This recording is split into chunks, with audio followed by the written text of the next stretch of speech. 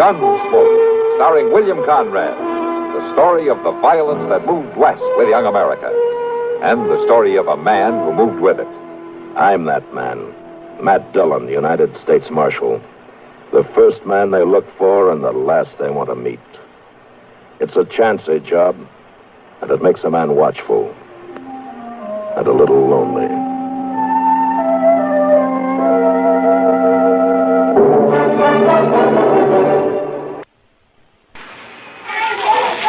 Careful there, little Billy. Don't get too near that grill. Won't these spare ribs look tasty? Tell you a secret, son. One your grandma taught me. The meat you're cooking is only as good as the barbecue sauce you use. And to make the most mouth-watering barbecue sauce ever, put a little French's Worcestershire right into it. There's more than 15 spices and ingredients in French's Worcestershire, one better than the other. There's all the right things to bring out the best flavor in a hot or a sweet barbecue sauce. Huh? What's that, Billy? Say Mama uses French's Worcestershire right from the bottle? It's good that way, too, son. All right, kids, come and get it. Here's a special offer. Get 12 delicious new barbecue sauce recipes. Just write Barbecue Book Box 56. That's Box 56, Rochester, New York.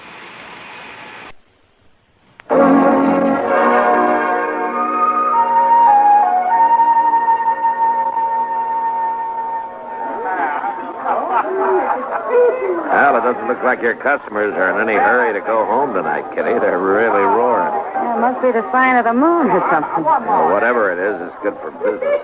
Yeah, but I'd settle for a little peace and quiet right now. Be all right with me if they all went home. Well, I can take a hint. Oh, you know I didn't mean you, Matt.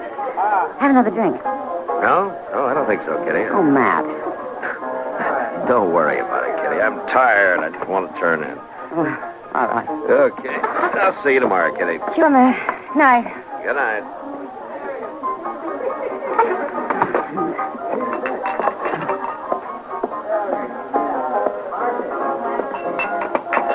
Oh, I could have come for them glasses, Miss Kitty. It's all right, Sam. Doesn't look like you've had much chance to get away from behind this bar. Oh, they get me pretty busy pouring, that's a fact. Yeah. Hello, Kitty. Oh, hello, Arnie. Glad to see that hard-nosed marshal go out of here. That's so? I've been waiting to sit with you. Well, now, Arnie, it's late. Seemed like he never was going to move along. Time you went on home, too, isn't it, Arnie? I've been waiting a long time. Well, you come back another time, huh? He ain't no more of a man than me. Matt's an old friend. I'm hankering to be friends, too, Kitty. You and me, we could have a good time. Now, listen. I had my eye on you for a long time, Kitty. Huh? You're a pretty gal. Real pretty. Well, that's nice, Arnie, but I'm going home now. Not just a little glass of whiskey. No, Arnie, I said I'm going home. You better go home, too. Well, now, you ain't being very friendly. Well, I can be a lot worse. Now, go on home, Arnie, before there's trouble.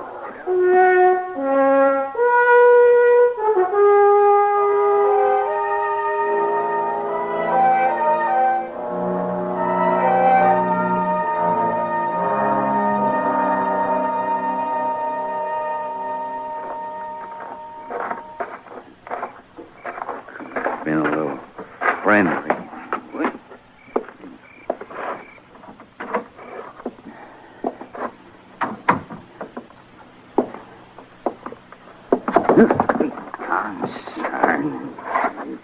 Never mind, pussyfooting, Arnie. I hear you. I just didn't want to disturb your sleep, Patty. I reckon you didn't. I didn't figure to be so late. You never do. Turn up that lamp. Ain't no sense in you sitting up. I got no feel for sleep when you're with that woman. Oh, Now, Hattie, there ain't nothing. I've watched you making cow eyes at her every time I've been in town. There ain't nothing to it. There's enough to it, so you haven't been home to supper in a week. Oh, now, Hattie, let's not... Set out on the table for you night after night. A man has business to tend to. Business. Well, I'll tell you something, Arnie Grimes. It's the kind of business I ain't about to stand for. I come out here with you to this misbegotten country. I parch and peel and wrinkle up, taking care of you and tending to your place. Well, it ain't an easy country, Hattie. I ain't expecting it to be easy. But I got a right to expect you to pay me some mind. A man's got a right to go into town. And take up with every saloon woman he meets, I suppose. Now, there ain't no harm in what I do. I seen her with her fancy clothes, a painted mouth, tempting a man away from his wife. I ain't left you, Hattie. Well, you may not have left our house, but you left me all right. You left me a long time ago.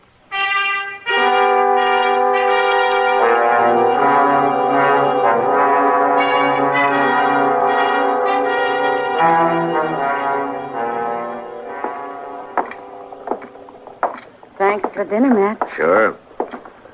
Maybe I should have eaten more while I had the chance. Now, what do you mean? I'm not going to have you around to buy my meals for me. You'll make out. Now, Matt. I was joking, Kitty. How long do you expect to be gone? Oh, 3-4 days, I imagine. At least till Sally's back on her feet again. I don't expect she'll stay in bed too long. She never does when she has a baby. She and Hank are getting to have quite a family, aren't they? Yeah, 7 of them, I think. No, this will make 8. You know, marriage is a good thing, Matt. Huh? You thinking about it? I said it was good. I didn't say I was going to do it. I better get you back to your place. The stage leaves around 2 o'clock. I'm all packed. And I'll carry your bags down to the depot for you. All right. Now, look there. A couple of your friends. What? Arnie Grimes and his wife. That man gives me the creeps. You know, the way I heard it, he's kind of sweet on you. No, Matt. Wonder what they're doing in town this time of day. I don't know, but it looks like they're heading for the stage depot. Yeah, they sure are. Well, why in the world would they... Oh, Matt, you don't suppose they're going to take the stage out, do you? It could be. Well, why in the world would they be going to Fort Larned? Maybe they got a friend having a baby, too. Matt, this isn't funny. I was looking forward to this trip. Half ruined before you even start. Cheer up. Maybe they're only riding out to the crossroads. I probably won't be that lucky. Come on, we better get you back to your place so you can change, or you won't be making that trip at all.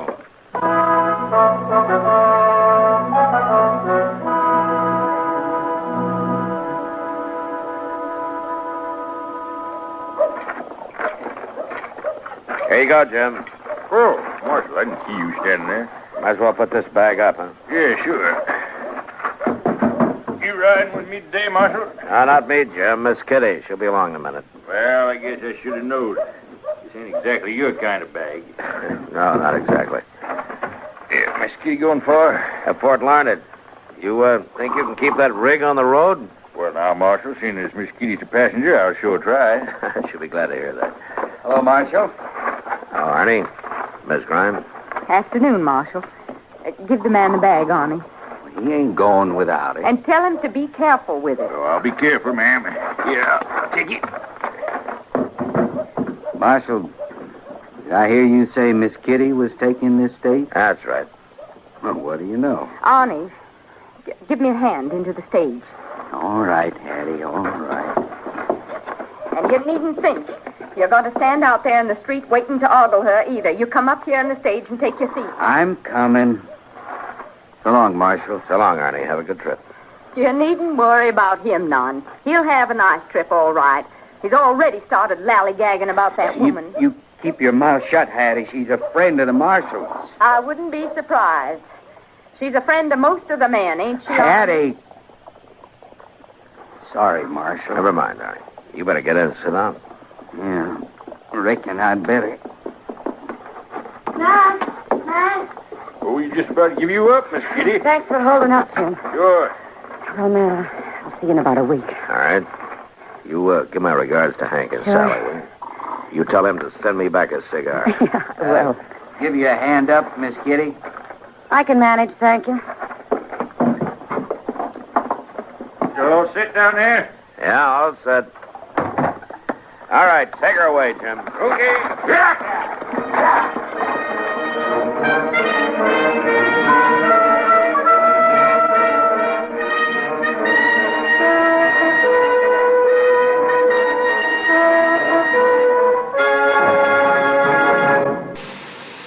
Munch, munch, munch a bunch of Fritos, corn chips. It's not polite to smack your lips, but you can't help it with Fritos, corn chips. Munch, munch, munch a bunch of Fritos, corn chips. Next time you want something to munch on, try Fritos. They're so crisp, so tasty, so good. You'll see right away why we say Fritos are the corn chips made to munch. Fill a big bowl with Fritos next time you settle down on the front porch or in the yard. Boy, there's contentment in every munch. Munch, munch, munch a bunch of Fritos, corn chips. Fritos are golden chips of corn, just right with long, cold drinks or any other summer food. And they're the ideal warmer weather snack for grown-ups and children alike.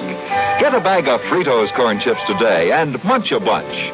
They're America's favorite corn chips, made to munch. Munch, munch, munch a bunch of Fritos, corn chips.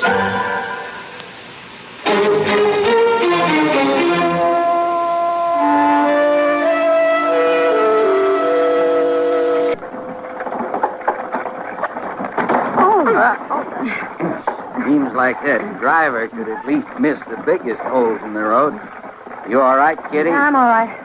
Here, let me pick up that handbag No, for never you. mind. I can get it. Well, there ain't no trouble. She can get it. Okay, Hattie. Sure is a funny thing. We should all be riding along together this way.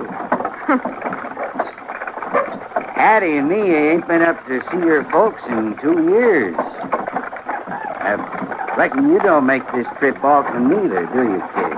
Not often. Yeah. Ain't what you'd call one of them deluxe rides, I'll say that for you.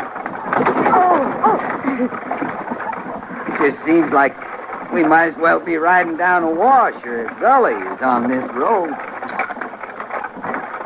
Don't it seem that way, Kitty?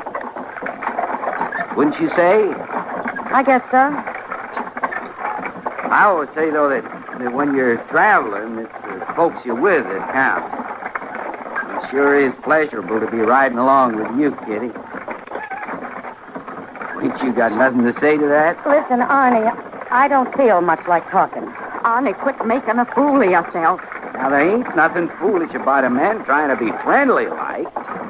Is there, Kitty? I don't know, Arnie. Your wife may be right.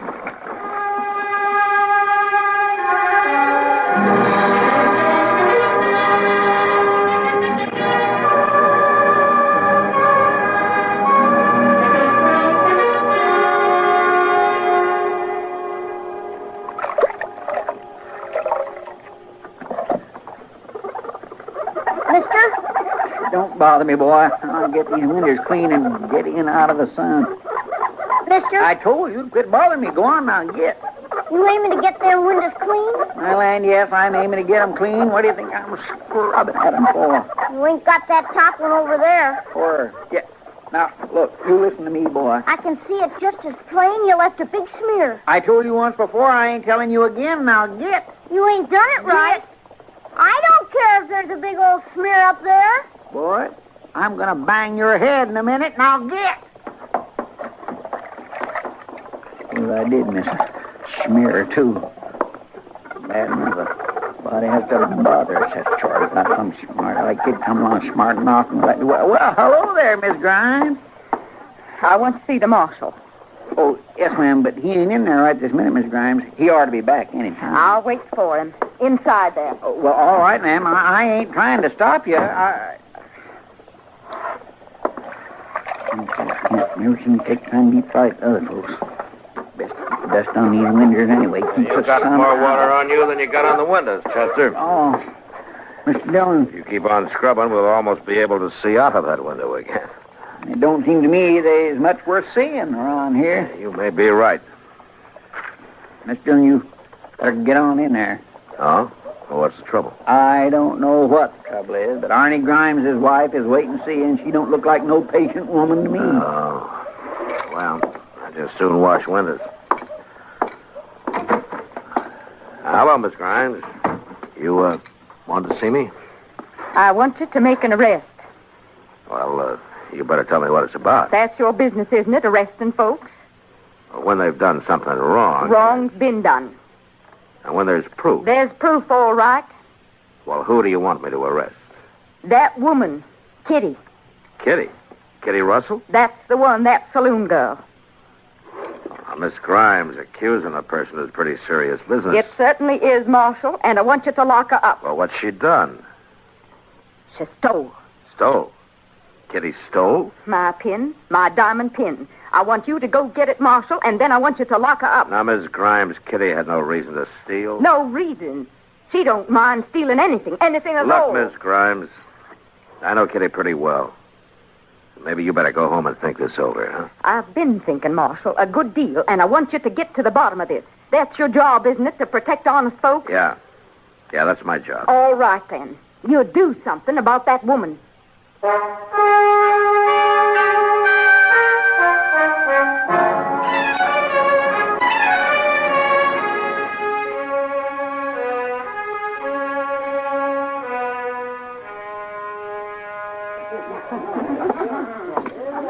Hello, Matt. Sit down. Hello, Kitty. Thanks. You want a drink? Yeah, I guess I do. You look like you could use one. Sam, Yeah, Miss Kitty. bring Matt a drink, will you? Sure, Miss Kitty. You're not having one? No, it's a little early for me. Thanks, Sam. Sure. Now, what's got you worn down at this time of day? Well, Kitty, you wouldn't believe it. Try me. I have spent the last 2 hours with Hattie Grimes. That'd wear anybody down. What's wrong with you? That's about that stage ride you took together. You remember? Oh, I'll never forget it. Poor Hattie sitting there like a crow on a barn roof, and Arnie acting like a darn fool. It was a miserable trip. Yeah, I can imagine. What's she want? Well, Kitty, she spent most of the morning telling me how she lost a pen when she was on the stage. Huh? Yeah. And she's been telling me that you took it. I took it? Uh-huh. She wants me to lock you up. Is this some kind of joke? No, not to her, it isn't. I think she'd have put the irons on you herself if I'd let her. Matt, she must be crazy. You ought to be glad you got a friend in the marshal's office, Kitty. She's a mighty determined woman. Poor thing. I guess I kind of feel sorry for her. Sorry? Mm-hmm. I don't know why you'd be sorry for her, Kitty. Well, I know, Matt. And Hattie knows.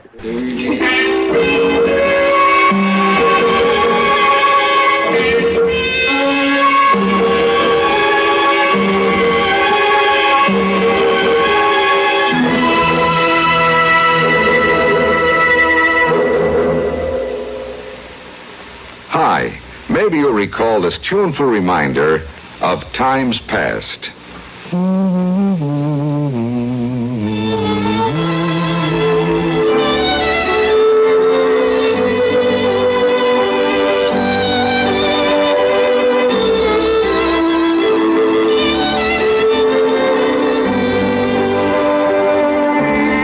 This is Dennis James with something else worth remembering. It's this. You're so right to stay regular with Kellogg's All-Bran. See, it's the normal, natural way to youthful regularity. The whole brand content of Kellogg's All-Bran supplies your system with all the bulk-forming food that you need every day. There's only one All-Bran. It's Kellogg's All-Bran. So relieve irregularity from lack of bulk, as millions do, with a bowl full of Kellogg's All-Bran each morning. ALL-BRAN. It's Kellogg's All-Bran.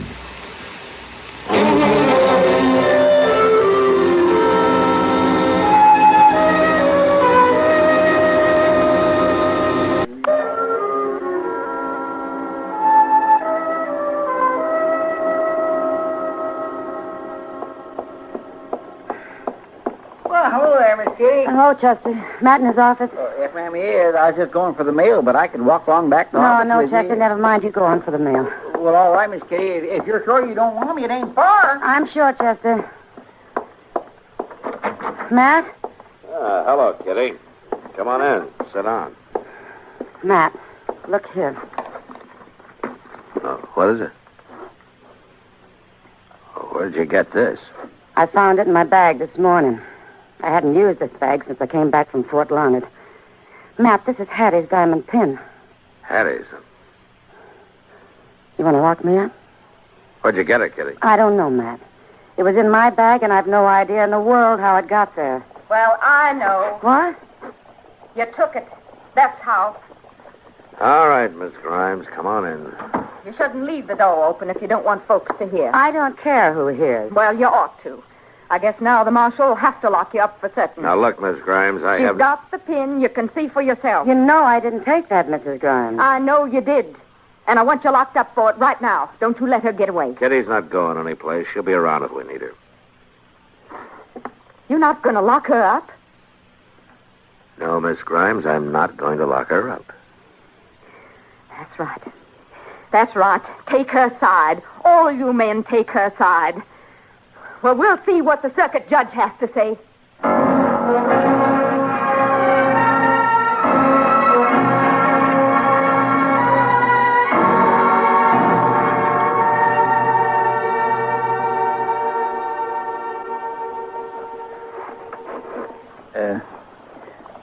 Miss Dillon?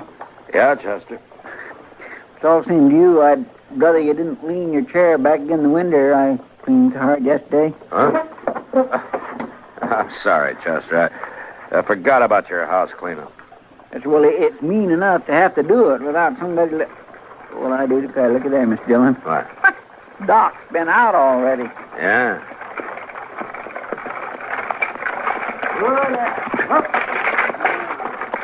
What's the matter, Doc? Couldn't you sleep? Yeah, Doc. Or did you just stay up all night? Matt, I've just come in from the Grimes place. Oh, who's sick? It's Hattie, but she's not sick. She's been beaten. Beaten? Beaten half to death. I thought you ought to know, Matt. I did what I could for her. But she'll make it, but she's not too good. All right, Doc, thanks. Come on, Chester, let's get the horses.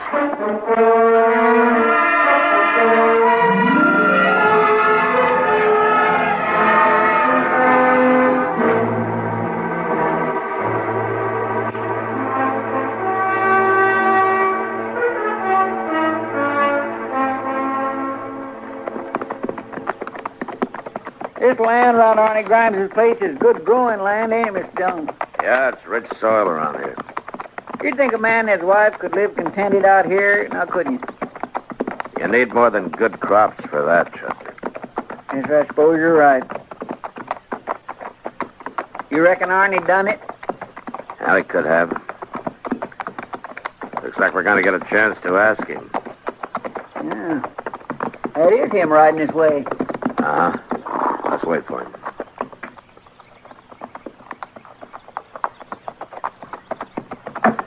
Hello, Marshal. Chester. Oh, Arnie. You on your way out to my place? Uh-huh. We were. Yeah, I figured you might be. I'm saving you the rest of the trip. Go on. I did it, Marshal. I beat her. I figured you did. I ain't proud of it. I ain't never hit a woman before. She had to tell me, Marshal. She had to tell me true. About the pin? Yeah. Yeah, about the pin. She hid it in Kitty's purse, Marshal. She hid it there herself. She'd have seen her go to jail for it.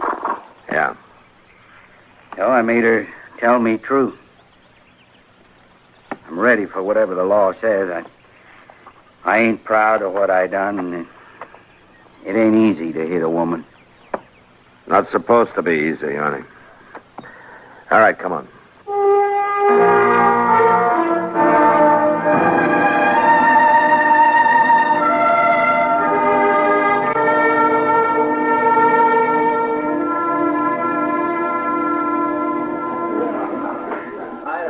So that's the way it was, Kitty. Sometime during the trip, she slipped a pin in your purse. I don't know how she managed it, but she did. Oh, it doesn't matter. No, I guess it doesn't. It's all over now. No, Matt, it's not over. No? Well, what do you mean? It's not ever going to be over as long as men bring their women out to this country and then forget about them.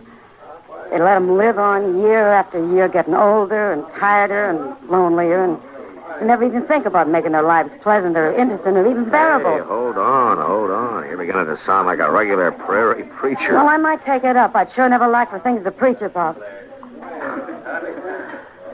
Yeah, I guess you're right, Kitty. Only don't take it up till tomorrow. I'm sorry, Matt. I think I know how you feel, Kitty. Yeah, I think maybe you do, Matt.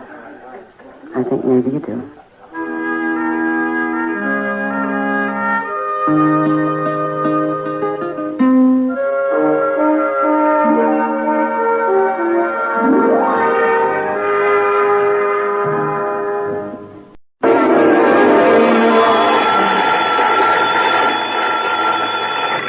Johnny Dollar. Les Walters, Johnny, at Worldwide Mutual. Well, hi, Les. Say, I heard your report on that man who disappeared up in Eugene, Oregon a couple of weeks ago. Jonathan Doe? Yeah. The man who never really existed? That's right. That was a pretty rough one, Les. I can believe that.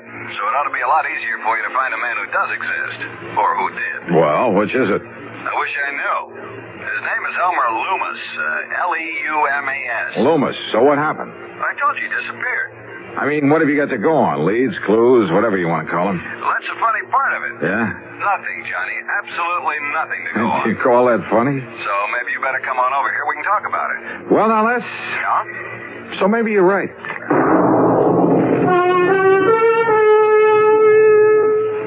And now, Act One of yours truly, Johnny Dollar.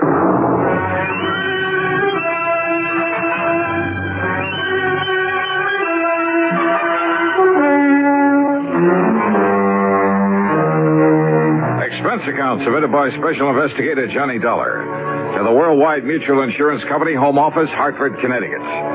Following is an account of expenses incurred during my investigation of the Leumas matter, spelled Leumas.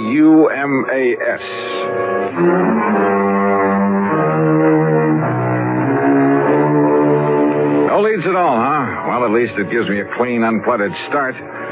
So, expense account item 1, $1.10 for a taxi to the office of Worldwide Mutual in the Sperling Building down on the square. Hi, Johnny. I suppose I could have saved time by telling you over the phone just to pack your bags and head on down to Vineland, but sit down. Thanks. Vineland, New Jersey? That's right. About halfway between Philadelphia and Atlantic City. Yeah, Les, I know the place. I handled a couple of... Hey, wait a minute. You said Leumas? That's right, Elmer Leumas, the man who disappeared. Isn't there a Leumas glass company in Vineland? One of the biggest. Up till a few years ago when he retired, Elmer Leumas was the sole owner of it. And he must be plenty wealthy, huh? Millions. Which offers a lot of possible reasons for his disappearance. That's right. Okay, then, Lester, tell me all. I thought I made myself clear, Johnny, when I said I should have sent you right on down there to Vineland, because all I know about him is that he's wealthy, retired, sportsman, yachtsman, that sort of thing, and he suddenly vanished. How old a man is he? Well, according to this copy of the policy, he's 59. Straight life? Straight life. And who stands to benefit if his body just happens to turn up somewhere dead? His wife, Lena. How old is she? Let's see, she was 30 last June. Aw. That's right. And incidentally, I understand she's quite a beauty. At least according to Harry Ware, who sold the policy. Incidentally, huh? What do you mean by that? Oh, use your head, Les. Young, attractive woman, wealthy husband, nearly twice her age. Here we go again. Now, don't go jumping to conclusions, Johnny. Oh, no, of course not. Of course not. But just how soon do you suppose I can make connections to Vineland, New Jersey?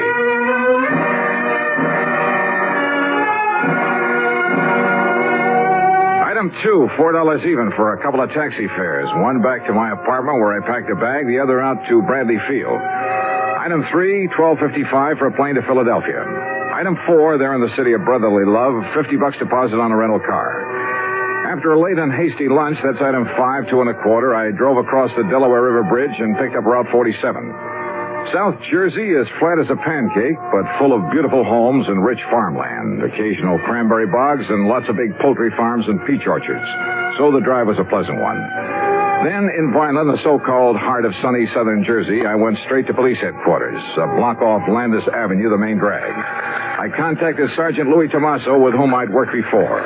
As usual, he was right on the ball. Kind of had a hunch you might be dragged in on this. How are you, Johnny? Well, pretty good, Louis. Or rather, I'm not so sure. You have any real leads on this case? Johnny? Yeah? Let me hand you a thought for the day. Okay, shoot. Don't be surprised when you find that Lena Leumas isn't at all broken up over this loss of her husband, because she isn't. If you ask me, she's downright tickled to death about it. Is that your snide way of telling me that she's interested in somebody else? Somebody closer to her own age? Johnny, if I could find out who that somebody else is, but who knows, maybe there isn't any. Or maybe there's a dozen of them. I don't know. This gal is the social type. One big party after another, night after night, month after month, ever since they got married. And Leumas? Couldn't stay far enough away from it all. Spend most of his time off on hunting or fishing trips or out on his yacht. Funny that he ever married her in the first place. Well, when a gorgeous young charmer starts cooing at a poor, lonely widower, nearly 60, well, what do you expect? Apparently all she cared about was getting her hooks on his money. What else? When did he go? 10 days ago. Got up, had breakfast, announced he was going to spend the day in Philadelphia. Walked out the front door, and that was the last anybody ever saw. And what about enemies, Lou? Not a one that anybody knows. I mean, any reason to think he might have been hauled off and murdered? The only reason to think he wasn't is the fact he took some luggage, some clothing with him. Well, that doesn't prove anything. You've questioned his wife, of course. Yeah. When you get through talking to her, you'll know just as much or as little as I do. Well, how about his favorite hunting and fishing spots? Check them all, favorite and otherwise. Nothing. You say that he owns a yacht. Owned. Huh? A sailboat, a big one. Kept it down in the little town of Tuckahoe on the Tuckahoe River. So? He just happened to have sold that yacht 2 days before he disappeared. Ah. Johnny, we haven't a single solitary thing to go on. You sure about that, Lou? What do you mean? Not even his wife?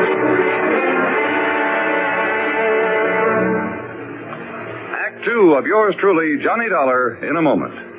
And now, Act 2 of yours truly, Johnny Dollar, and the Leumas matter. Expense account item 6580, dinner for Sergeant Louis Tommaso and myself at the East Landis Hotel there in Vineland, New Jersey. Then he gave me some directions, and I left him and drove east on Landis Avenue. In case you're interested, I found out that a guy by the name of Landis founded this fair city. The Leumas home was a massive red brick affair set in the middle of, well, it must have been nearly an acre of huge lawns and trees and flower beds. 25 or 30 rooms, I'd guess, really a mansion. And the long, broad driveway was lined with maple trees. In other words, there was money here, plenty. As for Lena Leumas, wowee. If she was 30, believe me, she didn't look it. And, brother, she had everything. She was tall, lithe, and brunette, with just enough makeup to enhance her soft and gently tanned complexion. She wore a pair of sleek blue velvet capris and a light silk blouse. A subtle touch of arpege that, well, at the risk of sounding repetitious. Wowie. Well, come in, Johnny. Yeah. How an old codger, wealthy or not, could ever rate something like this. And framed there in the doorway and a trace of moonlight filtering through the trees, believe me. Johnny? Oh, I'm sorry, Mrs. Leumas.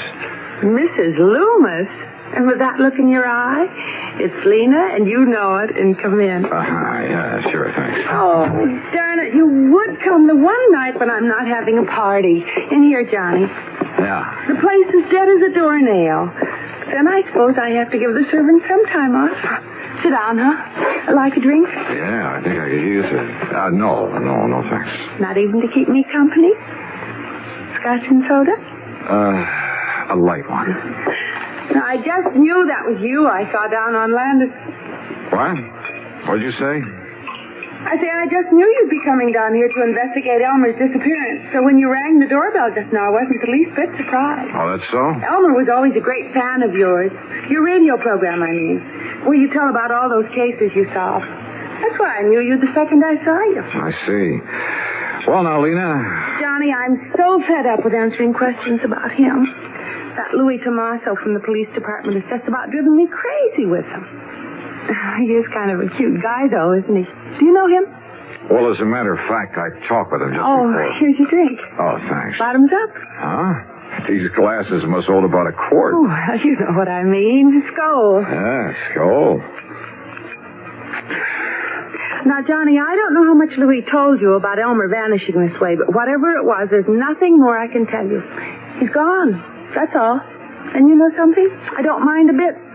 Yeah, well, I kind of had a notion They find his body lying around somewhere? Well, just look at all it gets me. This home and property and all the stock in the glass company he sold and money. More money, Johnny, than you could even imagine. Yeah.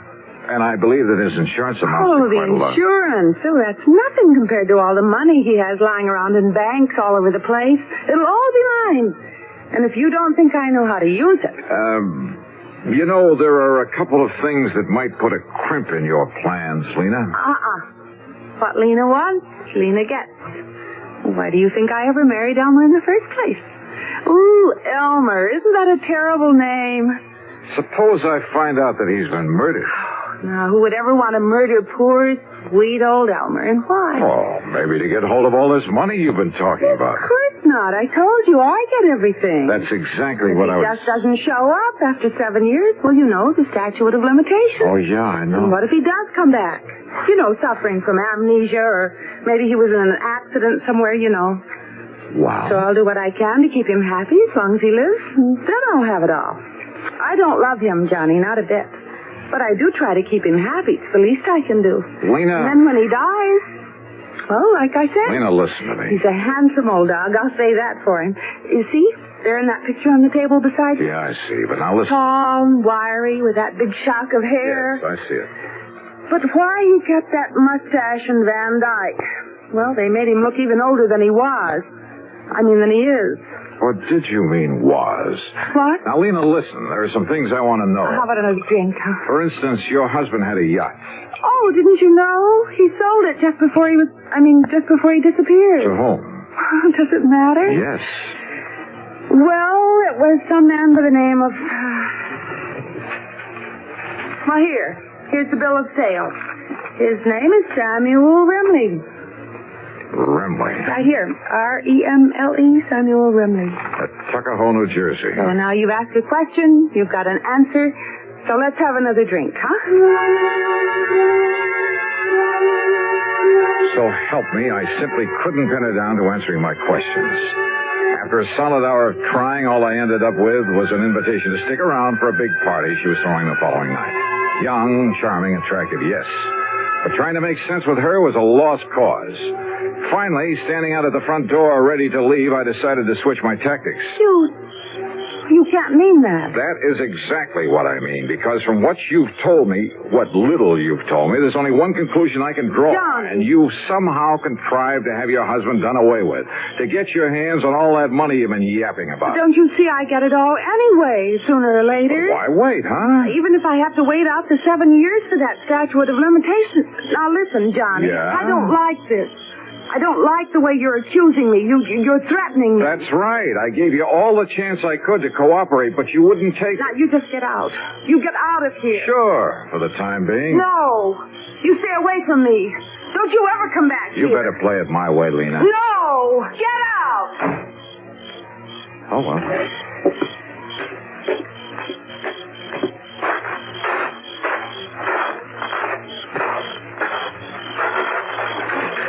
Hey, just a minute, buddy. Who are you? Me?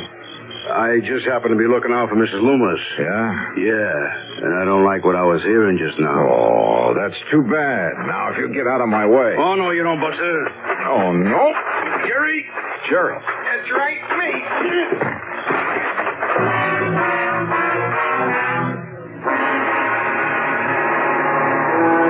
Of yours truly, Johnny Dollar.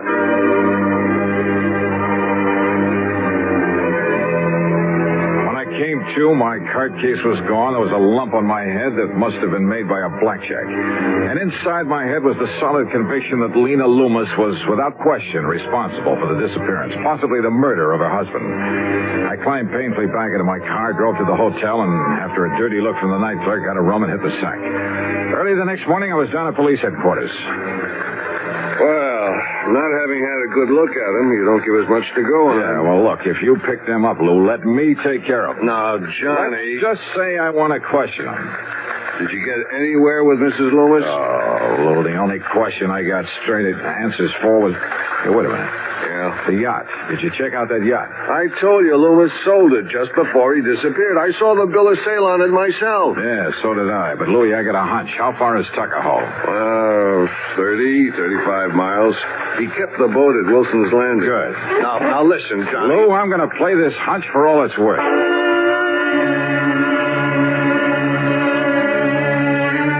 It was more than a hunch, because it had to do with a rather strange and interesting combination of names. And the more I thought about it, well, I made tracks to the little town of Tuckahoe, to Wilson's Landing on the Tuckahoe River. Here you are, Mr. Dollar. Right here is where the Lena was tied up. But the owner, this Mr. Remley, he took it out last night? Yes, sir. Did you know the previous owner? No, I'm kind of new here. But the boss must have. Captain Wilson. Where is he? Been down to Atlantic City the past week. All right. What does this Samuel Remley look like? Well, Mr. Remley's an old man, about 60. Yeah? Tall, slim, kind of wiry. Full head of hair, a mustache, and a little Van Dyke beard? Oh, no, sir. Mr. Remley's clean shaved and wears a butch. Well, now listen. Yes, sir? Do you know where he headed for when he took off last night? No, I don't, sir. Then show me the nearest telephone. Item 7, $3 for telephone calls. I hit pay dirt on the 4th one to the Coast Guard station at Cape May. Why, yes, Mr. Dollar. The Lena pulled in here a couple hours ago. Good. She's tied up at the clubhouse dock. I can see her from here. Then, Captain, I'll be right down there.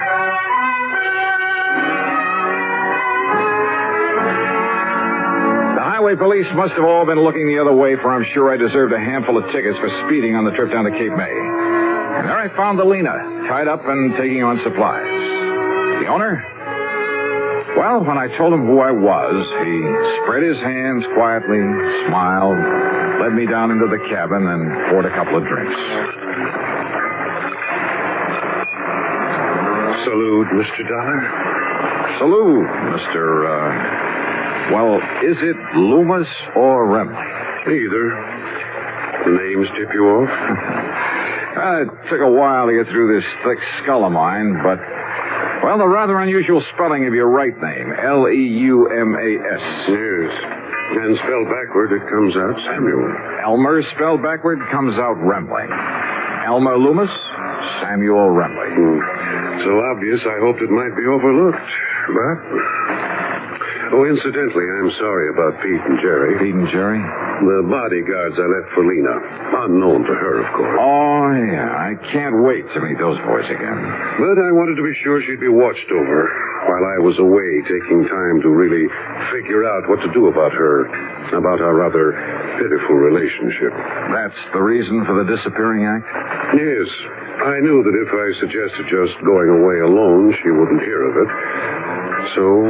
And you were staying right here in Tuckahoe? Old Cap Wilson at the landing knew who I was, of course. But nobody else did after I cut my hair and beard. Nobody else had really known me there anyway. So then last night you took off? When the boys came down and told me... Oh, here, by the way, you'd better have your credentials back. Oh, thanks.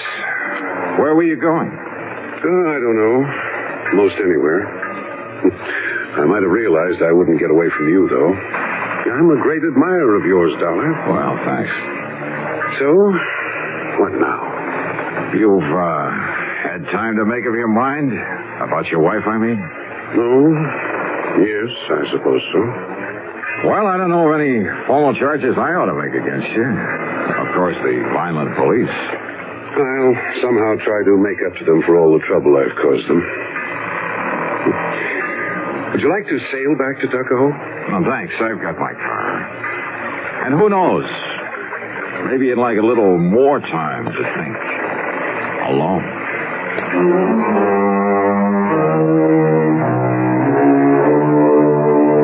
So, it wasn't much of a case after all. The two thugs, Sergeant Louis locked them up for assault, and I guess that'll have to do for them.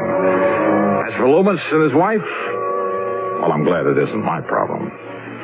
Expense account total, including the trip back to Hartford, $89.50. Yours truly, Johnny Dollar.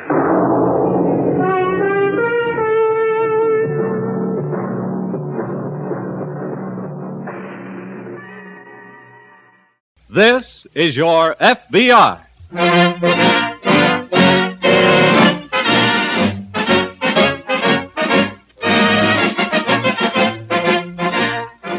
This is your FBI, an official broadcast from the files of the Federal Bureau of Investigation, presented as a public service by the Equitable Life Assurance Society of the United States and the Equitable Society's representative in your community.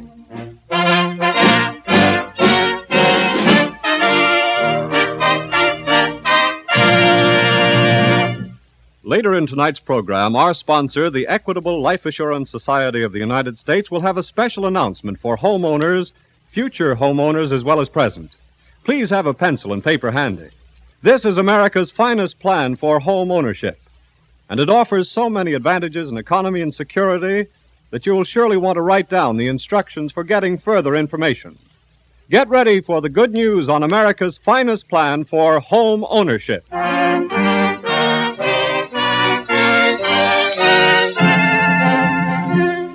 Tonight's FBI file, Flowers for the Corpse.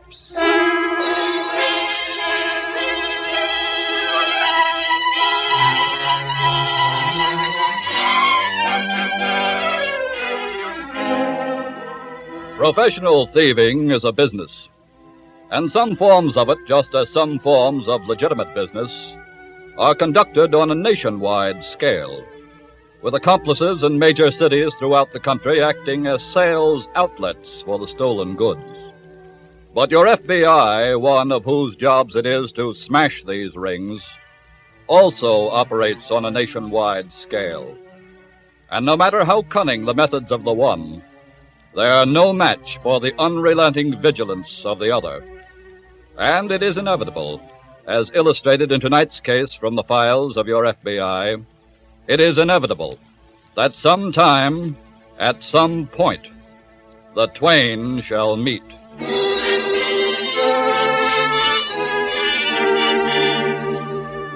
The greenhouse floral business operated by Merrill Sheridan and his widowed aunt in the suburbs of a large Midwestern city had, until a few months ago, produced only a modest income. Then it began to prosper smartly. But at the moment, this sudden financial success means nothing to Merrill Sheridan. He stands forlornly in his greenhouse, contemplating a flower. Merrill? Oh, Merrill. Yes, Aunt Kathy. I thought you were coming into the house for lunch. I was. Is something wrong? Yes, it's this iris. Oh, what about it? I'm convinced it deliberately committed suicide.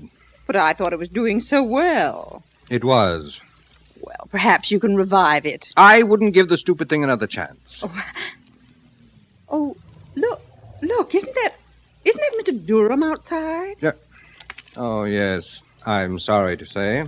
Why, Merle, he's our most profitable customer. I appreciate him, darling, but I don't trust him. Well, good morning. Good morning. Good morning, Mr. Durham. I would have gotten here sooner, but traffic in the city was extraordinarily Mr. heavy. Durham. Yes? You obviously received my telegram. Oh, yes. You said you had a rare variety of tulip bulb that I might be interested in, correct? Yes. I'll watch the office, Merle. Very well, Aunt Kathy. May I see the rare specimen? Certainly. Here we are. Well, let me look at it. Don't be impatient. I'll handle it. Here, cup your hand. Very well. That's it.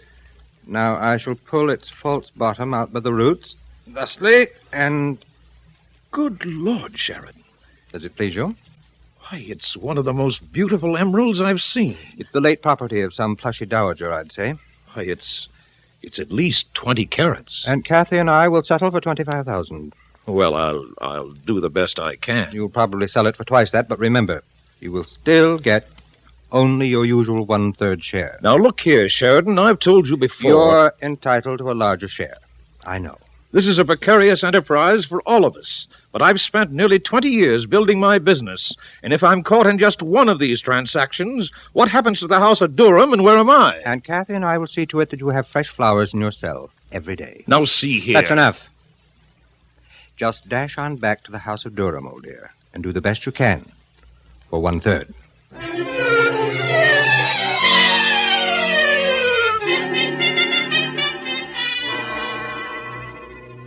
The same morning, in that city's field office of the FBI, Agent in Charge Craig was sitting at his desk when Special Agent Highland entered from the teletype room. Good morning, Mr. Craig. Hello, Highland. What have you got there? Special bulletin to all field offices from Washington. Oh, what's up? A series of jewel robberies. 3 cities along the eastern seaboard, one right after the other.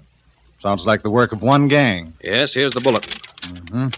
None of the stuff is turning up in the cities where it was stolen, so the police figure the gang is fencing it out around the country. I don't see any description of the stuff here. There's a follow-up teletype coming in. Quite a long list. I see. I don't imagine any of the stones are in their original mounting now, though. No, jewel gangs are usually smart enough to unmount the stones before trying to dispose of them. They're harder to identify that way. And reduces the chances of finding them to about 1 in a million, too. Well, don't be so pessimistic. You said there's quite a long list of it, right? Yeah, but I also... All the FBI has to do is find just one piece of the jewelry or just one of the stones. But the tough part is finding that one stone. I know, and maybe none of this stuff will ever turn up in our particular bailiwick, but we've got to go on the assumption that it will, so let's get busy. What first? For a start, let's alert the police, all pawn shops, and all insurance companies which insure jewelry. Right.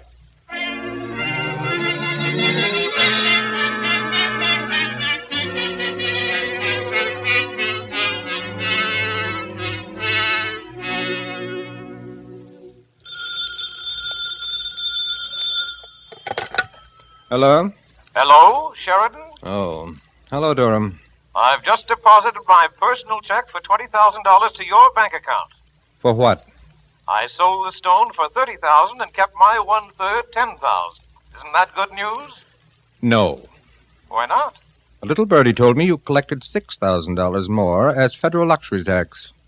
Well... Didn't you? Well, yes, but... Then deposit $4,000 of it to my account at once. Now, look, the tax money belongs to the You're government. not paying taxes on stolen gems, and you know it. Sheridan, I told you I wanted more than 1/3 share, and I'm keeping that $6,000 as a bonus until you're ready to revise our agreement. What kind of flowers do you want? Never mind threatening me. Listen, Durham. Well, All right. Keep your bonus. that's just what... What? I've just decided that from now on we're going to do business on a different basis. What do you mean? I'll fix the amount that Aunt Kathy and I are to have, and you pay it to us in cash on the spot. Then whatever you sell the article for later is your business. How's that? But what if I don't agree with your price? You can take it or leave it. Very well. Good. And we'll start tomorrow. Tomorrow? I'll have an article by then that will be worth $10,000 to Aunt Kathy and me, so bring that much cash with you. But what if You will not be obligated to buy, but just be prepared to. And make it about 1 o'clock. I'll be there.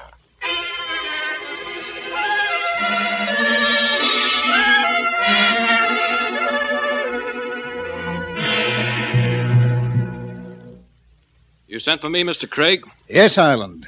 You were kind of pessimistic yesterday, weren't you, about our chances of ever finding any of those stolen jewels? Well, yes. I've just had an interesting telephone call. You don't mean one of them has turned up already? One of the stolen jewels described on that list was a 20-carat emerald, wasn't it? Yes. An insurance company that we alerted yesterday just phoned to report that they've been asked to insure a 20-carat emerald. What?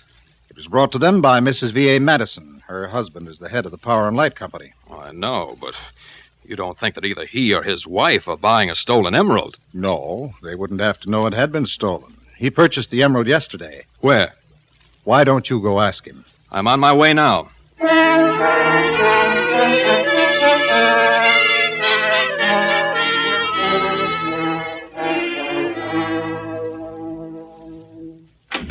Good afternoon, ma'am. Oh, good afternoon, Mr. Durham. What can I do for you? I have an appointment with your nephew. Oh, yes. He's back in the greenhouse. Shall I go get him? No, I'll find him. Sheridan! Sheridan! Don't shout, Oh. Mr. Durham. Sheridan, you said you'd have an article for me to look at. That's right, I did. Well? I also told you it would cost you $10,000 in cash. Provided I want to buy it. Are you prepared to? Certainly. I don't see anything green that isn't a plant, old boy. All right, here's the money. Look at it. How much is there? $10,000. I can't afford to trust you anymore. It's much too expensive. Well, here, count it yourself. I'd be delighted. 1, 2, 3. All hundreds? Each of those packages contains $1,000. Fine. Then I'll take 4 of them. Huh? Here. You may have the rest back. What are you doing? Just evening the score, that's all. What? My dear fellow, you held out $4,000 on me yesterday, didn't you? Oh, I get it. This was all just a trick. Rather clever one, don't you think? Give me back that money. Not a chance, old dear.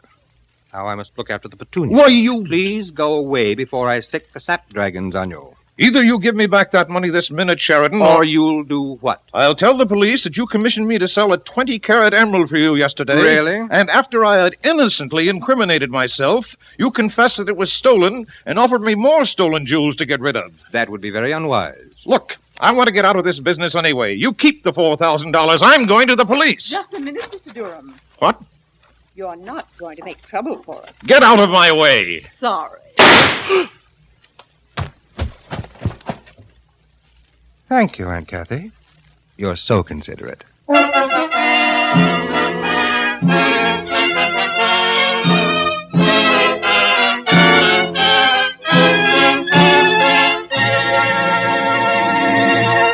And now, before the FBI file on Flowers for the Corpse resumes, as it will in just a moment, here's that important message for homeowners and home buyers. This week at the Equitable Life Assurance Society, I heard the inspiring story of a young hero who gave his life trying to save someone else's home, trying to save people trapped in a burning building.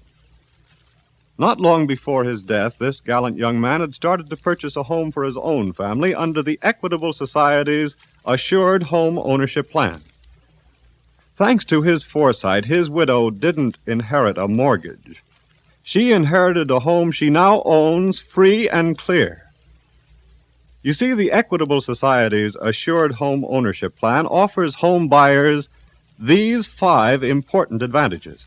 1, the mortgage is canceled, paid off in full if owner dies. And besides, every dollar previously paid on principal is returned in full to the widow along with a canceled mortgage. 2, a special cash fund is built up, ready to be used if financial emergencies threaten the home. 3, this cash fund increases as the mortgage shrinks. It can be used to shorten the term of the mortgage, pay off a 20-year mortgage, for example, in as little as 14 years, saving 6 years' interest. 4, mortgage interest not at 6%, not at 5%, but at only 4%. 5, liberal allowance to cover title search, lawyer's fees, and other closing costs. No broker's commission or bonus charges. Well, frankly, there is no other plan like this anywhere. The Equitable Society calls it America's finest plan for home ownership. It protects you against the 2 major hazards of home mortgages, death and hard times. So if you're planning to buy or build a house, or if you now own a home, get complete information on the Assured Home Ownership Plan from your Equitable Society representative. That's the Equitable Society. EQUITABLE. The Equitable Life Assurance Society of the United States.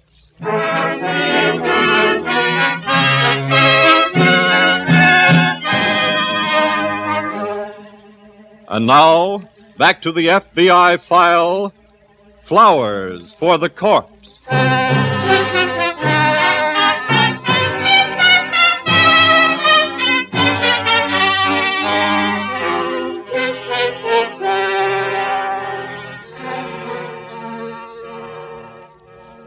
Professional jewel thieves and their accomplices, so often glamorized by authors of mystery adventure fiction and endowed with almost supernatural talents, are neither glamorous nor supernatural to your FBI, or to law enforcement agencies cooperating in their capture. To them, they're just another lot of criminals, just another patch of scum fouling the waters of decent society, and just as vulnerable as any other kind of criminal.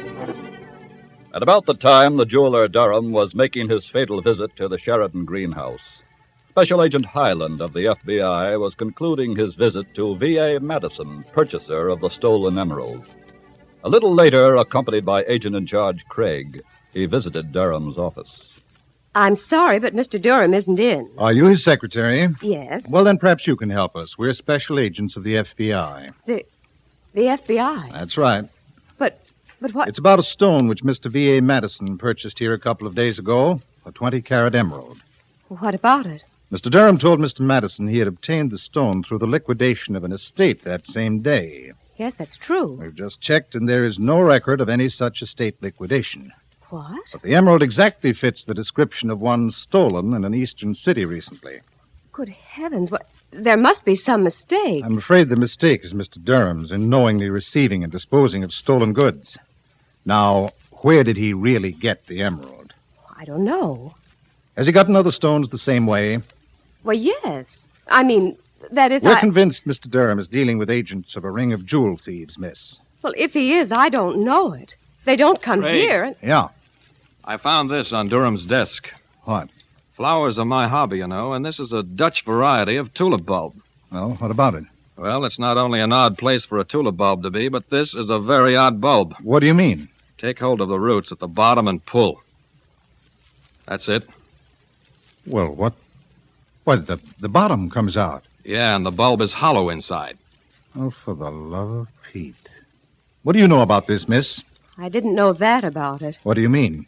Well, I mean, Mr. Durham buys a lot of tulip bulbs. From whom? A greenhouse out in Millville. Yes? Every time they have some of a certain special variety, they let Mr. Durham know. I'll say it's a special variety.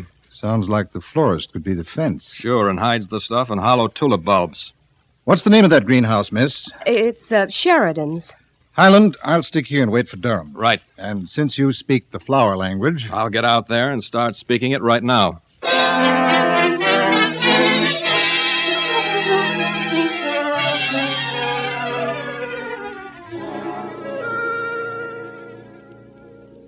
Aunt Kathy? Yes? I think we should be getting out of here. Merle, running away is just the thing not to do. But, darling, after all, you have committed a murder, and I believe there's a law against that sort of thing. But closing up the greenhouse and running away would immediately pin suspicion on us. Then what is your idea, my sweet? To dispose of Durham's body and his car. How, when, and where? We'll drive up to the cabin tonight, lock the body in the car, and roll it into the lake. Aunt Kathy, you're a genius. I would never have... Wait. Well, what's the matter? Someone just drove up. What of it? Probably a customer. He's no regular customer. I've never seen him before. Well, we can't turn him down because of that. But suppose I have to take him back in the greenhouse. He won't know there's a body hidden under the benches unless you tell him. Oh. How do you do? Hello. What can we do for you? I'd like to get a few tulip bulbs, please. Some what? Tulip bulbs, Merle. Oh, yes. Well, if you'll tell me what kind you want, I'll go back in the greenhouse. Well, that's all right. I'll come with you, if I may. Well... Take the gentleman back, Merle. I'll watch the office. Come this way, please. Surely. After you. Thank you. Any particular variety you're interested in? Pride of Harlem is my favorite Dutch bulb. Oh? Oh, yes. The reason I came here, a friend of mine who trades with you recommended your place to me. Who's that? Pardon?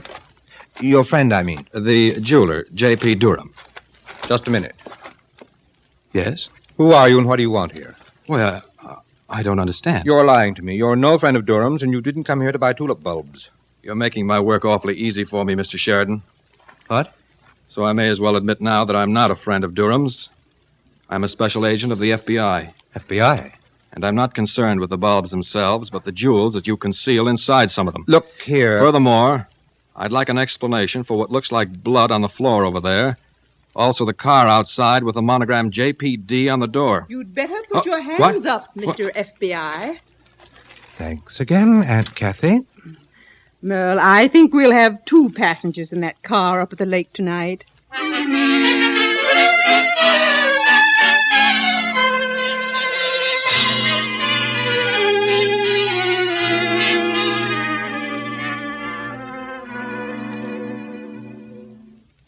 What time is it, Brian? 5:35. Why? Highland should have reported back here by now. Maybe he had trouble finding the place. Shouldn't have had too much trouble. He knew the name of the town and the name of the greenhouse owner. Well, maybe he wasn't in, and Highland is waiting for him. There wouldn't be any sense in calling us unless he had some information. No, perhaps you're right, but... But what? I don't like the whole setup. What do you mean? Well, in addition to not hearing from Highland, we can't find Durham. I'm not exactly crazy about that part of it myself. He's mixed up in this, and if he's running out, I don't want to give him too much of a lead. If he's running out, and the man who owns the greenhouse isn't in, maybe they're both taking the trip together. Yeah. Well, one thing is sure. What's that? We're not doing anybody any good sitting around here. Let's get out to that greenhouse.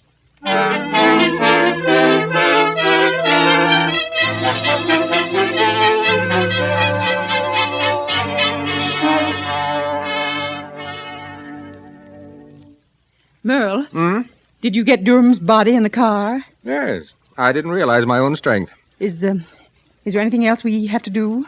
Not that I can think of. Well, then I think we'd better be going. It's a long drive to the cabin, and the FBI is no one-man organization, you know. What do you mean? Oh, they'll be sending some other men along to look for this one when he doesn't show up. You're right. I'll be ready to go in a minute. What are you doing there, Mr. FBI? Nothing. Just rearranging some of the flowers. What are you doing that for? Well, I'm rather fond of flowers myself, and the colors you had in this centerpiece bothered me. We're not interested in what bothers you. I always heard that they allowed the condemned man to do what he liked during the last hours. Stop fixing those flowers. Merle. What?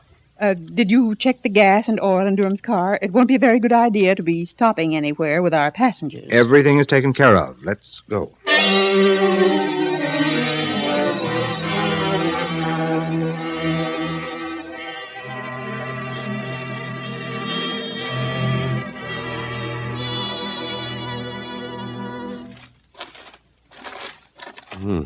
Place sure seems deserted, Craig. Yeah. Got your flash? Right here. Let's see if we can get in the greenhouse and have a look around. Try this door here. Oh. Didn't bother to lock up anyway. No. Throw your light around. Come on. Let's take a walk down this aisle and see what we Craig. can see. Yeah? Look. Yeah. Looks like blood. I hope it's not Highland's blood. Wait a minute. Shine your light over there. What is it? Highland's identification card. What? It was lying on the table with this bunch of flowers.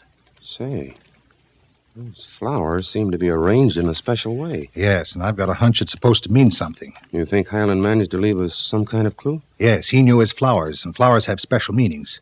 What kind are these? I think one of them's a verbena. Yeah, my wife planted some to make a border. Let's get on a phone and call the Daily Journal's library and find out what a verbena means. Right. If that doesn't tell us enough, we'll find out what these others mean and get the whole story.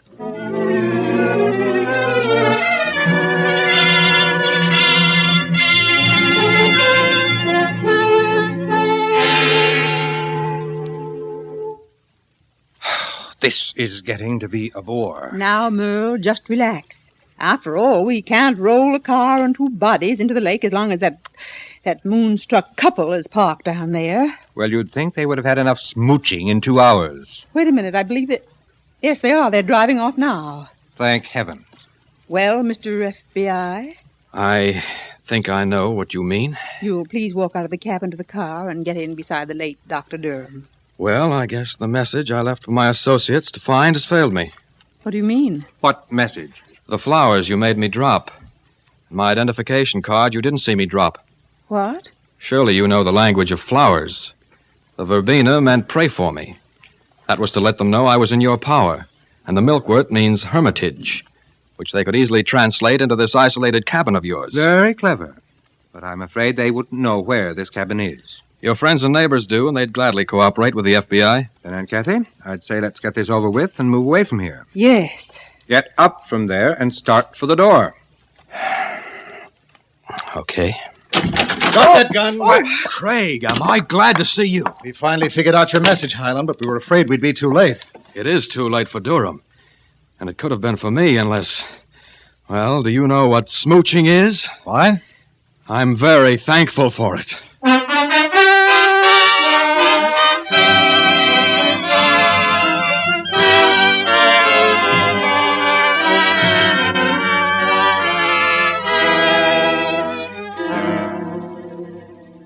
Tried on the more serious charge of murder, Merle Sheridan's aunt was convicted and sentenced to life imprisonment.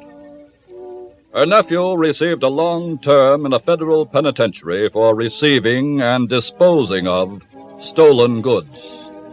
And the arrest of these two led eventually to the apprehension of the gang of jewel thieves, all of whom are now serving prison terms.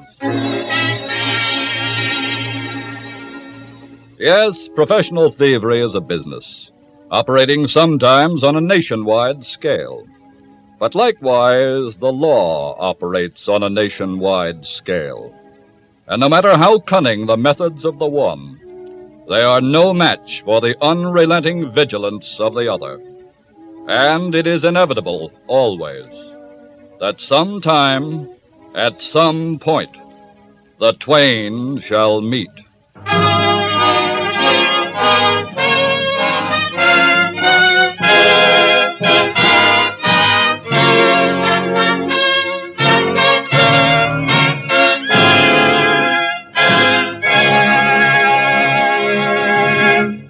Next week, another thrilling case from the files of your FBI. We'll tell you about it in just a moment. But first, let me refresh your memory on the more important features of the Equitable Society's Assured Home Ownership Plan. Remember that the mortgage interest is only 4%. Remember that if the owner dies, the widow owns the home without any mortgage at all. Yes, the Assured Home Ownership Plan is practically foreclosure-proof. To get the full story, talk to an Equitable Society representative in your community. Ask him for literature that gives all details. You'll find him in your local phone book under the name Equitable, EQUITABLE, the Equitable Life Assurance Society of the United States.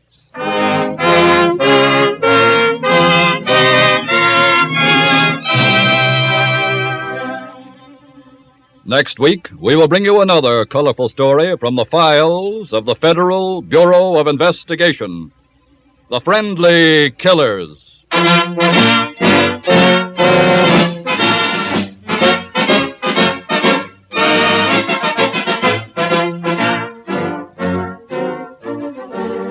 The incidents used in tonight's Equitable Life Assurance Society's broadcast are adapted from the files of the Federal Bureau of Investigation. However, all names used are fictitious, and any similarity thereof to the names of persons living or dead is accidental. Tonight, the music was composed and conducted by Frederick Steiner, the author was Frank Ferries, and your narrator was Dean Carlton. This is Your FBI is a Jerry Devine production. Now, this is Carl Frank speaking for the Equitable Life Assurance Society of the United States and the Equitable Society's representative in your community, and inviting you to tune in again next week at this same time when the Equitable Life Assurance Society of the United States will bring you another colorful story from the files of the Federal Bureau of Investigation, The Friendly Killers, on This is Your FBI.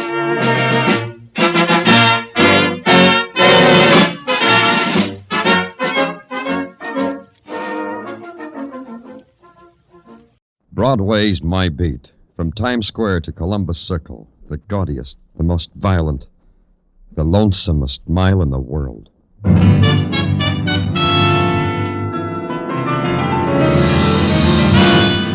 Broadway's My Beat, with Larry Thor as Detective Danny Clover.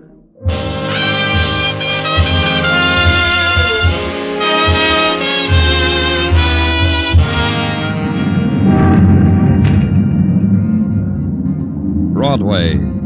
On Christmas Eve, Broadway's natives dance their Christmas dance to the music of carols flowing out of tinseled loudspeakers. The kids mash their noses against plate glass, lick it, and watch the mechanical clown, the mechanized tour army, the tin man dancing a jig on a tin box, and their eyes are dark with desire and hunger. They make a wish on a neon star. That's how it is on Christmas Eve on Broadway. My beat.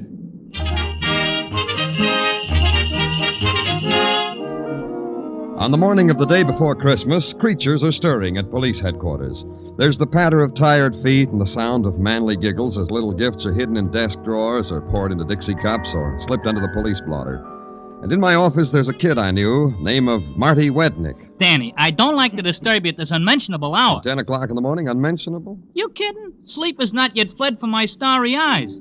What makes me bounce from my pillow at an hour which is for the squares is a problem. What's your problem, Marty? Am I or am I not the child president of your branch of the Police Athletic League? You are? So I promised my constituency of fellow former delinquents a Santa Claus for Christmas. That's the problem. When are you gonna give with a Santa Claus? Don't laugh, Danny. A former delinquent shouldn't be disillusioned. Could make him a neurotic. So I repeat, on behalf of my constituents, where is Santa Claus? He'll be here in a minute, Marty. Sergeant Tartaglia... Oh, here he is. Come on in, Sergeant. Jingle bells, jingle all the way. Oh, what This fun. guy's a sergeant? Huh? Hey, Tartaglia, this is Marty Wednick. He wants Santa Claus. Oh, he's coming, Danny, he's coming. Come on in, Sandy. Everybody, make way, everybody, for Santa Claus. And what's your alias, name, little boy? Ho, ho, ha! This guy's a Santa Claus. Who's the kid? The punk, Danny. Who is he? Marty Wednick, that's who I am. So you're Santa Claus, huh? Audition me something. What? Why, you crummy Take little... your hands off me, Santa Claus. Is this the Christmas spirit? I'll give it to you in the mouth, fresh kid. You and how many rings? Wait a minute, you two. Marty, this is Nick Norman. Nick Norman, the ex-con? How do you like this monster? For 15 years, I've been playing Santa Claus at Sing Sing with no complaints, mind you. The first day I am a free civilian playing me old part, the squirt gives me the hook.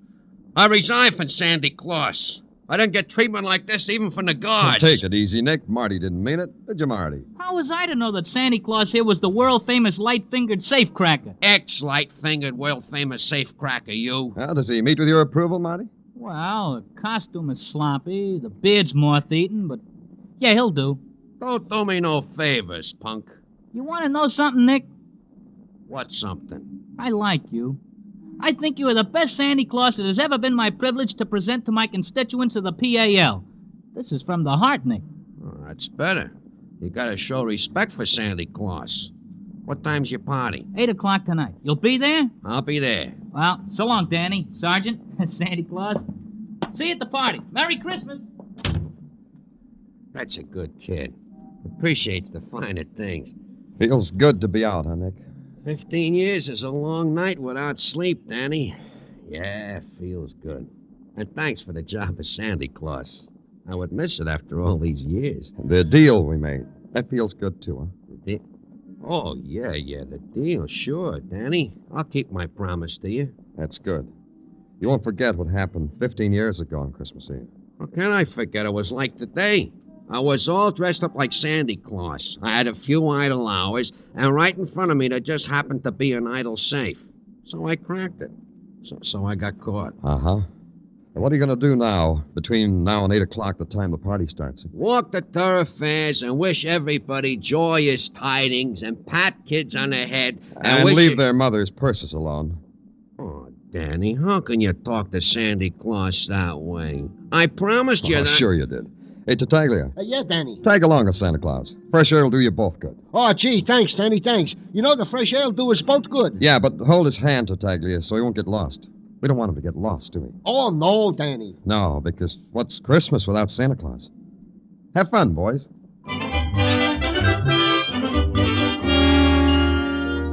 So everybody was happy, and that was good, because it was the season for it. Sergeant Tartaglia was happy because I had not only given him permission to leave the room, I told him to go out and take a walk with Santa Claus. And everyone knows that Santa Claus is always happy, even if once upon a time he had to spread his glad tidings around Sing Sing.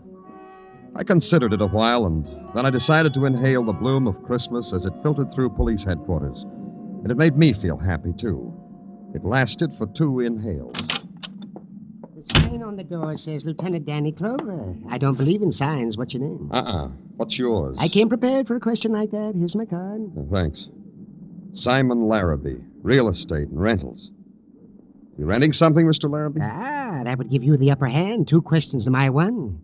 And you haven't answered it yet. Danny Clover, like the sign says. That's my name. You're quite right. I am running something. Go ahead. Rant away. I like to watch. I'm doing it now, just looking at you. I'm renting that property known as the Warehouse at 2290 East Grand Street. Well, if it makes you happy... Wait a minute. That's our clubhouse. That's where the kids are having our Christmas party. Are you? What's the... What else can it be? Where's the rent? Rent for what? Rent for that property known as the Warehouse at 2290 East Grand Street. You mean it hasn't been paid? How much is it? It's $62.50 a month. Oh, that includes utilities. I'll pay it. The club's treasurer will reimburse me. You don't understand, Mr. Clever. When I rent something, I get a year's rent in advance. That comes to $750. And I want it before there's any party there. Are you kidding? Where are those kids going to get money like that? Oh, well, I'll give you until 8 o'clock to get the money, and I'll just sit right here until then. All right. Grab yourself a police gazette. Never touch the stuff. Suit yourself. Oh, excuse me, Simon. Danny Clover speaking. Danny, this is Patrolman Curcio. Yeah, what is it? I can hardly hear you, Curcio. Yeah, well, no wonder. Listen what I gotta talk through. Listen, Danny. Hey, you see what I mean? Why the sirens? What's the trouble? Sergeant Tartaglia's up a tree. What? Sergeant Tartaglia is in a tree on the Avenue 8 playground, Danny. He flipped his lid. He's telling anyone that'll listen that there ain't no Santa Claus. Hey, you better come on down, Danny.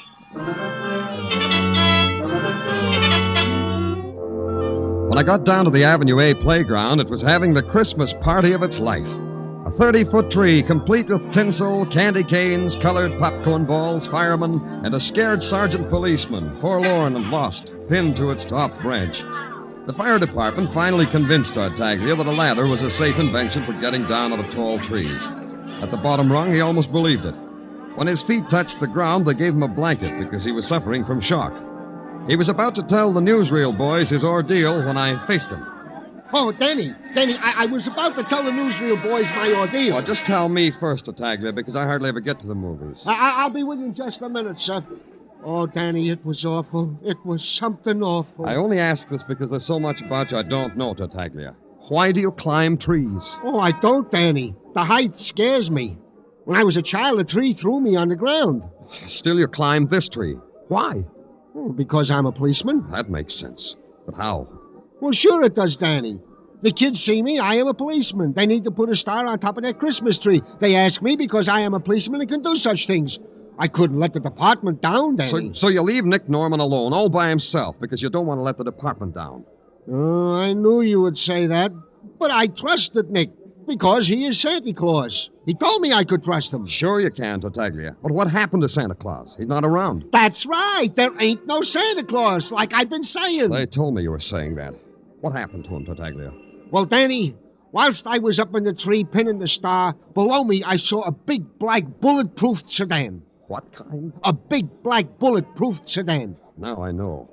Then what happened? Well, this big black bulletproof sedan stopped by Nick, our Santa Claus.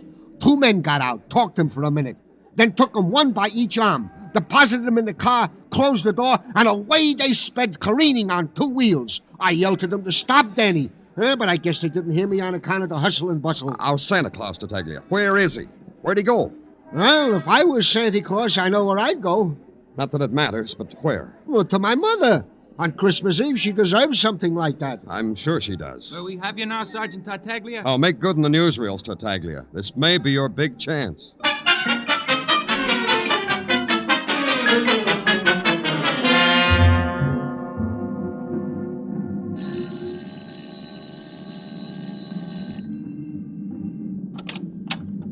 Yeah? Are you Mrs. Norman? Why? I'm Danny Clover. Yeah? May I come in, Mrs. Norman? Why? I want to talk to you. About what? About Nick, about your son. Come in. Thanks. In here, in the parlor. Sit down. Thank you. No, not on that seat, that one. What do you want to talk about Nick? Do you know where he is? Don't tell me no more. One day when he was 9 years old, Nick said to me, he said, Ma, don't ask me where I've been no more, 'cause I'll lie to you. That's what he said. Then you don't know where he is. Don't make me go through that again, Sonny. Say, who are you to ask me questions? I told you I was... Yeah, you did. You said you's Danny Clover. That don't mean nothing to me. You must be the guy come about, I am. That's why I came. Well, you tell me what you come here for. For, just as you said. Oh, this I like. This lets me play cagey like in the old days. What are you talking about? You know your son, Nick. You gotta squirm more than that, kiddo. What about Nick? We want him to be our Santa Claus. Bingo. That's good. Oh, it must be a good feeling, a young man like you. Big, strong, looking for Santa Claus. Me? I just sat here in my rocking chair. Mrs. Norman. Thinking about the times we had, me and Big Ed, my husband. The time... I have to go now, Mrs. Norman. Where's your son? Oh, you made me go through it again.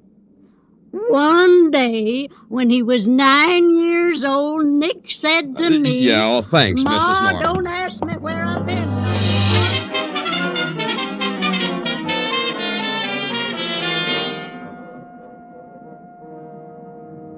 Hi, Danny. Did you find Santa Claus? No, Tartaglia. What are you doing about it? Me? Nothing. That's good. Anyone to see me? Yeah, in your office. Hey, Danny, what are you angry at me for, huh, Danny? Hey, Danny, what's this I hear about Santa Claus taking a powder? You'll get your Santa Claus, Marty. You still here, Simon Larrabee? Yes, I'm waiting. Just as I told you, I'm waiting for my $750 rent. Can you imagine this kind of Danny? On Christmas Eve, he wants his rent. This is a Christmas, no Santa Claus, no party. What am I going to tell my constituents? It'll work out, Marty. We'll get the money someplace. By 8 o'clock, Mr. Corbin. Oh, shut up, Simon. But, Danny, no Santa Claus. Hold it, everybody. I got the solution.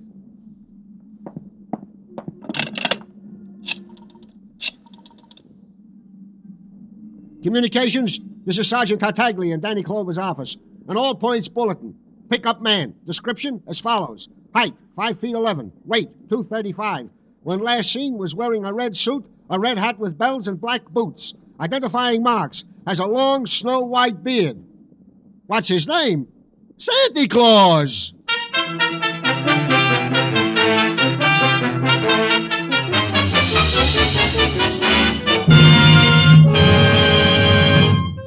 You are listening to Broadway's My Beat, starring Larry Thor as Detective Danny Clover. $51,000 in cash and wonderful prizes. Danny Seymour might play Santa Claus to you tonight, and he might fill up your stockings with that $51,000 if you can identify the phantom voice.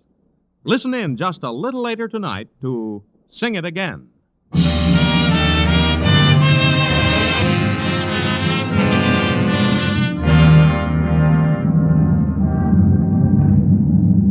Broadway brings you Christmas in a lot of ways. You get dribbled around by the opposing teams of last-minute shoppers. You ride backwards on up escalators so you can be in a good position for the down escalators. You get mauled and shoved and picked over. And finally, you get gift-wrapped and sent on your way. My way was out to lunch and back to police headquarters, holding my Christmas stocking in my hand. I had two things, no rent and no Santa Claus. Two nothings which made for an empty holiday. Sergeant Tartaglia wasn't enjoying himself either, and he expressed himself with sentiment. Humbug. What did you say, Tartaglia? Bah, humbug, Danny. That's a Christmas expression I picked up to be used when you wished it was the 4th of July instead. Yeah, me too. You seen the afternoon papers, Danny? Yeah, take a look at it. You look at it for me. What does it say? Well, first it has got a picture on the front page of a tree. In the tree is me. Mm-hmm. Then it says under it, Officer Gino Tartaglia. Yeah, hey, Danny, they spelled it right.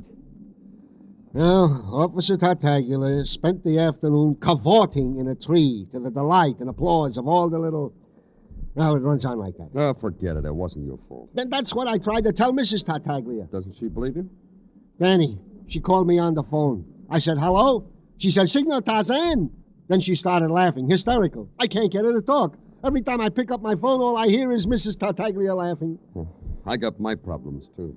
Yeah, this is probably the first time in the history of Santa Claus that he's ever heisted from his appointed rounds. Maybe. Hey, did you get in touch with Nick's mother again, like I told you? Oh, Danny, she ain't nowhere to be found. The old day must have skipped. And the 200 Santa Clauses that the boys investigated, not one of these is Nick Norman under the beard. Oh, I'll get it, Danny. Thanks. Sergeant Tartaglia. Huh? Yeah, he's here. It's for you, Danny. Thank you. Danny Clover speaking. Danny, this is Maxie. You know, Maxine Riddell. Yeah, how are you, Maxie? I'm in lingerie, Danny. Come on down. What? In the lingerie department at Fletcher's department store. Working. I got news for you. News about Nick Norman. You interested, Danny? Yeah, I am. Hold on to everything, Maxie. I'll be right down.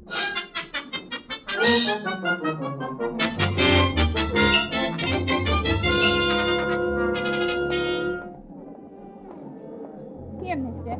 Take this black nightgown over to that girl over there. She'll gift wrap it up. Hi, Danny. How am I doing? Great, Maxie. Only great. How long you been working here? Only for the Christmas season, Danny. But the way I've been operating, I think maybe they'll keep me on. No questions about your background? You mean about me being a shoplifter? Uh-huh. That's the reason I got the job. The way I was lifting things, I told them it'd be cheaper for them if they put me on the sales force. So they did. So for $22 a week, I'm an honest mouse. Anyway, it's steady. Keep it that way, huh, Maxie? Anything you say, Danny.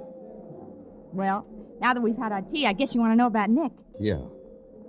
Breaks my heart to be a stoolie. You know how it is, Danny. Me with my former alliances. But it's different now. Yeah, different. I want it to be different for Tussie, too. You remember how it was between me and Tussie. How was it?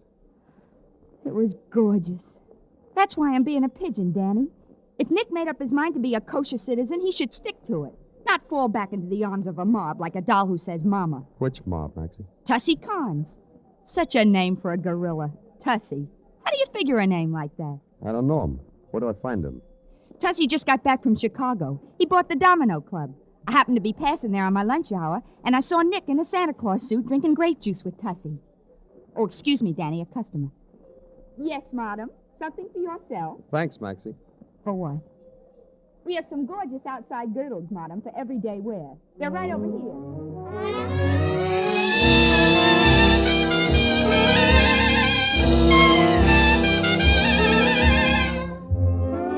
The Domino Club in the West 50s is a bright and shiny joint plastered with black glass. It stands close to the ground between two peeling brownstones. When you walk into it, you have the feeling you're walking into the mouth of a beetle. Its walls are lined with black mirrors, and its ceiling is draped with folds of scarlet silk. And at 6 o'clock of a Christmas Eve, the boys, complete with Christmas-wrapped girls, are beginning to gather. You ask a busboy in white tie and tails, where's Tussie Carnes? And he lifts an eyebrow to a guy standing near the bandstand. A guy grinning like an alley cat, while a girl pins a sprig of mistletoe to his lapel. You wait till she kisses Tussie. Then Tussie kisses her. But his eyes are open and flicking around the joint, so he sees you and pushes the girl away. Beat it, Blitzen, I got company. Merry Christmas, stranger. You want something from Tussie, boy? Same to you. I want Nick Norman. Oh, that's a big desire on a holiday. Why you want Nick? Tell Tussie, boy. Maybe I gotta explain. I'm Danny Clover, a cop. I want him. Don't everybody? Come with me, Sonny. Santa's right down at the end of this hallway.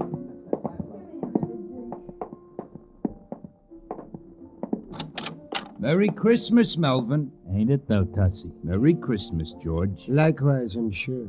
I brought you a present, boys. Goody. Likewise. Where's Nick Norman? This fella here, he says to Tussie boy he wants Nick Norman, our Santa Claus. Uh-oh. What big eyes you have, mister. And you know something else that's plain precious, boys? No. Do tell us, Tussie. The fella says he is a cop. Isn't that cute, huh? I could die. Yeah. So show the fella Santa Claus, huh, fellas? Merry Christmas, Danny Clover. Oh, Tussie boy said that, didn't he? Stay away from me. But first we want to wish you on a star. Like that. You too crazy. Stay away from me. I think that was not enough stars. I'll give him another package. You know that Tussie is good to us. He gave us the best Christmas present two fellas could ever have. Don't be greedy, Melvin. Leave some for me. Oh, look at that. It's all gone.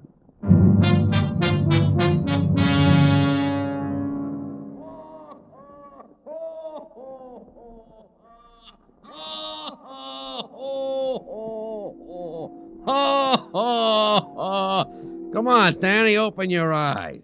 What? Yeah, open your eyes, Danny. It's getting late. Ain't you heard? Christmas is coming. Hey, it's you, Nick Norman. Oh, Danny, call me Sandy Claus. That's the nicest alias I got. Now, look, Nick, I'm going to... Oh, here, I'll help you up, Danny. Yeah, sit on the edge of the sofa there. Yeah. Sandy Claus, Danny. Santa Claus, huh? Sure. So help me, Nick, where I'm going to put you. You'll spend the next 94 Christmases in solitary. Take it easy, Danny. Come on, let's get out of here. I'll be late for that kid's party. Come on. You mean let's get out of here just like that? I don't have to beat my way out of here? What for? What's all this about, Nick, Santa Claus? You're adult today, Danny. What's the matter with you? But you were kidnapped. Kidnapped? Me? I would want to do a thing like that to jolly old me. A man in a tree said 2 guys pushed you into a car. He only had a bird's eye view, but he said kidnapped. Oh, you mean Melvin and George? I mean Melvin and George. 2 pals from Chicago, Daddy. They heard I was out and wanted I should be Santa Claus to a private party they was giving. That's all. Harmless guys, pals, buddies. We enjoy each other. Yeah, they enjoyed me, too. Before they left town for this party, they said to tell you... Oh, wait a minute. I wrote it down. It says... Dear Danny Clover, sorry we made a mistake and beat up your head. May the bells ring a joyous Noel for you. Signed, XX. That's Melvin and George. A mistake, huh? Sure. They knew some mob or other might try to get me as Santa Claus. They figured you was a mob, so they protected me from you, like you was fibbing about being a cop. After they walloped you unconscious, they went through your pockets and saw you was really a cop. So they wrote this note. The running ink you see here on the note, Danny, that's tears. You'll forgive him, won't you, Danny? Yeah. How about your mother? Well, that was your error, Danny. You didn't tell Mom you was from the police, so she thought just like Melvin and George. Gave me the double talk. Yeah, that's my mom. A grand old dame. You know what I told her once when I was 9 years old? Yeah, no, my sleigh's outside. I'll give you a ride back to my office.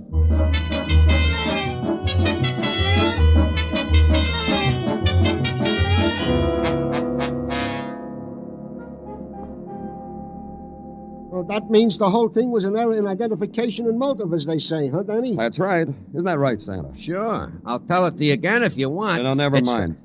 What happened to Simon Larrabee? Oh, he went out for a feast of spud nuts and coffee. Hey, you don't look very happy, Tartaglia. No, Danny. I ain't happy. Unhappy. Very. What's the matter? We've got Santa Claus? Come on, smile. It's going to be a fine Christmas. I can't, Danny. I just can't. It's Mrs. Tartaglia. Yeah, now she ain't laughing anymore. The neighbors are laughing and Mrs. Tartaglia is crying. Why? Well, the later editions of the paper said that Santa Claus was heisted and it was because I was in a tree. Yeah, the papers say I, single-handed, messed up Christmas. Bad as that, huh? Well, I'll tell you, Tartaglia. Hey, what about my Christmas party? Not yet, Santa. Wait till you get to the party. Say, the press was saying that you were snatched, Sandy. What gives? It said that mobsters grabbed you. Nah, it was just a little misunderstanding. That's right, Marty. Nick was grabbed by mobsters. Huh? Yeah, well, then how'd you get away? Sergeant Tartaglia. Yeah? Uh-huh. Sergeant Tartaglia. The kind of policeman who tracks down criminals to the lair. I am, Danny? The kind that single-handed rescued Santa Claus from the jaws of disaster. This guy did that? Yep. I'm just about to call the press boys and tell them about it. Oh, Danny. I mean it, Tartaglia. Don't be so modest. I'm going to do just that. Danny. Put Marty in a cab, Tartaglia. I'll send Santa down the squad car in a little while. Yeah, sure. Well, come on, little tyke. Marty. Okay. Merry Christmas, Danny. Whatever you tell the press guys, Danny, I'll swear to it. Sure you will. Yeah, that's a fine Christmas you're giving everybody, Danny. How about yourself? Oh, I'll have fun at the party. I always do. Where is it? Where's my money? Oh, look, Mr. Larrabee, it's Christmas. Of course, it's Christmas. That's why I want my rent, so I can have a Merry Christmas. Hey, Danny, who is this guy that needs rent to have a Merry Christmas? This is Simon Larrabee. He wants a year's rent in advance for that warehouse where the kids are having a party. Or else, no party. Yes, that's who I am. Oh, like that, huh? So that's how you are, huh, Simon? Stop breathing in my face, Santa Claus. All them kids wanting to have a party, and a Simon like you wants to louse it up. I'll put him down, Nick. Yes, I ain't doing nothing, Danny. Just holding Simon up so as I can breathe in his face. Please. I want you to think about something, Simon. Think about all those kids that are looking forward to that Christmas party, which ain't gonna happen on account of you. Think about it. All right, I'm thinking, yes. Maybe you could think better with a pen in your hand, Simon. Yes, a pen that will write out a receipt for a year's rent in advance, huh, Simon? Of course. Oh, Christmas spirit and all that, yes. advance. I'll get my receipt book. Oh, yeah. Oh, my. Well, I haven't felt so good in years. Yes, here you are, Mr. Glover. A receipt for a year's rent in advance. And tell the darlings, Merry Christmas with us. Yeah, I will. Ain't he a nice fella, Danny? Come on, nice fella. I'll take you to a party. Merry Christmas, Danny. It's a Merry Christmas, Danny. Merry Christmas.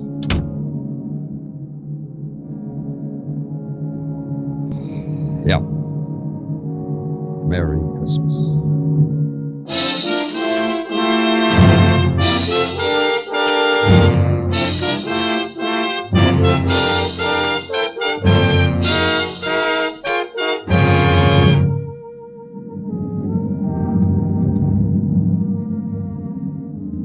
On Christmas Eve, Broadway is almost like any other place in the world. The bells ring out, the horns blow, there's laughter.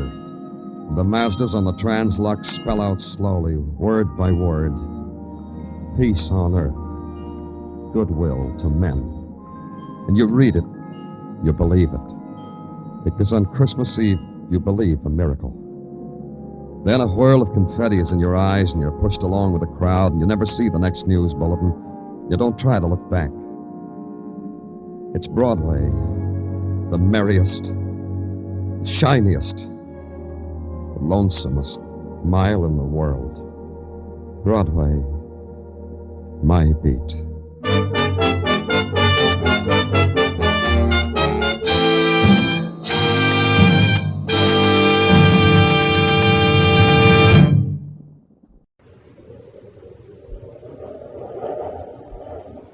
Wheat Checks, Rice Checks, and Good Hot Ralston present Space Patrol! High adventure in the wild, vast reaches of space. Missions of daring in the name of interplanetary justice. Travel into the future with Buzz Corey, Commander-in-Chief of the Space Patrol! In today's transcribed adventure, Buzz and Happy have made another visit to the mysterious Planet X. They have just landed in a robot ship, hoping to thwart an attempt to obtain Space Patrol's secrets. As two men in work clothes approach the ship, Buzz and Happy wait, with ray guns drawn. Keep behind the bulkhead until we find out whether they're friendly or not. Yes, sir. Quiet now. They're at the outer hatch. Don't move, Happy. Use your gas gun, Malengro. Commander, I can't see. You fell right into my trap, Corey. This is your last trip to Planet X. We'll return in just a moment with today's exciting Space Patrol adventure, The Trap on Planet X. Hi, Space Patrollers. This is Captain Dick Tufeld speaking. Say, how's your space talk these days? Are you talking like a real space patroller? Well, here's some space talk that'll make your friends sit right up and listen. Fire rockets. Now, fire rockets means to turn on the motor or get ready to go, as in, come on, gang, fire rockets. It's time to go. And here's another way of saying something in space talk. Blast off. Blast off means to take off or leave. You blast off for a game of ball. Blast off to meet a pal. Now, here's space talk you hear space patrollers use every morning. Get supercharged. Now, to get supercharged means to get some zip and wham so you can be a winner. And, gang, here's how you do it. Just have yourself a power breakfast with the super cereals, Rice Checks or Wheat Checks. Best tasting cereals from here to the moon. So, Space Patrollers, get supercharged. Fire rockets, blast off, and I mean to your grocers for Rice Checks and Wheat Checks. And remember, inside every package, you get a mysterious magic space picture.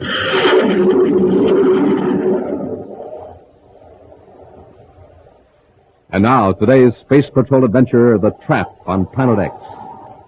Commander Corey is facing the greatest problem of his career. His archenemy, Prince Baccarati, has established an empire on Planet X, a strange world, far beyond the solar system, where no planets were thought to exist. Fortified by almost impregnable detection and defense systems built by the evil scientific genius Dr. Malengro, Baccarati planned to launch an attack against the United Planets.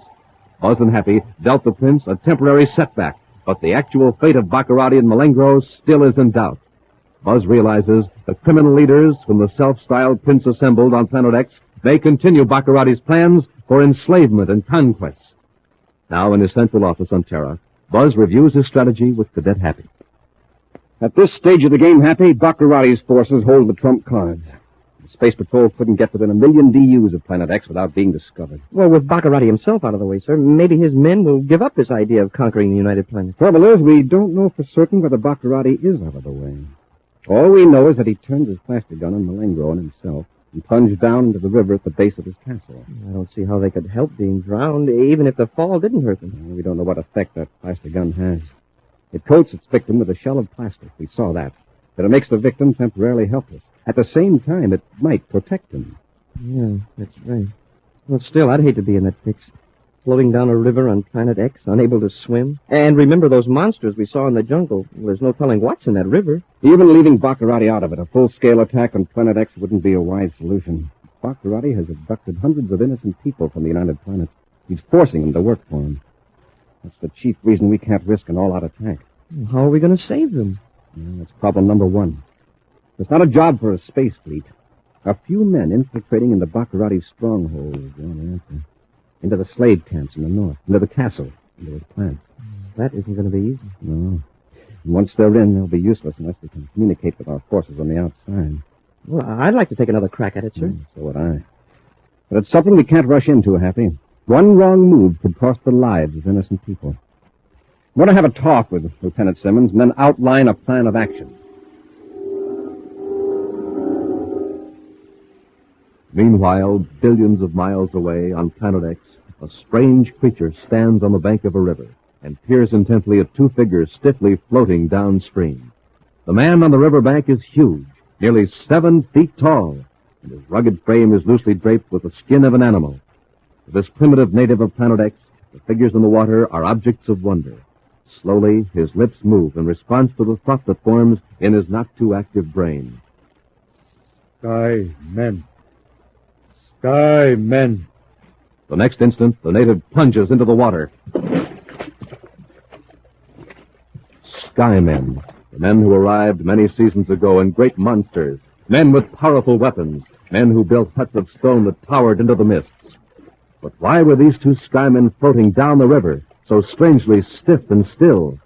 The native swims toward them, then, one at a time, tows them to shallow water, and one under each powerful arm, he carries them up on the bank. The men seem coated with something shiny and hard and transparent. But as the native watches in surprise, the shiny covering cracks and falls away. The men move. The native steps back, half frightened, half curious. And one of the skymen speaks. Malengro, are you all right? Yes, Your Highness. But I don't like the looks of that native. Don't worry. I got my plastic gun ready. I can turn him into a 7-foot statue if he starts anything. But don't show any fear. Remember, we are superior beings. Are you sure there's enough plastic left in the gun to cover a man of that size? Keep quiet. Let me do the talking. You there. What's your name? I, Goro. We're in luck, Malengro. For a minute I was afraid he was one of those wild ones that our men hadn't taught to speak English. Goro, I'm the chief of the Skymen, Prince Baccarati. Goro, kneel before your prince. He is your chief. Chief. All right, Goro. You may rise. Skymen live in air and in water? We are all powerful, Goro. The Skymen can do anything. Skymen all powerful. Send him away, Your Highness. Let's get back up the river to the castle. We may need him. We may run into some unfriendly natives, and Goro will contend it. Yes, you are right, Your Highness. Goro, you come with me. Your chief will give you fine clothes like these. You will eat the food of the Skymen. And Goro will become all-powerful like the Skymen. Goro eat food of Skymen? Of course. And everyone will say, there is Goro, honor guard of Prince Baccarati. Come, Goro. Lead the way to my castle. I obey, Chief. Come on, Malengro. Your Highness, do you think Corey could get away from the castle? I doubt it. When we get back, we'll put some pressure on the commander. He can tell us many things that will help further my plans for conquering the universe.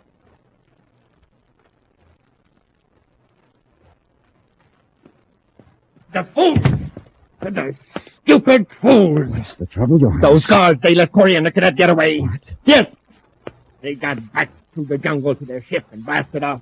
That means he'll be back with a fleet of ships. Corey's too smart to try that. He knows we could destroy every ship he sends against us. But if he thinks we were drowned when we jump into the river, won't he assume your empire will fall apart? Now, Corey doesn't jump to conclusions. He'll try something, that's certain. Now, if we could only force his hand, get him back here, alone. Oh, by the way, Malengo, how's Dr. Ramey coming along with that brainograph? I checked right after we got back to the castle, Your Highness. He hasn't quite finished it yet. Well, can't you hurry him up? He's resisting our persuasive methods. He keeps falling unconscious for pain. Stubborn fool. Once we get that brainograph working, we can take all these captured scientists, technicians, and find out exactly what the Space Patrol has to use against us. Every fact these men know will be revealed by the brain. We can break Dr. Ramey down, but it will take a little more time. How I'd like to use that brainograph on Corey. Then we know every weapon, every plan the United Planets could bring against us. Yes, Your Highness. But Corey isn't here. He's probably back on Terra. Well, we'll bring him here. I got just the plan. I'll need a special robot ship and your help, Malengo. Back at Space Patrol headquarters on Terra, the spaceophone monitoring section has picked up a strange message, repeated over and over. Within a few moments, the message is typed into Commander Corey's office as Buzz and Happy listen intently. I warn you, the plan will be dangerous, but it is the only way to penetrate Prince Baccarati's defenses. This is the voice of Professor Ramey speaking from a continuous recording tape on board a Baccarati robot patrol ship. The message will be repeated in just a moment. Smoking rockets, Baccarati captured Professor Ramey, too. Outstanding brainograph expert. Well, gee, if Baccarati gets the brainograph... Well, at least I'm glad to hear the professor's alive. The report was that he crashed on Neptune. That's the 9th top scientist Baccarati Attention, is... Space Patrol Hold unit. it, Happy. The message is... The United Planets are in danger. This is Professor Bernard Ramey of the Space Patrol Electronics Bureau. I am held captive by Prince Baccarati on a planet far beyond the solar system. No ship can approach this planet without being detected by Baccarati's defense system. You can say that again. Only Baccarati's own ships can penetrate the electronic shield. I have succeeded in hiding the recording device in this ship, which is of class G, type R134. A ship of this type could get through the electronic field if it emits a steady signal on a frequency of 231.6 megacycles. I warn you, the plan will be dangerous. Cut it off, Happy. But it is the only way... So that's the key to the shield. A signal at 231.6 megacycles. I wonder what happens if you're off the beam a few cycles. The ship is destroyed, probably. Well, it looks as though Professor Ramey has given us the chance we were waiting for. Yes, Happy. Call Space Patrol Operations. Order a Class G, Type R134 robot spaceship with auxiliary controls. We're blasting off for planet X.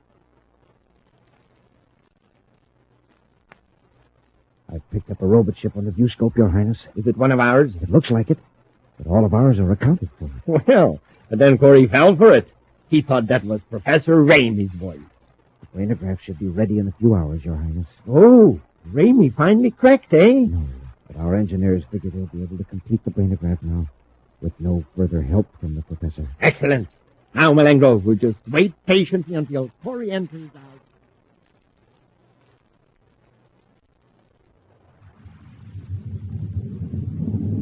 Well, I guess we've fooled Baccarati so far, Commander. At least he hasn't hurled any meteors at our robot. Well, we're safe from meteors now, Happy. We're too close to the planet. There's Baccarati's castle in the viewscope, Commander. All right, Happy. Cut on the special frequency. Yes, sir. Make sure it's exactly 231.6 megacycles. Oh, I have it tuned in exactly, sir. That's it, sir.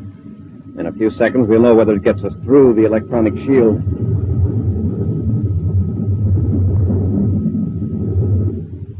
It worked, sir. Keep away from the viewports, Happy. We're coming in for a landing.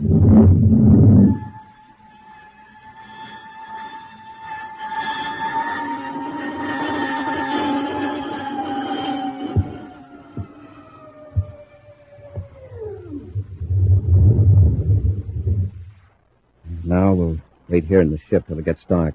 And we'll make an attempt to get inside the castle. Suppose someone comes out to inspect the ship. Yeah. 2 men are coming toward the ship now. Yeah. In work clothes. Whether they're friendly or not, it's a break. We can borrow their clothes. Keep behind the bulkhead until they're well inside the ship. Have your ray gun ready. Yes, come on. Quiet now, Hank.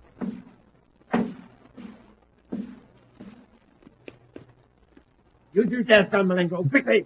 It's Baccarati. Let him have it, Hap.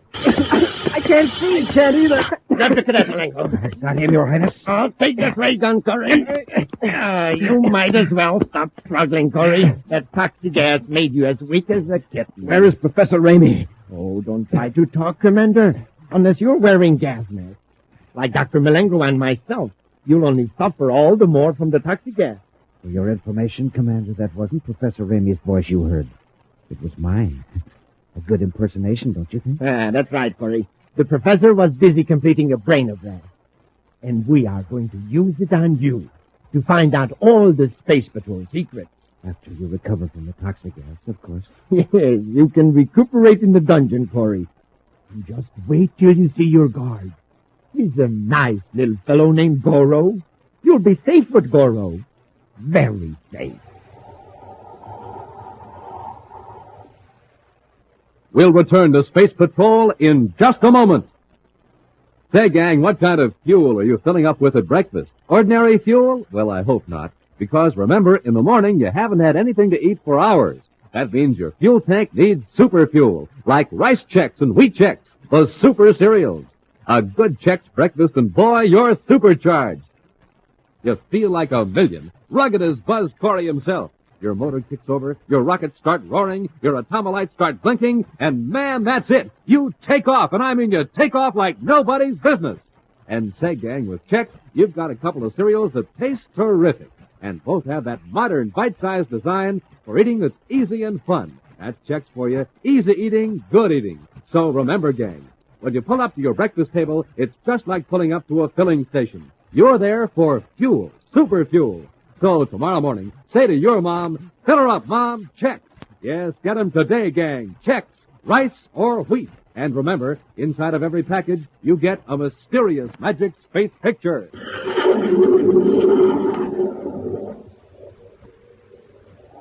And now, back to our Space Patrol adventure, The Trap on Planet X.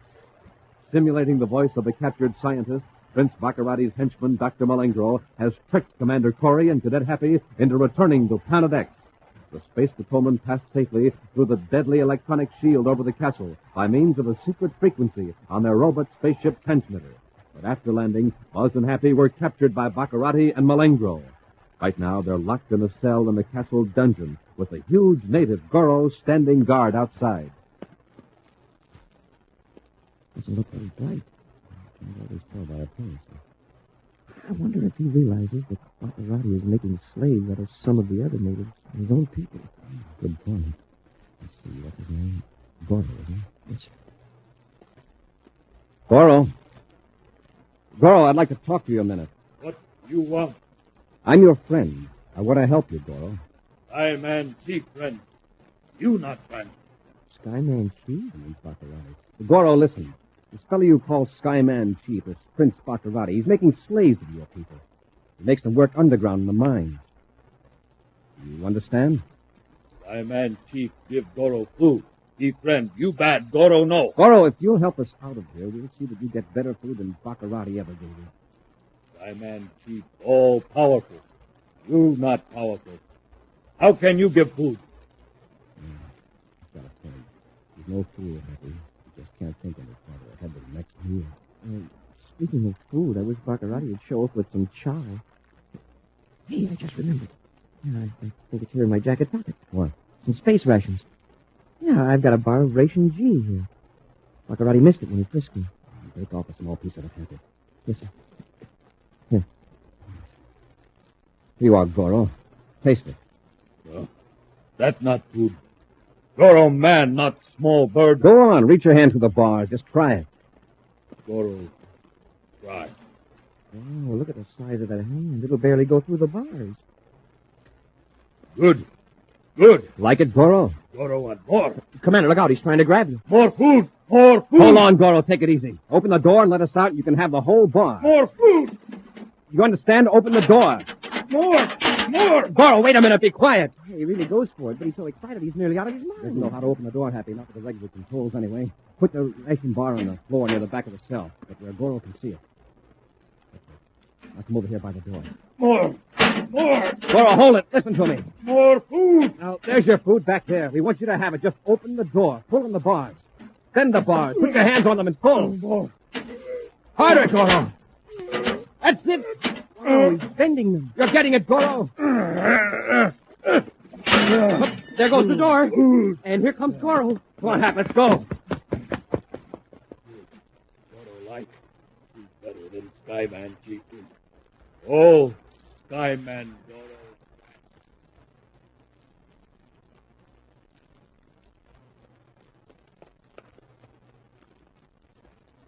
Down this part, Happy tell the story.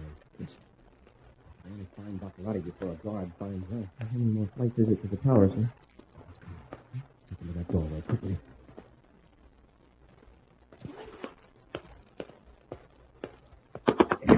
Put your hand over his mouth, Happy. Yep. Now let's get him in here. I've got his gun, Happy. Let go of him now. Yes, sir. Corey, how did you get out of that cell? Never mind the language. Where's Barkley? Come on, where is he? He's up in the tower. Alone? Tell me the truth, Malengo. He's with some engineers. How about Professor Raymond? Where's he got him? Down at the end of the hall, locked in another room. All right, get to him. Lead the way and don't try anything.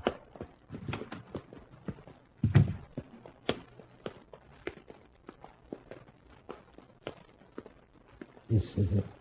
Unlock the door.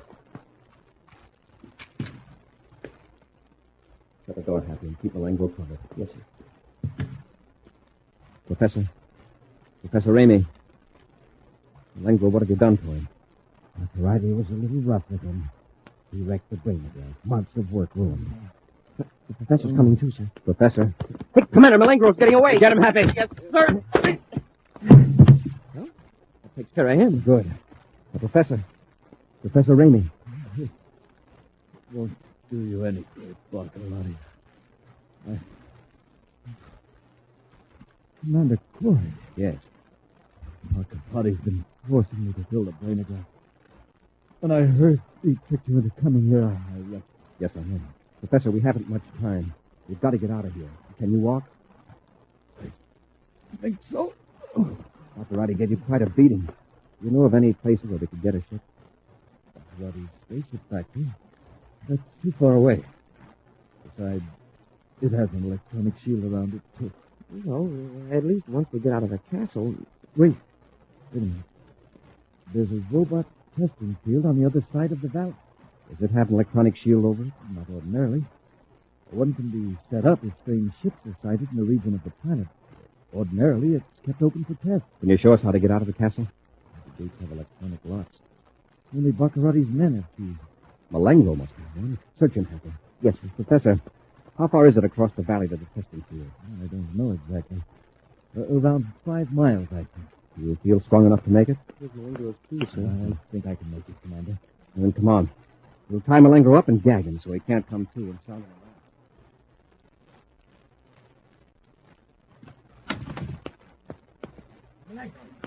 What happened to you? Where's the professor? Oh, some minute. Hold still till I get the gag out of your mouth and untie you. Corey did it.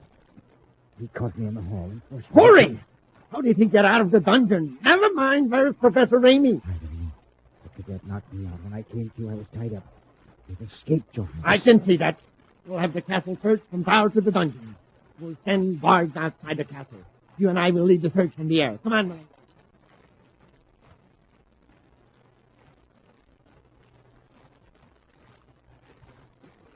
The test port is right up ahead, sir.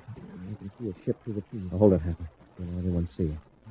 We're almost there, Professor. Got to stop a moment. That's all right. Get your breath. We may have to make a rush for a ship. I don't see anyone at this side of the field, Commander. But there's some men working on a ship about 300 yards down to the right there. We can't afford to make a mistake now. Commander, those aren't all robot patrol ships. Some of them are battle cruisers. You're right, Happy. These are what Baccarotti is turning out at his factory several hundred miles from here. They must have been brought here for a test. Oh, they're as big as our space patrol battle cruisers. From their looks, they could make a good account of themselves. They've all got the black Falcon painted on them. Baccarati's insignia. So they're here for a test, huh? All right, let's test one. Ready, Professor Ramey? Yes, Commander. Let's make a rush for the nearest one. Come on.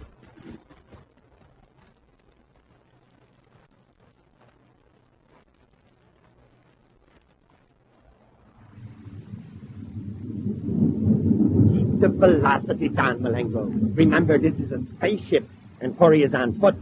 I'm trying to cover as much ground as possible, Your Highness. If we circle the castle several times, we can pick them up in the ground scanner. Where could they have gone? They're not in the castle. No one saw them go through the gate. Look, over there at the test point. I see it. It's one of my new battle cruisers taking off. Why, Your Highness? They just arrived today from your plant to the north. Weren't your orders to the effect that they were to be grounded until you inspect them tomorrow? Huh? Yeah, that's right. Well, wait till we locate Corey. Then I'll find out where that upstart pilot is. Look at my ship, Malengo. 2 complete squadrons lined up. They are quite beautiful, Your Highness. Yes. After months of planning, they're almost ready. Ready to make a surprise attack on the space patrol. When the test is successful tomorrow, I'll give the command to wipe out Jupiter. Look at that ship circling back over the field. With the big Jupiter base out of the battle, I can conquer the outer planets. What's happening over there? An explosion at the test port. One of your ships blew up on the ground. My ship! Malengo, what's happening? That crazy pilot, he's strafing my ship to the space gunners. He's... Hurry! Malengo, it's Corey in that ship. Get him! After him! Got the command! Your Highness, this is the scout. He's unarmed. My fleet! Look at my fleet destroyed! Call the tower! Freeze the electronic shield! Call the tower! And the necklace! Bring for me now!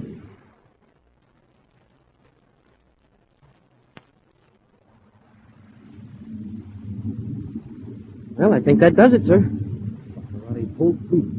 Everything in the test field, at any rate. That's what the infrared viewscope shows. Take Baccarati months to build another. Happy, keep at low altitude till we get to the opposite side of Planet X. Then blast off into space. And that way we can dodge any of Baccarati's defense rays. Yes, sir.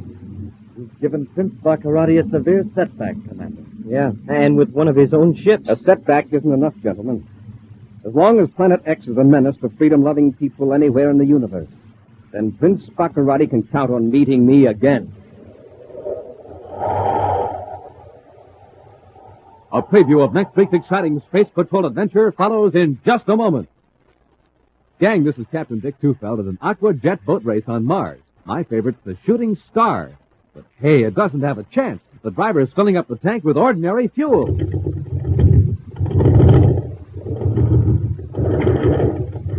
You see what I mean? No zip, no zoom, no zing. Hey, but wait. Now the driver's putting in some super fuel.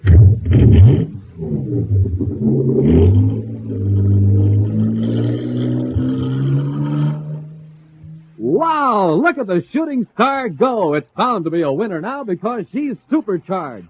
Supercharged with super fuel. Now, you want to be a winner too, don't you, gang? Then remember, ordinary fuel, ordinary start.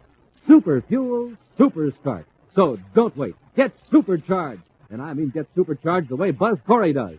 Eat a power breakfast with Rice Chex. Flavor, man, and bite size. Crisp, triple toasted shredded rice biscuits. That's Rice Chex. And inside every package, you get a mysterious magic space picture.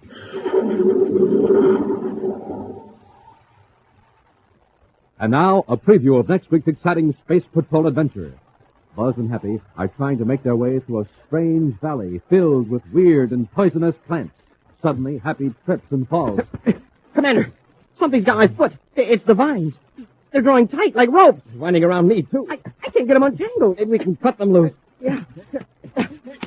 Hey, it's grabbed my arm. I can't move. And the leaves have got suckers on them. Hap, we've got to get loose. These vines are man-eaters. Be sure to join us again next week for the thrilling story of Valley of Dread, when Wheat Chex, Rice Chex, and Good Hot Lonesome again present Space Patrol! Special bulletin for boys and girls in Cleveland, Ohio, and Rochester, New York. Buzz Corey's own space battle cruiser, the Ralston Rocket, will be in your area next week. Don't miss it. The Ralston Rocket. Space Patrol, created by Mike Moser, starring Ed Kemmer as Commander Corey and Lynn Osborne as Cadet Happy, was written by Lou Houston, produced and directed by Larry Robertson, executive producer Mike Devery. Other players were Bela Kovach, Ken Mayer, and Norman Jolly. Dick Tufeld speaking. Now, don't forget to tune in next Saturday and every Saturday when Wheat Chex, Rice Chex, and Good Hot Wilson again present Space Patrol! Be sure to see another exciting Space Patrol story on your local ABC television station. Consult your local paper for time and channel. This program is broadcast to our armed forces overseas through the worldwide facilities of the Armed Forces Radio Service.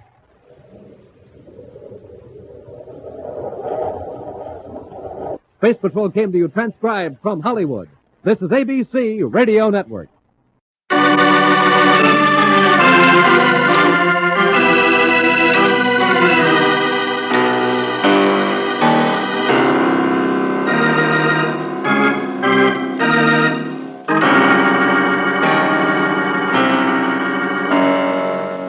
Standard of California, on behalf of independent Chevron gas stations and standard stations throughout the West, invites you to Let George Do It.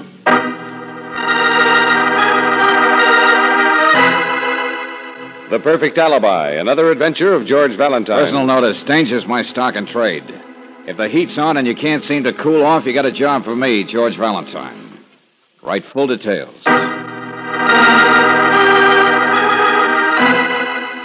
Dear Mr. Valentine, I hate my husband. I hate him so much I've sat awake nights wondering if I had the nerve to kill him. But I'm a coward. I'm weak. I'm everything bad. It's his fault I am.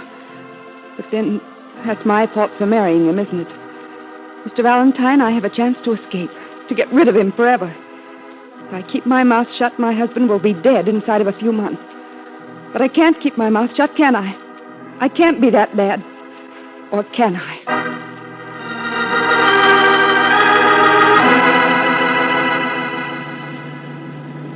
I'll be standing at the corner of 47th and Maple Drive at 2 o'clock this afternoon. Or maybe she meant Maple Avenue, George. Yeah, maybe. If there was one in town, only there isn't. Oh. Laurie F. You know, George, she sounds like such a mixed-up person anyway that maybe No, Brooksy, this is the place she meant, all right. And all we can do is just sit here and wait.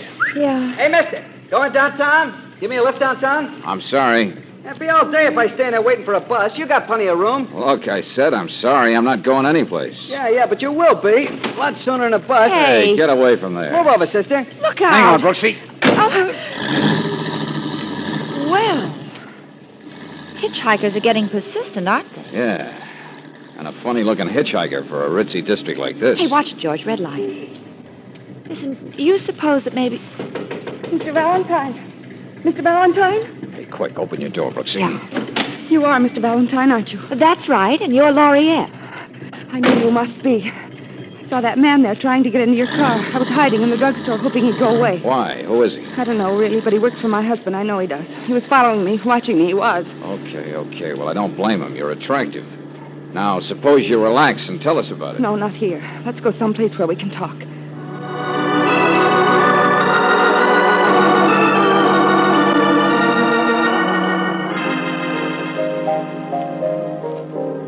You hate your husband, don't you, Laurie?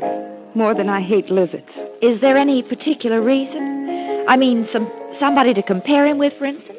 Oh, I know this is off the subject, but sometimes a woman... What if there is? What if there is another man? It doesn't have anything to do with this. Okay. Now, as I get it, if you keep your mouth shut about something, your husband will die in a few months. Is that right? Yes. He wouldn't be expecting a hanging, would he? Yes. Huh? Murder? Mr. Valentine, last night a man was shot just a block or two from here. Exclusive apartment house, the Cedar Crest. Who was he? And just for the record, who's your husband? The man was a business associate of my husband's from out of town, but he used to live here, and he's been back for the last month or more. The man? His name was Chauncey. Isn't that a funny name? He was a funny sort of man, I guess, too, but Well, anyway, my husband hated him, and the police know it. Lots of people hate lots of other people. Last night, my husband had an appointment with Chauncey. He was seen going into the apartment house. Sometime later, the shots were heard by the neighbors, and my husband doesn't have an alibi. He's in jail now.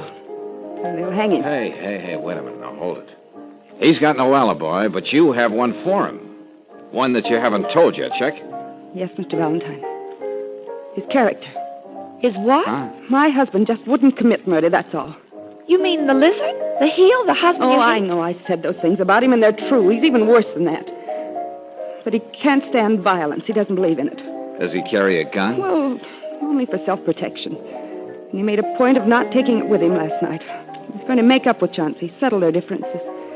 He even took him a present. Now, look, I've heard the name Chauncey before someplace, so let's cut out the waltzing, Laurie. What's your last name? Who's your husband? I'm Laurie Farrell.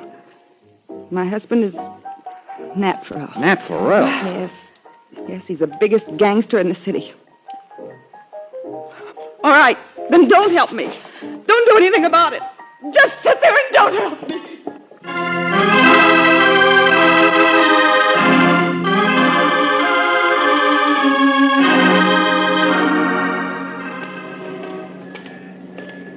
Well, George? I don't know, Brooksy. Oh, George, you're not going to get mixed up in a thing like that. Nat Farrell has earned 5 hangings. Yeah. And how do you know she wasn't lying? She's such a messer. Let's cut across here, Angel. Oh. But this is the block that apartment's in, the Cedar Crest. George is just sticking your neck out. All you'll do is end up a patsy or a corpse. Look, save the obituaries, Angel. All I want is the newspaper. Yeah, I'll bet. Come on, in here. Well, the old man did it again today when he lifted one over the wall in the Which third. one a newspaper By the end for? of the 6th inning, the league Hey, Wallaby, mister. Make it fast. Giants won. You hear that? That's all I want, thanks. Next edition has some of the baseball scores. That's okay. I'm just a funny paper man. Today that he has turned down an offer to play another season with the There it is, Pittsburgh Angel. All over the front Steelers. page. Nat Farrell. Pittsburgh Behind bars for the first time. Hand-painted necktie, not even must.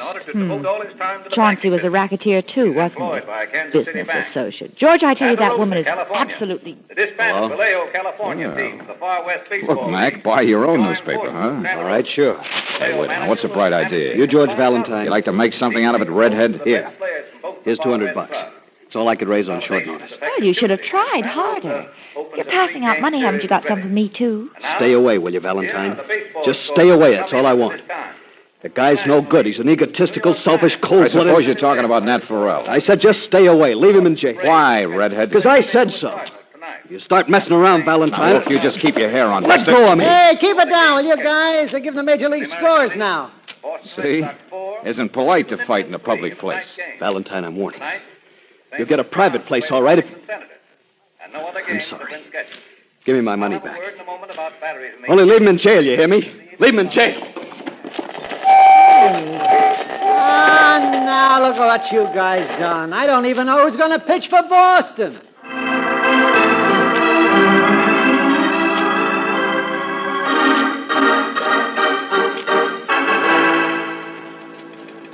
I tell you, I'm going to hang out a sign that says man at work. Lieutenant Riley, I'm just asking questions, that's all. You sure that's all? It is if I have anything to say about it. Listen, Valentine. I've been trying to nail that guy Farrell since I polished my first brass button. He's the reason for half the trouble in this town. And now that I've got him jugged, there's nobody's going to pull the cork. Not even sniff around. So beat it, will you? Goodbye. Okay, Riley, okay, I get it. Railroad man at work. What? George. Valentine, you know darn well nobody's getting railroaded. I've got a case, you understand? All right, so I said the wrong thing. Farrell ran this guy Chauncey out of town a couple of years ago. Only Chauncey came back last month against threats. Trying to muscle into Farrell's business. Yeah, keep talking. Look, chum, I've got lots of witnesses. The doorman at the Cedar Crest saw Farrell go upstairs at 7:30. When the doorman went off duty at 8, Farrell was still there. At 8:15 on the button, 5 people, mind you, heard the shots through the open windows out back. And I was there at 8:20. All right, it's a circumstantial case so far. Well, what if it is? Farrell admits he was there, claims he doesn't know what time he left, but he didn't show up at home until after 9. And he won't explain, and every 2 minutes something new comes in against him. Oh, you. There, you made me mad enough to tell you. Now, you happy? No. Because you see, Lieutenant, Burrell's wife. Huh? Oh, I know. I talked to her. She hasn't got anything. And like I told George, she's so confused that maybe... Sure. She's confused and mixed up and messed up. Now, look, Riley, two things hit me in the eye. One, Burrell doesn't like violence. He never has. Yeah. That's why he's been so hard to nail for his other stuff. And if there were a business killing to be done, a guy that big doesn't do it himself. He hires somebody. Maybe this time he lost his temper. Over business? No, Brooks, he's too cold-blooded. All right, point number 2. No alibi. A guy that big always has an alibi. So he slipped up. I'm crying in my lace handkerchief. I'm tearing my hair out with sympathy. Now, look, Riley, I hate that guy as much as you do. But I doubt if he killed Chauncey. Oh, sometimes I'd like to... wait a minute. Come on in my office. I want you to meet somebody. Oh, Mr. Jefferson. Hello, Lieutenant. What is it? I want you to meet these people, Mr. Jefferson.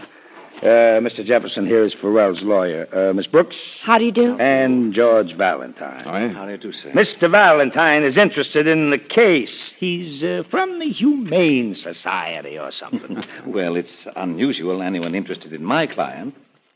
Well, tell him what you've been doing all day, Mr. Jefferson. Expose the defense? Now, really? Oh, what difference does it make? I've been pounding the pavements. Riley knows. I've talked to everyone within a 47-mile radius of the Cedar Crest, armed with questions and pictures of Farrell. You mean looking for friendly witnesses? Did you find any? Huh? What do you think? Mr. Valentine had it in mind that he'd like to help. Is that so? Oh, but he doesn't know anything. I see. Mr. Valentine, I have no business saying this, but then I suppose I'm not very orthodox anyway. What I mean is, the man who takes pity on the hungry tiger usually forfeits his head. You understand me? Maybe. But where was the tiger between 8 o'clock and 9 o'clock last night? Why don't you ask him, Mr. Valentine? Yes, ask him.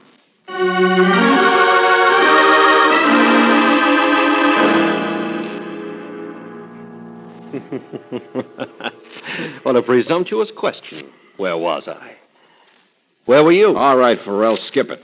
Who are you anyway, Valentine? What are you doing here in my cell? Watching you pick your teeth, I guess.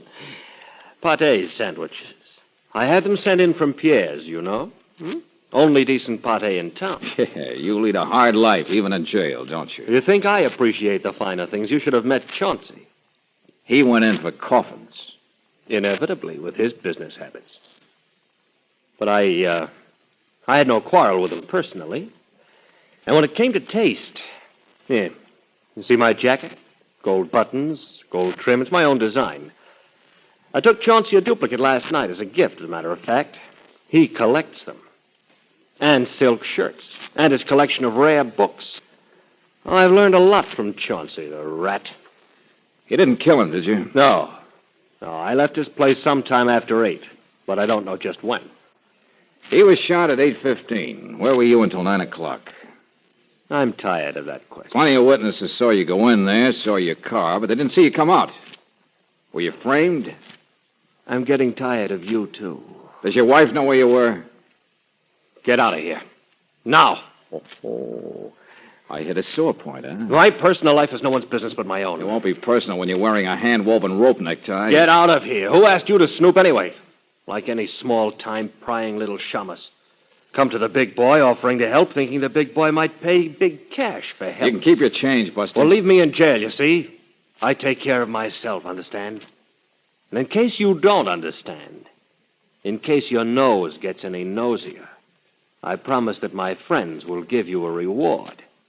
My own special design. A marble-trimmed slab.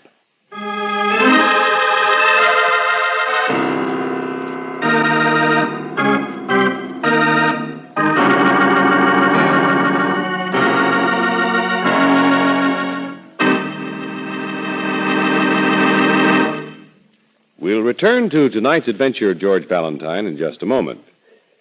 When your car wants to tell you it's wasting power, you'll hear from it, all right. And what you'll hear is engine ping. It's a noise that also means your car's engine is strained and laboring, wasting fuel as well as power.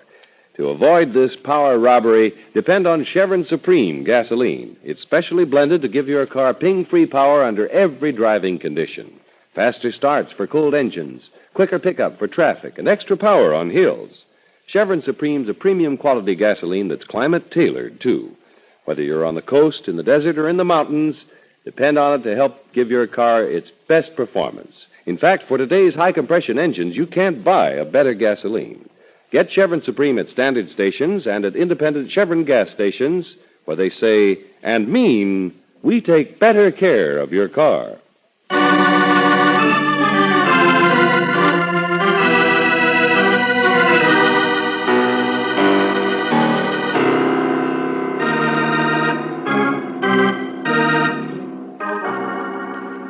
Laurie Farrell hates her husband, but her conscience tells her he shouldn't be in jail. For murder, that is. He's just not the type. Of course, Lieutenant Riley insists he'll have a case against Nat Farrell, and you certainly agree that the fastidious gangster looks his best in stripes. But you can't help suspecting that the woman is right, that this time her husband has been miscast.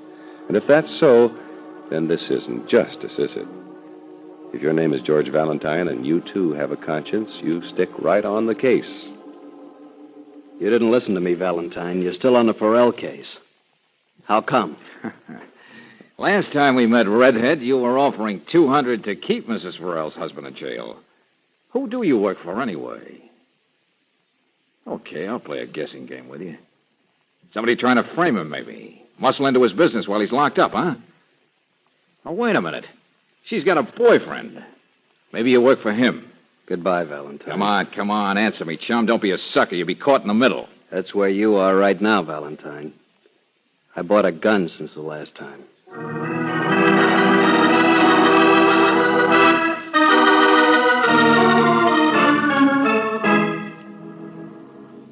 Oh, George, it's like a nest of snakes. Every time you turn around, there's another one leering at you. Even Riley has a man tagging me. I told you we'd stick our necks out, and we have. The honest people look down their noses, and everybody else looks down ours. Snakes, necks, noses. But we haven't got anywhere. You can't even get to talk to your client. Well, that's not her fault, Angel. She's surrounded just like we are. Seems everyone in town wants Farrell out of the way and me off the case. George, what if they did get him for a crime he didn't commit? Oh, I know it wouldn't be right, but if... Brooksy, you can't compromise. But I'll grant you if it went for his wife, I'll get it. Yeah, Valentine speaking. Valentine, I hope you choke. Yeah, why? I guess you're pretty proud of yourself, aren't you? Oh, come on, get off it. Listen, Riley. Now, you listen to me. The chief inspector's talking to Nat Farrell right now.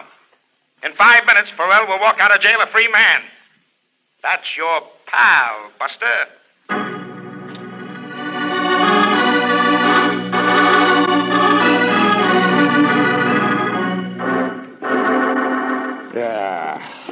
Look, I tell you, I didn't have anything to do with it. I didn't dig him up any alibi. Honest, Lieutenant, all the people we talked to couldn't remember anything. Nobody sees him leave Chauncey's apartment. Nobody remembers any times. What times? We know Farrell was still up there at 8 o'clock.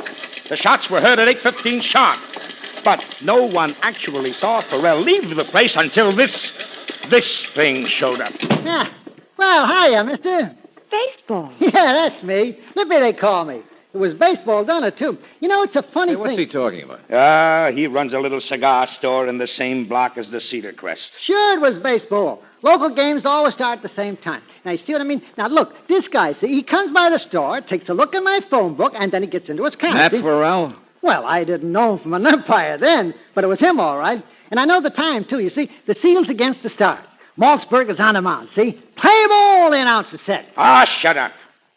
Games always start at 8:15. Farrell remembers it, too. 8:15. A perfect alibi. Yeah. Seals won, you know, 7-3. Behind until the fourth, see? But then all of a sudden... Wait a minute.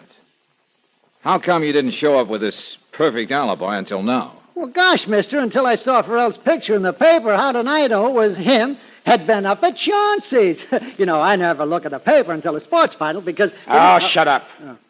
The inspector's already worked it over, Valentine. No holes, and this Gabby guy here, he's new in town. No connection with Farrell. I should hope to tell you, you know, he's no bleacher boy. Yeah, but, you knew Chauncey, huh? Oh, him, it's different. You know, starting a new business like Bill Veck took over the Indians, you see. Give the customers what they want. Now, look, I made a couple of deliveries, but that's about all. Okay, Riley, suppose we take And a good spender? Yes, sir. $10 boxes of cigars. You should have seen him puffing away in a gold trim jacket.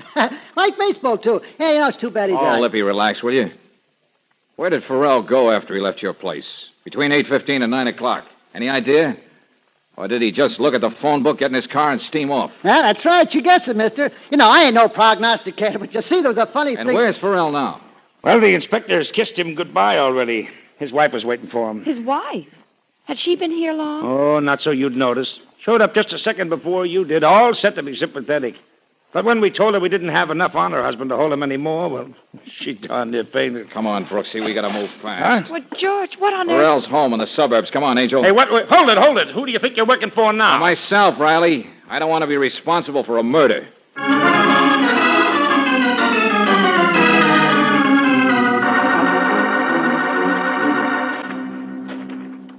They must not be home yet, George. Yeah. Hey, now, wait a minute. Here's one looks loose. Here it is. Aren't any of the windows unlocked? Not a chance, Angel. Shh.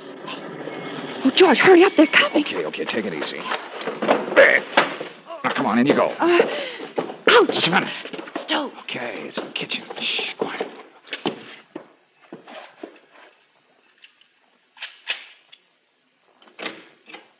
All right, Tony, thank you. Wait, please. Well, my dear, may I take your coat? No, I can do it, thanks. You'd like some music on the radio, Laurie? No, thanks. A cigarette, Stop huh? it, Nat. Why don't you say what you're thinking? Oh, my dear, it's you who's thinking things. Did you get that man at the jail, Lippy? How much did you pay him? What, the alibi? No, not a cent.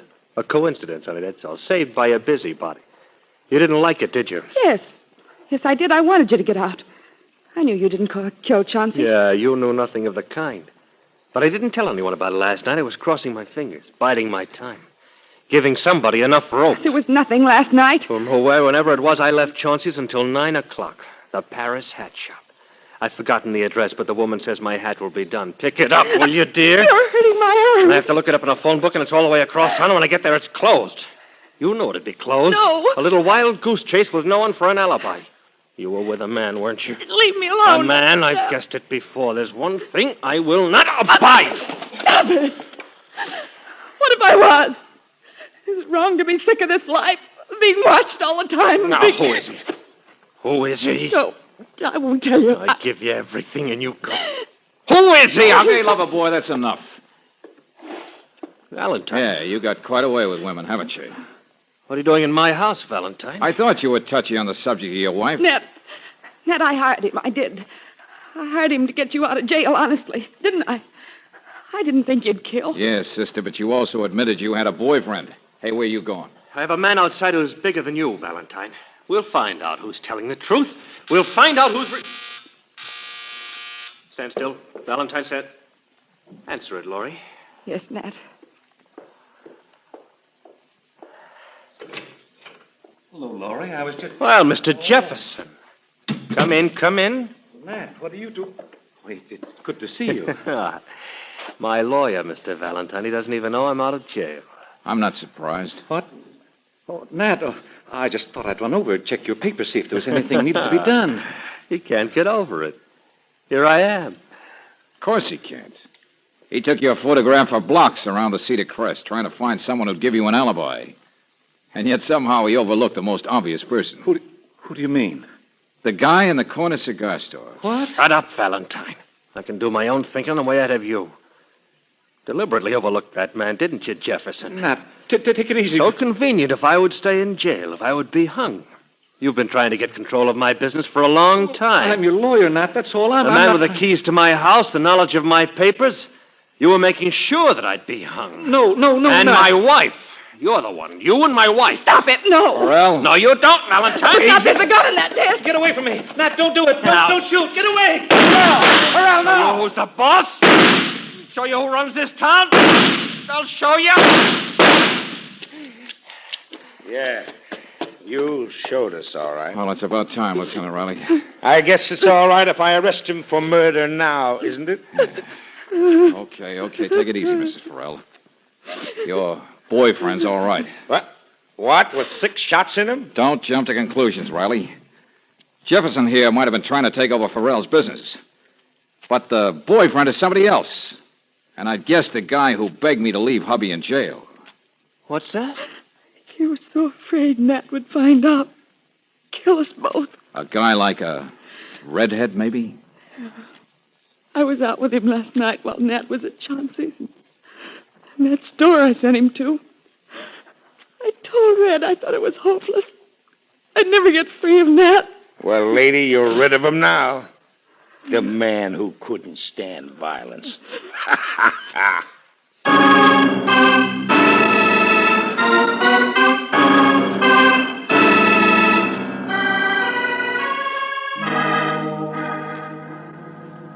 Well, Valentine, so you figured he'd go for his wife. At least you saved her. Yes, and the redhead seems like a nice person. Maybe now she can get herself straightened out. Huh? Sure. You don't want to feel too bad about not being right all the time. Well, Farrell killed in passion. I just said he wouldn't commit a cold-blooded business murder. Like Chauncey? Well, if we have trouble with that alibi, we've got him on another murder. It doesn't make much difference. Yes, it does, Riley, it does. What? I've said all along Farrell didn't kill Chauncey. Now I can prove it. Huh? What? Okay, listen, children. We know Jefferson was trying to muscle in, take over the business. Okay. Now, what better way to do it than get rid of a competitor named Chauncey and have Farrell blamed for it? 2 birds with 1 stone. Are you trying to tell me that Jefferson shot Chauncey? Riley, I've said all along that big boys don't do their own business shootings. George? Yes, Angel. It's more likely somebody he hired to do the job, somebody he brought in from out of town, set up in a convenient spot to watch the victim, watch his visitors. Somebody who had easy access to Chauncey's apartment. Like making deliveries. Yeah, Riley, it's the guy who got scared when we started nosing around. Or maybe he wanted to shake somebody down, I don't know. But anyway, he decided to back down on Jefferson, turn Farrell loose, cover his own tracks, only instead he uncovered his own neck. How do you know? That baseball boy, Lippy, he just talked too much. Huh? Yeah, he described Chauncey as wearing a gold-trimmed jacket. But Chauncey didn't even own that particular jacket until Farrell gave it to him as a gift that same evening. That's right. So Lippy had to be there afterwards. Holy smoke, what am I standing here for? I'm the guy who's got a gun. Oh, but the alibi. Why did Lippy give Farrell the alibi? Yeah, sure. I know the alibi. You know, people always forget, Angel, when a guy makes up an alibi for another guy and the other guy accepts it. Then he's given himself one, of course. That's right. This perfect alibi was like a bicycle built for 2, with both passengers set for a one-way trip.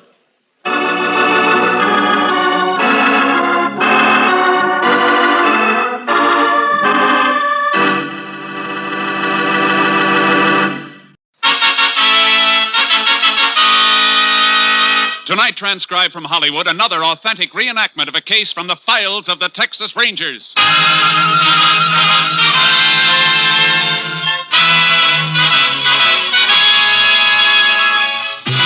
Tales of the Texas Rangers, starring Joel McRae as Ranger Jace Pearson.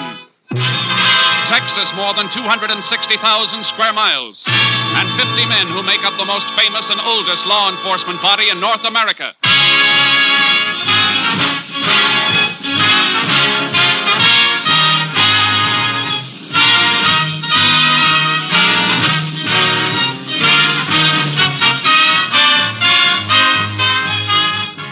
From the files of the Texas Rangers come these stories based on fact. Only names, dates, and places are fictitious for obvious reasons. The events themselves are a matter of record.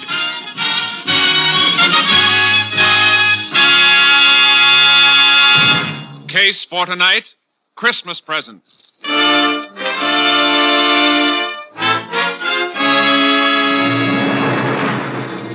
It is 2 p.m., December 21st, 4 days before Christmas in the Depression year of 1931. On a city street corner in North Texas, a man dressed as Santa Claus suddenly leaves his post beside a large red pot labeled Help the Poor. Shivering with cold, he enters the newly opened building of the Panhandle Equity Bank and approaches the bank guard. Say, mister, you mind if I stay in here a few minutes, warm up a little? I sure don't. I've been watching you through the window. Don't know how you stood it as long as you did. Oh, this Santa Claus outfit's pretty warm at first, but then the cold sort of creeps in on you. How long do they expect you to stand out in that? Oh, 8 to 2. 6 hours, that's all. Well, it's 2 o'clock right now. You can go home. Not till my relief man shows up, I can't. Can't leave till he gets here. Some money in a pot out there. Oh. Well, why don't you wait right in here till you see him? Well, I was hoping you'd say that, because I'm sure... Oh, there he is now. Just drove up in a car. Oh, he can't leave a car parked there in front of the bank. There's a time limit on parking. Well, I think he's just wondering why I'm not there. I better go out and... Oh, he sees me. He's coming in. Howdy. Howdy. Was wondering when you get here. God let me come in and warm up. I hope your Santa Claus suit is warmer than his. We'll be closed up by the time you need warming. I don't think I'll get very cold. I got a Colt 45 in my pocket pointed right for your belly. Now, don't move. Don't move, he said. Keep your hand away from your gun. You guys are pulling the stick up. No kidding. You figured that all out by yourself, stupid? Let's make it a nice, quiet stick up, huh? Just walk to the rear of the bank with us, take us through the door to the money in the vault. Now, go on. You'll never get away with this. You just trying to attract any attention. You'll never live to know whether we're doing or not. All right. Open that door. The girl by the desk has to open it. It's button control. Well, tell her you won't in. Miss Keene. Oh, I'm sorry, Mr. Lovett. Your Santa Claus friend's coming in with you? Yeah. We're so busy, I didn't even notice it. Something wrong, Mr. Lovett? You look kind of sick. You'd be more than sick if you let out one yell. They got guns in their pockets, Miss Keene. Watch your mouth, sister. Nobody else can see us now. Take his gun. I've got it. Now, sister, whether he lives or not is up to you, understand? What do you want me to do? Open the case of those money trays. Get to it. All right. You got the sack. Tell her what to put in it and stuff it into your jacket when you're through. All right. And remember, sis, one yap and this jerk gets it. All right. Go on. Come on, now, stuff it in the sack. What are you going to do when you leave? Come on, fast. What do you mean? We'll give you a chance to get away. I mean, we won't yell or anything until you're gone. Honest. Oh, yeah, that's real nice of you. Maybe you ought to be wearing the Santa Claus suit instead of me. You think I'm going to fall for a... Hurry up, will you? One of the bank executives is heading back here. All right. I'm almost through. As soon as I get it in my... Hey, what are you doing back here, Lovett? Why aren't you out front? These Santa Claus fellas, Mr. Peabody, just wanted to... Well, what's the other one doing in the vault there? Miss Keene, what do... You can answer this question later, when and if he comes to. And congratulations on your self-control. You're liable to get medals for saving your own lives. All right, let's go. I got it. All right, let's leave these people to quiet. Wait. Oh!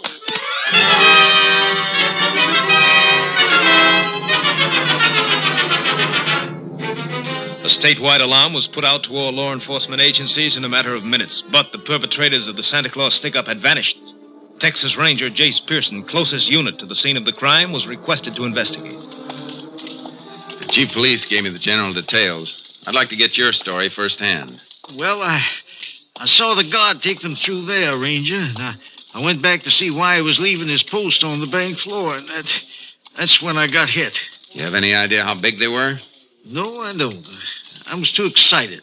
I see.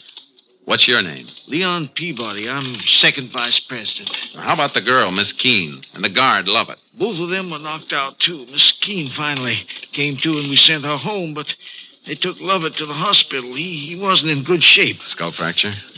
They don't know. How come you stayed around? That's a nasty bump you've got. I feel it, too. Plenty. Ooh. But I knew the police would need whatever information there is, so I stayed. Yeah, you better sit down. Oh, thanks. You think you could recognize either of the hold-up men? Dressed the way they were? I'm afraid not. It's a cinch they chucked those Santa Claus suits right after they left here. I hope they left a few fingerprints. Both of them were wearing gloves. You get a tally on how much they made off with? We're running a tape on it. We'll know in a couple of minutes. Men who pulled this job worked pretty smoothly. They seem to know the setup behind the partitions there. Have any of your employees ever been in any trouble? No, those men weren't employees of the bank. No. I know they weren't. But somebody inside could have supplied them with your new layout. Helped them plan the job. Well, sir, all of our employees have been with us for at least a year, and we haven't taken on any new ones since we moved over here 2 months ago. Mr. Peabody. Oh, yes, Donnelly. Is that the rundown? Yes, sir. 63,800. And we've got serial numbers on some of the larger bills. Good. That'll help if they try to pass any. I'll take a copy of that list. Police can alert the other banks and merchants. We'll get numbers out on the statewide and interstate. We may run down some more serial numbers when we cross-check deposits. That'll be fine. I think you ought to go home now, Mr. Peabody. We can reach you there if you're needed. Oh, thank you. I guess I shouldn't even think about myself, though. I'm a bachelor, but the God love it, he's got a wife and 3 children. Yeah, pretty rotten Christmas present for them if he doesn't pull through.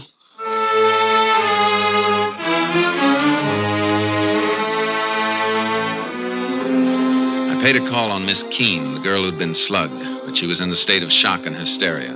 By nightfall, all possible angles had been checked, and we still didn't have a lead. My boss, Ranger Captain Stinson, flew in, and I met him at the airport and drove him to town. You talked to all the welfare agencies that have Santa Clauses stationed on the streets? Yeah, and every man they have checked out clean. It was a phony setup, Captain. Even though one of the bandits spent the whole day right out in the corner outside the bank. Well, that was smart. Got the bank guard used to seeing him. Yeah. City police are checking to see if they can find out where the suits came from and who got them. Good idea. How's the bank guard doing? Love it. I checked the hospital. He's still out. No fracture, but they can't bring him around. He may have... KTXA to Unit 10. That's yours, Jace. Yeah. Unit 10. Go ahead, KTXA. City police report stolen car found in alley off Crockett Street between Maple and Lolly. Maybe car used in Panhandle Equity Bank robbery. Police chief requests your assistance. 10-4. Proceeding there immediately. 10-4. Unit 10, clear. KTXA Austin. We better get there fast. This may be the break we need.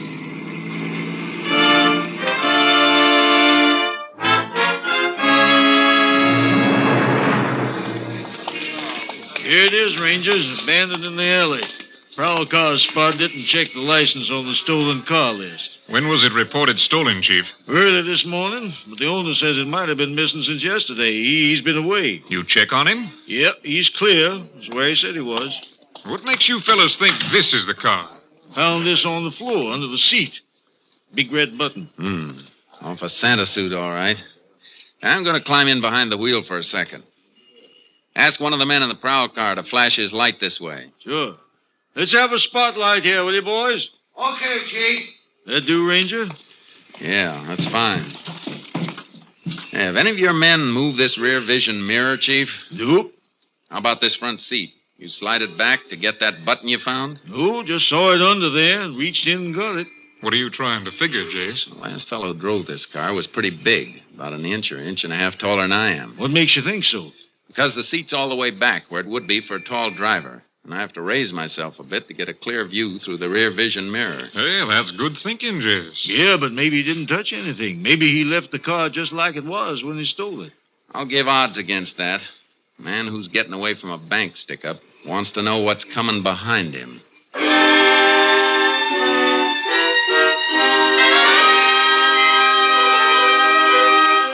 All roads out of the city had been under watch since the report of the robbery, so the men we were after figured to be close by. But all we knew was that one of them was about 6'3". In the morning, we made a routine check with police headquarters. Morning, Rangers. Morning, Chief. Morning, Chief. Your men come across anything? I'm just going to check through this report. Tells us the location of just about every Santa Claus suit in town.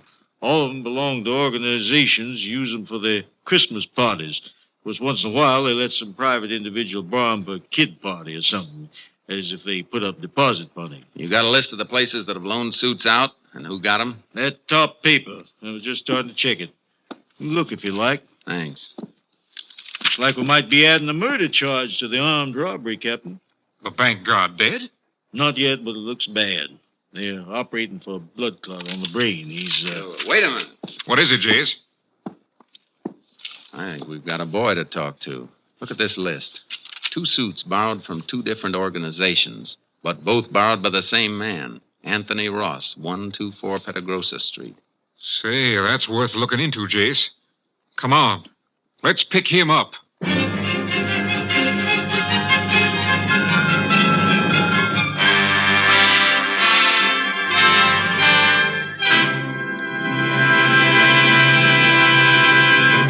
You are listening to Tales of the Texas Rangers, starring Joel McCrea as Ranger Jace Pearson. We continue now with tonight's case, Christmas Present, an authentic story from the files of the Texas Rangers. The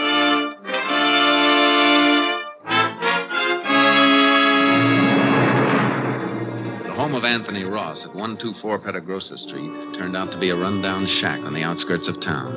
A small boy and girl, not dressed well enough against the cold, stopped playing with a mongrel dog as we drove up. They stared at us while we went up the rickety porch, the dog barking at our heels. It's all right, boy. It's all right. Take it easy. Good pup. There's a good... Yeah, what? Oh, Texas Rangers. You Anthony Ross? Yeah? We'd like to come in. Oh, sure. Annie, you and Jim take the dog in the back of the house and play there. Look at those suit boxes, Jace. Yeah, see them. What do you want to see me about? We can start with those boxes on the table. What's in them? I don't know. Just a couple of packages. That's all. They ain't mine. You better open them up, Jace. Yeah. No. Wait a minute. I tell you, they ain't mine. You got no right to... This search warrant says we have. Search warrant? Now, look. Those things ain't stolen. They were rented. Yeah. Couple of Santa suits, all right, Captain. And look, a button missing from the jacket of this one. I don't know what this is all about. Why are you coming Maybe we in can here? refresh your memory. The guard you slugged at the Panhandle Equity Bank isn't expected to live. What? Who was wearing the other suit, Ross? Who was your partner? What are you guys doing to me? I don't know what you're talking about. We're talking about the $63,000 stick-up you and somebody else pulled yesterday. And since you're about 5'10", I can tell you that your partner's about 6'3". Rangers, you're making a mistake. I don't even know anything about a holdup. The button missing from this suit was found in your getaway car, the one your partner drove. It wasn't me. I tell you, I didn't even know what kind of costumes were in them boxes. They ain't mine. Then where'd you get them? I picked them up at a couple of places yesterday morning. You say you picked them up, and you're trying to tell us you don't know what's in the boxes. I picked them up for somebody else. They were rented out in your name. The woman ordered them in my name. What woman? The one who hired me to pick them up. That's a pretty phony story, Ross. Who was this woman you're talking about? What's her name? I don't know. I don't even know. You better come with us, Ross. No. You gotta listen to me. Please listen. You gotta believe me. I was in town early yesterday morning. She come right up to me on the street. I was pulling my kid's old wagon along, trying to find some junk I might sell. You sure you don't want to think this story over before you go any further? She asked me if I wanted to earn $1 running a couple of errands. I said, sure. A buck could give my kids a meal for a change. She asked me my name and address, and I told her, and then she told me to wait while she went into a booth and made some phone calls. When she come out, she sent me to 2 different clubs, told me there'd be costumes and packages. She had them left in my name to avoid confusion, she said. You didn't think that was funny? Mister, all I could think about was earning that $1. She gave me money, deposit money for the costumes, and told me to come back and meet her with the stuff on that same corner. Where were you at 2 o'clock yesterday afternoon? I was looking around for a junk again for a couple hours after I delivered the packages, and I guess at 2 o'clock I was walking back home from town. It's a long walk to here in this weather. Cost of a bus ride will buy a loaf of bread for the kids you saw outside. Is that a crime? What's it to you if I walk my feet off to feed my kids? All right, Ross. That was a nice act. But there's a big hole in it. You say you delivered the Santa Claus suits to a woman you didn't know. But you've still got them. Yeah, I got them. They're going to mean a good Christmas. Yeah, but you're not going to believe what I tell you. The woman came here last night, drove up in a car, woke me up. She said she was leaving town in a hurry. It didn't have time to take the costumes back herself, and if I'd take them back, I could keep the deposits. $15 each. Yeah, but you're not going to believe that, are you? You better get your coat. Will you give me a chance to ask one of the neighbors to watch out for my kids? I'm afraid you'll be gone too long for that. I'm sorry, but we'll have to take him into the juvenile home. Oh. I guess they'll get better care there than I've been able to give. I'll get my coat. Ross, you been doing any painting around here? Painting? This place looked like it ever saw paint. What made you ask that, Jace? I just noticed this inside the leg of this Santa Claus suit. Paint blob. Looks fresh. Well, how come it's inside the leg, not outside? I don't know. That's something we'll have to figure. This is the large size suit. Must have been worn by the big boy we're looking for.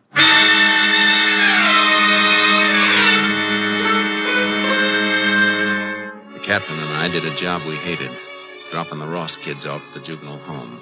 Sometimes it's the only thing to do. They cried for their father. Always makes something inside you cry a little with them. We took Ross to the jail and locked him up. Well, that seems to be it, Rangers. By the time he comes up for trial, he should be ready to name his accomplice. That is, if we don't find him before then. I'd go along with that, Chief, if we'd found any money on him or in the house, even a few dollars. Kids got under your skin, huh, Jess? They got under yours, too, Captain. You know it. Yeah, but we gotta remember, that bank guard has kids, too. You got any late reports on him from the hospital? Man stationed there says the operation is over. Don't know how it's going to come out yet, though. You might as well go over there and check with the doctors, Jace. I gotta get back to company headquarters. Do me a favor, then. You're heading toward Austin. Take the Santa outfits with you and have them sent on to the lab. Get an analysis of that paint in the trousers. Maybe some traces in the boots, too. Well, how come the boots? Well, they're made to go on over regular shoes. I figured that paint stain on the inside of the pants came from a blob of paint on the shoe of the man who put them on. I see. All right, Jace, you want to know the content of the paint and see if lab can run down the source, is that it? Yeah. You working up to some kind of a lead? Maybe. A few things I'm trying to fit together. Maybe they won't fit. If they do, though, you'll hear from me.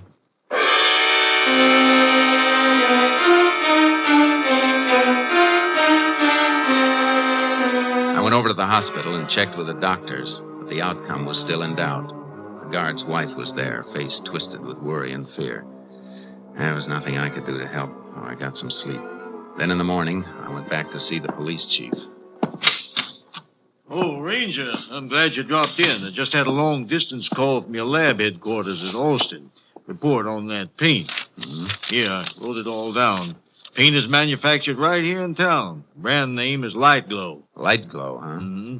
Can you get a list of local painting contractors who use it? Well, I reckon just about all of them do. It's good paint, and this wouldn't hardly be Texas if we didn't deal with a local outfit, would it? No, it wouldn't. Thanks a lot. I'll see you later. Where you going? Over to the Panhandle Equity Bank.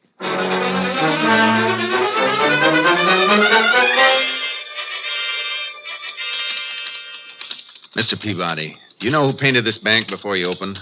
Well, there was a contract for the building, included the painting. I guess that was done on a subcontract. Can you find out from the contractor? Sure, but you mind my asking why? I told you the day of the robbery. Everything was too well planned. Like the men who did it knew the inside of the bank. Yes, I remember you saying that. You think the painters may have? That's what I think. But why not some of the construction men?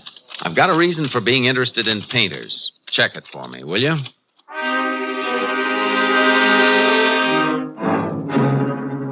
He checked. Contractor gave the name of the painters. 2 men, Eddie West and Martin Poggin. They'd been working the day of the robbery, he said, at a house on the north side of town. I went out to the house to see the owner. Why, yes, Ranger. They worked here all day that day. I remember we heard the report of the robbery on the radio. They were both here all day? Yes. Didn't even go out to eat? Had their lunches with them. Kind of smelly when the house gets painted. Most women usually get out of the way. I wanted to watch them, so I was here every minute to see they didn't get sloppy. I like things neat. I see. Well, thanks, ma'am. I'm sorry I bothered you. Why are you asking about them, Ranger? Nothing important. Not as long as you say they were here. Goodbye, ma'am. Merry Christmas to you. Yeah, the same to you, Ranger. Merry Christmas. She was the alibi for Eddie West and Martin Poggin. But she was too nervous about answering a few simple questions. Nervous enough to make me wonder. I went back to the jail, got Anthony Ross out in my custody, and drove him to the north side of town. All right, get out, Ross. We're going in here for a minute. Why? What are you trying to frame now? I just want you to meet somebody.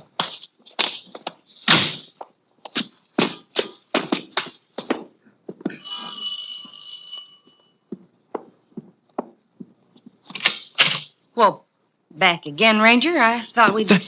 That's her. Ranger, that's the woman Who is he? Who is this man? You ought to remember me, lady. My kids are in juvenile home on account of you, and I've been in jail. I never saw you before in my whole life. Tell him the truth. Tell him before I... Hold it, Ross. Take him away from here.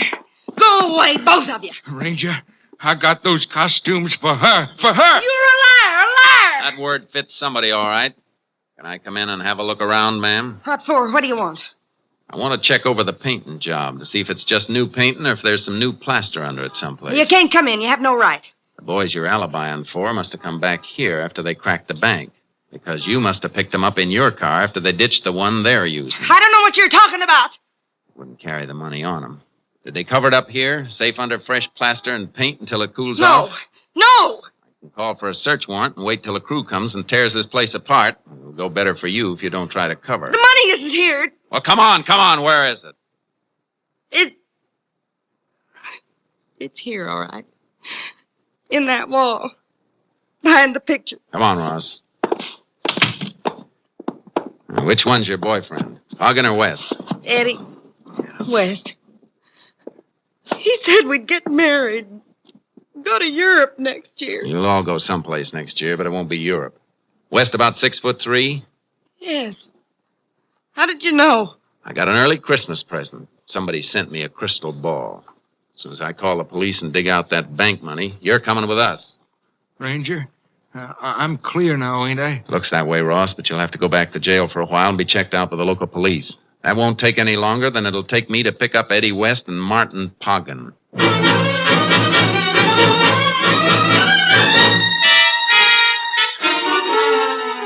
I made my call, then took West's girlfriend and Anthony Ross back to jail. Poggin and West were playing it smart, working right up to Christmas Eve like a couple of house painters would be doing. I found out where they were working, a loft of a warehouse. Local police covered the building while I went in.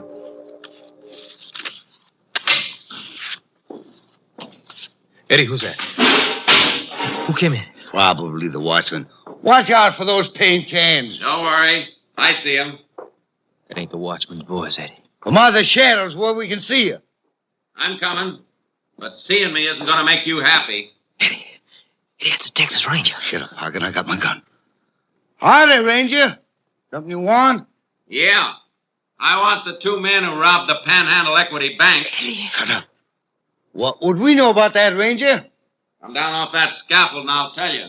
Okay. Marty, lower away. Too bad you aren't working in a place with a phone. Your girlfriend could have warned you earlier. Eddie, he knows. I'll get him. Keep your hands away!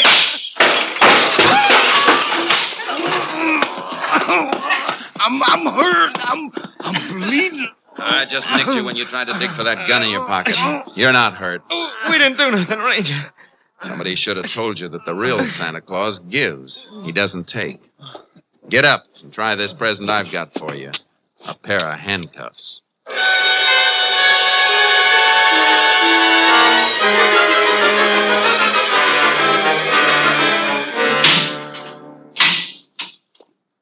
Well, that winds it up for sure, Ranger. Didn't turn out too bad either. Just heard from the hospital. Guard passed the crisis. He's going to be all right. You couldn't have better news, Chief. Just in time, too. It's getting dark. Christmas Eve. You let Anthony Ross go? Mm-hmm. About 10 minutes ago. He didn't seem too happy, though. Just like he didn't care. What with his kids in the juvenile home and everything. Judge mightn't even release him if he can't care for him. Ross didn't have a dime. Not even bus fare. It'd take him a couple hours to walk home. Oh, why didn't I think? Well, maybe it's just as well that way.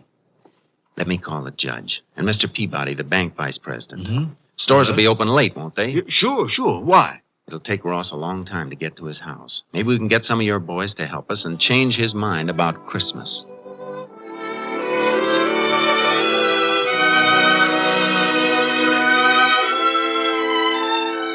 There's Ross. You hear him coming up the walk now? Mm-hmm. Coming slow. His tail is dragging. Yeah. Not that I blame him. Are the kids asleep? Yeah. All bundled up in them new blankets. Shh.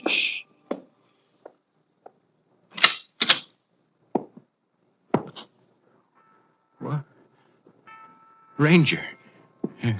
And the chief. The lights. Lights. They're on. The power company turned them off. Yeah. They sent a man out to turn them on again. What? What's all this stuff? Ornaments. Christmas tree. All those toys and things. Tomorrow's Christmas, Ross. For you and your kids. They're in the bedroom asleep. My kids. You brought my kids back to me. Yes, and there's plenty of grub in the kitchen. And you've got a job. Starting next week at the Panhandle Equity Bank. Just go in and see Mr. Peabody after the holiday. Meanwhile, he sent you a little cash in this envelope. Sort of a Christmas bonus, just like the rest of the employees get.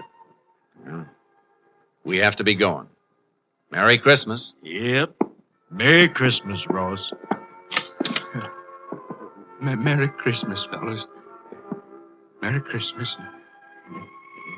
And God bless you. Thanks. God bless you.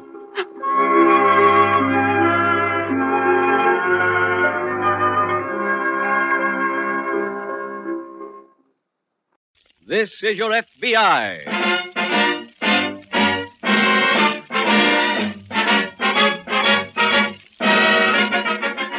This is your FBI, the official broadcast from the files of the Federal Bureau of Investigation.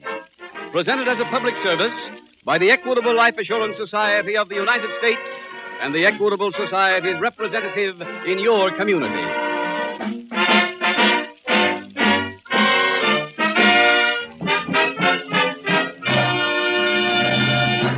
If you have a friend who is a representative of the Equitable Life Assurance Society, maybe this phone conversation will sound familiar to you.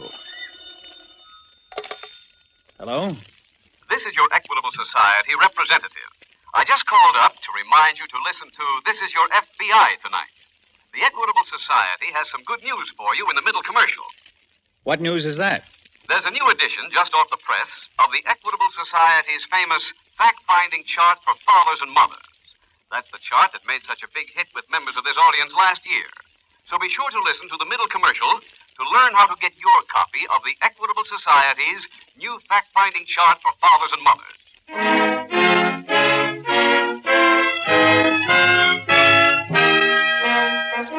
Tonight's FBI file, Lady Luck's husband.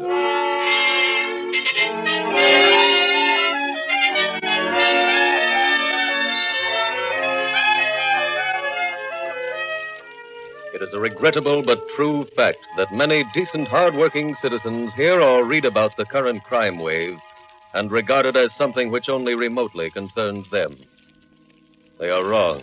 And if you believe that the crime wave does not directly affect you, then you are wrong, too. In the first 6 months of this year, thieves in the United States stole property worth almost $60 million, an average of well over $2 million a week. That property was not stolen from any special class of people, but from everyone, in every strata of our society. More than one theft was committed every second of every hour around the clock, day and night.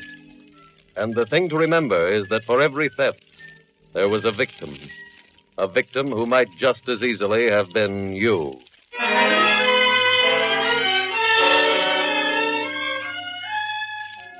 Tonight's file opens in a gambling house located in a suburb in one of our large eastern cities. The owner, a lean, hard-looking, gray-haired man, is standing near the entrance and watching the various tables as a woman approaches. Where have you been? At the bar. I told you to lay off the grog, didn't I? I only had 2 drinks. Our, boy is here. I know. I got the office from Charlie. Which one is he? The guy in the gray suit standing next to Harry. I see him. You remember everything I told you? Don't worry about it. Here's some chips. Go over and bet with him, whatever he bets. There's only 200 here. You won't need any more. He's going to win tonight. Okay. See you later. Yeah. Good luck. 5 and a 2. Pay the come and take the line. Next shooter. I'll shoot 50. 50 is right. And make your plays. Here he comes.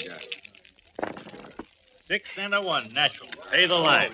Now let it ride. I'll stay with him. Keep lucky, mister. Coming out.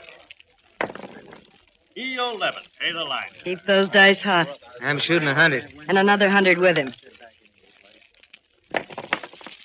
2 and a 4. 6 is the point. 20 on a hard 6. Bet me 20 the same way. Here he comes. It's a 3 and a 3. Hard 6. Pay the line. Pay the hard 6. Make your bet. Same man shooting. You're my lucky man.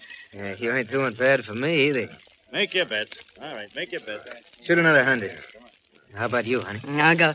Uh-oh. I've got to quit.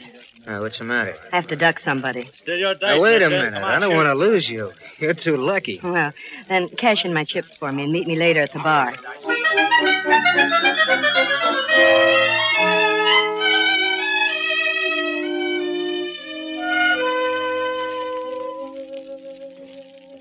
Hey, over here. Oh, sorry I kept you waiting, honey. I had to finish my shoot. How'd you make out? I won about a G. Well, not bad. Yeah, here's your dough. 600. Say, thanks. Can I buy you another drink? Sure. What is that, scotch? And water. Hey, Joe, 2 scotch and water, huh? I'm sorry I had to run out on you like that. Did you have to? Yes. Why? Oh, I spotted a fellow coming in. Friend of my husband's. Your husband? Uh-huh. You see, he doesn't want me to gamble, so I have to sneak out and come here alone. He must be daffy. If I was married to anybody as lucky as you, I'd drive you to the game. Well, I'm not usually so lucky. Maybe it was me? It was. Why don't you just say we're a good combination? Okay. One that ought to stay in business. Is that an invitation? Well, now that you bring it up. Yeah. But I'm a married woman. Well, you're with me now. Well, big, strong type fellow. Now, it's like rolling dice. I pick my spots. I see. Hey, I don't even know your name. It's Hazel. Oh, I'm Bill. Hiya, Bill. Hi. Hey, look, I got an idea. What? Where'd you tell your husband you were going tonight? To the theater with a girlfriend. You got any more excuses like that? That depends. What do you mean? I'm like you. I pick my spots. Well, how about picking a spot to meet me tomorrow night? Now, look. We'll listen to music instead of dice. What do you say? Well, okay.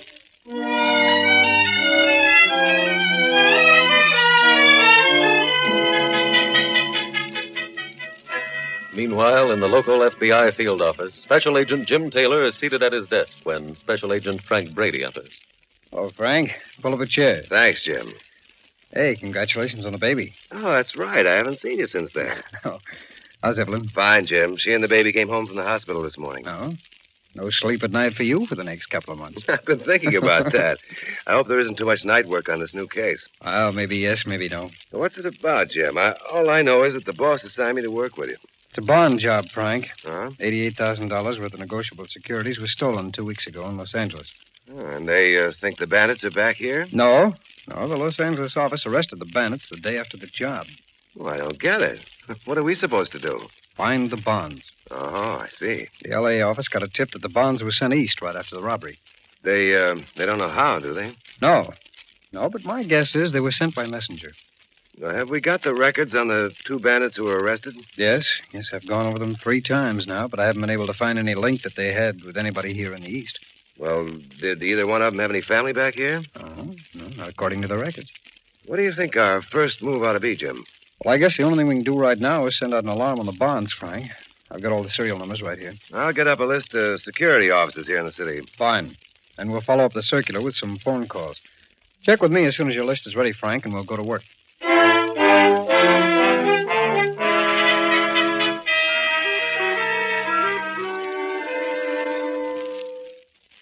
Hazel, throw me a match, will you? Huh? Oh, sure. Here. Thanks. Oh. Jack, you look tired. I am. I was up all night. Again? Yeah, the tables ran late. We let the suckers play till 6 o'clock. It's lucky I've got a boyfriend to take me out. How are you doing with him? Not bad. We had another date last night. That's 3, isn't it? Yeah, 3. You got another date tonight? Mm-hmm. I'm meeting him at 7. How nice for you. How nice for him. You think you got him on the hook? Well, all I can tell you is, last night the way he talked, you'd have thought I was the original dream girl. Hmm. You like that, huh? Sure. Why not? Did you tell him you were married? Uh-huh. Have you given him the husband routine yet? Uh-huh. You mean that he doesn't understand me? Yeah. Have you used it? Not yet. You, kind of like this assignment, don't you? Jealous, baby? No, baby. I'm just reminding you. This is a business deal you're swinging. Look, why do you need this guy so bad? I already told you we need somebody to crack a safe. Why couldn't we hire him? We'd have to cut the job down the middle. This way, we get it for free. Oh. Honey. Huh? You've had enough fun with this guy. Tonight, I want you to go to work.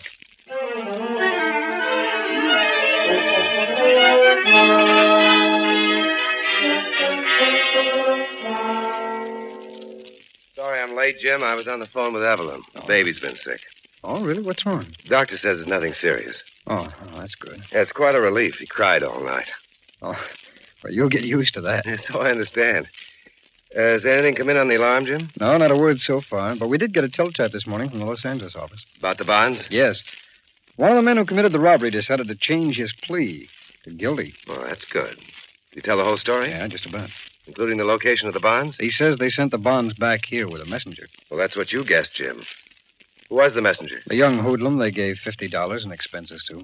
Pretty cheap for transporting that kind of loot. Well, it seems the messenger didn't know what he was carrying. I see. Who'd he bring the bonds to? A fence named Tom Reynolds. Tom Reynolds? Don't I know that name? Sure you do. He's got a record that runs 2 pages long. A big, heavy-set man with a small mustache? That's the guy. And now we know what our next step is. Let's see if we can find Tom Reynolds.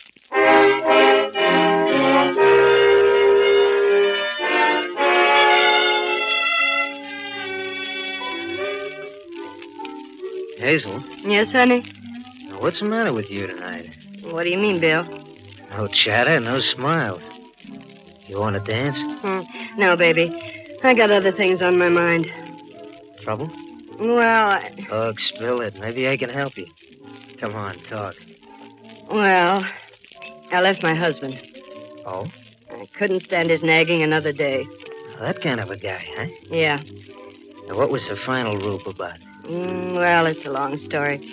The main thing was he always complaining about my spending too much money. I understand. That's a pretty common beef with husbands. He had no right to use it. It's my own money I was spending. You mean really yours? Yes. Well, you should feel happy to be rid of the guy. I would, but for one thing. Oh, what's that? Oh, it's a personal matter. Oh, what is it? Maybe I can straighten it out for you.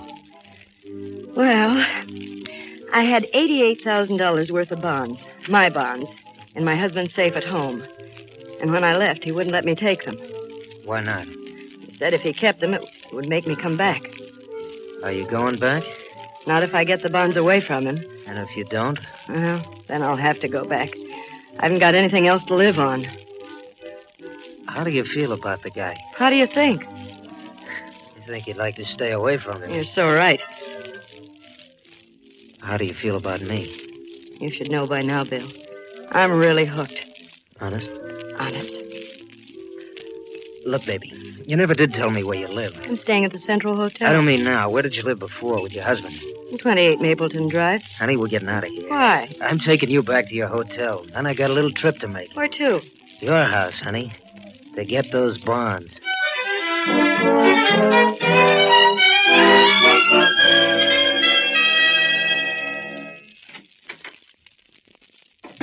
Jack? Yeah?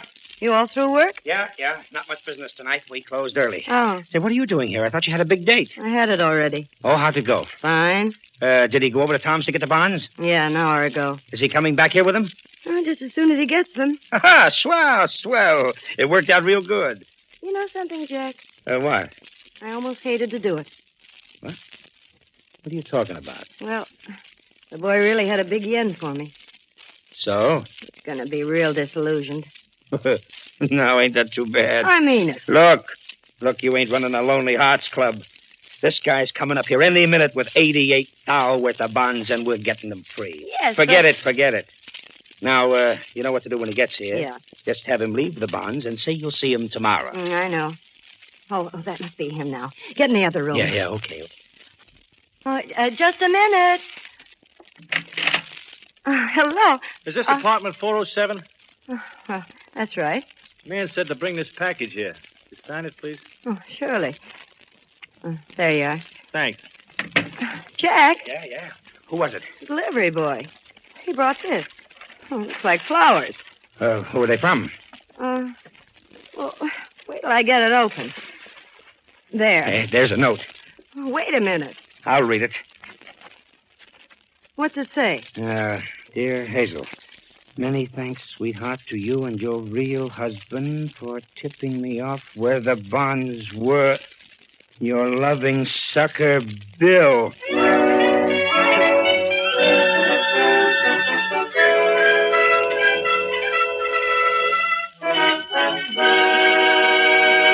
We will return in just a moment to tonight's file, which shows how your FBI promotes security for the nation.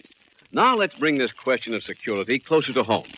Ed, can you see the title of this chart I'm holding in my hand? Yes, it reads a fact-finding chart for fathers and mothers. Right, a fact-finding chart for fathers and mothers prepared by the Equitable Society. Okay. Facts don't scare me. What's this chart all about, anyway? Ed, it's designed to open your eyes to your family's financial needs if you should die. Fill in this fact-finding chart, and you'll know how much money it would take to keep your wife and children well-fed, well-housed, and well-clothed. Have you ever faced that fact, Ed? I'm ashamed to say I haven't. It'd be quite a job to figure all that out. Ed, with this Equitable Society chart, you'll have the answer in 5 minutes flat. Look, you're guided every step of the way by easy-to-understand pictures, which illustrate the rock-bottom expenses your family will have to meet. And when you're finished, you'll have a clear, accurate, and complete picture of just what income your family would need during the critical years. Critical years? What are they? The years before your youngest child finishes high school. Years during which the home must have a minimum income to keep it together. I see your point. Where do I get one of these fact-finding charts? And how much does it cost? Why, it doesn't cost a cent. The Equitable Society representative in your community will be glad to bring you a copy. Sit down with him, you and your wife together. There's no obligation, and get a true picture of where you stand. Phone him tomorrow to bring you an Equitable fact-finding chart for fathers and mothers. Or send a postcard care of this ABC station to the Equitable Society. That's EQUITABLE. The Equitable Life Assurance Society of the United States.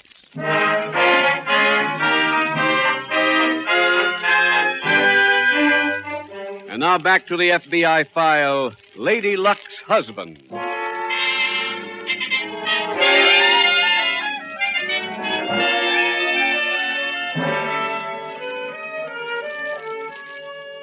The history of the world since time began is studded with crimes. For even in the very earliest days, some men were so overcome with greed and lust that they became the first criminals. From that day on, up to and including this very minute, some men have devoted their time and their very lives to planning and committing the perfect crime. In tonight's case from the files of your FBI, you see another example of a pair of criminals who tried the same thing with the same inevitable result. Someday, man will give up that evil dream of committing that perfect crime. But from all appearances, that day will not come soon.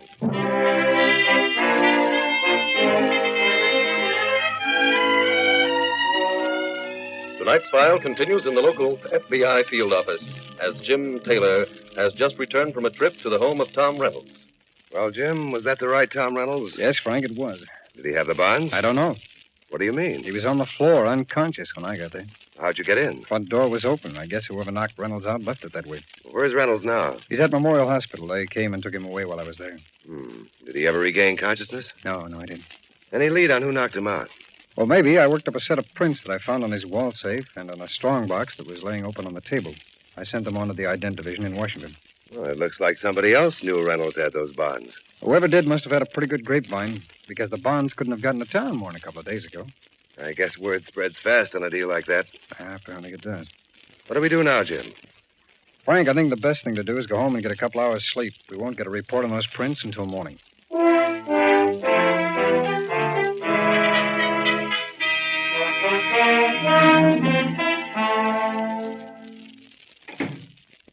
Is that you, Jack? It ain't your boyfriend with the bonds. Oh, stop beefing, will you? Go out and get those bonds for me, and I'll stop. Wasn't my fault we got double-crossed. Didn't I ask you to stay right with the guy when he did the job? Didn't I? Yes, you did, but I thought it was better this way. Every time you do any thinking, we get into trouble. Did I pick him out and say he was a sucker?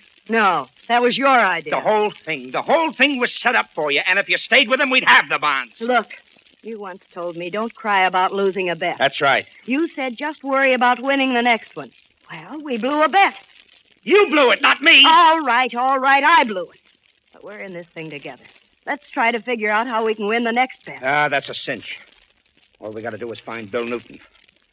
I was just over to the place where he used to live. Used to live? Yeah. The janitor told me he blew with all his bags. There must be some way to find out where he went. I called every guy in the mob. If he shows up any place, they're going to call me. Well, let's stop worrying then. He's got Wait a minute. Huh? Do me a favor, will you? What? Throw out those flowers.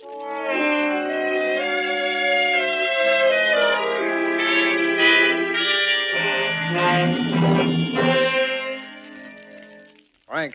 Oh, Frank. Hi, Jim. I came right over as soon as I got your message. What's going on? We received a report from Washington on those fingerprints that I found at Reynolds' house. They were identified as belonging to a thief named Bill Newton. I checked, and I found that he lives in this building. Good. No, not so good. He's gone. Oh? Yeah, I checked out early this morning. See. I have a pass key here to his apartment, though. Come on. Any idea where he went? No, I talked to the superintendent. He couldn't give me anything on him. But he did have one piece of information. What's that? He said there was a thin, gray-haired man around here about 2 hours ago, also looking for Newton. Who could that be? I don't know. Oh, here's the elevator. Go ahead. Thanks.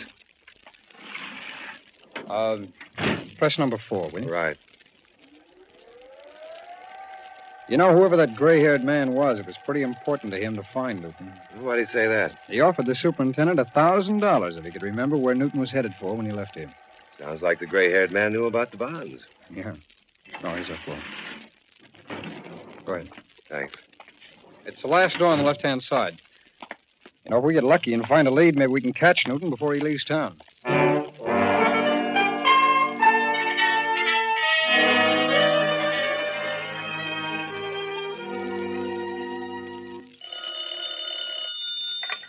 Hello?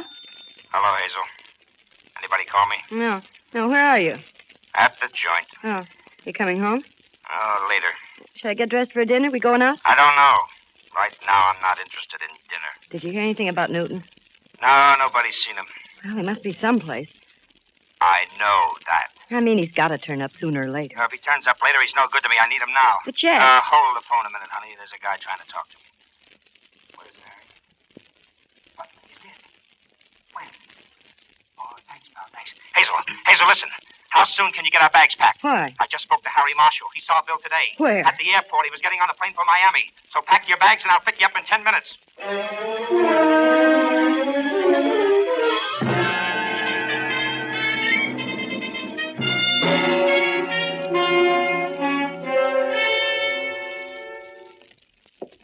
How are you doing in here, Frank? Not very well, Jim.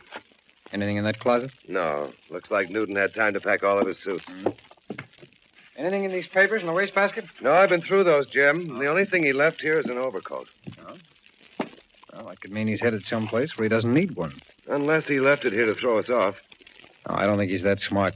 Besides, he didn't know we were looking for him. That's true. Did you find anything? No, the laundry hamper in the bathroom is full of soiled monogram shirts, handkerchiefs. There's a laundry box full of clean shirts, also monogrammed, delivered after Newton had skipped. Those monograms fit in with what it said in his record. Remember? Oh, yes. It's a very fancy dresser. Well, Frank, I think we'd better go back down to the office, see if we can work up some of the lead. Okay. Nothing here except the shirts and that lot. Hey, wait a minute. What? Frank, I just thought of something. What?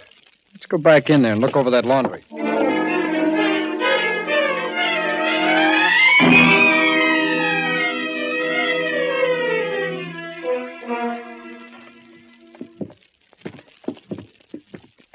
What number are we looking for? 1027. Come on. It's down this way. Are you sure he's in? Honey, I didn't give that bell captain $20 for nothing. This I'm going to enjoy. When I think how he Quiet. That's the room there. Who's there? Telegram, Mr. Newton. Oh, Step back, sucker.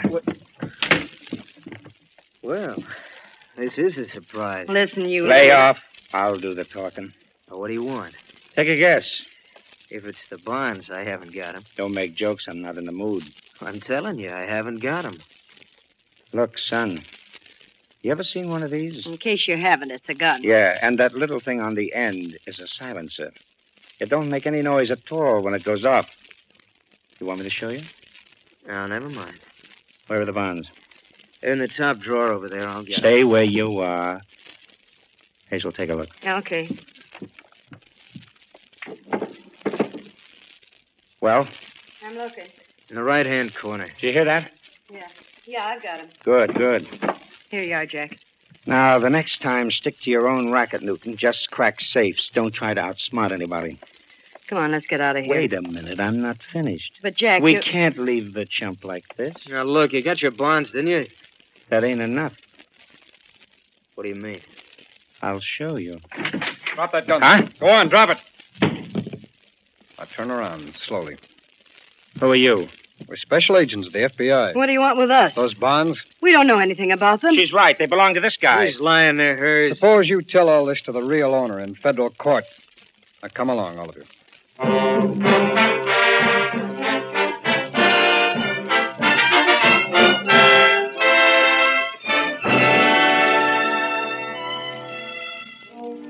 Jack Mayfield and Bill Newton were tried and given a 15-year sentence for violation of the National Stolen Property Act.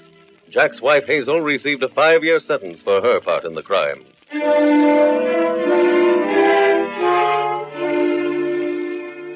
And so, 3 more criminal careers were brought to a close because of the alert observation of a special agent of your FBI. A special agent who remembered that every piece of laundry he had examined had borne the same label. He also reasoned that if Bill Newton was a fastidious dresser, it was likely he would order his new supply of shirts from the same man who had made his old ones. A check at the store revealed that Newton had called before taking the plane and had ordered his new shirt sent to him at the hotel in Miami. That was not a big clue, nor even a seemingly important one, but every special agent is trained to follow every clue, big or small, to its conclusion. For that reason, your FBI was able to close this case and once again to protect you, the American people.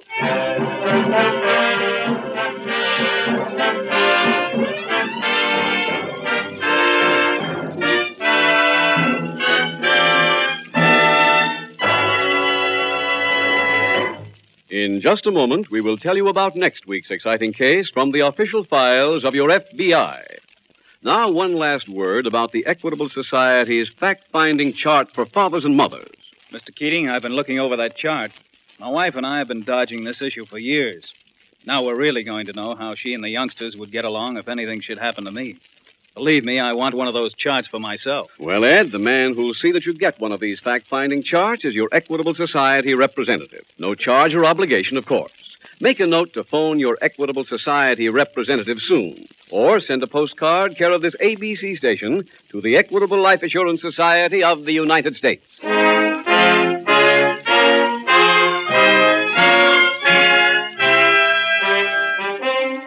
Next week, we will dramatize another case from the files of the Federal Bureau of Investigation. The story of a special agent's search for Santa Claus. Its subject, the Christmas season. Its title, The Return of St. Nick.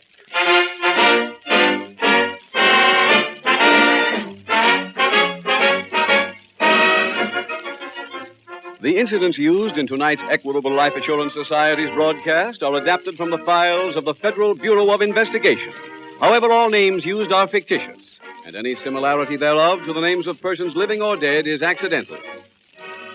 Tonight, the music was composed and conducted by Frederick Steiner. The author was Jerry Lewis.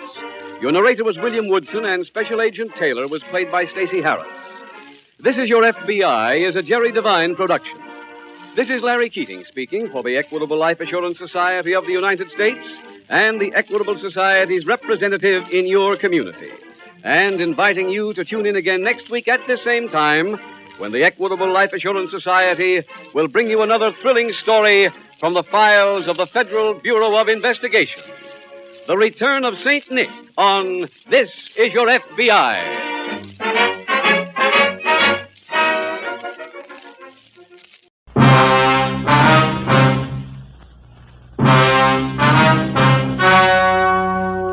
The story you are about to hear is true.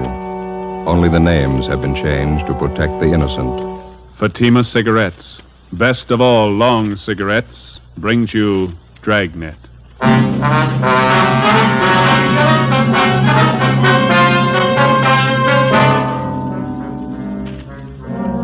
You're a detective sergeant. You're assigned to forgery detail.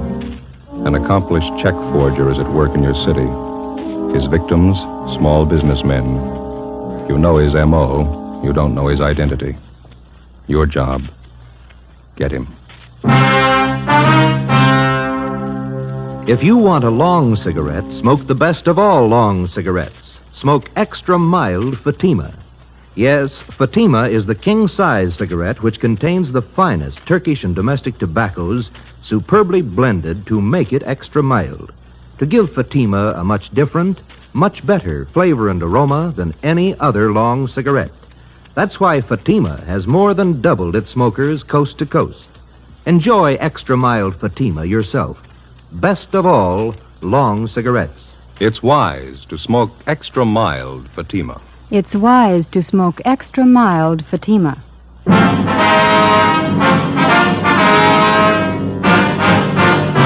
Dragnet, the documented drama of an actual crime.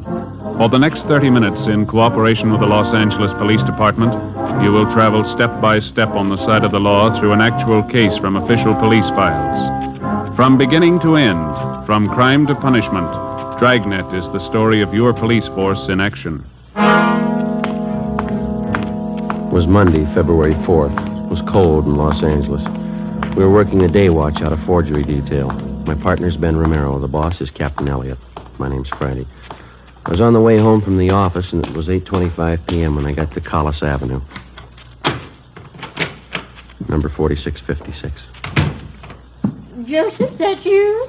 Yeah, Ma. We're in the living room. We have company. Oh, that's so? Hello, Joe. Well. You remember Mary Fowler, don't you, Joseph? I sure do. How are you, Miss Fowler? Just fine, Joe, thank you. Doing some shopping out this way and thought I'd stop by and have a cup of tea with your mother. Well, it's good to see you. How are things in the old neighborhood, huh? Oh, pretty much the same. Oh, Miss Daly, remember her? Mm-hmm. Finally died. Oh. I suppose it was for the best, though. I was just telling your mother. Jim and Louise Watson finally moved. Jim got a new job out by Altadena. Oh, is that so? Yeah. My, you certainly looking fine, Joe.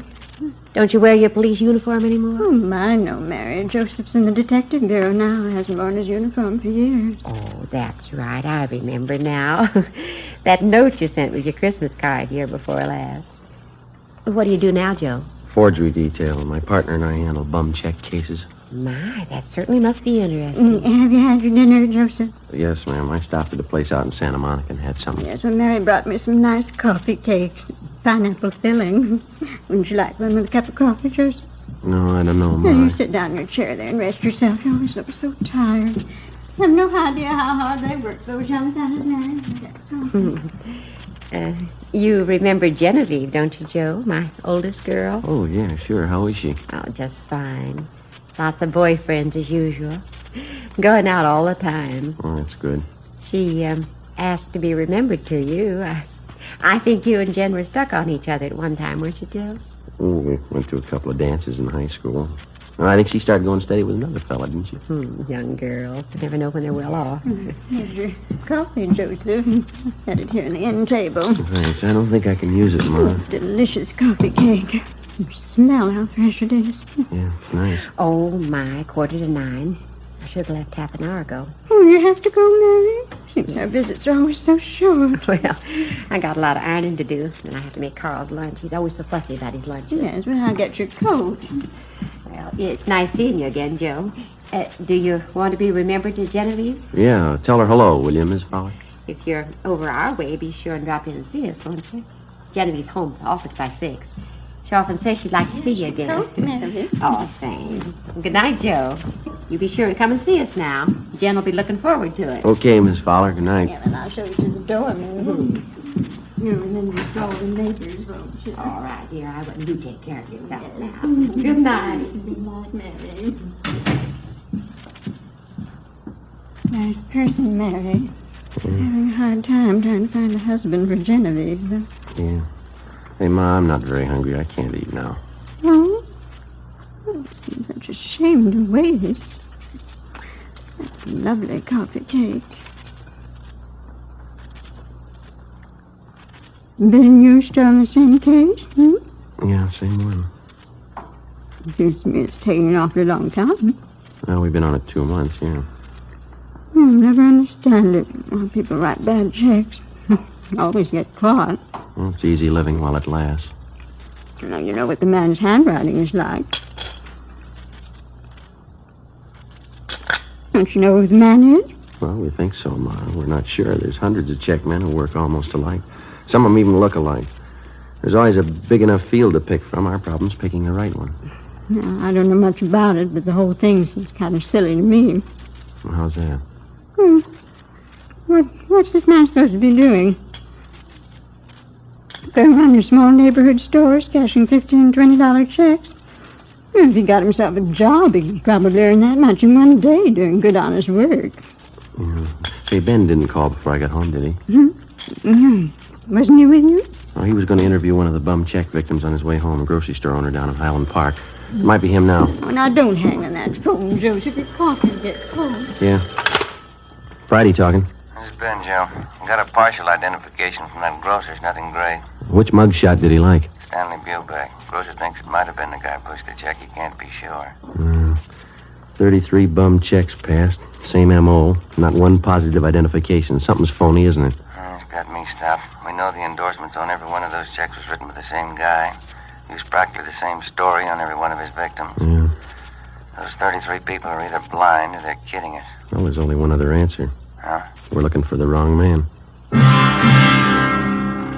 For 2 months and 2 days in different shopping districts throughout the city, a man described as well-dressed and middle-aged had been passing worthless checks on independent neighborhood businessmen. Most of the victims were proprietors of small shops, meat markets, liquor stores, grocery stores. In none of the cases was the check written for more than $25. With the help of the stats office and our record bureau, we'd gone through the list of experienced checkmen until we found one man whose description and M.O. matched perfectly with that of the suspect. The man's name was Stanley Bubeck. We can't locate him, Captain. Another thing, we can't get a positive identification from any of the victims. And find a suspect they can identify. You've been tracking the guy for 2 months. What's the big mystery? Well, we tabbed the man as Stanley Bubeck, and his record and his M.O., his description, they all tie in perfectly.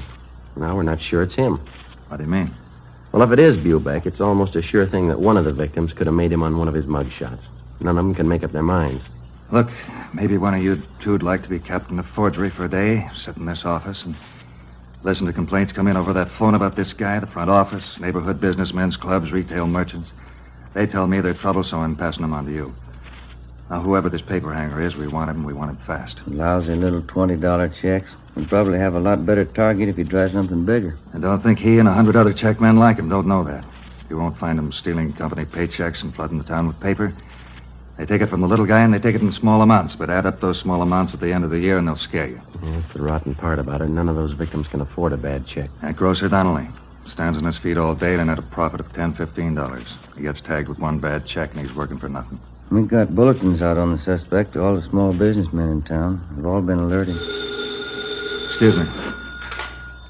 Captain Elliott. Yeah, okay, Don, right away. Don Myers. He went over the handwriting of those last 3 checks. Wants to see you. Okay. How about that special bulletin you got out to the prisons on Stanley Bubeck? Any replies? Nothing yet, Skipper. All right, stay on it. Right, let's go, Ben. It's a sour deal.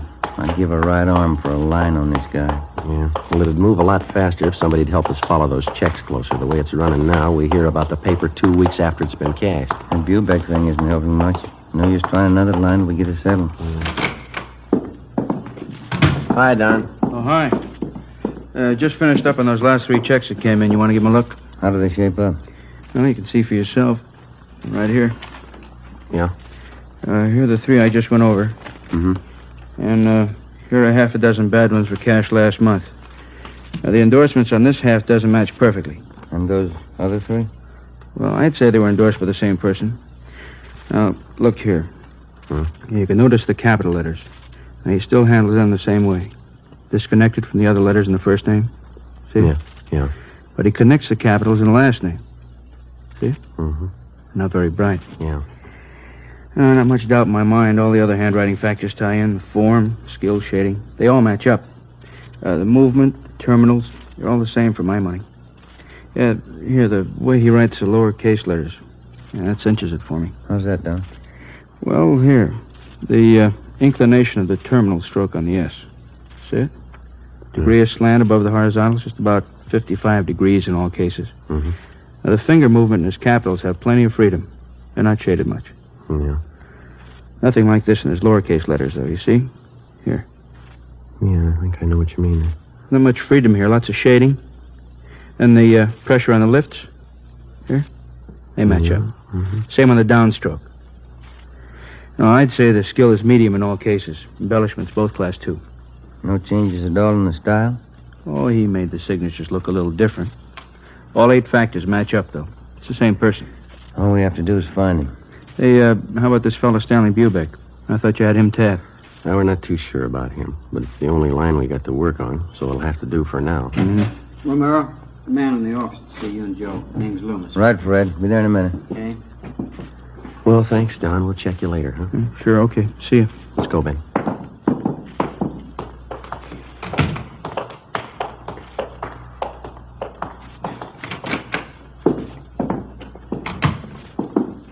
How do you do? You Mr. Leumas? Yes, Sergeant Romero? No, this is Sergeant Romero here. My name's Friday. Oh, How are how do you do? What can we do for you? It's about these checks, Sergeant. These right here. Well? You see, I run a delicatessen out on Sunset, and a few days ago, a new customer came in for a few things and paid for them with these checks. He came in twice. Yeah, go ahead. Well, I got the checks back today. They're no good. I tried to look up the man at the address he gave, but there's no such address. Mm-hmm. You can see, one's for $15, the other one's for $20. Yeah. Reason I asked for you men is because I know the man who runs the drugstore across the street, George Holmquist. He had some bad checks about a month ago. He said you took care of him. Oh, yeah, I remember. Do you recall the man who passed these checks, Mr. Leumas? Yes, I think I do. He told me he was new in the neighborhood and he was looking for a place to trade. Well, I guess we're all anxious for new business. I took the checks. You got those mug shots there, Ben? Well, yeah. Here we are. Thank you. How about these men, Mr. Leumas? Any of them look anything like the person who passed the checks on you? No. Let's see. This one, yes, it does look like the man in a way. I don't know if I could be absolutely sure. Stanley Bubeck, same M.O. Beg your pardon? Well, it looks like you're stuck with a couple of bad ones, Mr. Leumas. Probably the same man who passed checks on your druggist friend. And we're doing everything we can to run this man down. But what about the checks? Isn't there anything I can do about them? No, sir, I'm sorry. Not right now. We would like to have you make out a crime report, if you will, and would you leave these checks with us? Friday, Romero. Excuse us, Mr. Leumas. This just came in for you. Reply from Salt Lake City, Utah on that bulletin you sent out under Stanley Bubeck. Yeah. He's been in jail for 5 months.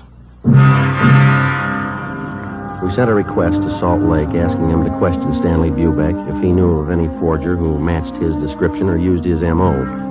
Bubeck could tell us nothing. Wednesday, February 6th, we threw away the results of 2 months of investigation. We went back and started from the beginning. Despite all precautions and warnings, the checks kept coming in at the rate of half a dozen a week. The same M.O. was used. The same handwriting showed up in the signatures on the checks. Again, with the help of the staff and the statistician's office and the record bureau, we waded through hundreds of names of known checkmen and compiled a new list of 38 possible suspects. Each one fitted the general description of the forger. Each one, at some time in his forgery career, had used the same general method of operation. Well, after days of legwork, we finally boiled down the list of possibles to 3 names: George Roberts, James Young, and a Harry L. Johansson. We got out a flyer to all the small businessmen in the areas where the forger operated. Another week passed. The worthless checks kept showing up at the rate of 2 and 3 a day. On February 21st, Ben and I answered a call from a druggist in the Echo Park district. He bought some toothpaste and a carton of cigarettes, Sergeant. Asked me to cash a $20 check for him. Did you ever see the man before, sir? No, he gave me the same old story about being new in the neighborhood. That's when I remembered that police bulletin the department sent me. Mm-hmm. Do you still have that bulletin? No, I looked it over, and then I guess it got mislaid. I wonder if you'd mind taking a look at these pictures here. Not at all. These right here. Mm-hmm. Sure. This one right on top, that's the man. You sure? I am. It only happened a few hours ago. Do you know who he is? Harry L. Johansson. That's the name we have on him. It doesn't mean anything to me. He got real huffy when I wouldn't take his check. Stalked right out of the store. Very suspicious. Did you follow him? No, I told Ralph, my clerk, to follow him. Ralph. Yeah, Mr. Butler? You want to tell these officers about that man this morning? Well, I followed him down the street for a block and then turned the corner. That's where I lost him. It's too bad. Yeah, all I got was a license number.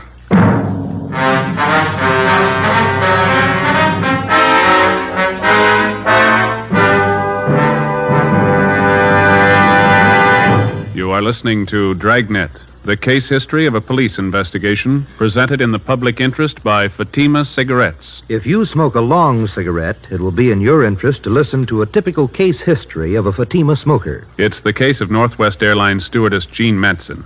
You'll see her picture in leading magazines this week. Now, her actual signed statement. There's one thing I really look forward to after a long flight. A good, mild smoke. That's why I prefer king-size Fatima. It's milder than any other long cigarette I've tried. Yes, I agree it's wise to smoke extra mild Fatima. And so do more and more smokers every day. Actual figures show extra mild Fatima has more than doubled its smokers coast to coast. So enjoy extra mild Fatima yourself. The king-size cigarette, which contains the finest Turkish and domestic tobaccos, superbly blended to make it extra mild. You will prefer Fatima's much different, much better flavor and aroma. You will agree. It's wise to smoke extra mild Fatima. It's wise to smoke extra mild Fatima. Best of all, long cigarettes.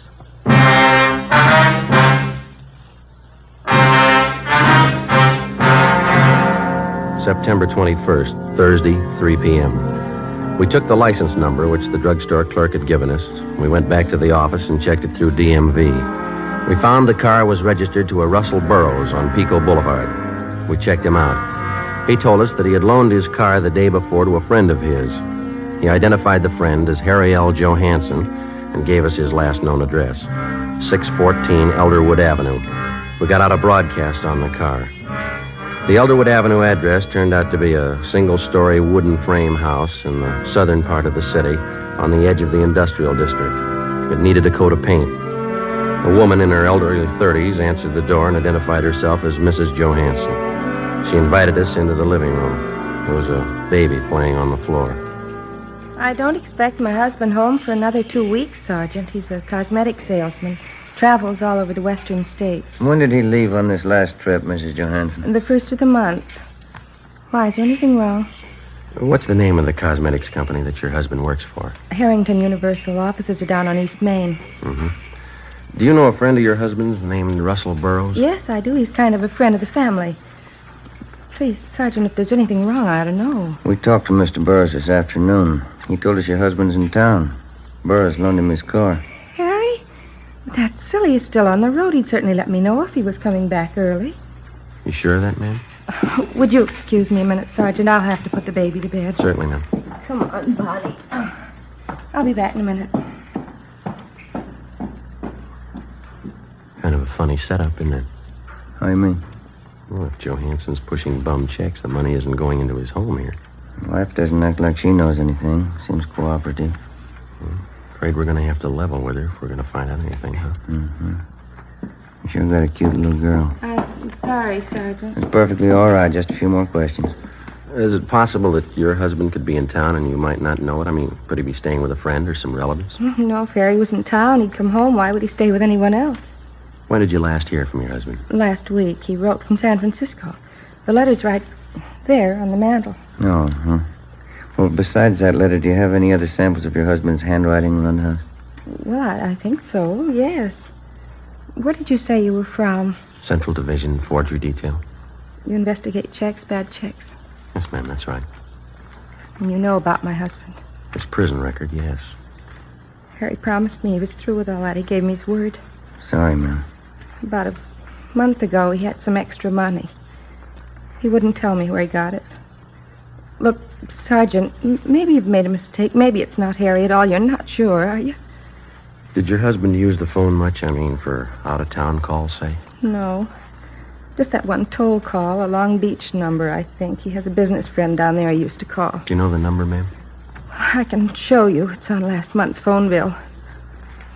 Please, Sergeant, if Harry's done something wrong, he did it for us. Me and the baby. Harry's not bad. Yes, ma'am. He's done something. He did it for us.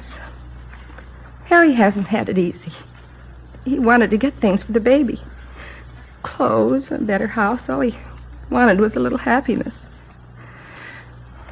A little happiness. You had it wrong, ma'am. You don't buy it with bum checks.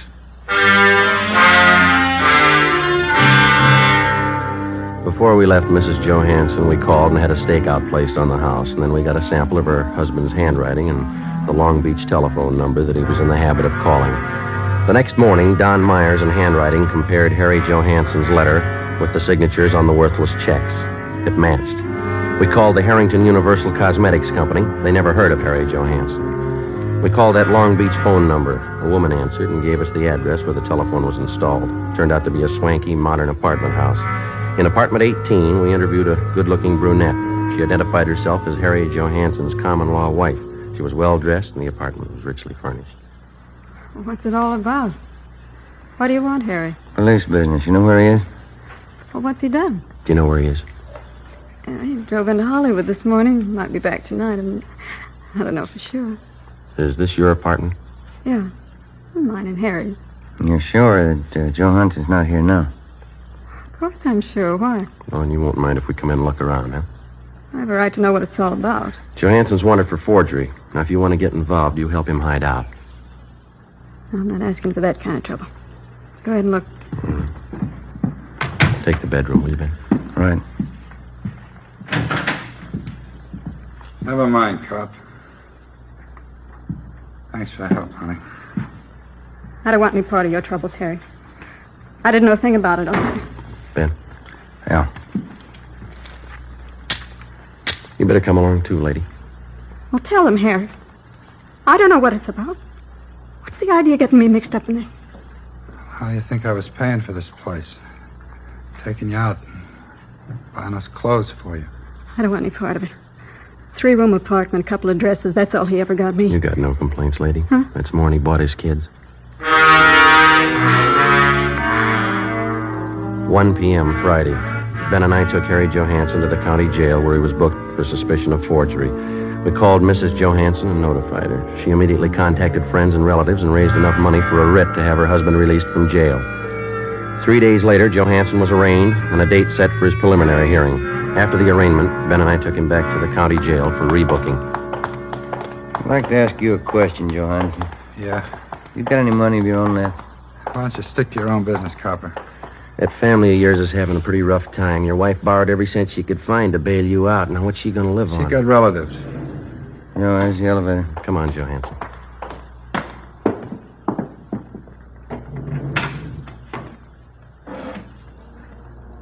They're not going to put me back in Folsom.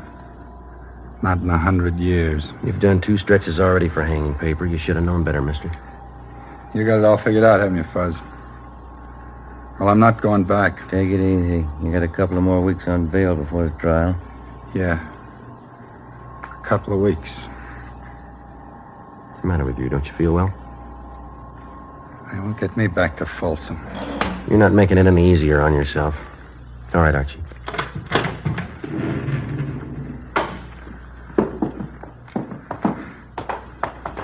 Don't you cops understand? I hate it. Every lousy bit of it. I'm not going back to Folsom. I'm not going back.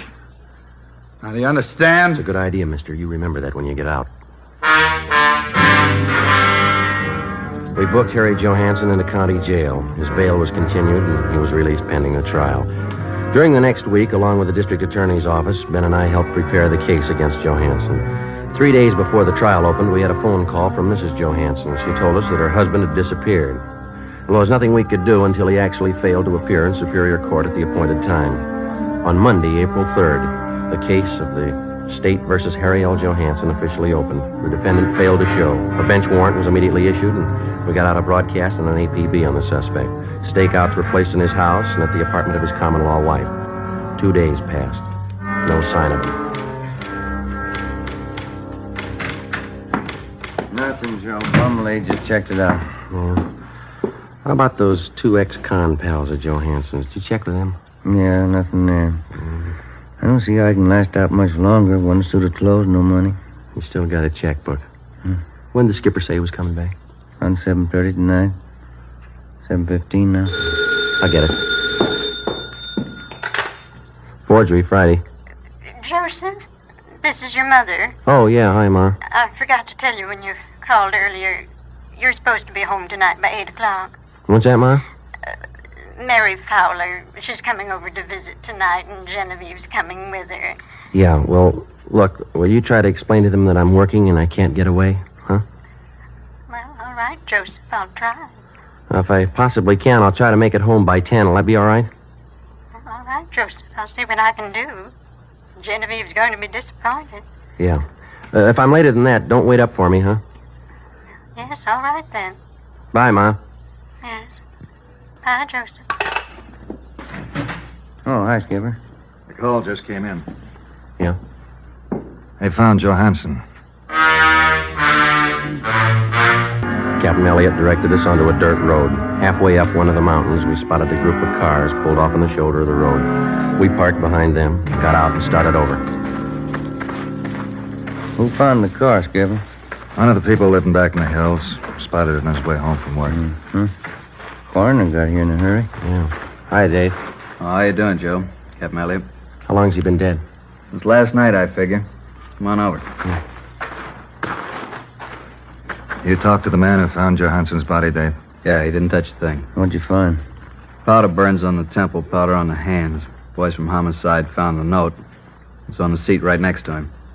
Here it is, here. It's been checked. Yeah, thanks. All ties in, huh, Dave? Pretty tight, yeah. Gene Bechtel from homicide wants to talk to you, Captain.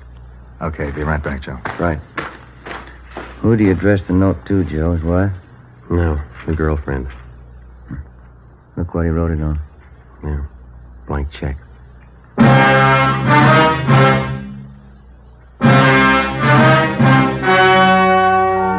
The story you've just heard was true. Only the names were changed to protect the innocent. On April 9th, an inquest was held in the coroner's office on the main floor of the Hall of Justice, Los Angeles, California. In a moment, the results of that inquest. And now, here is our star, Jack Webb. Thank you. The working detective comes in contact with many people in his daily tour of duty, people who are willing to cooperate and those who won't even try. It's a difficult task, but the police officer has been trained to try to please everybody to the best of his ability. So with a cigarette, the people who make Fatima try to please all long cigarette smokers. They carefully select and blend the finest Turkish and domestic tobaccos to make Fatima extra mild, the best of all long cigarettes. Now, if you're a long cigarette smoker like I am, smoke Fatima. Every pack is extra mild. Fatima.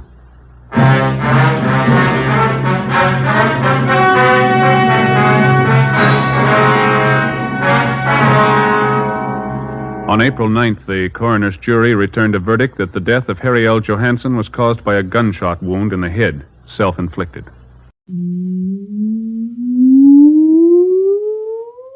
Countdown for blast-off. X -5, -4, -3, -2, X -1. Fire.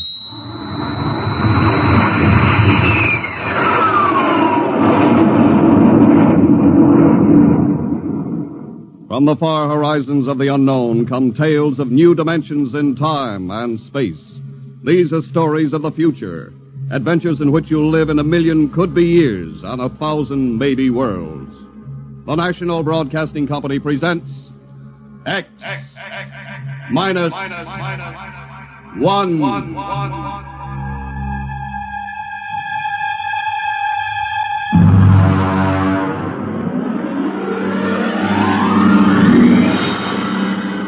Tonight's story, No Contact.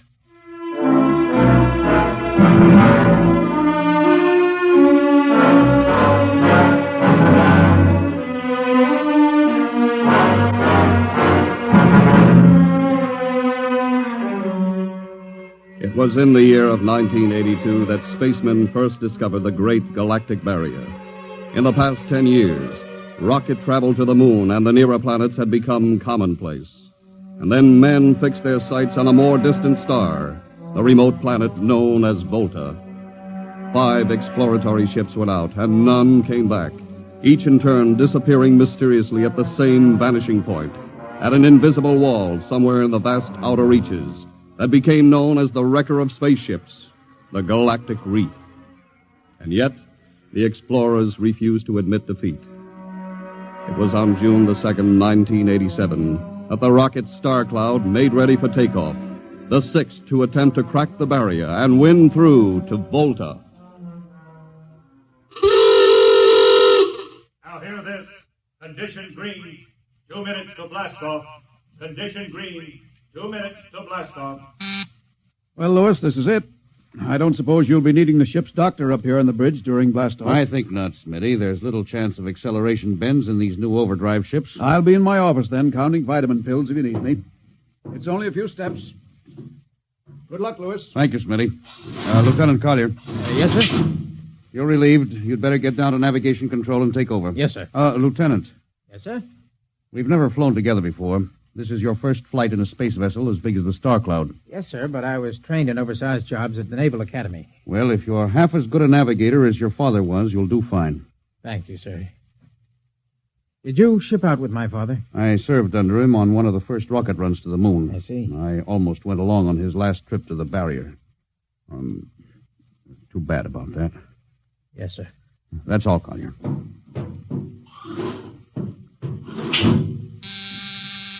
Lieutenant Paulson. Get me the ground control tower on the field. I want to talk to Colonel Harrison. Yes, sir. Go ahead, sir. I patched in the bridge speaker. Colonel Harrison? Yes, Captain? We're standing by for takeoff in 30 seconds. Good. The field's cleared of all personnel. We'll try to reestablish radio contact immediately after takeoff. In any event, there'll be a 24-hour ground monitor. Fine. Good luck.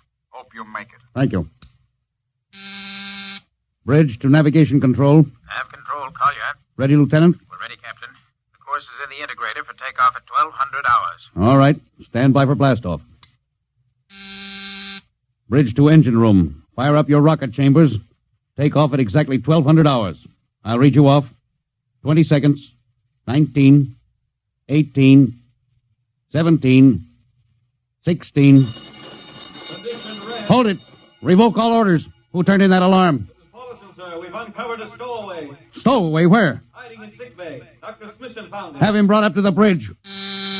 Engine room, kill your rockets and stand by. Thorson, this is Colonel Harrison in ground control. What's holding you up? Trouble. What's the matter with you? What's the matter with you? There's a stowaway aboard. Stowaway? Yes, I thought your men were supposed to police this base. What's the matter with you? Captain, take it easy. You know what this delay can do to us, don't you? 1 minute later, takeoff can throw us 1,000,000 miles off course. We'll have to reintegrate the whole works. Well, look, how long do you think it'll take? Don't bother for me for a while. I'm busy. Stupid idiot. Captain Paulson? Yes, come in, Smitty.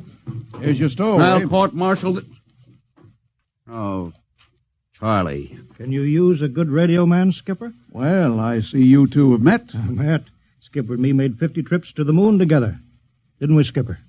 Charlie, if you wanted to come along, why didn't you volunteer? I did, Skipper. They turned me down. Well, what's wrong with you? Acceleration bends. They said my arteries wouldn't stand another trip. Oh, I'm sorry to hear that. But they're wrong, Skipper. I got one more good trip in me. Listen, Skipper, you know that these green kids, they don't know the first thing about space radio operation. Now, you put a man like me on, and I'll be getting you bedtime stories from Mars. Charlie, you know the regulations as well as I do. I can't take you much as I'd like to. Colonel Harrison will murder me for this. Well, I'm sorry, Charlie. I'll have you put aground. I'll tell you what, I'll ask Harrison to put you on as ground radio contact, and it'll seem as if you're right here with us. He won't do it, sir. Well, he'd better. I'll have him busted to corporal for letting you sneak aboard. Look, Charlie, you better be off. Paulson. Yes, sir. I'm sending this man aground. Give him time to clear the launching platform. Yes, sir.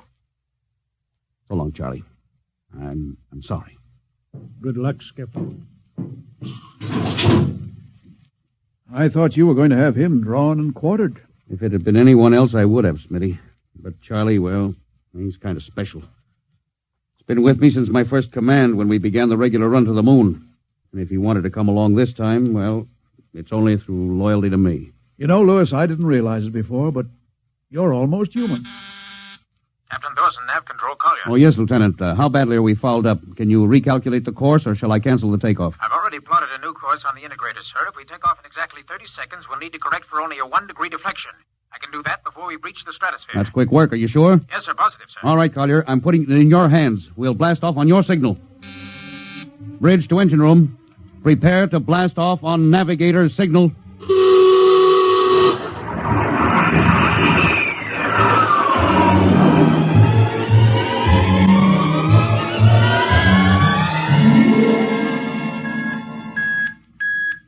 How are we doing, Collier? Coming on the bearing, sir. That's 4, 3, 2, 0. We've intersected the course vector. Good work, Collier. Course is corrected, sir. We're ready to go into atomic overdrive anytime you say. All right. Stand by. Yes, sir. Now hear this. Now hear this.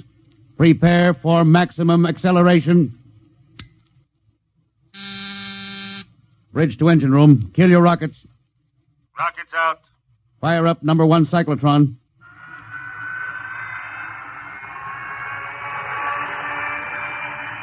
Number 1 ready. Fire up number 2. Number 2 ready. Withdraw your dampening rods. Fission chamber ready. Blast tubes cleared. All generators operating at capacity. Take it over, sir. Go into overdrive at the count of 0. 3 seconds, Mr. Collier. 3, 2, 2, 1, 1, 0. 0.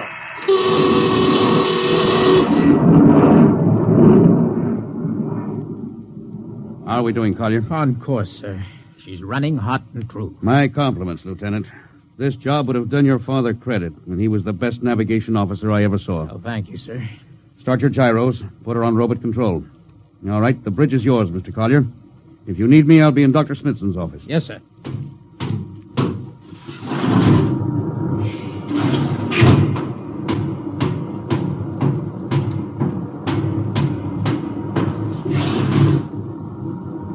Lewis, I see you got us off the ground. You can thank young Collier for that. Chip off the old block. You knew his father? As a matter of fact, I knew him very well. First-rate spaceman. Oh, is he the one Yes, who... yes. He was lost in the galactic barrier on the second ship we sent out to Volta. Lewis, just what do you think this galactic barrier is? Oh, your guess is as good as mine, Doc. All I know is that 5 ships have gone into it, and none of them have come back out. You think it's a nit? How about Mestrovik's theory that it's a time warp in space? That the ships reach it and slip into another dimension? I think that's a lot of rubbish. My theory is that the galactic barrier is nothing more than a radioactive layer of some kind. Why do you say that? Well, we know that radar signals bounce off it like they were hitting an invisible glass wall. And we know that it destroys our ships and crews in some way. There's no other logical explanation. What makes you think we can get through it, Lewis? Because we're ready for it. The others weren't. The entire hull of this ship is completely shielded with lead. We can crack through any radioactive cloud ever detected. Besides, we're equipped with some new UHF radio devices that should enable us to maintain radio contact with Earth. Nothing can happen. Absolutely nothing. Now, who are you trying to convince? Myself, I suppose. Lewis, you've had your share of glory. First skipper to reach the moon back in 1962. You could have retired. Why are you risking this trip? 5 ships are missing. Men like Prentice, Margot's, and young Collier's father. I'm tired of seeing good men fed into that meat chopper. Then why are we going to Volta? We haven't any choice, Smitty. We're in a race, the kind of race where men and ships are expendable. According to the Interspace Code, the first nation to reach Volta can claim it. Well, personally, I want no part of it. Now, Doc. I'll have to play physician, morale builder, and mother substitute for 112 slightly nervous men. Well, your morale doesn't sound too good, Doc. As morale officer, I can state without fear of contradiction, it is terrible. And something tells me as we approach that galactic barrier, I'm not going to be alone.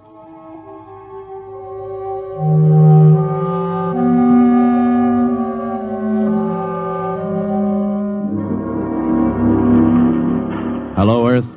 Hello, Earth. Captain Thorson of the Star Cloud calling Earth. Hello, Star Cloud. Hi, Captain. Charlie. Well, I see they haven't court-martialed you yet. No, sir, thanks to you. Well, it's good to hear you. You can read us the funny papers on Sunday morning. All right. How's our signal? Strong. Clear as a bell. Now, here's our log report for Colonel Harrison. You ready? Shoot. June 2nd, 1987. 4 weeks out from Earth. Running true. No radiation. Operation normal. Still making our approach to the galactic barrier. That's all, Charlie. See you later. Good luck, Captain. I sure wish I was with you.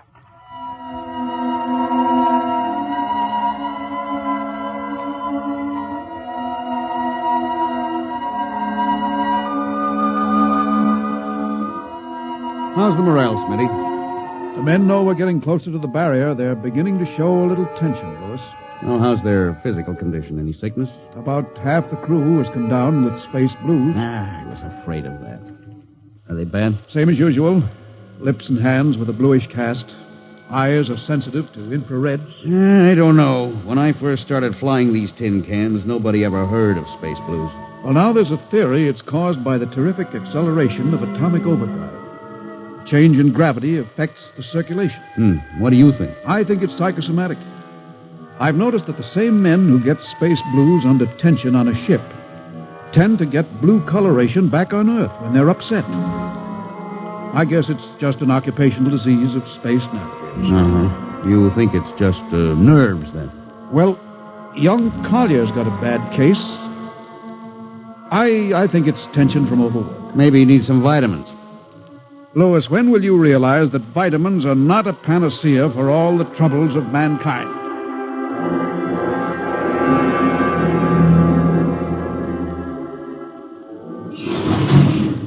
Sir, I understand that you've relieved me from duty. Well, Dr. Smithson says you aren't looking very well, Collier. I'm giving you a rest. Sir, I feel perfectly able to continue. Your lips are as blue as Minnetonka. Captain, I'd like to remain at my post. Don't be foolhardy, Lieutenant. I'm not being foolhardy, sir. I have a special, personal reason for wanting this expedition to reach Volta. Your father? Yes, sir. You think he might still be alive? I have to find out what happened, sir. I think I understand. Very well, Collier. Report back to duty.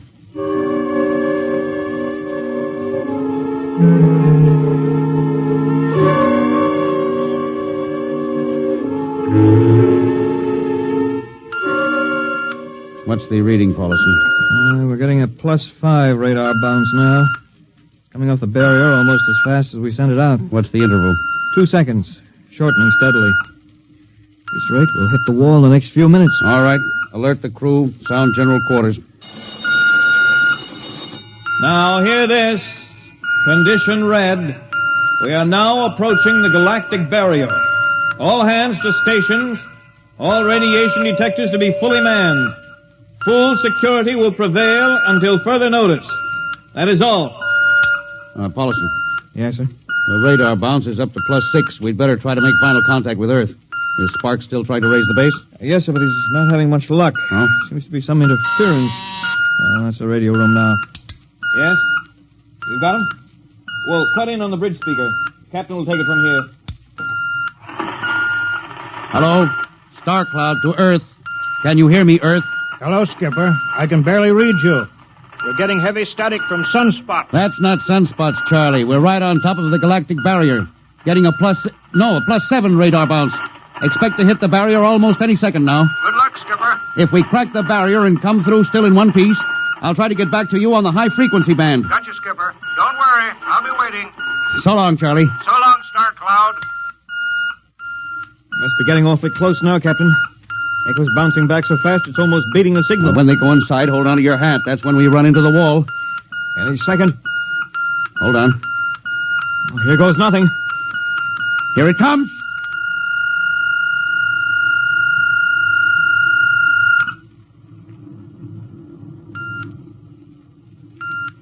Captain. Nothing happened. We made it. We made it, Captain. No radiation, no time warp, no nothing. Now, the crew's gone crazy, sir. Let them. They've earned it. Doc, can you break out a few bottles of snakebite serum for medicinal purposes? I sure can, Lewis. This calls for a celebration. How's your morale now? It couldn't be better. How's yours? Couldn't be better. What the... Condition red. Condition red. Radiation detected. Condition red. Radiation detected. Holy mackerel. Look at the needle on that indicator. Paulson. Yes, I see it, Captain. Picking radiation like crazy. What's it like? Well, it's a strong impulse. What kind? I don't know. It's too long for a cosmic ray, too short for UHF. Whatever it is, sir, the ship is lousy. Well, track it down, triangulate it, and make it fast. I want a directional fix. Yes, sir.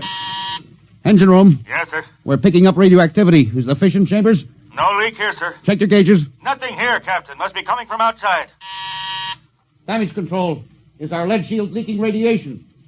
Well, keep at it. Paulson, how are you doing? I've got it fixed, Captain. Well, what is it? Well, I'll have to recheck my figures. Well, hurry it up. Angle is correct, but I Come on, man, for Pete's sake. Where's the radiation coming from? Sir, it's coming from inside the ship. That's impossible. No, sir, I've checked it twice. Well, it's got to be the engines, then. If it is, sir, we're finished. Engine room. Yes, sir. That radiation must be in the overdrive pile. No, sir, it isn't here, sir. Are you certain? Yes, sir. All right, keep checking. There's only one thing left to do. Paulson, get a Geiger counter. We're going to start combing this ship inch by inch. Yes, sir. All right, turn it on. Yes, sir. All right. Ready, Captain. We'll check the atomic guns first. Come on. We'll cut through the officers' quarters here to ordnance. Now turn here. Oh, wait a minute, sir. Huh? What is it? The signal's weaker now. Yeah. Let's go back. Hold it. Seems strongest right about here. Well, it doesn't make sense. Whose cabin is this? Lieutenant Collier's. Collier? Oh, he's down in nav control, sir. Oh, try the door. It's not locked, sir. Oh, it's in here, all right. Listen to that counter. Strongest over here. Open that wall cabinet. It's locked, Oh, sir. smash it. Shut off that Geiger counter. Now, what do you make of this, Paulson? Well, it looks like some sort of portable transmitter, sir.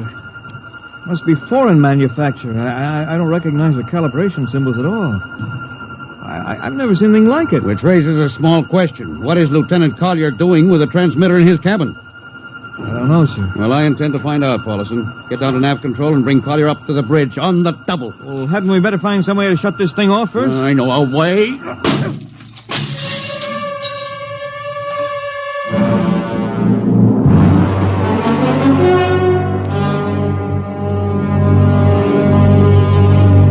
Lieutenant Collier, I'm going to ask a few simple questions, and I want a few simple answers. Yes, sir.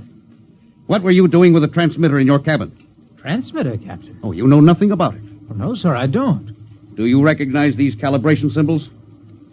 No, sir. Can you think of how it might have been placed in your cabin without your knowing it? No, sir, unless someone came in while I was on duty. Would that have been possible? I suppose so, if someone had a key. I found your cabin door unlocked. Well, I meant a key to the wall cabinet. I didn't say the wall cabinet. Well, You what, Lieutenant? How could you have known it was in the wall cabinet? Well, I just assumed, sir. Lieutenant Collier, I find it hard to believe you would lie. Having known and respected your father, having observed the way you handle your job. However, I intend to get to the root of this thing. May I have your wristwatch, Lieutenant? Sir? Your wristwatch. Yes, sir. Paulson, turn on that Geiger counter. Yes, sir. Hold this watch next to it. Yes, sir. That's all. Lieutenant, if you hadn't any close contact with that transmitter, how do you explain the radioactivity of this watch? Well, I don't, sir. I think you'd better. To whom were you sending those signals? Condition red. Condition red. There's your answer, Captain. What is this, Collier? Alien spaceship approaching. Alien spaceship approaching. Collier, who's aboard that ship? All right, now talk! Very well, Captain. My mission seems completed. Your mission?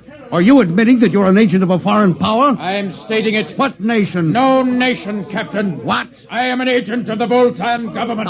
What? The government of the planet of Volta. You're crazy. Are you so stupid, Captain?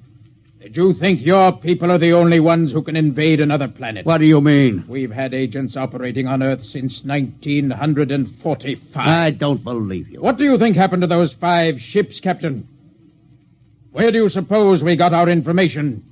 Your language, your culture, family background. Your appearance, you look like... Like Commander Collier?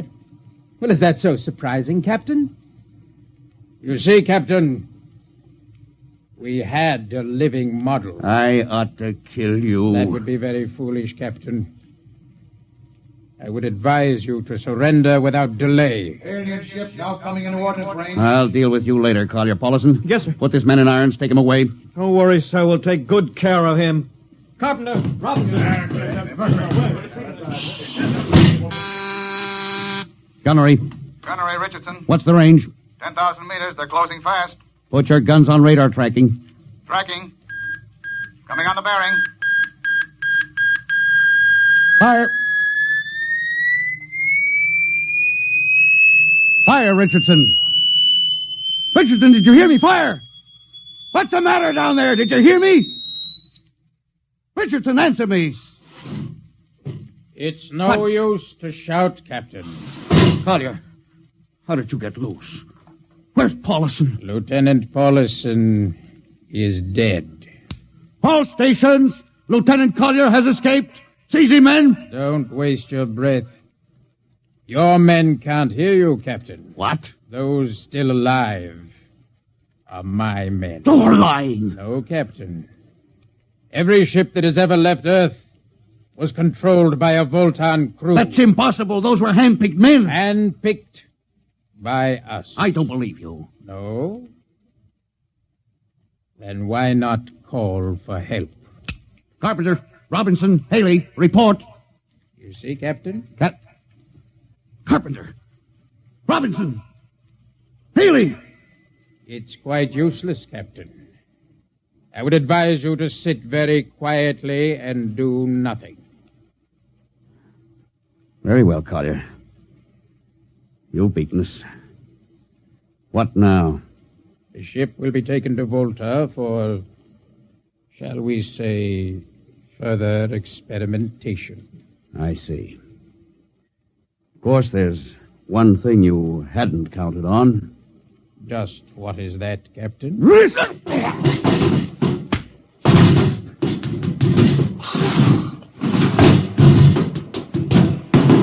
Carpenter! Are you in there, Lieutenant Carpenter? They can't all be dead. There must be one alive. Smitty, Dr. Smithson! Smitty, what have they done to him? Lewis, Dirty. Don't talk. I must lean closer. There's not much time. Lewis, space blues. Space blues? What is it, Smitty? What are you trying to tell me? All men with space blues. Voltans. Let me help you. No, Lewis. Get message back to Earth. Voltan, 5th column. Watch out for space blues. Smitty. Oh, Smitty. Captain Thorson, you can't hide from us now. Come back to the bridge and surrender, or my men will come and get you.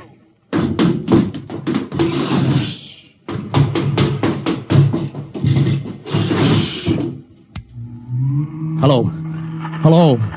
Star Cloud calling Earth. Oh, please, God, let me get through before it's too late. Hello. Star Cloud to Earth. Come in, please. Come in, please.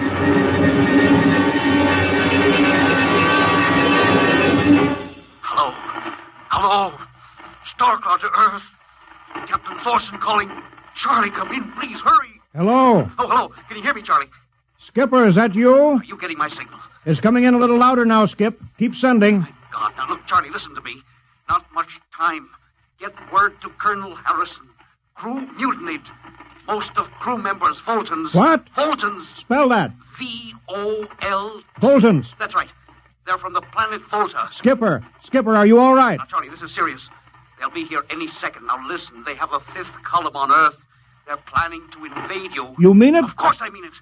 Tell Harrison, posing as humans. You can detect them by space blues. You got that? Only Voltans get space blue. Charlie, did you hear me? Space blue. I get you. They're breaking in, Charlie. I'm depending on you. Warn everybody. Captain. They're open the door. So long, Charlie. Tell Hannah. Captain Thorson. Hello, Star Cloud. What's the trouble, Sergeant? I was just trying to raise the Star Cloud, Colonel. I had any luck? No, sir. No contact. No contact, eh? No, sir. Nearly an hour since they hit the galactic barrier. I don't understand why they haven't tried to get a message back. No, sir. Neither do I. Oh, all right. I'll take over for a while. Yes, you do that, sir. It's all yours. Right. Oh, and Charlie, you better go out and get yourself some coffee. You look a little blue around the gills.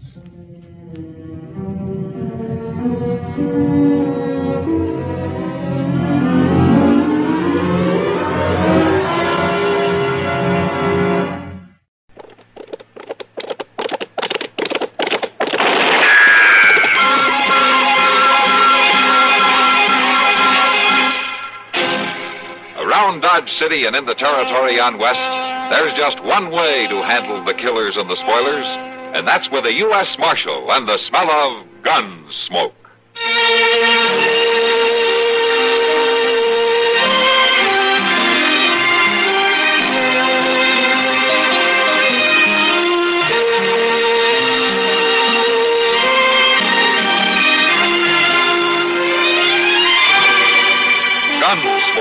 Starring William Conrad, the story of the violence that moved west with young America, and the story of a man who moved with it. I'm that man, Matt Dillon, United States Marshal. The first man they look for and the last they want to meet. It's a chancy job, and it makes a man watchful and a little lonely.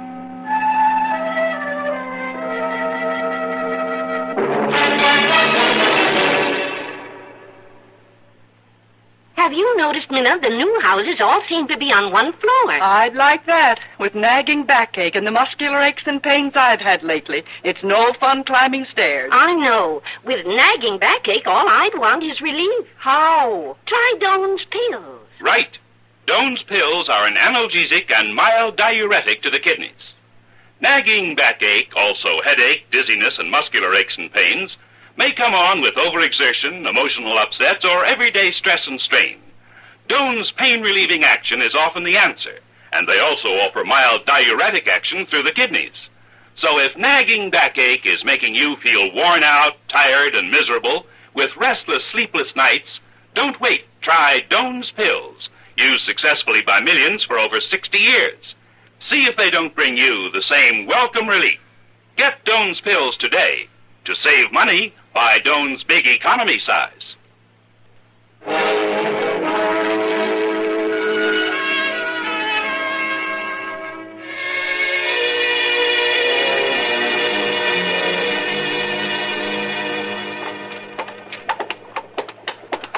My gracious, Doc, I never heard so much complaining in all my life.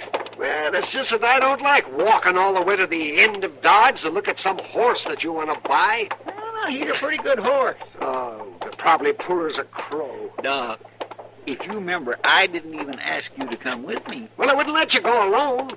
Moss could sell you a blind horse, lame and 3 legs, and you wouldn't know the difference. You don't know the difference between a slick fork and a single tree, and you're trying to tell me... Well, I'll be... Huh? What? Look at that fella yonder, over by the stable. Oh, what about it?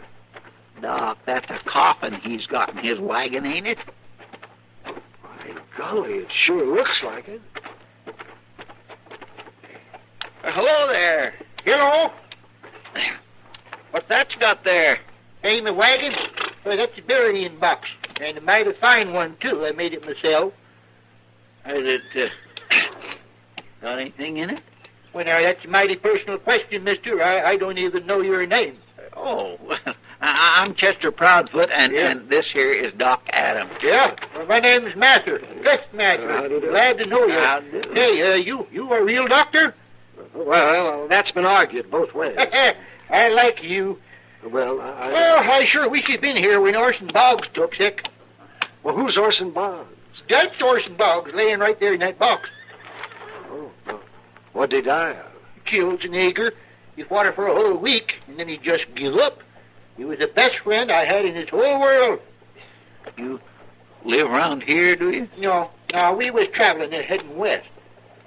You aim to take him with you? Orson Boggs? No, sir. He's His last request was to be buried in a proper burying ground, and I'm going to do it right here in Dodge. Yeah. You mean you call Boot Hill a proper burying ground? It'll do. I'm going to plant him this afternoon, and then tonight I got to fill his other last request.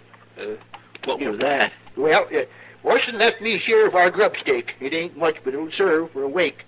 A wake? Yeah, well, it's fitting and proper a man should have a wake if he wants one, and Orson said to hold a bed one. Well, they hold a wake, before the burying, not after.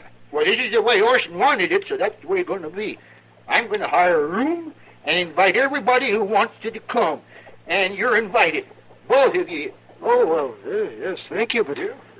what about this burying? Don't you need a preacher and all? Oh, no, Orson Boggs had no dealing with preachers. No, he asked me to dig a hole and put him in it and fill it up, and that's all.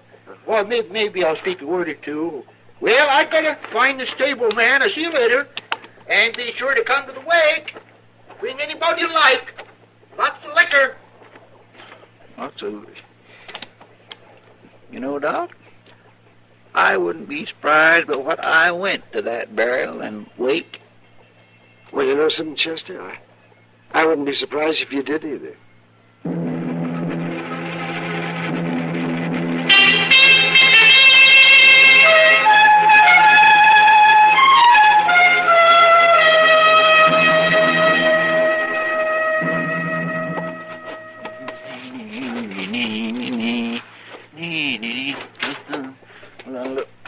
Wow, Mr. Dillon. Yes, sir.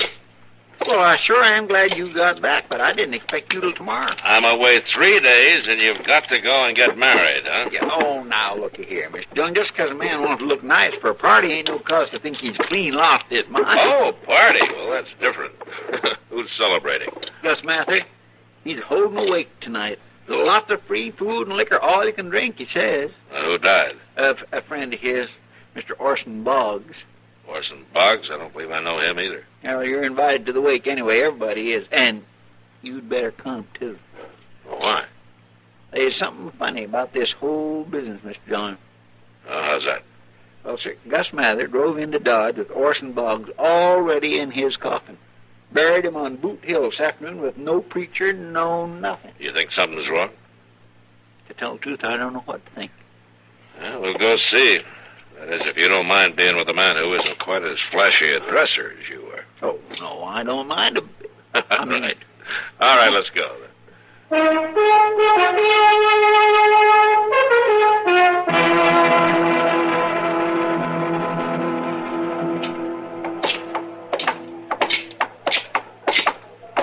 I hope we ain't gonna be late. From the sound of things, they're just warming up. No, I mean for the victuals. I hope it ain't all gone. And if I know you, you'll make out somehow. And I want to thank all of you for coming tonight. Orson Boggs would have been mighty pleased. Orson Boggs was the best friend I ever had. He was the best man ever to come out of the Red Bank country. Here's to him. Here's to my goodness, what a way to mourn for a man. Yeah. Of course, if he's dead, I guess it don't matter now. Anyway, that Gus Mather sure doesn't know how to throw a party, don't he? Well, it must be worth it to it. How do you mean? This whole business could be a way to let the world know that Orson Boggs is dead, Chester. Mean you think he ain't? It could be. Well, why would a man want people to think Boggs was dead if he ain't? To escape the law would be a good reason. But we ain't never heard of no Orson Boggs being wanted. Maybe he hasn't been found out yet.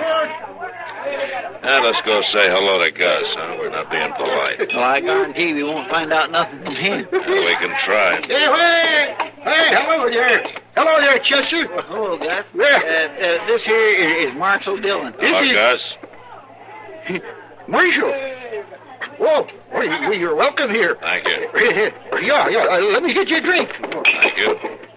Yeah. It's too bad about Orson Boggs, Gus. Where was your prom, anyway? Oh, it's a long way from here, Marshal. But he was from Kansas, right? Oh, yes, you could say that. Here's your drink, Marshal, Chester. Yes, he was from Kansas, all right. We was headed west, and I'll have to go it alone now. Uh-huh. Yeah. You from Kansas, too, Gus? Me? I'm from everywhere. I got no real home, Marshal. I just drift around like Orson Boggs did. Yeah. Just as we came in, you were saying something about the Red Bank country. That's down near the Pawnee Reservation, isn't it? Uh-huh, yeah. Well, we drifted through there a couple of times, and we well, Marshal, I better see to the men's drinks. I gotta keep the boys oiled up, you know. Yeah, come on, boys. Yeah. He's a sly old devil, ain't he?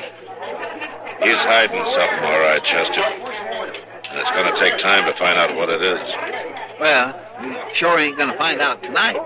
And as long as we're here, there ain't no reason to be standoffish, are they? No, I guess not, Chester. Come on, let's belly up to the bar. Yes, sir.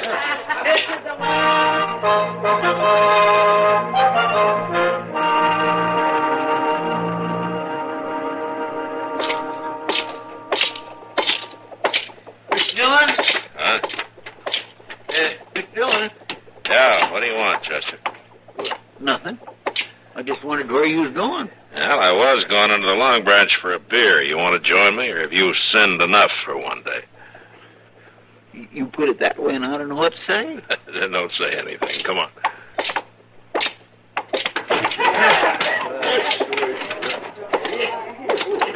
Well, Matt, Chester. Kitty? Come to join the party? Oh, what party? Gus Mather over there. He's buying drinks for everybody. We already been to one of his parties. 2 beers, Sam, huh? I heard about the wakey, too, the other night. What I heard, there were men drinking there until dawn. Yeah, and most of them were in here the next day trying to cure their hangovers. Oh, thanks, Sam. Here you go, Chester. Yeah, well, thank you, Mr. Dillon. Well, Matt, you're getting as free with your money as Gus Mather. He's been buying drinks in here right and left 3 days running. You'd think he has millions. Kitty, how much money has Gus been spending? Oh, that little group he's got over there with him now is nothing. Come evening, he'll have 15 or 20 men he's treating. It's always like that. What are you thinking, Mr. Dillon? I'm thinking that's too much money for a man to come by easily. Legal, you mean? Yeah, legal. But doggone it, Mr. Dillon, why don't you just go set him down hard somewheres and make him talk? Chester, I can't just beat it out of him. Besides, he's pretty sly. He's only let one thing slip so far. What's that? About Orson Boggs coming from the Red Bank country. Remember how he tried to cover that up when I asked him about it? Oh, by golly, he did, didn't he? Yeah, it's a long way from here. But we're going anyway. We are. Finish your beer and get the horses. I'll meet you at the office. Yes, sir. So long, Kitty. Good luck, Matt.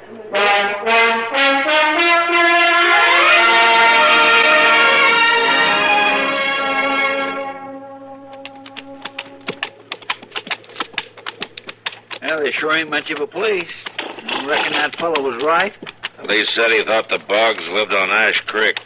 This is the only cabin we've seen in 10 miles. Well, there's somebody out in front, pulling the dust. Must be her, huh? Yeah.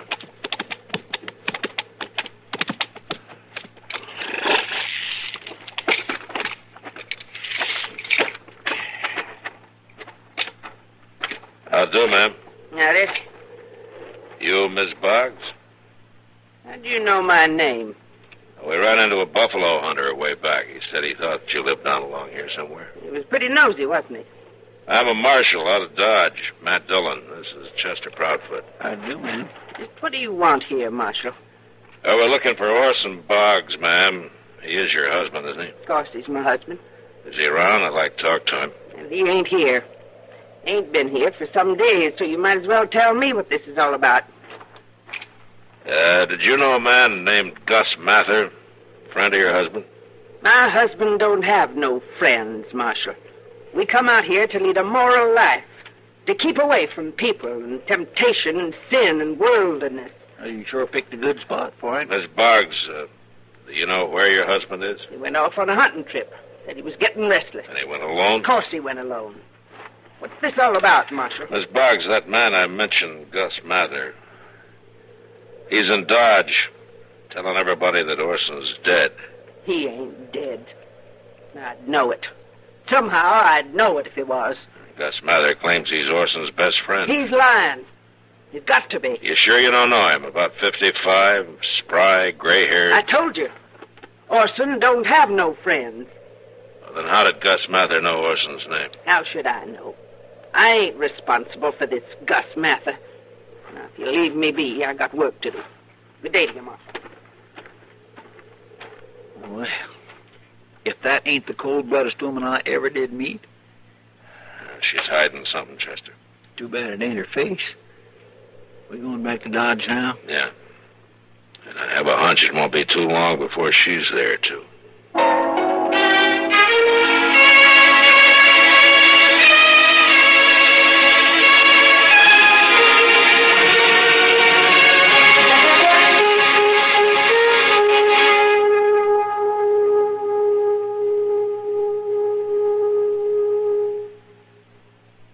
Income tax time seem a long way off? Not for the smart taxpayer, it isn't. It's time now to round up all the facts and give them a leisurely going over. Haste makes waste of possible tax savings. Haste also makes for mathematical mistakes, which result in returned returns. File early, now, while there's time to make sure you have passed up no legal chance to save yourself tax dollars. Assistance, free assistance in any aspect of your income tax return, is available for the asking by phone or in person at any Internal Revenue Service office, listed in your phone book under the United States government listings. Don't hesitate to ask. Don't hesitate to learn which form it's to your best advantage to use. Having decided that, do a slow, careful job with all the help you need to get your return mathematically correct, factually accurate. And take advantage of every legal means to cut your tax bill, something you can best do when you leave plenty of time for the job.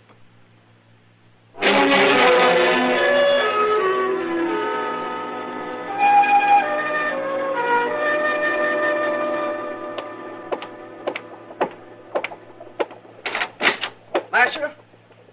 Ah, Miss Boggs. Come in. Orson ain't come home yet, Marshal. Oh? This Gus Mather you was talking about. I'd like to have a look at him. Well, he's over at Long Branch, Mr. John. At least he was an hour ago. The Long Branch is that saloon just across the street there. The saloon. The earth will open up one day and swallow this sinful town, Marshal. Well, I'm afraid they just built another one like it. Chester, why don't you go get Gus Mather out of there for Miss Boggs, huh? I said I'd like to have a look at him. I won't talk to any man who has liquor on his breath. Well, would you mind getting close enough to look through the window at him, Miss Boggs? And no closer. All right, let's go then.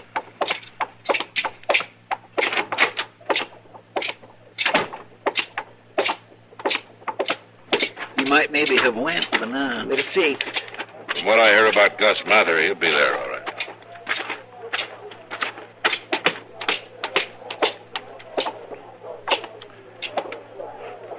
Yeah, he's there.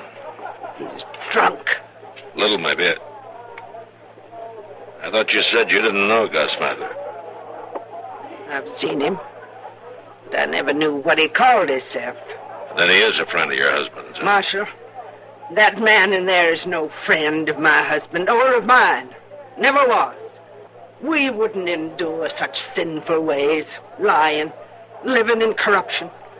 He's going down to the eternal fires of damnation. You feel mighty strong about Gus Mather, don't you? My husband was a fine, upstanding man. What's that got to do with Mather in there? Precious little, I can tell you. Well, Marshal, I've seen what I come to Dodge to see. Orson would be better off dead than in there. Yes, ma'am. Well, what are you going to do now? I'm going home. First thing in the morning. There's a good hotel up the street here. Thank you kindly, Marshal. Well, if that don't beat all. Traveling all this way just to take a look at Gus Mather. She had more reason than that, Chester. What's that? I don't know exactly. But go find Doc and then meet me at the office. We're going to make a little trip up to Boot Hill.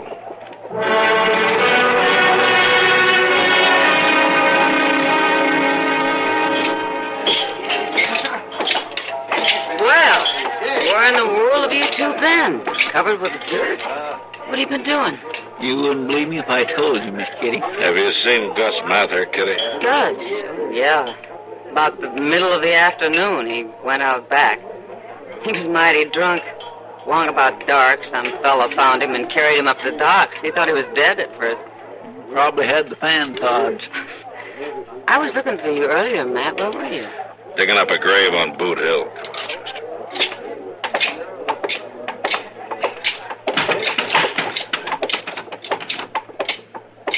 Doggone him, he's been in there 24 hours a day, every day since that wake. Now, when we want him, he's passed out. There isn't much we can do about it now. Let's get some sleep. We'll see Gus in the morning.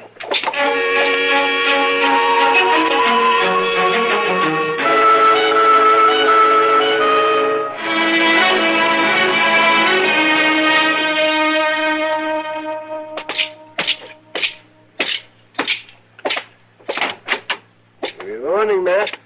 Doc, how's your patient this morning? Well, his patient ain't the man he used to be, Marshal, but, I'm sure drinking forever. Well, you'd better be, or you'll have no insides left. Oh, yeah. Come in. Oh. Yes, ma'am? You don't look so sick to me. Well, he was sick, ma'am. Mighty sick. This is Mrs. Boggs, Doc. Mrs. Orson Boggs. I heard about him being drunk in an alley.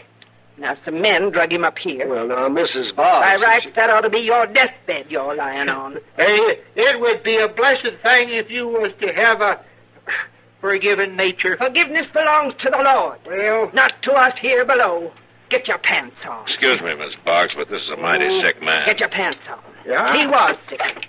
And it done him good, but he's coming home now. I'm getting him on Marshal, home. he just tried to do away with Orson Boggs, but it didn't work. No man can escape himself. Then Gus here is Orson Boggs? Wait, you don't seem too surprised. Last night, Chester and I spent some time on Boot Hill. We found the coffin you buried. There was just a log in it. No body. No Orson Boggs. Oh, I thought I heard everybody plumb fool. He run off. Stole our savings. Spent every penny.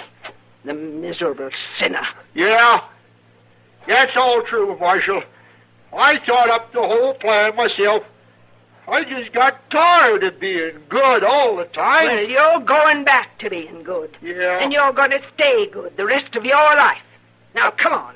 Let's get started home. All right, come on.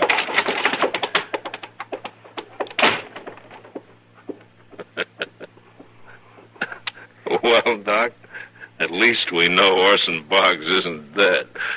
But if you ask me, Matt, he was a whole lot better off when he was.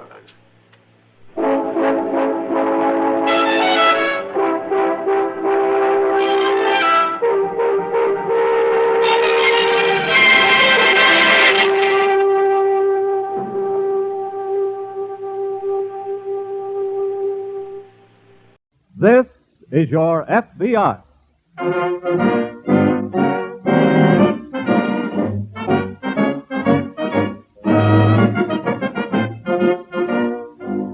This is your FBI, an official broadcast from the files of the Federal Bureau of Investigation, presented as a public service by the Equitable Life Assurance Society of the United States and the Equitable Society's representative in your community.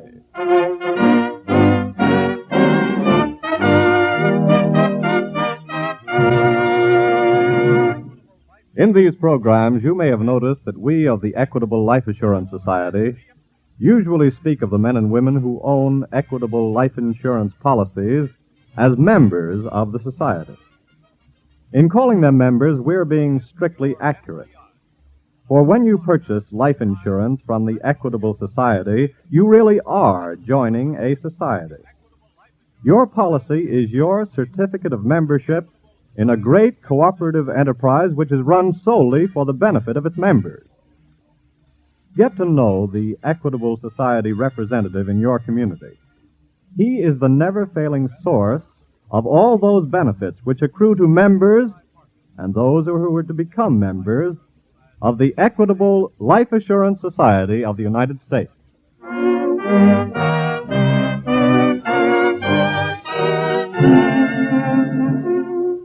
Tonight's FBI file, the Pan American Patriots.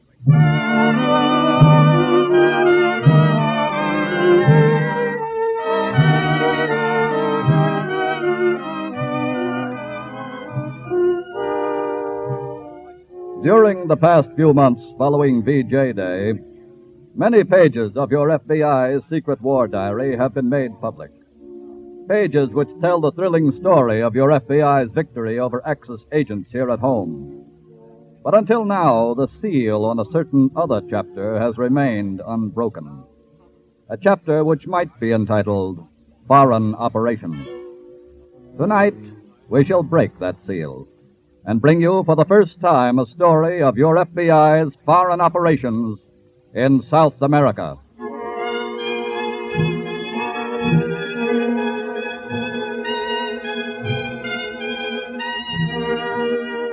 Among the most vital points along America's line of communications and supply to the Mediterranean and Middle East during the war were certain ports and relay bases in South America.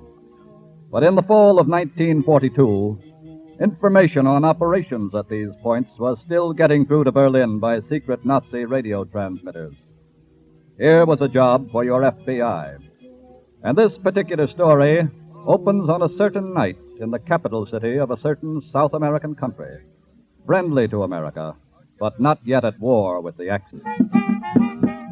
Easily the most striking couple on the dance floor of the famous Casa Managua nightclub this night is the very attractive blonde young girl, American or perhaps English, and the tall, handsome young South American, who, at this moment, suddenly presses the girl closer to him. Raphael, if you don't mind, you're crushing my corsage. Forget your corsage, my dear Vera. I'll get you a dozen more, 1,000 more. Then you can enter me as a float in the flower carnival. Darling, can't you be serious for just one moment? No, I'm allergic to it. Vera, for the millionth time, will you marry me? No.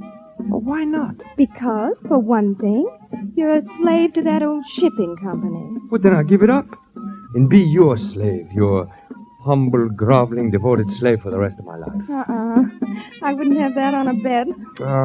Raphael, I'm going out on the terrace for some fresh air. And if you will put your hands in your pockets now and leave them there, you may come with me. What a girl. What a girl. Go ahead, darling. Thanks.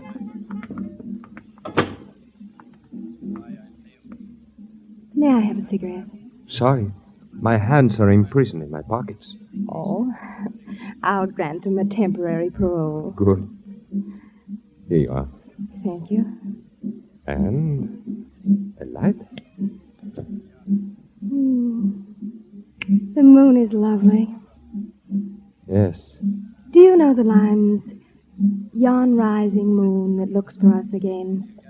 How oft hereafter will she wax and wane? How oft hereafter, rising, look for us through this same garden, and for one in vain? Oh, that's beautiful. You see, I do have my serious moments. Oh, darling. Raphael, look behind you. Das hast du gut gemacht, Müller. Jetzt tragen weg. Jawohl, Abuna.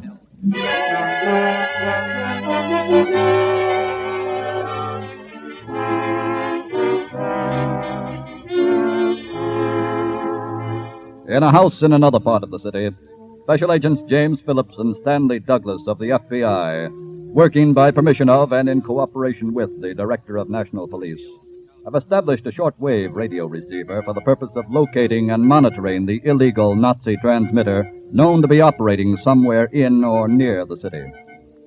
3 days ago, they had just picked up the transmitter for the first time when suddenly it stopped sending. It is now 2 nights after the incident at the Casa Managua. Douglas at the receiver keeps a listening vigil with the headphones. Still dead air, Stan? Not a peep. Maybe they've been changing the location of the transmitter. Shouldn't take them 3 days to do that, Jim. Maybe they've also been waiting to get hold of important information. Like what? That I wouldn't know. But when they do start sending again, we'll know what they're talking about. What do you mean? The police arrested a Nazi agent this afternoon, and when he was confronted with the ironclad case built up against him, he told all he knew. Oh. Here's the whole breakdown on the code the Germans are using. Hey, what a break. Yes. Want me to relieve you a while there? Yeah, I'd like to stretch my legs and get some coffee if you don't mind. Right. Is the antenna angled in the direction we picked them up before? Yeah, it is now. I've been all around with it, but I have... Hey, wait. Wait a minute. Got something? I think so. It's awfully faint, and it may not be them. See if you can bring it up with the antenna. That does it all right. Jim, it's them. That's their call signal. Good. You spell out the message. I'll take it down and decode it. Right.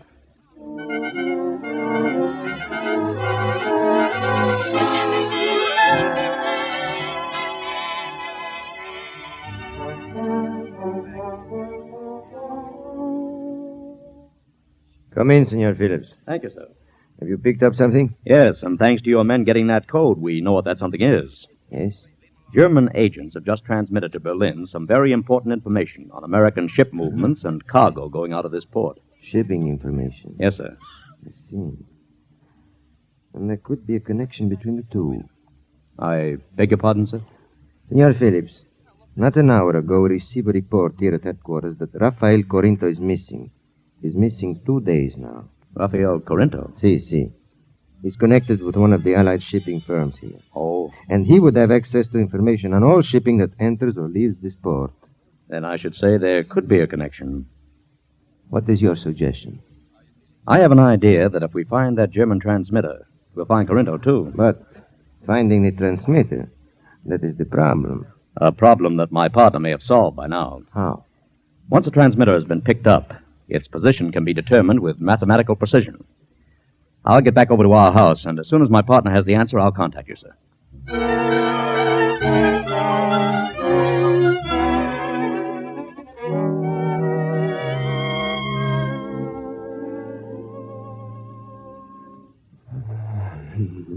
Der Corinto kommt zu sich, Herr Brunner. Na, helfen doch ein bisschen nach. Aha. Gern. Ja, so.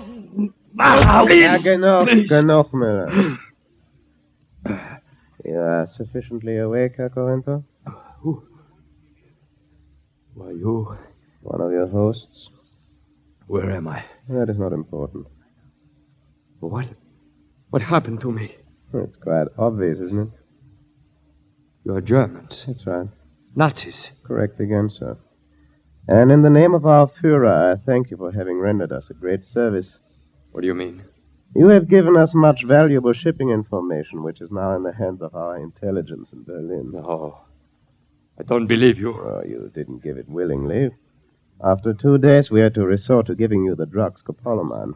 2 days? I have been here 2 days? Yes.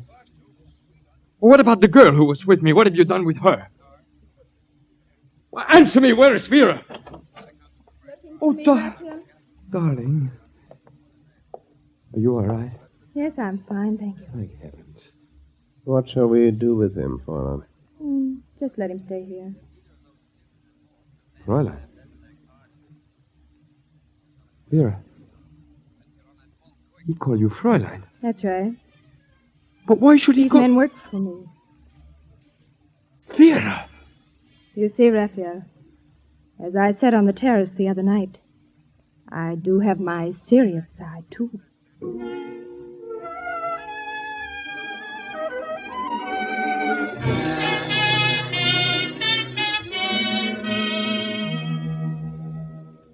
Mr. Solano, I think we have some good news for you. You have found the German radio transmitter? My partner here, Mr. Douglas, has determined its location on this map. Good. Where is it? Show him, Stan. Right. I've checked my own calculations 3 times, Mr. Solano, and I'm pretty sure this is right. Show me, please. I'd swear the transmitter is located within this tiny circle I've drawn at this point. In the mountains. About 10 miles airline, west of the city. Mr. Solano, are there any houses or vacation resort buildings around there? Let me think. There is one small lodge hidden in a strip of woods and overlooking the valley below. That must be the place, Jim. What do you wish me to do now, Senor Phillips? You have authority to arrest anyone operating an unlicensed radio transmitter. That is right. And Rafael Corinto is missing. And if he was abducted, whether by German agents or anyone else... That is a crime. Yes, and time is precious. They may decide to move the transmitter again any moment. And our work would have to be done over again. Then we shall leave immediately. Pablo, diga al Capitán Otero que tenga pronto sus hombres. Tenemos que irnos en 5 minutos.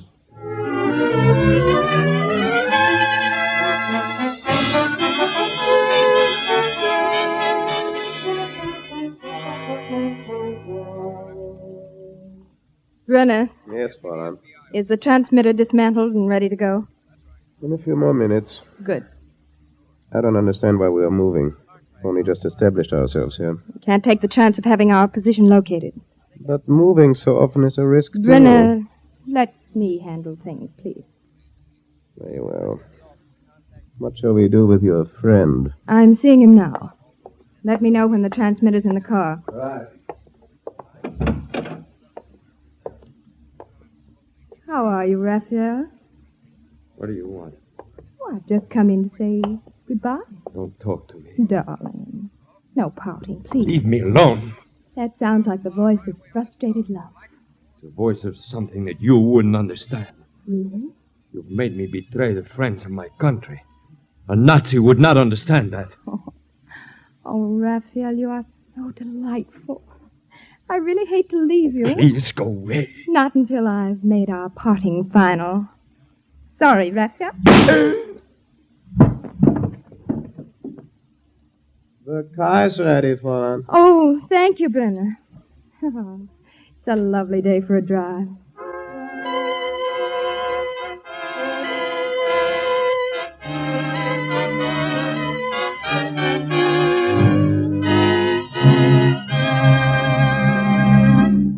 Tonight's portrayal of your FBI's efforts to protect American security will reopen in just a moment. Meanwhile, let's consider two qualities which have been fundamental to American security since our nation's birth: thrift and self-reliance.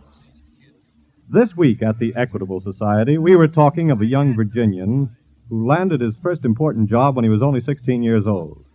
In the year 1748, he became a surveyor in the backwoods of his native state. Within 1 year, he'd saved enough money to purchase 456 acres of land. The name of this thrifty, self-reliant young man was, of course, George Washington. And from his day to ours, good Americans have followed his example.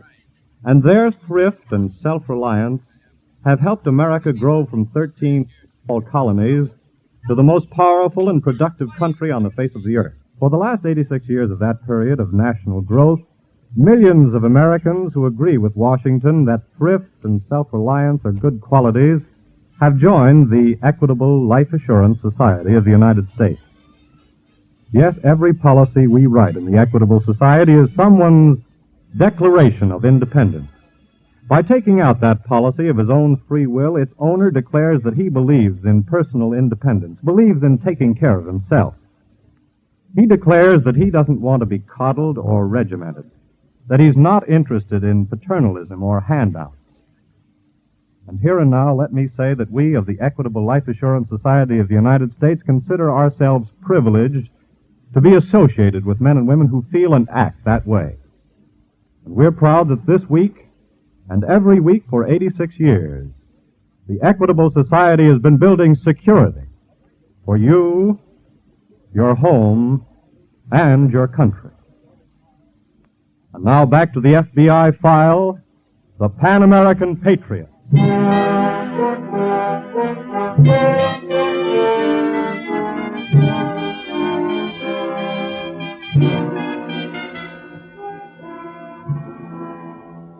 Agents of an enemy country differ from the average professional criminal in their objectives only. Both employ the same general methods in achieving them: treachery, cunning, deception, surprise, violence. And both leave traces of their crimes, traces which eventually make a trail leading the forces of justice to them. It was barely 10 minutes after the girl Vera, the leader of the ring of German agents in the South American capital, shot Raphael Corinto, that FBI agents Phillips and Douglas, accompanied by the director of national police and a force of men, arrived at the mountain lodge. They have now just entered the deserted quarters. Well, they've cleared out of here all right, Mr. Solano. See? By all the signs, Senor Phillips, they seem to have left in a hurry. Ordinarily, that would indicate they'd received a tip that we were coming. Oh, there was no time for that. I know. I guess they simply just decided to move again, and unfortunately for us, they timed it right. But Corinto, what did they do with him if they... Huh? Yes, Dan? In here. Oh. Look.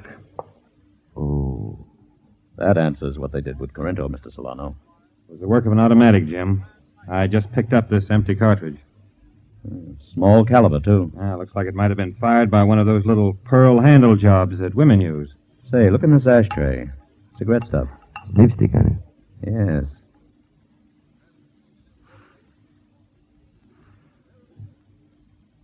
It's not an American blend of tobacco, anyway. English? No. That'd be straight Virginia tobacco. And this one has a Turkish or Egyptian odor. We can have it analyzed in the laboratory, senor. Yes, and this cartridge, too. And the bullet in Corinto's body. Well, I guess there's nothing more to be done here. Then I shall have the men take care of Corinto's body and we'll return to headquarters at once.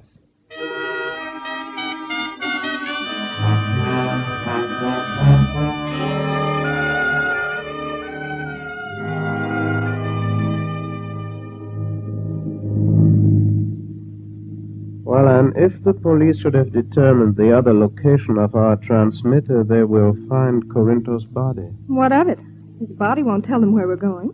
But that is murder, Fräulein, and the police may start a general roundup of all suspected German agents. Is the risk of our job too great for you, Brenner? It is not that. Perhaps you would like me to send you back to Germany to fight. What are your plans, Fräulein? Your orders are to set up the transmitter when we've arrived at the new location. Yes. I'm returning to the city to the Hotel Esplanade tonight. You are to report to me there at noon tomorrow. Very well. Corinto has helped us to achieve one objective. Now we must move on to another. I must make a new contact, Brenner. I wonder what he'll be like.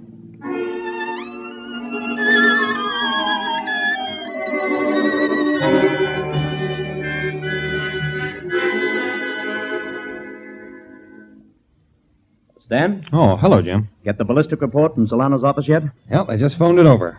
25 caliber automatic. American make. And I think I've got a lead on the girl who fired it. What? I've been tracking down the source of that Egyptian cigarette. Oh?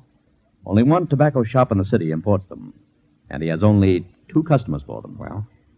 One customer is an attaché of the British Embassy who spent some years in Cairo. Well, that eliminates that one. And the other is an attractive young girl, a Miss Vera Morgan. Who's she? Well, the tobacconist thinks she might be American or English. But I'm going to find out if she's German. How? She lives at the Hotel Esplanade. Oh. You think I'll look all right in swimming trunks, Stan? What do you mean? According to the assistant manager of the hotel, Miss Morgan usually takes a dip in the hotel pool every afternoon about 4 o'clock. And it's 4:45 now. So long, Stan.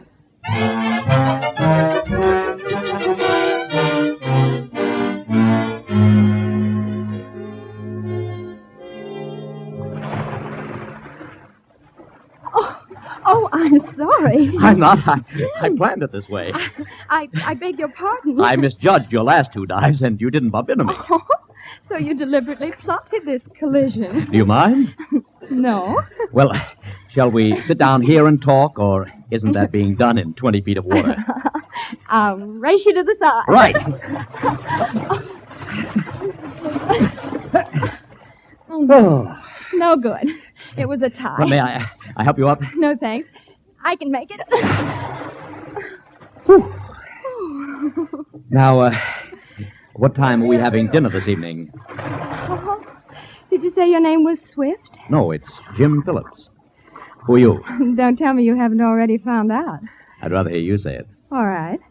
Born in Connecticut. My parents moved to Paris when I was 4, to South America when I was 18. My mother is dead. My father's in France and can't get home. Now, how does your biography go? Born in Cleveland. Went to engineering school. Came the war, and here I am working in South America and looking into a pair of the most exciting blue-gray eyes in the world. And how am I doing? An engineer. How fascinating. If I'd been a man, that's what I would have been. Personally, I'm glad you turned out this way. Working in the mines down there? No, doing a little stuff for Uncle Sam. They call it hush-hush, you know. Oh, sorry. You haven't answered my question. What time are we having dinner? Why don't you call for me about 8:30? It's a date.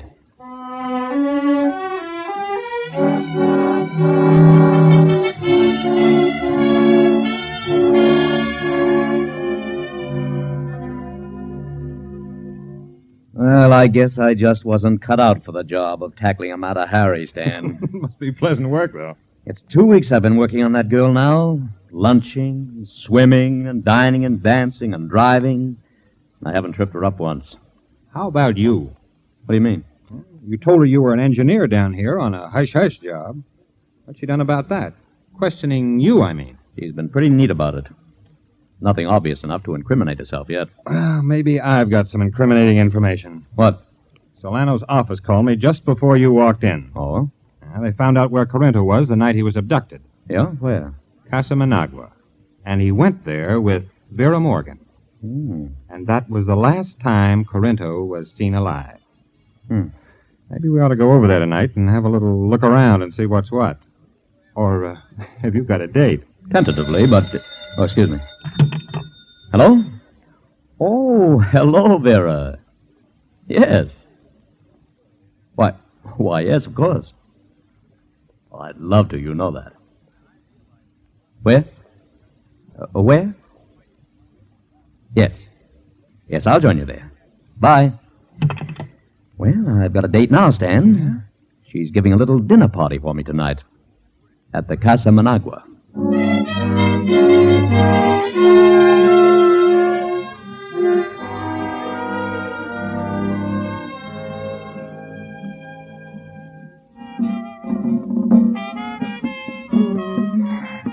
You danced beautifully, Jim. Thanks for letting me hold you in my arms again, darling. I wanted to get away from those stuffy people. I know. Jim, Yes, dear? I'd like to go out on the terrace and get some fresh air. Wonderful idea. Let's go. After you, dear. Thank you. May I have a cigarette? Here you are. Thanks. Here's a light. Oh, the moon is lovely. Do you know the lines, yon rising moon that looks for us again? How oft hereafter will she wax and wane?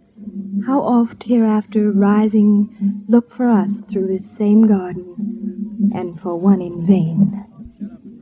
You see, Jim, I do have my serious side. And I have my serious side, too, darling. Jim, look out! Don't worry, we already have. What? Drop that gun. Stay where you are. What's going on? You are all under arrest. I'm afraid that means you, too, Vera. Oh, what do you mean? We searched your suite, senorita, after you left to come here tonight. We have found a pistol with which you killed Rafael Corinto. You will come with us now. Jim, what is all this? Well, Vera, it's like I said a moment ago. I, too, have my serious side. As a special agent of the FBI.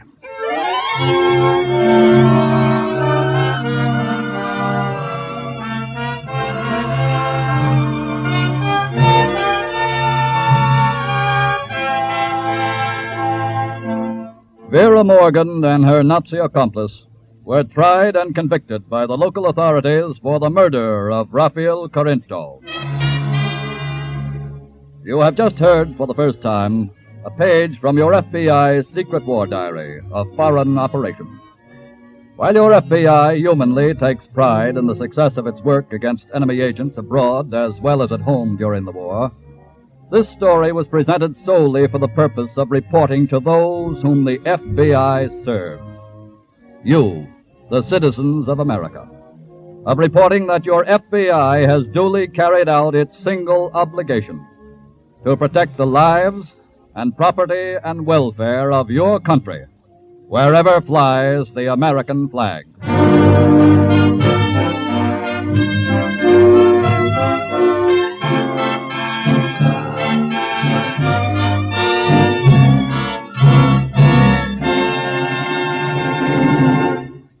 Before you hear about next week's thrilling case from the files of your FBI, the Equitable Life Assurance Society wants to tell you about a citizen of whom your community can well be proud. Just as you look to the FBI for national security, you look to the Equitable Society representative in your community for the financial security of life insurance. He is a man ready to serve you in the same spirit in which throughout 86 years, the Equitable Life Assurance Society of the United States has always served its members. Like your FBI, your Equitable Society representative is dedicated to the security of you, your home, and your country.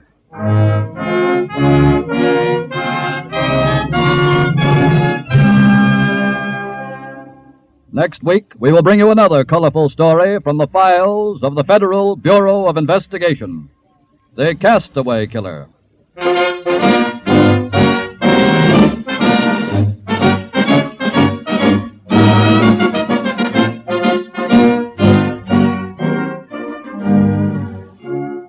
The incidents used in tonight's Equitable Life Assurance Society's broadcast are taken from the files of the Federal Bureau of Investigation. However, all names used are fictitious, and any similarity thereof to the names of persons living or dead is accidental. Tonight, the music was under the direction of Frederick Steiner, the author was Frank Ferries, and your narrator was Dean Carlton. This is Your FBI is a Jerry Devine production. Now, this is Carl Frank, speaking for the Equitable Life Assurance Society of the United States and the Equitable Society's representative in your community, and inviting you to tune in again next week at this same time for This is Your FBI.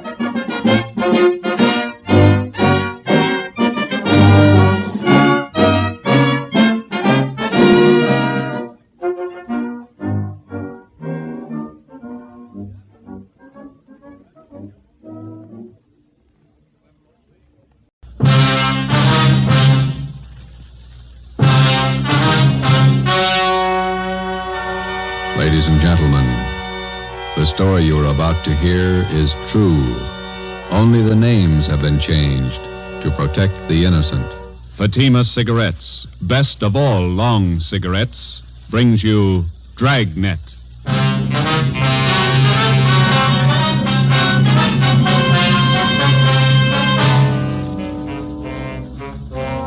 You're a detective sergeant. You're assigned to homicide detail. A young woman has been murdered. The body was discovered behind locked doors. The assassin is still at large. Your job, find him. If you want a long cigarette, smoke the best of long cigarettes. Smoke Fatima. Fatima is the long cigarette which contains the finest Turkish and domestic tobaccos superbly blended to make Fatima extra mild. And that's why Fatima has a much different, much better flavor and aroma than any other long cigarette. That's why Fatima is doubling and redoubling its smokers. So, if you want a long cigarette, smoke the best of all long cigarettes. Smoke Fatima. Dragnet, the documented drama of an actual crime. For the next 30 minutes, in cooperation with the Los Angeles Police Department, you will travel step by step on the side of the law through an actual case from official police files. From beginning to end, from crime to punishment, Dragnet is the story of your police force in action. It was Tuesday, January 9th. It was stormy in Los Angeles. We were working a day watch out of homicide detail. My partner's Ben Romero, my name's Friday. I was on the way to work, and it was 6:45 a.m. when I got to the steps of the City Hall, the Main Street entrance. Hey, Joe, wait up. Morning, Ben. When did they call you? 5 a.m. Donahoe called you? Yeah. Miserable out, isn't it? It's pretty wet. My feet are soaking wet. See the transfer list? Yeah. New chief of detectives? Wait a minute, I want to get some gum. Pack of spearmint. Yeah, I heard about the new chief. Thad Brown. Good man. Piece of gum? Thanks. I wish they'd make up their minds about our shift. Work days, they call you back nights. Work nights, they call you back days. Why don't you put in for a desk job? We'll never have to call you back. You're here all the time. No, you're just hard to please. Here we are.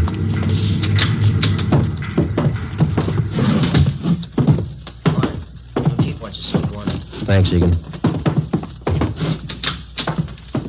Gentlemen, sit down.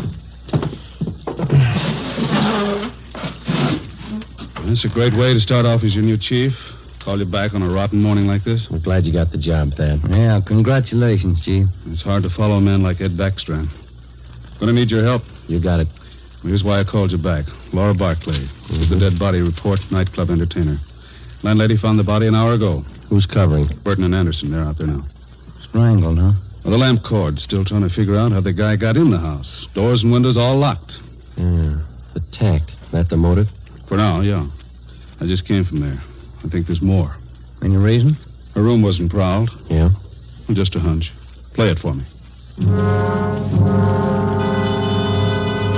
Ben and I left Thad Brown's office, picked up Lieutenant Lee Jones at the crime lab, and drove to the West Adams District, number 16 Imperial Place, where the body of Laura Barkley had been found.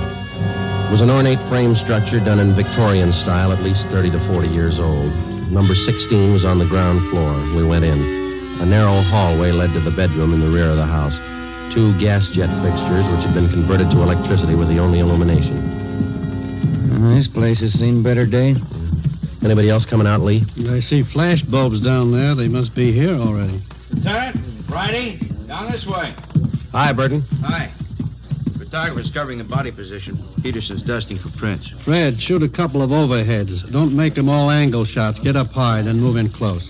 Yeah, Chief was right. Room's in pretty good order. Did you talk to anybody, Burton? Landlady lives upstairs. Only 2 people living in the building. Mm-hmm. Did she tell you anything? Said the Barkley girl paid her rent on time. Good tenant. Plays the organ at the Blue Fox. Cocktail lounge. Any idea how the murderer got in here? Not yet. Every door and window in the place is locked. Anything else? That's it so far. We'll give you 15.7 on what we got. Okay, Lloyd. You and Anderson have another detail? Yeah, working on that Westwood thing. 2 uniform men outside if you want anything. Right, thanks. Looks like a tough one, Joe. Whoever did it must have come in through the keyhole. I'll see you later. So long, Lloyd. Andy. Peterson's dusting for prints. Nothing yet. Only piece of physical evidence so far, the lamp cord she was strangled with. I'll run it through downtown. Not a sign of a struggle. Maybe she wanted to die. Check the bathroom, will you, Ben? Yeah. I'll look around the kitchen. Hey, Pete, have you dusted the lamps yet? Not this one. I'm going to keep this.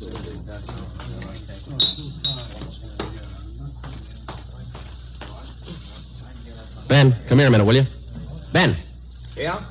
Come in the kitchen, will you?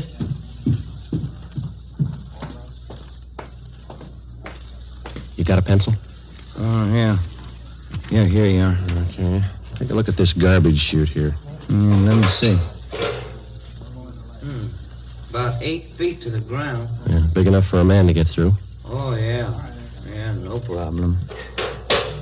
Lee. I'll be right there. It could be the answer, Joe. Well, he either got in this way or he was in the house when she came home. What do you got? Garbage chute here. What do you think? Could be. Let me grab a kit. Let's see. Aluminum powder. There it is.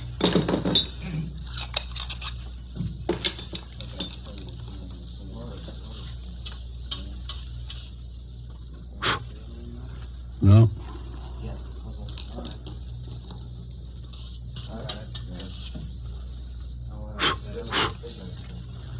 No, nothing on the outside of the lid. Looked pretty clean. Must have just been scrubbed. Abrasions here.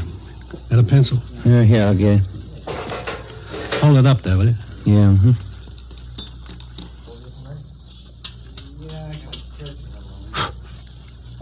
Yeah, here we go. Large prints. Unusually large. Big hands. Can I look inside the chute a minute, Lee? Go ahead. Watch that lid. Yeah, I will. Looks like it's blocked off upstairs.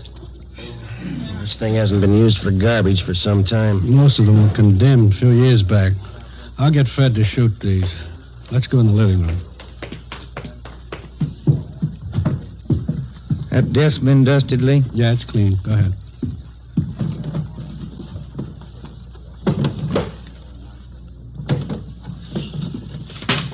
Take a look, Joe.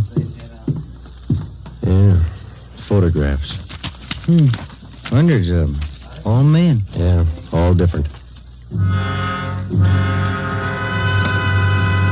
Lee Jones and the crime lab crew finished up and went back to Central Division. 2 uniformed officers remained on duty at the scene of the crime. Thad Brown had men sent out to canvass the neighborhood. Ben and I went upstairs and talked with the landlady, a Mrs. Emma Smith. Yes? Police officers. You Miss Smith? Yes. You're not the same officers I talked with before. No, ma'am. I wonder if we could ask you a few questions. I told the other officers everything I knew. We have to double check, Miss Smith. Who was the girl who lived in the apartment below, number 16? Laura Barkley. Is that the name she used? The mail she received, was it addressed that way? Yes, it was. She was a very good tenant, Laura. No trouble with her at all. When did she move here? Oh, about 4 or 5 years ago. I have the rent receipts. I always save receipts. Did she always live by herself? Oh, yes. That apartment rents to one person only. Did she have many visitors, friends dropping in? None that I ever saw. Pretty much to herself, Laura. The men came yesterday and took it away. What's that, ma'am? The organ. Electric one. Laura rented it from a big downtown firm. Used to practice all the time. My, it was beautiful. Yeah. In the gloaming. She used to play that for me. Mrs. Smith, when did the men come and take the organ away? Yesterday, in the afternoon, about 4:30. Was Miss Barkley at home when they came? No, she wasn't. She left me a note to let them in, so I let them in. I never allow anyone in the apartment without a note. You know the name of the company where she rented the organ? Braziers, it was called, down on South Spring. Well, didn't you think it was unusual that Miss Barkley didn't have any friends? Now, officer, I didn't say Laura didn't have any friends. What I said was that she didn't have any friends who came to see her here. She moved here from a hotel for women. That's the reference she gave me. I see. I wonder if you could give us the address of that hotel, please. I'll write it down for you. Thank you. Ms. Smith, did you hear any unusual sounds in Miss Barkley's flat last night? Anything out of the ordinary? If I had, I would have called the police and we'd have saved a girl's life. Well, thank you very much, Miss Smith. Here's our card. If there's anything you think of after we've gone, don't hesitate to call us. Thank you, I will. I hope you get the dirty men who killed Laura. We didn't say it was a man, Miss Smith. Well, isn't it always a man? Before we left Mrs. Emma Smith, we asked her about the garbage chute.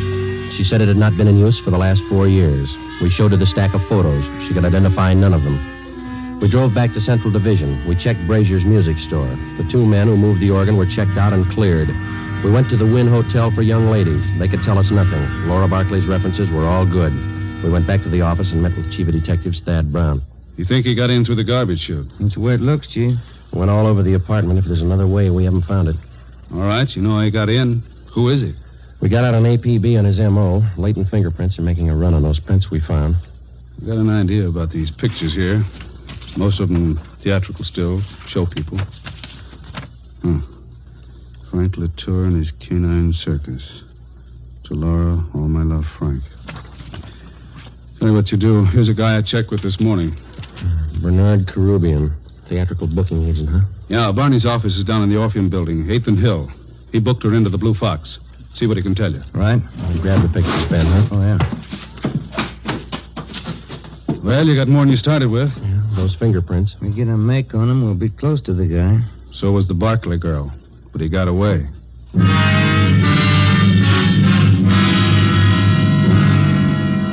I wonder if we could see Mr. Carubian. Who's calling, please? Sergeant Romero and Sergeant Friday, police officers. Oh, one moment, please. Yeah, please. 2 police officers to see you, Mr. Carubian. Sergeant Friday and Sergeant Romero, is that right? Yes, ma'am. Send him in. Go right in. Thank you. All right, let's go.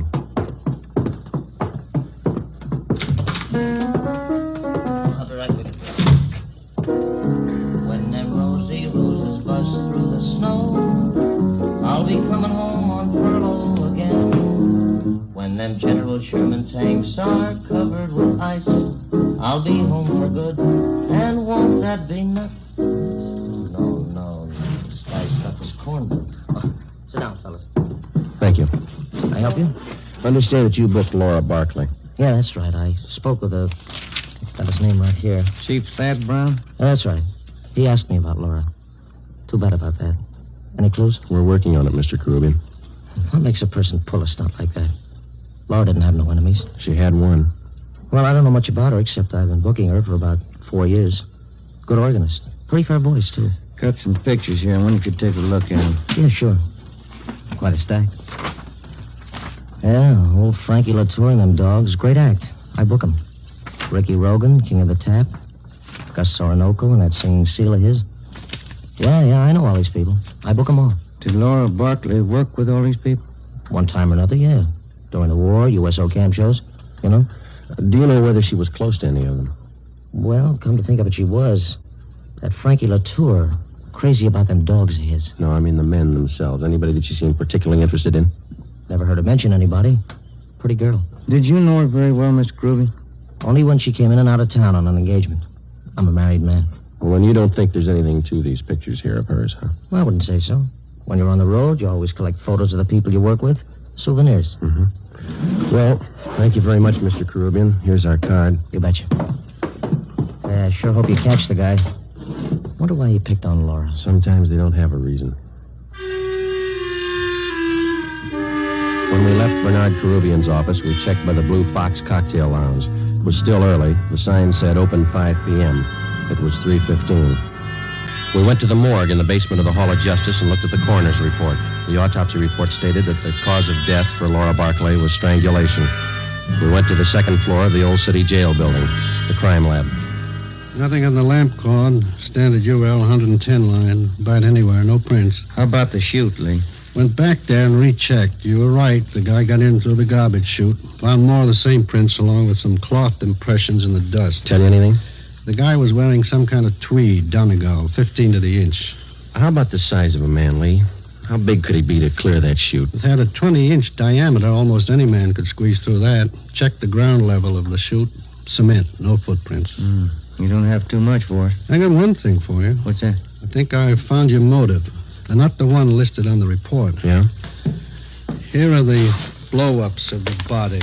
This 36 by 54 here. Hold that in, will you, Ben? No, Al. Look through this magnifying glass here. The right hand. Yeah. See where I'm pointing? Ring finger, yeah. Looked like ring marks. That's right. Pretty wide. Must have been good-sized rings. Well, they might still be in that room. I called Thad Brown. He had the room rechecked. No sign. And you think we got a burglary motive on our hands? That's my guess. Thad had the boys check with the landlady. She didn't know anything about any rings the Barkley girl might have had. That doesn't help. I think I got something else here. Library book. Hers? Her card's in one of the pockets inside, checked out from the L.A. Public Library main branch. Mm-hmm. I think these might be your lead on the missing rings. A librarian sees a person's hands every time they check out a book. That makes sense, Lee. We'll play it that way. What department were the books checked out of? The music room. Well, that's it. I think you've got your motive now and a good set of prints. You're close. Thanks a lot, Lee. Well, let's go to the library, Ben. I'll get it. Crime lab. No, this is Friday. Oh. Thanks, Frank. Well, we got some motive. How do you mean? No make on those fingerprints. Nothing.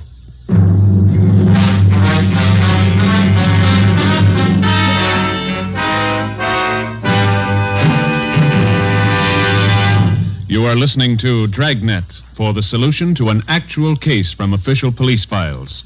Now, here is a real solution to many of your Christmas shopping problems. If your friends smoke a long cigarette, give the best of all long cigarettes, Fatima. Give Fatima for quality. The name Fatima has always stood for the best in cigarette quality. Give Fatima for flavor. Fatima has a much different, much better flavor and aroma than any other long cigarette. Give Fatima. They're extra mild. Yes, Fatima is the long cigarette which contains the finest Turkish and domestic tobaccos superbly blended to make Fatima extra mild. Yes, extra mild. So give Fatima for Christmas in the attractive golden yellow carton. It's the long cigarette that has doubled and redoubled its smokers. Yes, more and more smokers every day agree Fatima is the best of all long cigarettes. 4:30 p.m. Tuesday, January 9th. Heavy rain. Laura Barkley's murderer was still a free man. Ben and I were sure that whoever left their fingerprints on the inside of that garbage chute was the same man who murdered the Barkley girl. He had no previous record. His first crime, as far as we knew, was a killing, and the odds were all in his favor. The fingerprints gave us nothing. All we had left to lead us to the killer were 3 library books and a stack of old theatrical photos. The solution of most crimes for the working detective is method and persistence. When you have clues, you work with them. When you don't, you work your way to a logical conclusion as best you can. We went to the Los Angeles Public Library, the main branch. The librarians in the music room handle thousands of readers every week. None of them remembered Laura Barkley. We drove over to the Blue Fox Cocktail Lounge. We interviewed the manager, and he knew nothing of her personal life. We talked to Harry Schumann, the organist who had taken Laura Barkley's place. What would you like to hear, fellas? Police officers like to talk to you, man. About Laura, huh? That's right. All right, if I keep on playing? The manager wants full 15-minute sets. Oh, yeah, go ahead. That's all right. What can I tell you? How long have you known Miss Barkley? Oh, 4 or 5 years. It's a terrible thing. You got to get to whoever did it. Yeah, we're going to try. Can you think of anybody that might have killed her? I know you ask that question of everybody. I don't know. Does anybody ever know for sure? Sometimes. Well, I don't know. When you think of a person, you never think who might murder him. Maybe you might know a few things about her that you could fill us in on. I'll try. She go in for jewelry much? Rings, things like that? Funny you should ask that. She was nuts for it. Good things. Rings? Had a couple of beauties. Diamonds they were, big stones. Cost $4,000. I know she used to put most of her money into those rings. She buy them on time? Yeah. I remember one night she was overjoyed. The night she paid them off. Cost a lot of dough. Can you describe those rings for us? Not too good. I can give you the name of the jeweler she bought them from. That'll do. Do you know anybody else that we might talk to? Don't know any of her friends. She was an only child. No living relatives that I know of. How about her landlady? Yeah. I guess that's it, Harry. Thank you. For what? I wish I could help more. If everybody had your attitude, we'd be out of a job. Before we left the Blue Fox, Harry Schumann gave us the address of Laura Barkley's jeweler. The next morning, we checked with the manager of the store, and he gave us a complete description of the 2 diamond rings which the dead girl had purchased. They were valued at $4,000. He gave us detailed drawings of the rings. We went back to the office, gave the information to burglary detail. An all-points bulletin was put out describing them. Pawn shops throughout the city and state were alerted to watch for the stolen rings. We had lunch with Chief Thad Brown at Costa's Cafe. Never mind, O'Mara. I'll get it. Oh, thank you, Chief. I'll get the tip. Stew was good. Do you have some change for the cigarette machine? Thanks. Need any cigarettes, Joe? No, thanks, Thad.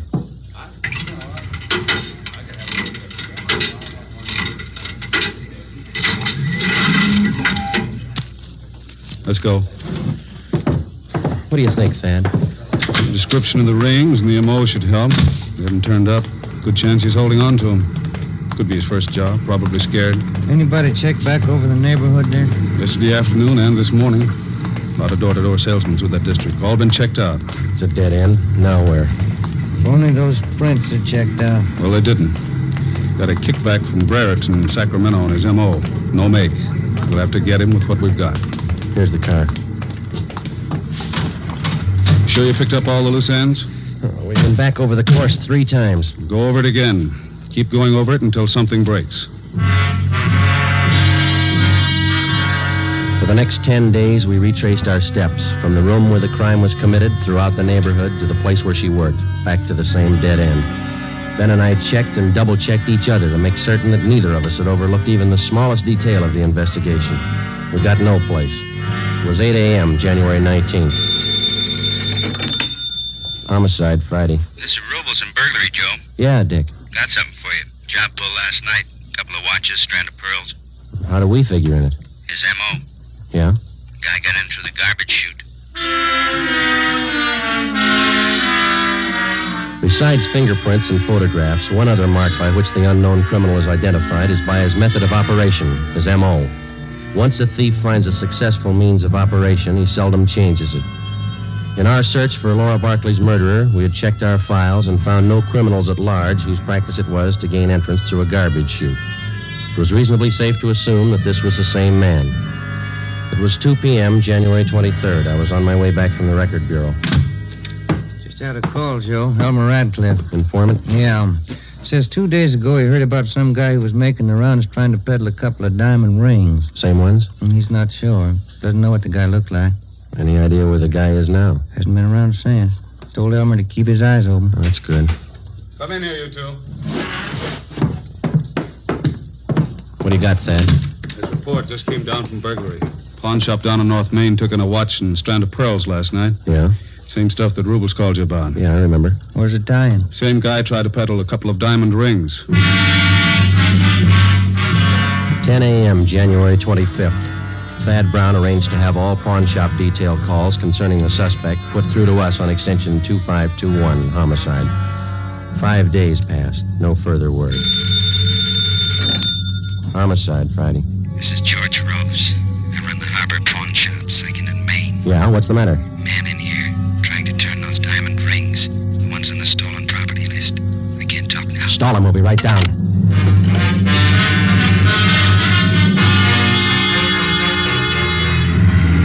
Come on, Ben, move it. Yeah? The next corner. There it is. Just up a block. Pull up. All right, let's go. Hell. Here we are. Say, fella, look out, Joe. He's got a gun. You all right, Joe? Yeah. Out the back way. Let's get him. There he goes, up alley. Can you hit him? You didn't stop him. Watch it. Come on, Joe. He's turning on the spring. He ran into that cafeteria up the street. Come on, let's run. Where'd he go? You see him? Yeah, there he goes. He's headed for the kitchen. Come on. Stop that man! Stop him! Out the back door, into the alley. There he goes. Duck, Ben. All right, Joe, stop. He's not stopping. Stay clear. He's down. All right, come on.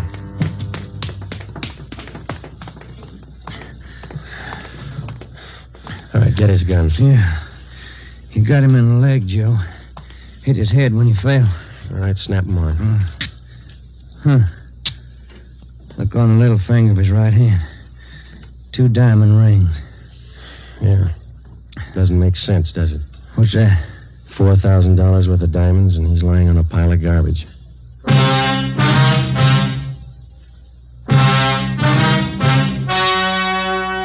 The story you have just heard was true. Only the names were changed to protect the innocent. On April 2nd, 1947, trial was held in Superior Court, Department 81, City and County of Los Angeles, State of California. In a moment, the results of that trial. Now, here are authentic reports from all over the country that tell the story of Fatima's sensational increase in popularity. New Orleans Division. Fatima sales up 300%. Detroit Division. Fatima sales up 348%. Los Angeles Division. Fatima sales up 545%. More and more smokers agree Fatima is the best of long cigarettes. So enjoy Fatima yourself and give extra mild Fatimas for Christmas in the attractive golden yellow carton. Everyone who smokes Fatima says that this great new long cigarette is the best of all long cigarettes.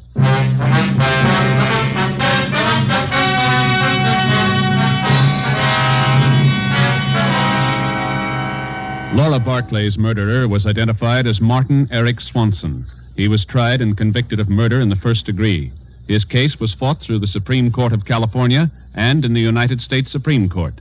In both instances, his conviction was upheld.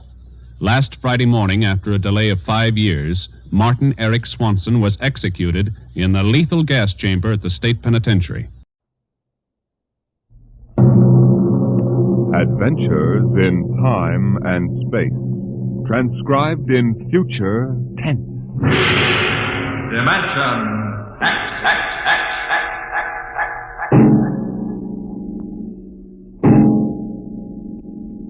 In the beginning, there was Jordan.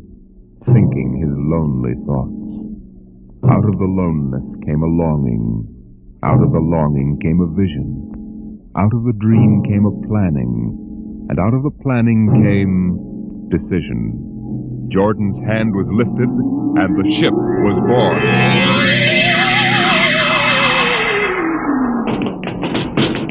You, look out! Are you all right? Yes, it missed me. What was it? A mutant with a slingshot. I think it dashed down that passageway. You want to go after it? We never catch it, Alan. It's probably 12 decks above us by now. I didn't think they ever came down this far. Patrols usually get them before they reach this level. They get more daring with each generation. This one looked like a female. Male or female, it might have killed us. I told you this trip was pure foolishness. Climbing 24 deck levels to hear a crazy old man rave. We're almost there now. Compartment X15, level 24. This is the place. This area smells as if it hadn't been visited by a sanitation crew for generations. Part of the ship is almost deserted.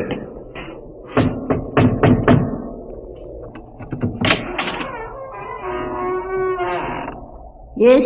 This is the compartment of John the Witness. Who are you? My name is Hugh Hoyland. I'm a cadet from the scientist barrack. This is my friend Alan Mahoney. What do you want of John the Witness? Only to talk. Are you a believer in Jordan? Naturally.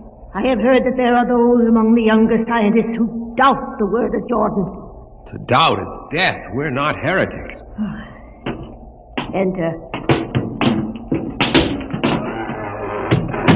I have brought a gift of tobacco, grown on the richest level. It smells good. I assure you it's the best. Wait here. What a rat's nest. Shh. What the devil do you think he can tell you? I don't know. Now hush.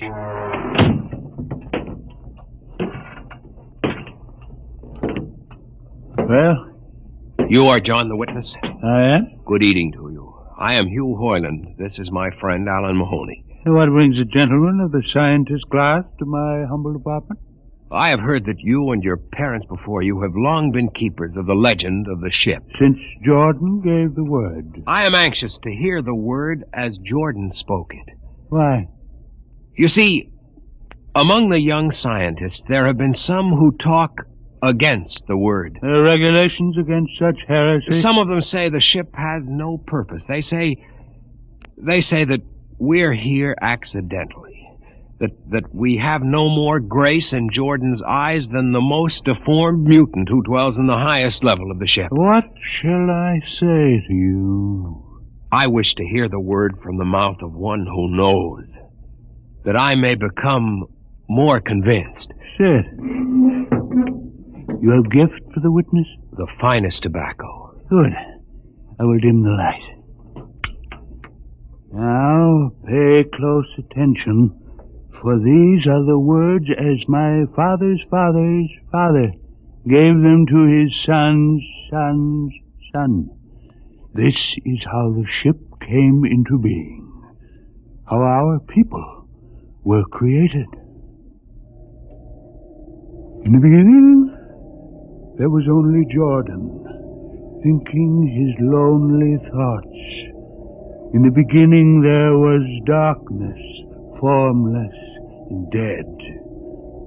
Out of the loneliness came a longing. Out of the longing came a vision. Out of the dream came a planning. And out of the planning came decision.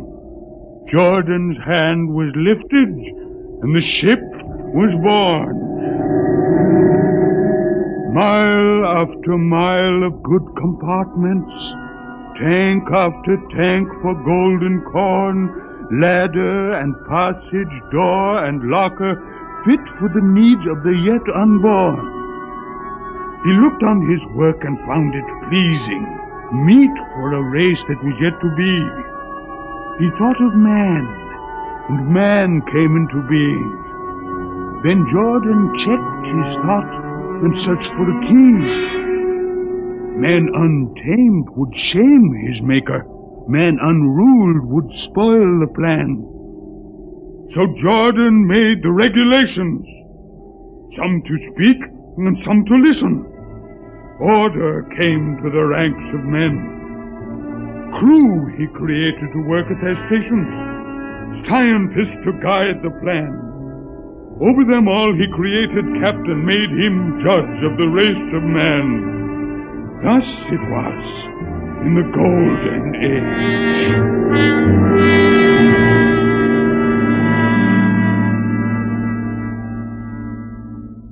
These are the true words? As my father's father taught them. But what of the strange beast-like people on the upper levels of the ship? Surely Jordan did not create them. Jordan is perfect. All below him lack perfection. You have heard of the legend of Huff? I have heard that he mutinied against Jordan. Darkness swallowed the ways of virtue. Sin prevailed upon the ship. And before wisdom prevailed and the bodies of Huff and his followers were fed into the converter, some of the rebels escaped and lived to father the mutants. They are tainted with the sins of their fathers. One more question, witness. Speak. What is the ship? The ship is a great sphere. 25 kilometers wide and 100 levels deep. I know that, but what about the upper levels? The regulations forbid us to venture into the upper levels, but it is said that beyond the levels of the mutants lies the forbidden place where Jordan's spirit prevails. So I've heard. But something troubles me. Something which prompted my coming here. Yes, my son. What lies beyond the ship? What? What lies beyond the ship? This is heresy. Answer me. I will not permit such talk. The ship is complete. The ship is universal. The ship is everywhere. The ship is endless. You're muttering to those of a frightened old man. They answer nothing. You question the word? I think you lie. Hear me, Mr. Highland. For what you have already said, I can have your body fed to the converter. Your soul launched on the endless trip. You threaten me. You, for Jordan's sake. You think I fear this dried fig of a man? You. Sir, my friend is impetuous. He doesn't understand. I might be persuaded to forget a substantial gift. You pig. You. Come on, Alan. The sight of this so-called holy man offends me. No, you shall not leave. Look, don't try to frighten me with a gun, old man. Remain where you are, heretic. I warn you, put down the gun. No. No closer. Drop it. Very well, then. Death to the heretic. Alan, get him! Is he dead? I don't know. Come on, Hugh. We've got to get out of here. Now where? We can't go back. They'd feed us into the converter. What's that? The old woman must have turned in an alarm. Come on, the patrol will be here in no time. Where can we go? The upper levels. But the mutant. We'll have to take our chance. Listen, that's the patrol we've got to climb. There's a hatchway. Down the corridor. Quickly. Halt! Halt, we fire! Up the ladder.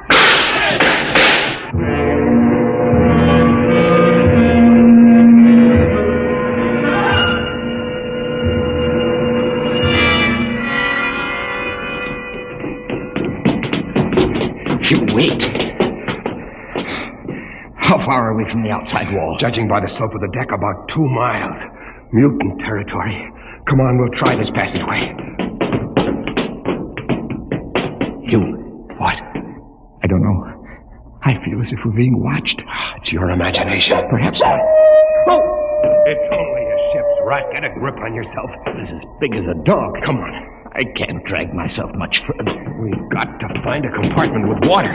Oh, if only you hadn't asked him that stupid question. There's no use going over that. Why did you do it? Why? Alan, I've been thinking about it for a long time. And when he began to give me those stupid pat answers, well, I just saw red, I guess. But who are you to question the ways of Jordan? When you asked me to go with you to visit the witness, I thought you wanted spiritual help. I never dreamed I'm that sorry, Alan. I couldn't foresee this. I didn't know what... Wait a minute. Oh, what? Another shipwreck? No. I thought I saw something move near that bulkhead. I didn't see anything. Maybe my eyes are going bad still. You behind! Alan, look out!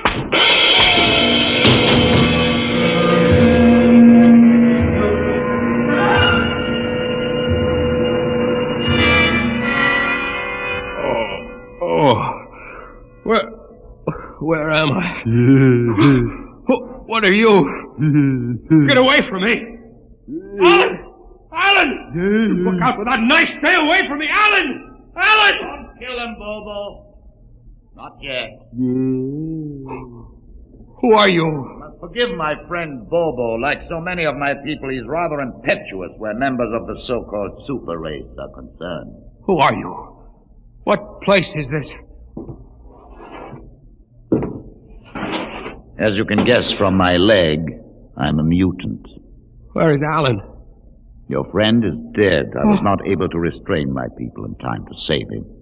Why don't you destroy me and get it over with? We do not kill for pleasure, Mr. Hoyland, only when necessary. You know my name? I read your identification tag. Who are you? Mutants can't read. My name is Gregory. I'm a leader of my people. Although we are unfortunate in our heredity, Mr. Hoyland, many of us are quite intelligent. Why do you live like animals? We would rather live like free animals than like regimented slaves, as you do. I've heard that you practice cannibalism. Undoubtedly, you hear many things about us. We raise our own cattle on the upper levels, and those of our people who choose to farm raise enough crops for our small population. You turn your head. Why? This one. I've never seen a creature like him. Bobo is an unfortunate. He was born without the power of speech. How can you tolerate a monstrosity? We have learned to live with difference. If we began to destroy our imperfects as you do on the lower levels, there would soon be no one left. It violates the regulations. The word of Jordan. You know, Mr. Hoyland, your people are really primitive and barbaric. You dare say that to me? I dare say a good deal more. Let us go to my compartment and speak further. I'm always interested in information of the lower levels. I won't give you any information. Bobo, I want Mr. Hoyland in my cabin, please. I advise you to go quietly, Mr. Hoyland. Bobo has a hatred of superior beings, which is unfortunate, but quite understandable. Proceed.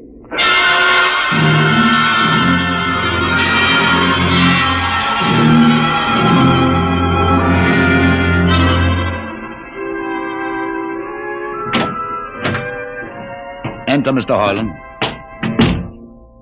This is where you live? Yes. But you have books.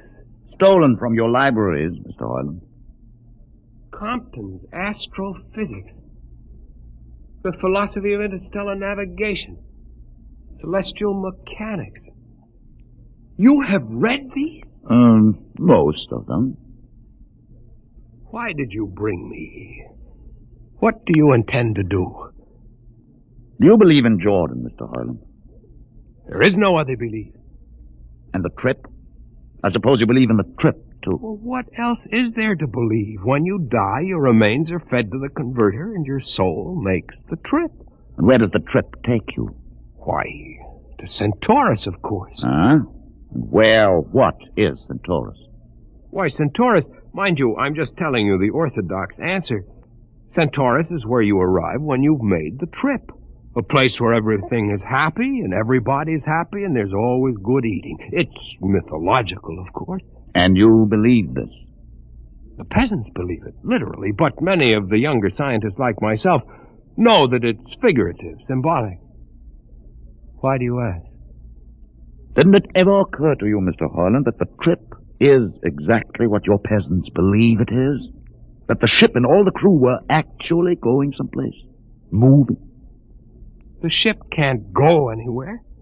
It already is everywhere. Imagine a place bigger than the ship, much bigger, with the ship inside it, moving inside. But there can't be any place bigger than the ship. There wouldn't be any place for it to be. Oh, for heaven's sake. Listen, you know the lowest level? Yes. If you started digging a hole in the lowest level, where would that hole go? Where would that hole... Oh, no. No, it's forbidden to think such a thought. Where would it go? No. No, I can't think about it. Bobo. Bobo, we're going to take Mr. Hoyland to the place. Where are we going? To the top level. But it's certain death. Nonsense. I've been there 1,000 times. Come along. No, I won't. You can't make me. I think we can. Now, shall we proceed peacefully, or shall I have Bobo persuade you?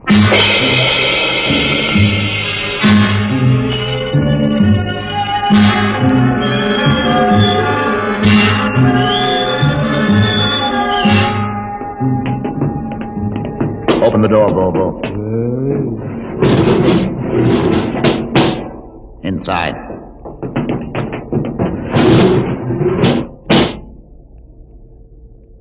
What place is this? This, Mr. Hoyland, is the main control room. Why, Mr. Hoyland, you're trembling. It isn't true. There is no such place except in mythology. You younger men are so wise, Mr. Hoyland, except for one thing. This happens to be the main control room of the ship. But it's nothing but a huge room with an instrument panel. What did you expect? How do you know this is the main control room? See these instruments?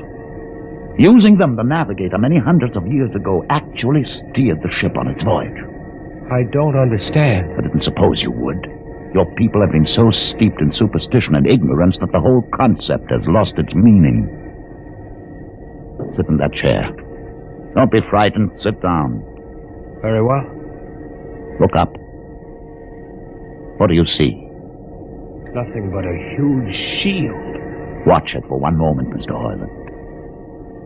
You are going to see something that few of us have ever been privileged to witness. Something so dazzling that you may find it hard to accept at first. But it is there. It is a reality. And ultimately you must accept it. What are you doing? I'm dimming the lights. Don't be frightened. Keep your eyes focused on the shield above us. Ready? Watch. The shield! It's sliding back! Ghost of Jordan! Well? What am I seeing?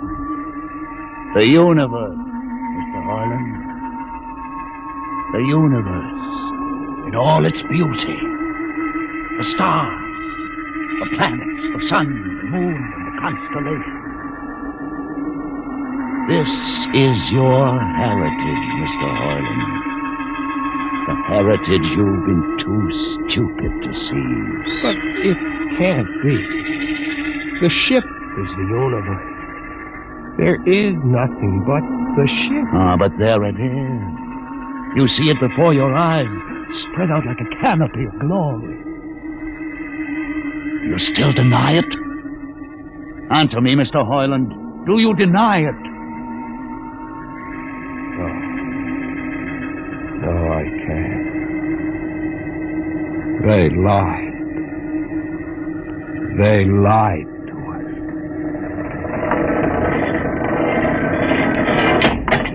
Good. Why did you close the shield? You will see it again if you're not afraid. I'm not afraid. Many times. I've shown this to others of your people whom we captured, and though they saw it before their very eyes, they would not believe it. Tell me about it. Tell me about the ship, about the universe. What are these things? How did this come about? Many thousands of years ago, on a planet like those you've just seen, a planet called Earth, a scientist named Jordan decided to build a ship that would carry men from one planet to another. For many years, Jordan and thousands of others studied and planned. And when they were finished, they built the ship. A ship so large that it had to be assembled in its own orbit beyond the place called the moon. 60 years it took them to construct. And when it was finished, a whole new science had been conceived. Then the trip was begun.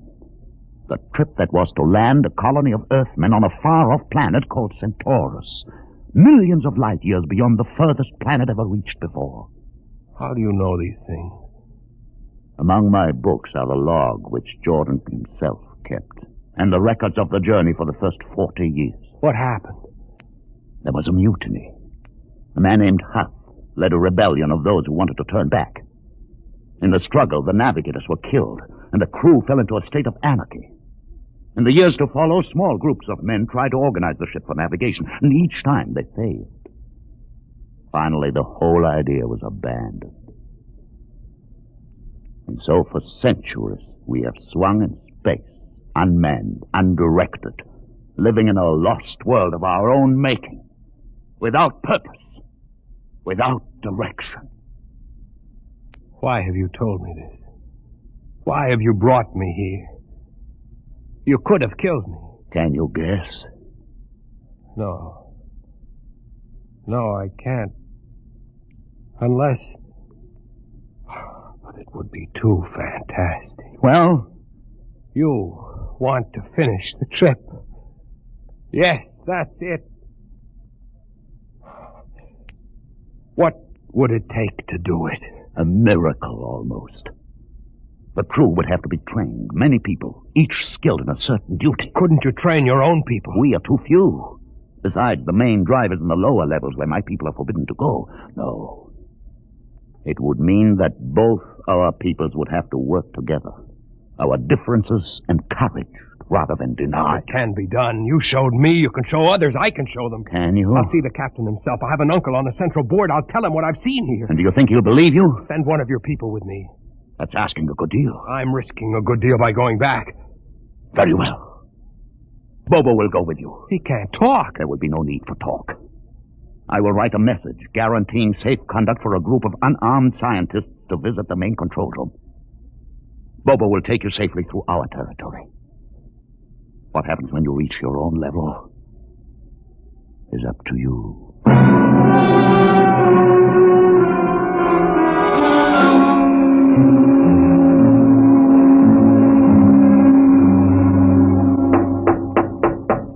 One moment. Yes, what you? Quick, Uncle Edison. But this mutant... He's harmless, please. Now, what is this? You're wanted I know all about that. Listen, Uncle, I must see the captain. The captain? Are you mad? You're a council member. You can get me to see him. They'll kill you. You're wanted for heresy. I don't care. I must speak with the captain. You're close to him. You can arrange it. I don't understand why... Uncle, listen to me. The ship is moving. I can prove it. Do you understand there is a purpose in the ship? I don't understand what you're babbling about. Never mind. Just talk to the captain. Tell him I have information of tremendous importance. Tell him I've arranged a truce with the mutants. A truce? Here, show him this paper signed by their leader. Do it, Uncle, for my sake. I don't know. Please, Uncle. If I'm to die, let this be my last request to you. Very well. I'll speak to the captain. I'll try.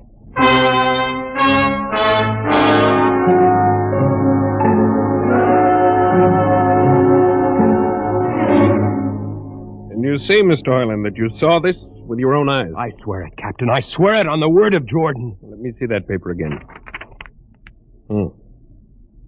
What do you think, Commander Erst? I don't know, sir. It might be a trick. I guarantee you safe conduct. If these things are as Mr. Hoyland reports them, it would pay to risk a few lives. The man is a convicted heretic. Still, we mustn't discount his word entirely. He has a safe conduct. The mutant risked its life coming with him. I think we might investigate. You will do it? I'll have an expedition outfitted. Dismissed, Mr. Hoyland. Thank you, sir. Thank you. Captain, do you... Commander Erst. Sir. You'll make the necessary arrangements for an expedition. I trust you understand. Perfectly, sir. Perfectly.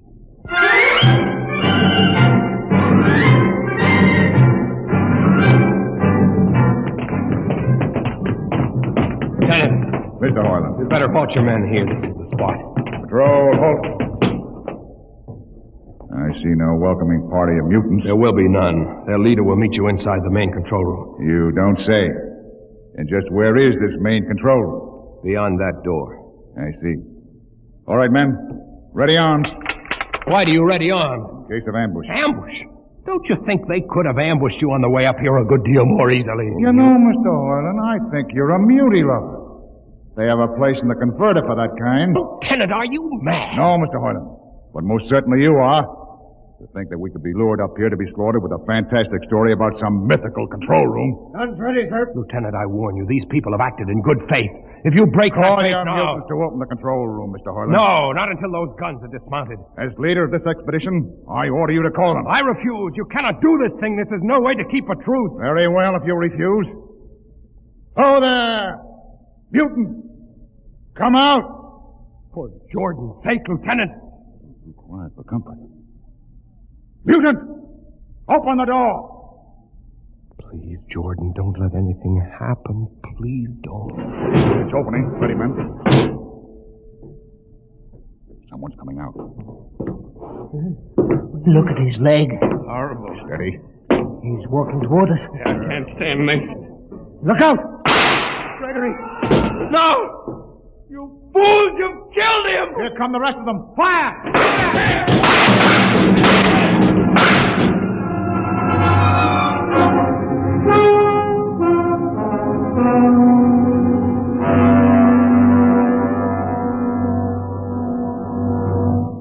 That should teach them a lesson they won't forget. All right, men. Inside the room. Orland, you're under arrest as a conspirator in this ambush. Ambush, you fool, you blind, stupid fool! That'll be enough. Have you been inside this place before? Yes. What's all this machinery? These are the controls he would have used to steer the ship. He's gone out of his mind, Lieutenant. Steer the ship? Who? The leader. The one you killed.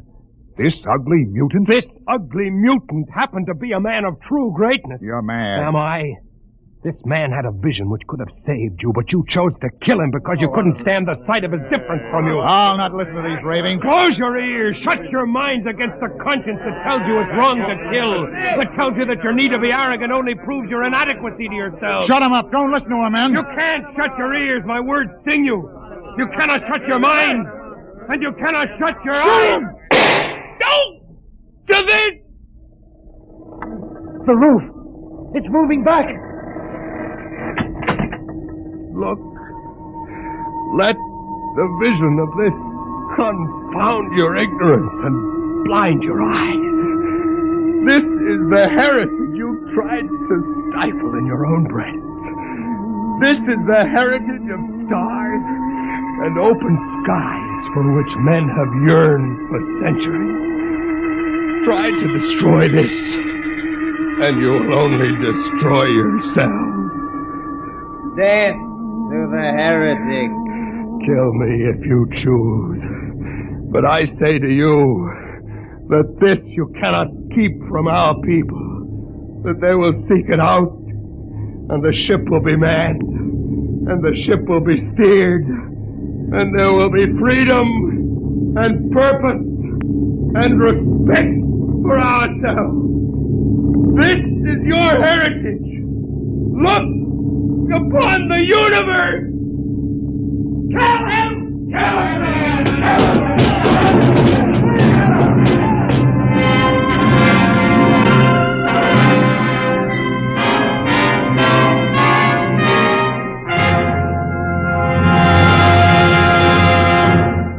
You have just heard another adventure into the unknown world of the future.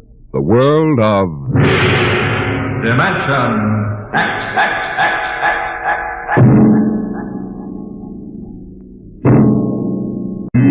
Today, Dimension X is transcribed Universe, written for radio by George Lefferts and based on a story by Robert Heinlein. Featured in the cast were Mason Adams as Hugh and Peter Capell as Gregory. Your host was Norman Rose. Music by Burt Berman. Engineer Bill Chambers. Sound created by Manny Siegel, Max Russell, and Wes Conant. Dimension X is produced by William Welch and directed by Edward King.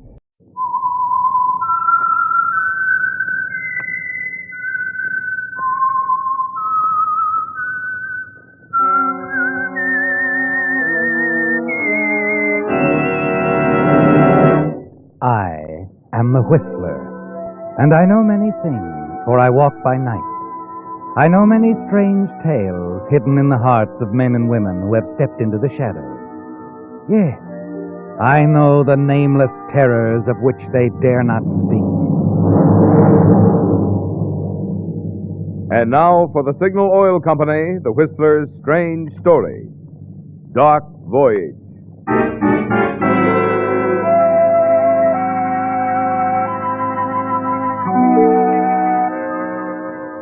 The crowd gathered quickly at the end of the pier and didn't disperse when the police arrived and took over, urging them back and shouting orders. Jeff Denning, watching from in front of his little waterfront shop, finally hurried forward and pushed his way through. What's the matter? What happened to Get him? back, please. Who is it, officer? Who was it, you mean? Guy named Angelus. Near as we can tell from the stuff in his wallet. Angelus? Not Dave Angelus. That's it. Knew him, did you? Yes, I knew him. He used to come into my shop. They think he drowned, Jeff. It doesn't look like it to me. What? If it's foul play, we'll get to the bottom. All right, folks, let's move back. Foul play? With old Dave? What? No, he didn't have an enemy in the world. He was a friend to all of us down here. That's right, Jeff. He had friends everywhere, old Dave. All over the world.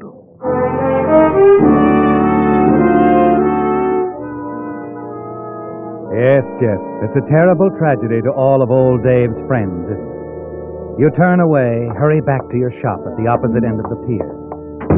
But once inside, your expression of grief is replaced by an odd smile. A smile that's a mixture of amusement and determination.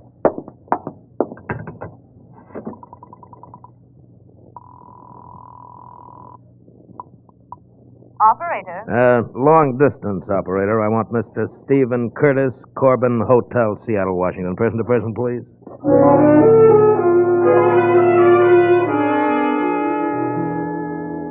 Wait a minute, Steve. I tell you, the schooner's there. I've got the maps. I know her exact position. Lots of guys have had maps. Steve, I'll pay you way down here. Split on what we can salvage, and it'll be plenty.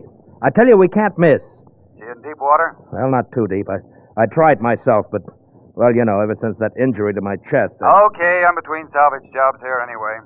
Fly down in a few days. Is that all right? No. Make it tomorrow. Steve, I tell you, this thing is big. It's our chance of a lifetime. Okay, tomorrow. First plane out. That's better. My shop's on Pier 9. If I'm not there, ask for me at the Red Angel Cafe. Red Angel. Check.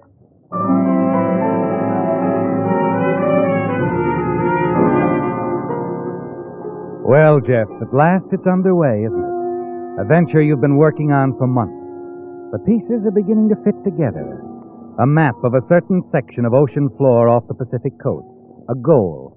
And now Steve Curtis, a man who could easily help you attain it. The following evening, waiting for Steve at the Red Angel Cafe. It's all you can do to keep from telling someone else how rich you're going to be. How the pair of you could share it all. But you reason that there's a time and place.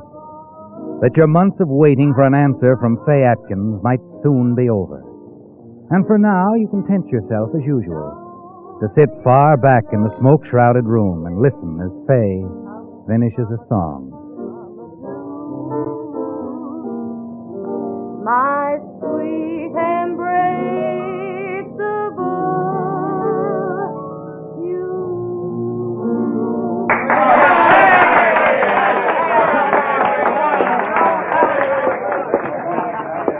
Hello, Jeff. Ah, Faye, the song, it was very nice. Oh, thanks. Mind if I sit down? Mind? There you are. Thanks. Faye, when are you going to... Going to let you take me out of all this? Oh, Faye, if you just say the word, we could make a go of it, the two of us. I suppose. You're not convinced, are you? Still on the same old kick that there's a special guy just for you, that he'll walk right into your life. Oh, maybe I'm mixed up like lots of other people, but... Jeff, I got a crazy idea. I had it ever since I was a kid. Suppose it's the kind of stuff you get out of books. What kind of books, Faye? Oh, the kind that tell a girl that somehow, somewhere, she's going to meet him.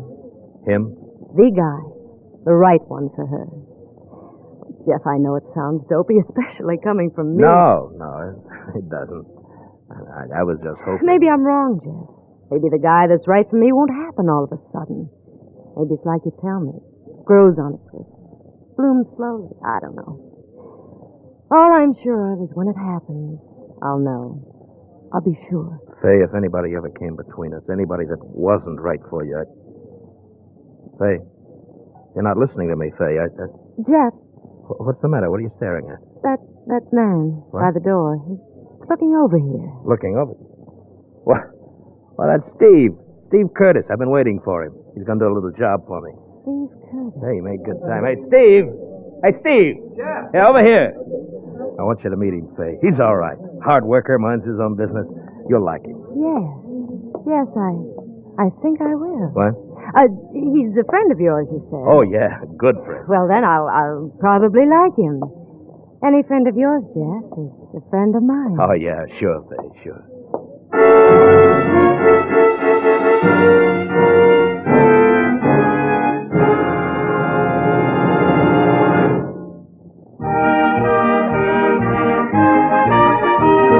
Tonight's $20 Signal gasoline book goes to Richard G. Armstrong of Imperial Beach, California, for this limerick. Of Signal I'd heard such great praise, how a little goes such a long ways. So I bought some to see. Signal proved it to me. Why, the saving is just like a raise. Signal, signal, signal gasoline. Your car will go far with go farther gasoline. When tonight's limerick writer said your savings with Signal are just like a raise, he was only telling half the story. Because you'll also get a raise in spirit when you touch the throttle and feel Signal's swift, sure acceleration. Signal's smooth surges of silent power. Yes, it's definitely more fun driving with a gasoline that helps your engine run more efficiently. And that's what makes today's great Signal gasoline go farther.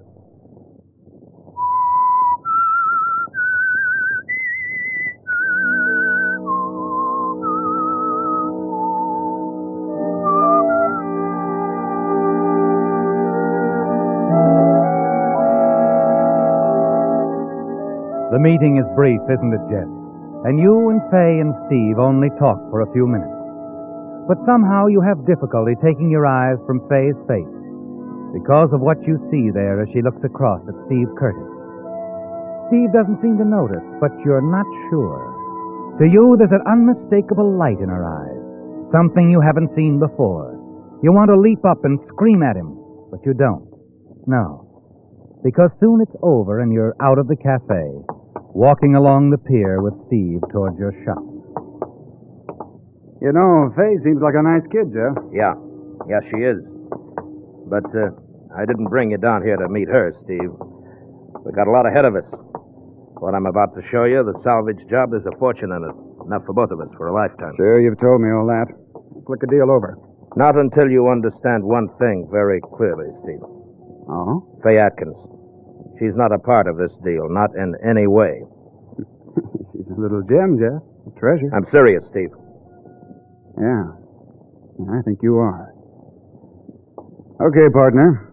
Let's see how inviting your original proposition is to me. If I'm interested, I'm sure we can come to terms. I'm glad you see it that way, Steve. Yeah, come on in. I got the maps and charts right here on my desk. Sit down. I'll turn on the light. I want you to look them over.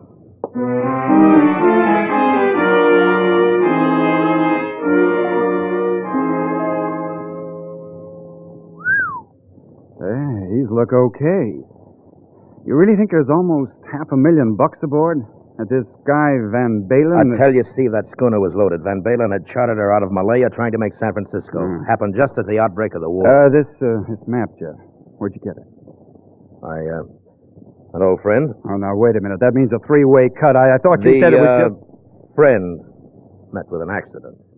He's out of it. Oh, I see. Well, shake, partner. We're in business. Your turn.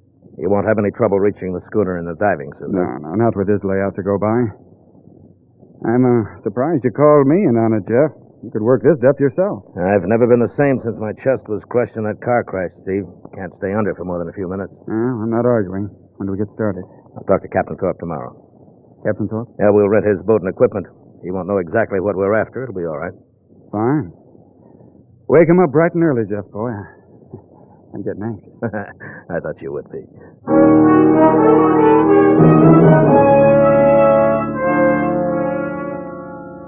Look, Captain Thorpe, I've hired your boat before, and there weren't any questions. Is it a deal or not? There are other boats, you know, plenty of them. Just asking, Mr. Tennant. Like to know how to load. supplies and all. You know how it is? Yeah, sure, I know. And I'll tell you all about it in due time. Well, how about it? Yeah, I'll take you. Any course you need. $150 a day. Pay in advance. Wait a minute, isn't that a little high? Like you said, there's other boats. Plenty of them. All right, Thorpe. $150 a day. In advance.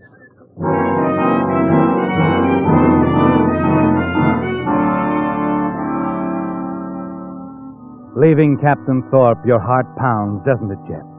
It's getting closer, your big dream, the money, and eventually Faye Atkins. That night, you hurry back to the Red Angel Cafe to talk to her. When you catch sight of something and stop and stare, Steve. Steve and Faye together near the pier railing in back of the cafe. You slip forward cautiously and make your way to a point where you can overhear without being seen. No, you're wrong. Listen, Faye, I do know how you feel. It happened to me the same way, like that. But it's no good. Because Jeff's offered you something else? Something you want more? Money? No, that isn't it. Sure, I'm like anybody else where all that dough's concerned. But the guy's crazy about you. Look, you're a grown boy, Steve. You know Jeff and I wouldn't work out. It could. It could work, Faye, if you around, only... Sure, if you'd never happened along. I wasn't one kind of woman on the outside, but a little girl inside who's seen some candy she's got to have. You're talking like a kid. Why did it happen to you? Tell me, Steve, why did it happen to you in the same way, the same instant it happened to me? Like that, you said. Did you mean it? Did you? Sure, I meant it. But I'm walking away from this, see? Jeff wants the money, that's all. Don't tell me you're the same. He wants you. You, Faye. He's told me many times. Sorry, I'm really sorry. For Jeff, for you, and maybe most of all for myself. I don't get it. Just this, Steve. You better come to your senses. Unless you're kidding me. Because Jeff will never mean anything to me. Faye, listen to me. No matter what you do or say, I swear it won't make any difference. There isn't a chance for Jeff. Not as long as I know you're alive. You might as well know it. Faye, you're crazy. Just plain crazy. That was settled a long time ago. It's the things I'm crazy about that still matter. And as long as you're around, Steve, I'm crazy about you. You've lost her, haven't you, Jeff? And you stand there struggling to control the murderous rage that builds within you. Finally, you turn, hurry away. Faye's words keep boring into your brain. And you know that as long as Steve is around, as long as he lives, that Faye will never marry you. You decide to say nothing to them, but they're on your mind, Faye and Steve, all that following day. And you're making plans. Plans that have nothing to do with your search for the sunken ship. Then on the morning you're to sail, you're with Captain Thorpe in his cabin aboard ship checking last-minute details. As you leave him, step out on the deck. You see Steve standing near the gangway. Faye is with him. Well, good morning, Faye. Oh, Jeff, I just thought I'd come down, see you off. Glad you did. Good morning, Steve. You all set? Right.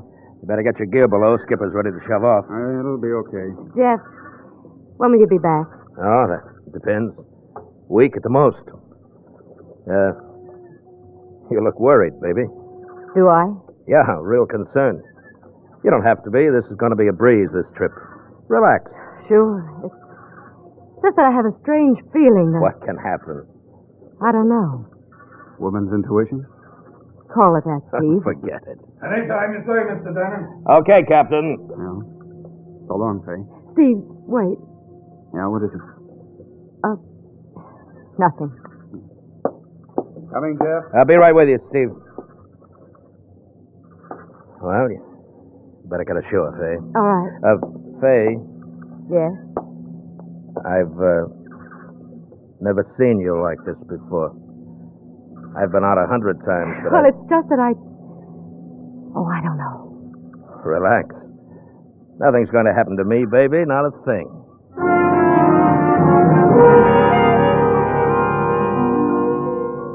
The dawn of the following day finds you anchored not far from San Miguel Island off the coast of Southern California. The sea is rough, and you hesitate about sending Steve over the side. You don't want anything to happen to him just yet, do you, Jeff?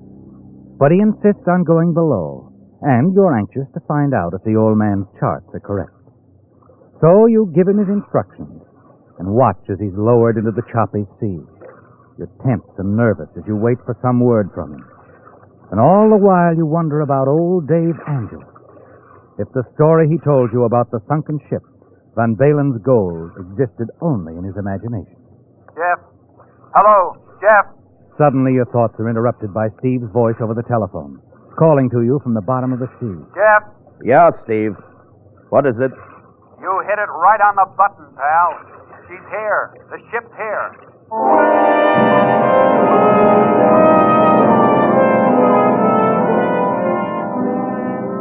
As you continue to talk with Steve, you try to remain calm, don't you, Jeff? But inside, you're trembling with excitement.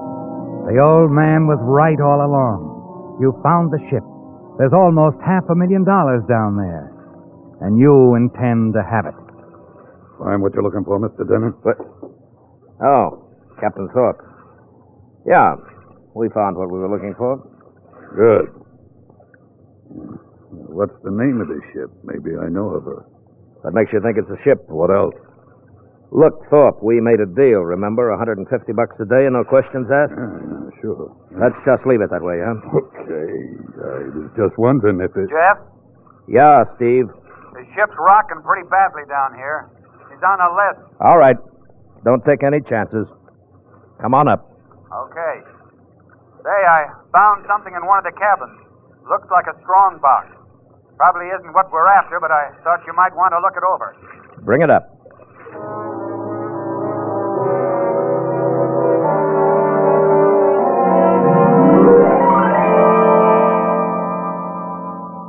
Back up on deck, Steve hands you a small box. And as the crew members help him out of the suit, you hurry to your cabin and bolt the door. It doesn't take you long to break the lock on that strong box. And then you open it. It contains only papers, correspondence addressed to Van Balen. There's no mistaking now, is there, Jeff? And you smile as you thumb through the sheets of paper. Suddenly something catches your eye. A letter from the National Bank of Mexico. You scan it quickly, then glance at the date at the top of the letter. You lean back in your chair as the letter slips through your fingers and flutters to the floor. You sit there stunned, refusing to believe what you've read. But it's there, Jeff, in the letter. Van Balen didn't carry the gold with him aboard the sunken schooner. Instead, he'd shipped it to the National Bank of Mexico 3 days before he sailed.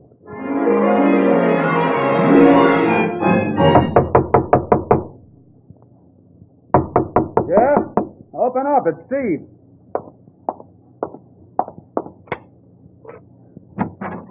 I was curious about the box, Jeff. Just wondered. What's the matter? Nothing. Nothing. Oh, so you got it open. Anything interesting in it? Just some of Van Balen's papers, that's all. At least we're sure the old guy was aboard, huh? Yeah. Van Balen was aboard. Look, Jeff, Captain Thorpe thinks the sea will calm down by nightfall. You want me to try again? No, we'll wait till morning. Why wait if the sea is... We'll wait. Okay. You're the boss.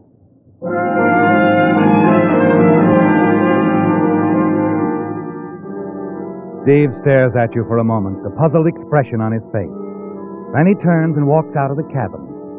You find it difficult to cover the bitter disappointment you feel, don't you, Jeff? Only minutes ago you had $500,000 within reach. Now nothing. And your search has ended in failure. But you can't tell Steve that, can you? Because that would mean turning back to port. And you're not just ready to do that. No. You're not going back until Steve's been taken care of. With him out of the way, you'll have a clear field with Fay. That night, when the ship is quiet, you hurry down into the hold where Steve has stored the equipment. You find his diving suit and get to work on his phone line. It doesn't take long, does it, Jeff? When Steve checks his outfit, he'll find his phone doesn't work. But you'll handle that when the time comes. Quickly, you hurry back up the companionway. As you step out on the deck... Hello, Jeff. Oh, Steve. Oh, sort of warm tonight, isn't it? Couldn't sleep. Thought I'd come out for some air. Yeah. It is hot. What were you doing below? Looking over the equipment. I'm going down with you in the morning, Steve. Oh? You think that's wise? I mean... I'll be okay. I won't stay down long. But why take a chance? I can handle it okay. Yeah, I know, but I just want to have a look around below, that's all. I won't stay down there more than a few minutes. Okay. It's your funeral.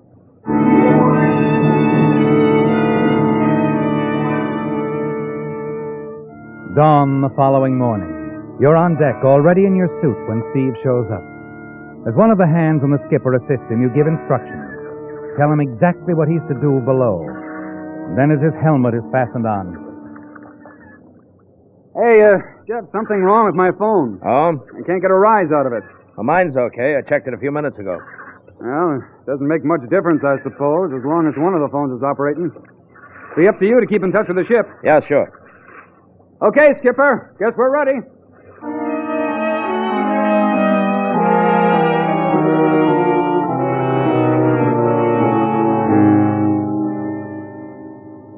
You can't help smiling, can you, Jeff, as you're lowered into the depths of the sea? A cold, silent world of weird lights. Fantastic shapes swaying slowly back and forth in easy, graceful motion. Finally, your feet strike the deck of the sunken ship. You look around and see Steve being lowered a few yards away. As he settles slowly on the upper deck, he waves to you and turns, and disappears into the blackness of the ship. Presently, you see his torch, a slender finger of light moving about inside. You move slowly along the deck, looking around for the weapon, something you can use to slash Steve's diving suit. Finally, you see it, a short, flat iron rod, part of the deck support. You examine the sharp, jagged edges. A perfect weapon, Jeff. You tug at it, pry it loose from the rotted plank. Yes, it will be just the thing to rip open his suit. And when that happens, the sudden pressure will crush him to death. You've figured it all out, haven't you? And it'll look like an accident. Now you'll have to hurry, Jeff. You can't stay down here too long. You move along the deck again, toward him. Mr. Denner? Yes, Thorpe. You okay? Sure. How about Steve? He's inside the ship. Better stay close to him. I will, Thorpe. I'll stay close. Real close. Never can tell what might happen. That's right, Captain. You never can tell what might happen.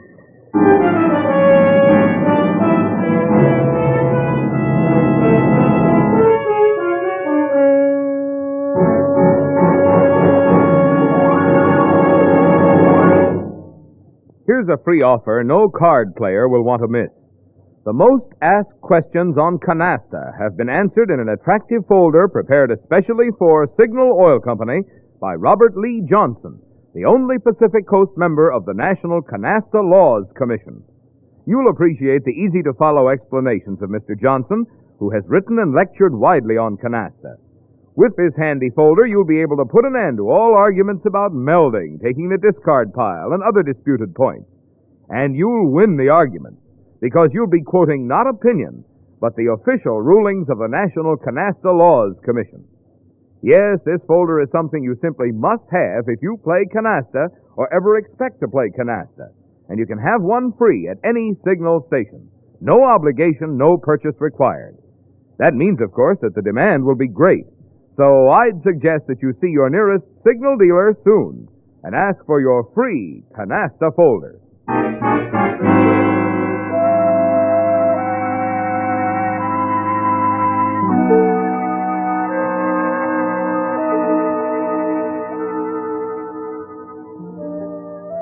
Only a few minutes after Captain Thorpe's schooner had returned to its home port, the news of the tragedy off San Miguel Island was sweeping the small fishing village.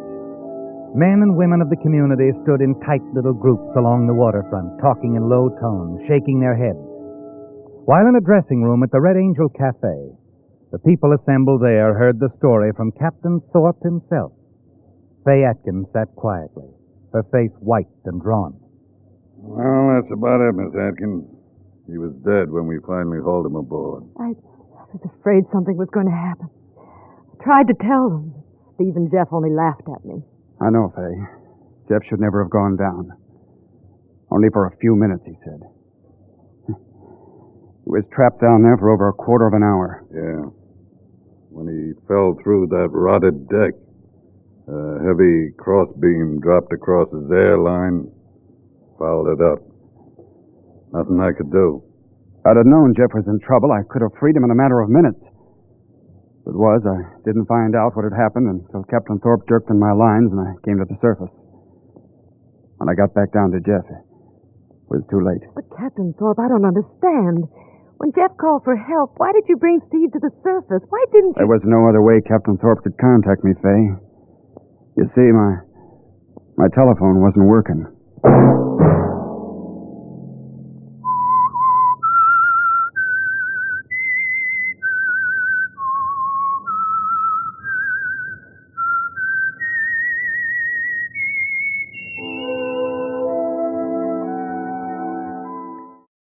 From Hollywood, it's time now for... Johnny Dollar. Ben Gartley, Johnny. Amercon Northern Trust. Oh, hiya, Ben. What do you hear from Wall Street? Save your money. What money? The money I'm going to pay you for this case. I've got a crazy one, Johnny. So naturally you thought of me. Nothing personal.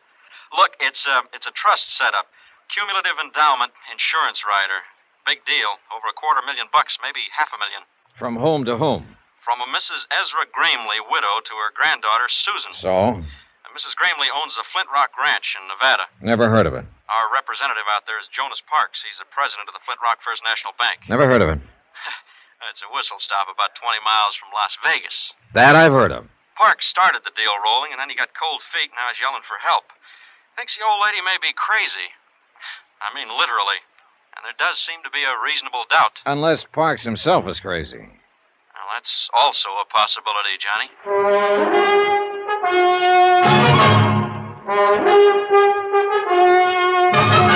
Tonight and every weekday night, Bob Bailey in the transcribed adventures of the man with the action-packed expense account, America's fabulous freelance insurance investigator. Yours truly, Johnny Dollar.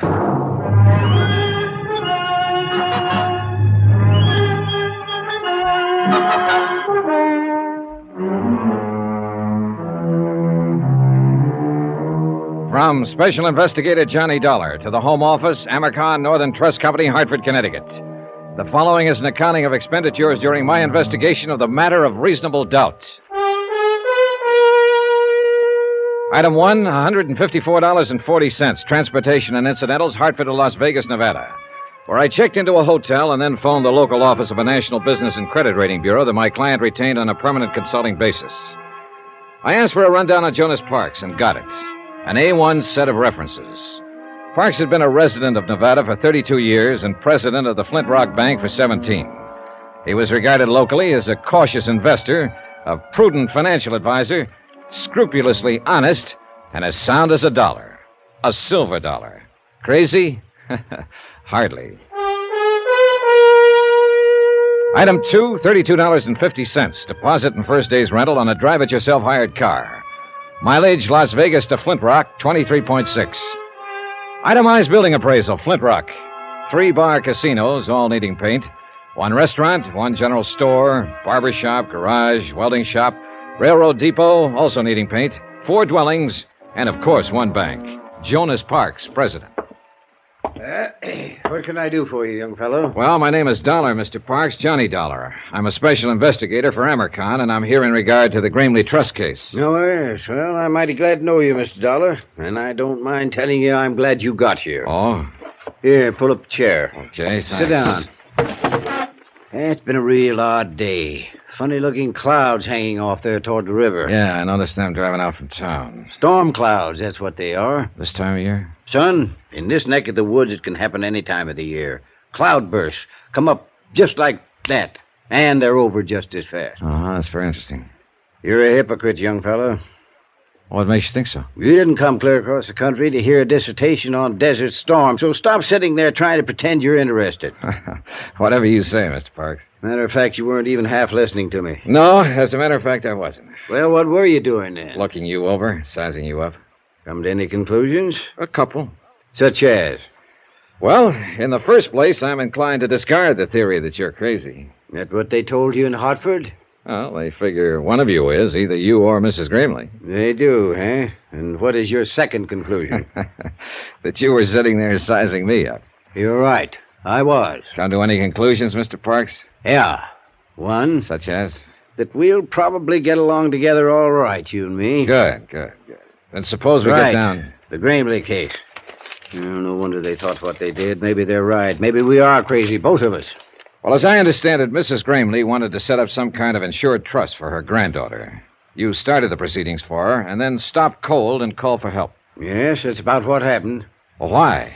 Was she financially unable to carry out the deal? Of course she's able. I wouldn't need any outside help if that was the problem. She's been banking with me for mighty near 20 years. Then is she mentally incompetent? Sarah Gramley is as sane as... Well, at least I've always figured she was. But confound it, Mr. Dollar, there's something wrong out at that ranch. Oh, what do you mean? I don't know what I mean. Well, if you don't... I mean, it's mostly things you can't put your finger on. Little things that add up, finally. Add up to what? I don't know.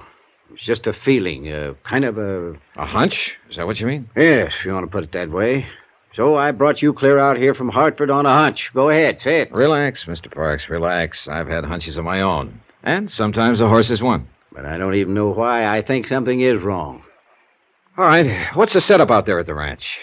What's the background? Mrs. Gramley is a widow. Her husband died about 14 years ago, and she stayed on afterward and ran the ranch.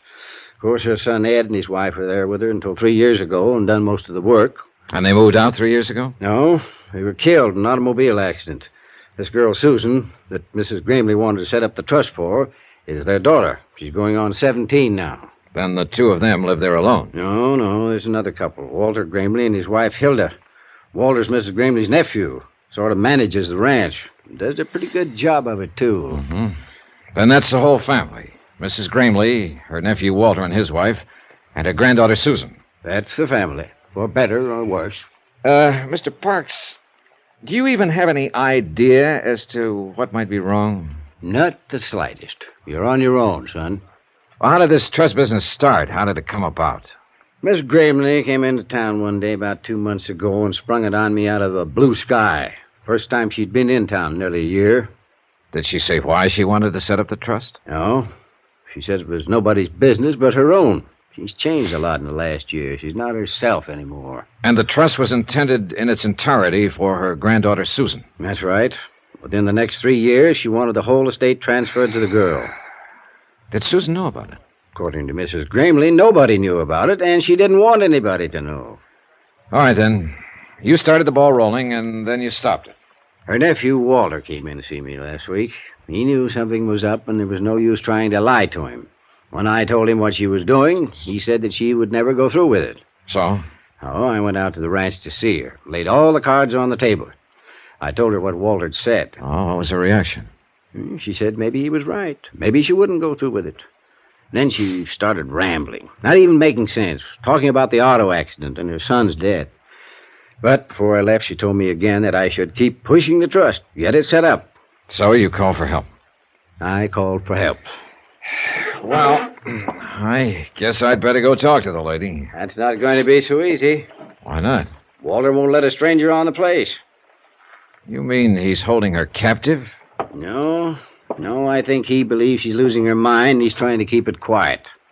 And what do you believe, Mr. Parks? I don't know. Well, maybe we can find out. I hope so. Just one thing, though. Be careful. Of what?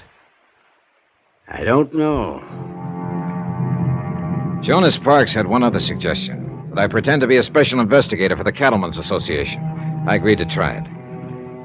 4 miles from Flint Rock, the narrow ranch road left the plateau and began climbing up through the broken bluff country. 1.5 miles from the ranch house, I pulled out the choke, flooded the engine, and let the car cough to a stop, the old out-of-gas gimmick. And about 10 minutes later, I was wishing I'd thought of some other plan.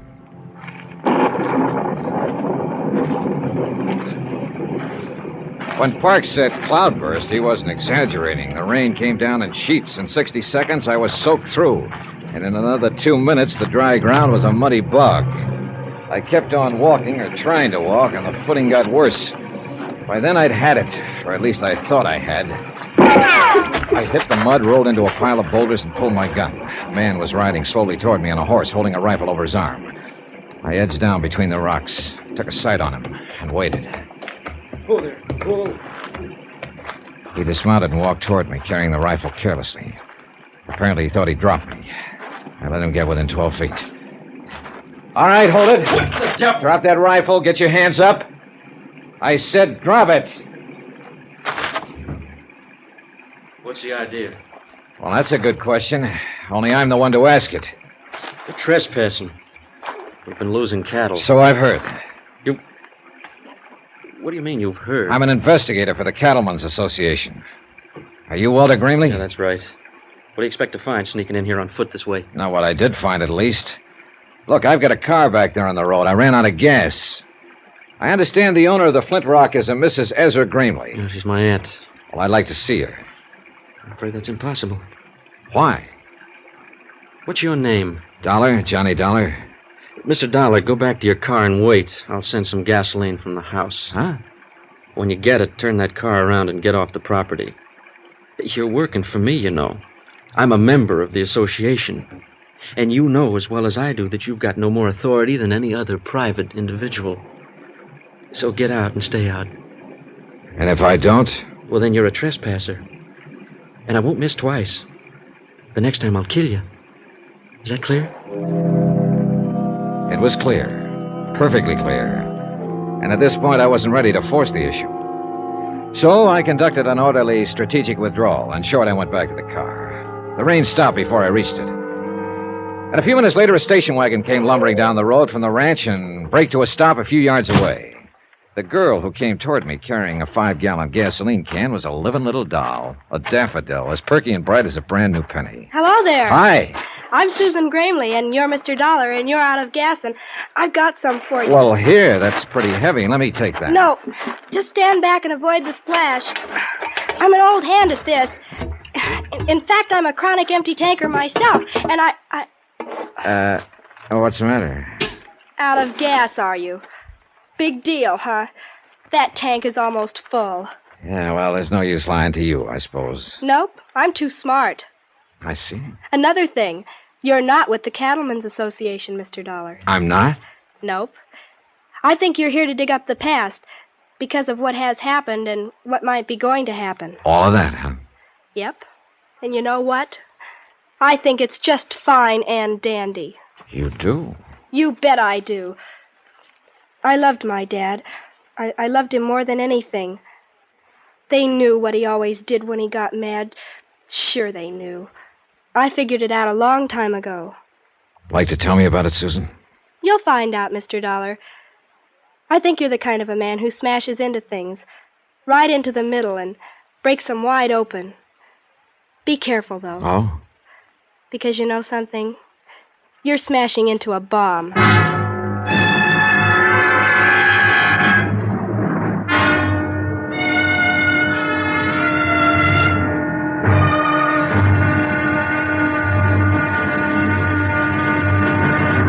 Now, here's our star to tell you about tomorrow's intriguing episode of this week's story. Tomorrow, the dead past speaks in a musty morgue, or tries to. And a living lady gets cozy, or tries to. Really tries to. Join us, won't you? Yours truly, Johnny Dollar.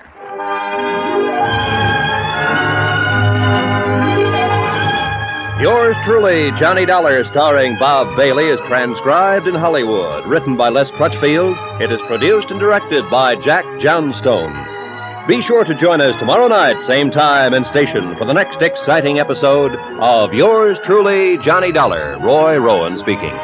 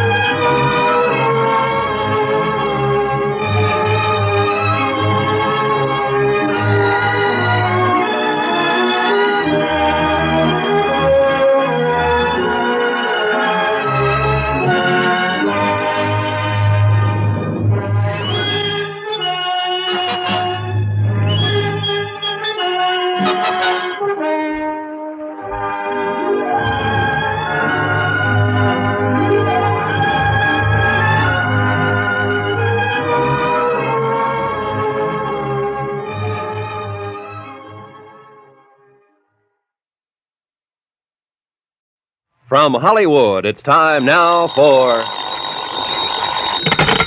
Johnny Dollar. Jonas Parks, Mr. Dollar, the Flint Rock Bank. Yeah, I know. The man who warned me. How's that? You said it would be tough to get into the Gramley Ranch. Well, I got rained on, shot at, threatened, outsmarted by a 16-year-old girl, and I still didn't see Mrs. Gramley. You aiming to give up? For tonight, yes. I'm busy trying to dry out my bones over the heat from a triple brandy. Well, I'm going out to see Mrs. Gramley in the morning. I'll try to fix something up. Yeah, do that, will you? And something else, Mr. Parks. That auto accident 3 years ago when Susan's parents were killed. What about it, Mr. Dollar? You know what about it. The dead past is always with us. You go see Will Connors there in Las Vegas. He runs the Ford County Weekly Tribune. Tell him I sent you. And be careful. Once again, Mr. Parks, careful of what? I still don't know.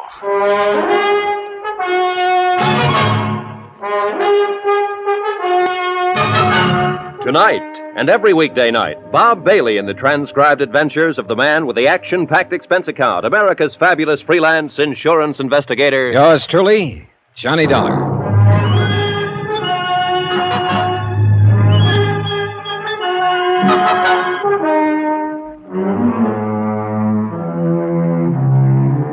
From Special Investigator Johnny Dollar, location Las Vegas, Nevada. To the Home Office, American Northern Trust Company, Hartford, Connecticut. Assignment, the matter of reasonable doubt. Expense account continued. Item 4, $7.25. A triple wasn't enough, so I bought the whole bottle and took it up to my room. I was bushed, and not just from being caught out in a desert cloudburst. Mrs. Gramley, elderly widow, owner of the Flint Rock Ranch, wanted to set up an insurance trust and convey all her holdings over to her 16-year-old granddaughter, Susan. Her only other heirs were her nephew, Walter, who managed the ranch, and his wife, Hilda. Jason Parks, my client's local representative and respected president of the Flint Rock Bank, had started proceedings, then got cold feet and dropped them. Why? He didn't know. Just a hunch. Something was wrong. He'd called for help. And I was that help. Total results so far, 0. I put the cork in the brandy bottle and went to bed.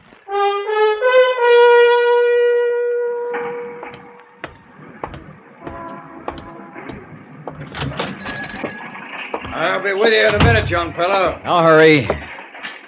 The Weekly Tribune, like 1,000 other Weekly Tribunes across the country. Not competing with the big dailies, not even trying to. Printing the little things, homey things, and hanging on. One-man office, editor, publisher, reporter, proofreader, and at the moment, linotype operator. A guess, of course, but the man at the linotype looked as though his name just had to be Will Connors. My name is Will Connors. What can I do for you? I'm Johnny Dollar, Mr. Connors. Jonas Parks out at Flint Rock suggested Yeah, Jonas called me this morning, said you'd probably be in. Glad to know you. Thanks, same here. He said you'd most likely be asking all sorts of crazy questions, and I was to, well... Humor me? Well, you might put it that way. Said I was to answer them if I could. Did Mr. Parks tell you who I am? Nope. Didn't ask him. Jonas and me been friends for 20 years, and if he says you're all right, then that's good enough for me. Well, thanks to both of you. Just one thing, though, Mr. Dollar. There going to be a story in this? Maybe. Any chance giving me a scoop on it? Scoop? I haven't heard that word in years. I ain't had one in years. In fact, I ain't never had one. Always have to get my front page stories by reading these here Las Vegas dailies. Yeah. Bunch of smart alecks getting telegraphs from Moscow and Paris and France and all them places. Anybody can get scoops that way. But me, I got to get out and scratch for what I print. Well, I'll... Oh, it'd sure do me good to put one over on them dudes. I'd get me out an extra. A big banner headline on it. Got the type for it, too. Never been used. Exclusive. Right across the top. It'd knock 'em back on their byline. All right, Mr. Connors, all right. If there is a story, you get it. That's a promise. A scoop. A living, breathing scoop. Doggone. Yeah. Now, about the questions. Yes, sir, young fella. What do you want to know? Anything you can tell me about Mrs. Gramley and the Flint Rock Ranch? Mrs. Gramley? Well, now, there is a woman for you, son. They don't make that kind these days. Noticed any change in her lately? Well, I wouldn't want this to go any farther. I understand.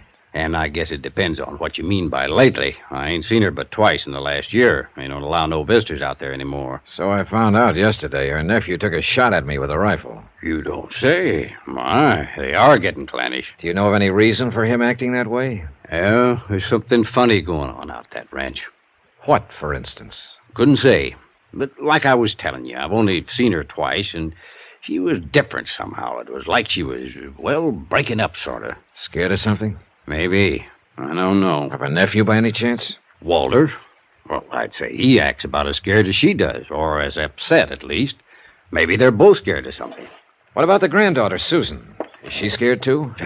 Not that one. Oh, she's strange enough, all right. But the old Nick himself wouldn't scare her none. What do you mean she's strange enough? You met her, Mr. Dollar? For about 3 minutes yesterday afternoon. That's long enough. How'd she strike you? Well, it was one of the most honest kids I've ever met. Or else the cleverest. Yeah, that's about the size of it.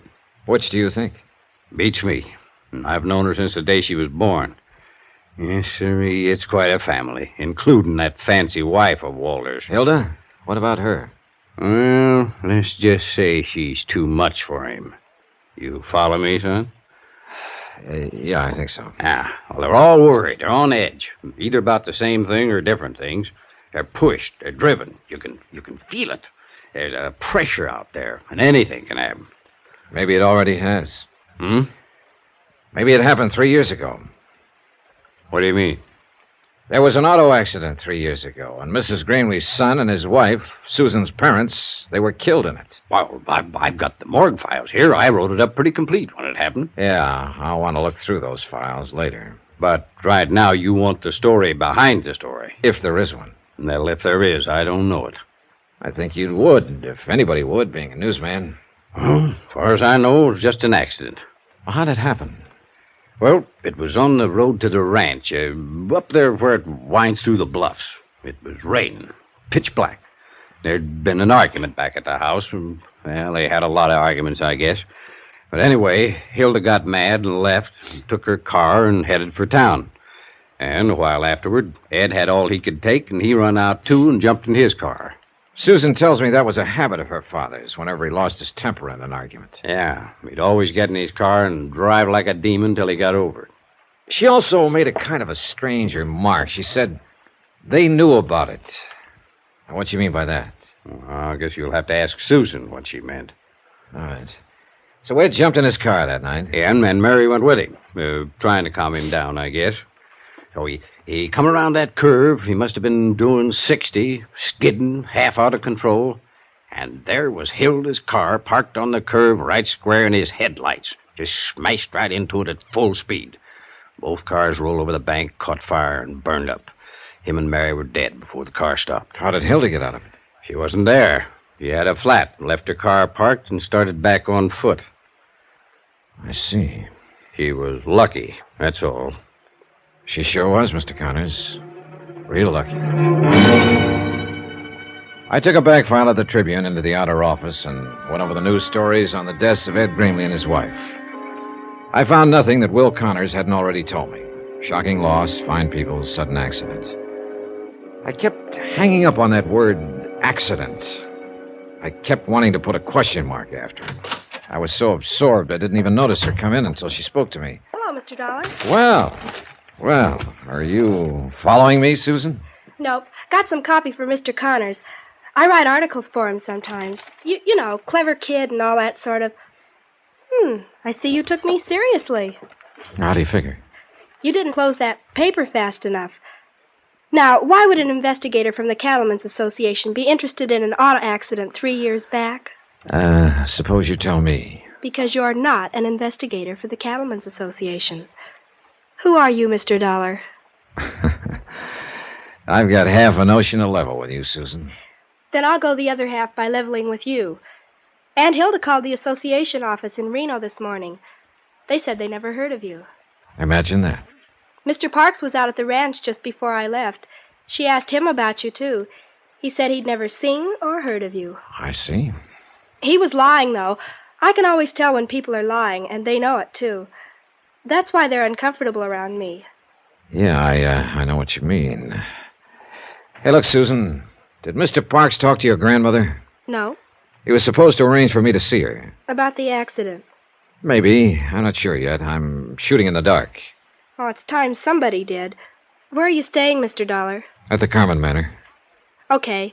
I'll get it set up and call you there later. Get it set up? Sure. Fix things so that you can get in to see my grandmother. That's what you wanted, isn't it? Well, all right. I went back to my hotel room and settled down to wait. If a 16-year-old kid could manage what a bank president couldn't, then me for the juvenile league.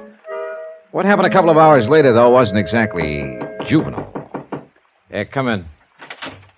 Hello? Wow. You busy, Mr. Dollar? Not too busy. Come in. Thanks. I don't believe I'm Hilda Grimley. I imagine you've heard of me during your cattle investigation. Well, somehow you don't seem to fit with cattle. A compliment? Observation. What do I fit with? I don't know yet, Mrs. Grimley. Hilda. Now I'm beginning to know. Cigarette? Thanks. I'll stick with my own brand. It usually works out better that way. Thanks. Nice cigarette case. Gift. I'm always getting gifts. Including a wedding ring? Oh, I've got one. It's around someplace. Just so you don't forget where you left it. I couldn't if I wanted to. You wouldn't have a drink for a lady, would you? Brandy? I love brandy. And gifts? And a lot of other things. Like money? Oh, money's real nice. It's next to the best. And what's the best? Excitement. I see. Don't you think it's best? Well, it depends. At least you're in the right spot for it. I hope so.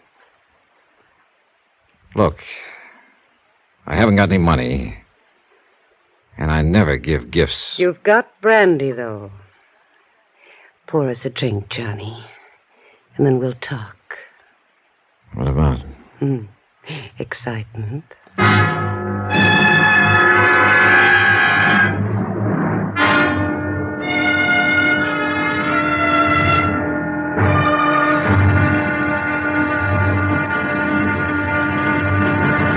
Now, here's our star to tell you about tomorrow's intriguing episode of this week's story. Tomorrow, a worried old lady shows her mettle, a gambler shows his hand, and the game gets tense, tight, and a little bit frightening.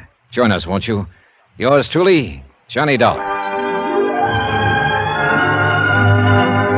Yours truly, Johnny Dollar, starring Bob Bailey, is transcribed in Hollywood. Written by Les Crutchfield, it is produced and directed by Jack Johnstone. Be sure to join us tomorrow night, same time and station, for the next exciting episode of Yours truly, Johnny Dollar. Roy Rowan speaking.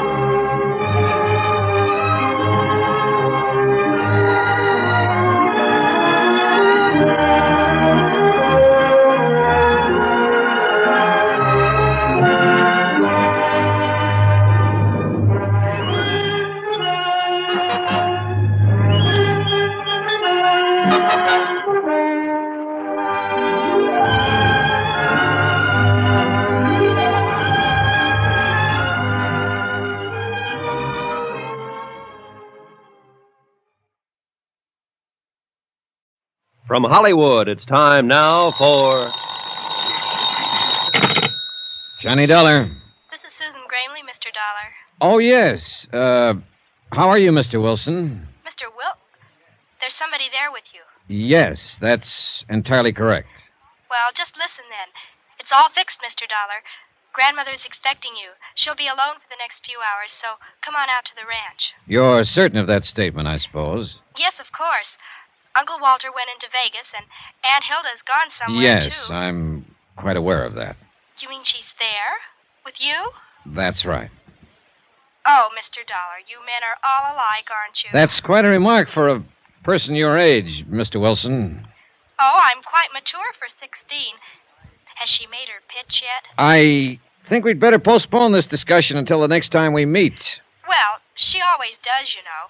She's a regular vampire. I figure Uncle Walter's going to kill her someday. Mr. Wilson. Yes, sir. Goodbye.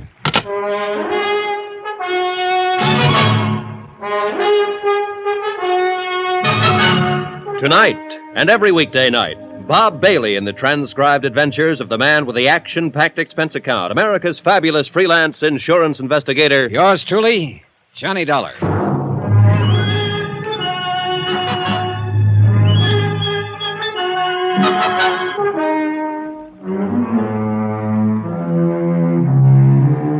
From Special Investigator Johnny Dollar, location Las Vegas, Nevada, to the Home Office, Amercon Northern Trust Company, Hartford, Connecticut. Assignment, the matter of reasonable doubt. Expense account continued. Item 9, a $50. Tip to the hotel bell captain to call a taxi for Hilda Gramley and to wave goodbye to her as she drove away. I do not include the 6 brandies she guzzled. Those are on me. Of course, she had knocked on my door uninvited, so that made it her party. But still, it was my room, so that made her my guest, so... forget it. The whole thing left me too confused to itemize it. She'd obviously come on a fishing expedition. The fish, information. Bait, the usual, but nicely designed. Results, none on either side. What had started out as a trust case had turned into a snipe hunt. I was in over my head, floundering, and I needed some good, buoyant answers. I was hoping Mrs. Gramley herself could supply a few of them. I'm very glad to meet you, Mr. Dollar. Sit down. She wasn't young, and she wasn't beautiful anymore, but she had been once. She still had some of that assurance and authority that beauty always gives a woman. She seemed a little uncertain, a little harried, maybe, but underneath it, just as tough as an old field boot. I think you'd better leave us alone now, Susan. Okay, Gran. If she starts using her brass knucks, give a whistle, Mr. Dollar. I'll rush in and save you. Thanks, I'll remember. Oh, she's a brash little flipperty-gibbet. And you love the dickens out of her, don't you? Love? Oh. Yes, I do love the dickens out of her, Mr. Dollar. Is that what you came out here to find out? No, I knew that already. Otherwise, you wouldn't have wanted to transfer all your holdings to her. How did you know about that? Just who the devil are you, anyway? Seems to me Susan was pretty vague on that score. She had to be. She doesn't know. Then why did she think I ought to see you? Oh, she decided I looked honest. Claims she's got a knack for that sort of thing. As a matter of fact, she has. And also, she loved her father and mother. What do you mean by that? Mrs. Gramley, I'm here because your friend, Jonas Parks of the Flint Rock Bank, sent for me. What? I'm a special investigator for the Amercon Northern Trust Company of Hartford, Connecticut. Why, Jonas didn't say anything to me. He hasn't had a chance. He intended to when he was here this afternoon, but you were too ill to see him. Ill? I didn't even know he was here. Your nephew and his wife did. He talked to them. Tell me, Mr. Dollar, just why did Jonas send for you? Because he thought you might be losing your mind. Oh, he did he? Huh. Are you? Well, if you thought so, you wouldn't have said it so bluntly. Right. I don't think so. Well, what made Jonas think it? You asked him to set up an insurance trust for the benefit of your granddaughter, Susan. Apparently, the intent was to convey your entire estate to her over a period of 2 to 3 years. What's so crazy about that? Nothing at all, so far as that part of it was concerned. But it didn't stop there. After he got the proceedings started, you turned skittish on him, started to flutter. Well, Jonas is a fool. He is not a fool, and you know it. He's been your friend for 20 years. He's completely trustworthy, conscientious, and he has your best interests at heart. Huh. How much is he paying you to say things like that? Nobody is paying me but the Amercon Trust Company, and furthermore, you know it. All you're doing is trying to dodge the issue. Young man, I'm not accustomed to being talked to this way. Then you can look at it as a refreshingly novel experience.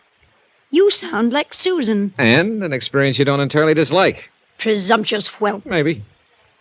Are you married, Mr. Dollar? No. What a pity I'm not 30 years younger. What a pity I'm not 30 years older. Oh, thank you, sir. And now let's stop scratching each other's backs and get to the point. All right. Jonas is a fine man. No doubt he did have reason to get upset. These past months have been... Well, I suppose I haven't seemed like myself at all. Why is that? Oh, you're like a bulldog with a bone, Mr. Dollar. Careful how you talk about your might-have-been lover. What has been wrong these past months? Maybe I am losing my mind. Because actually, nothing has been wrong.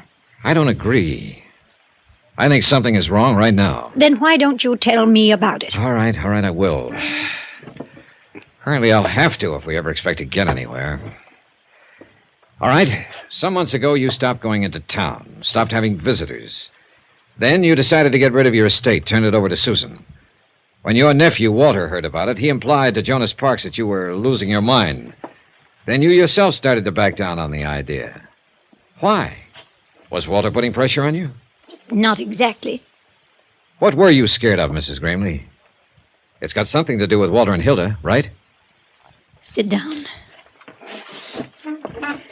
Almost a year ago, I discovered that the two of them were stealing me blind.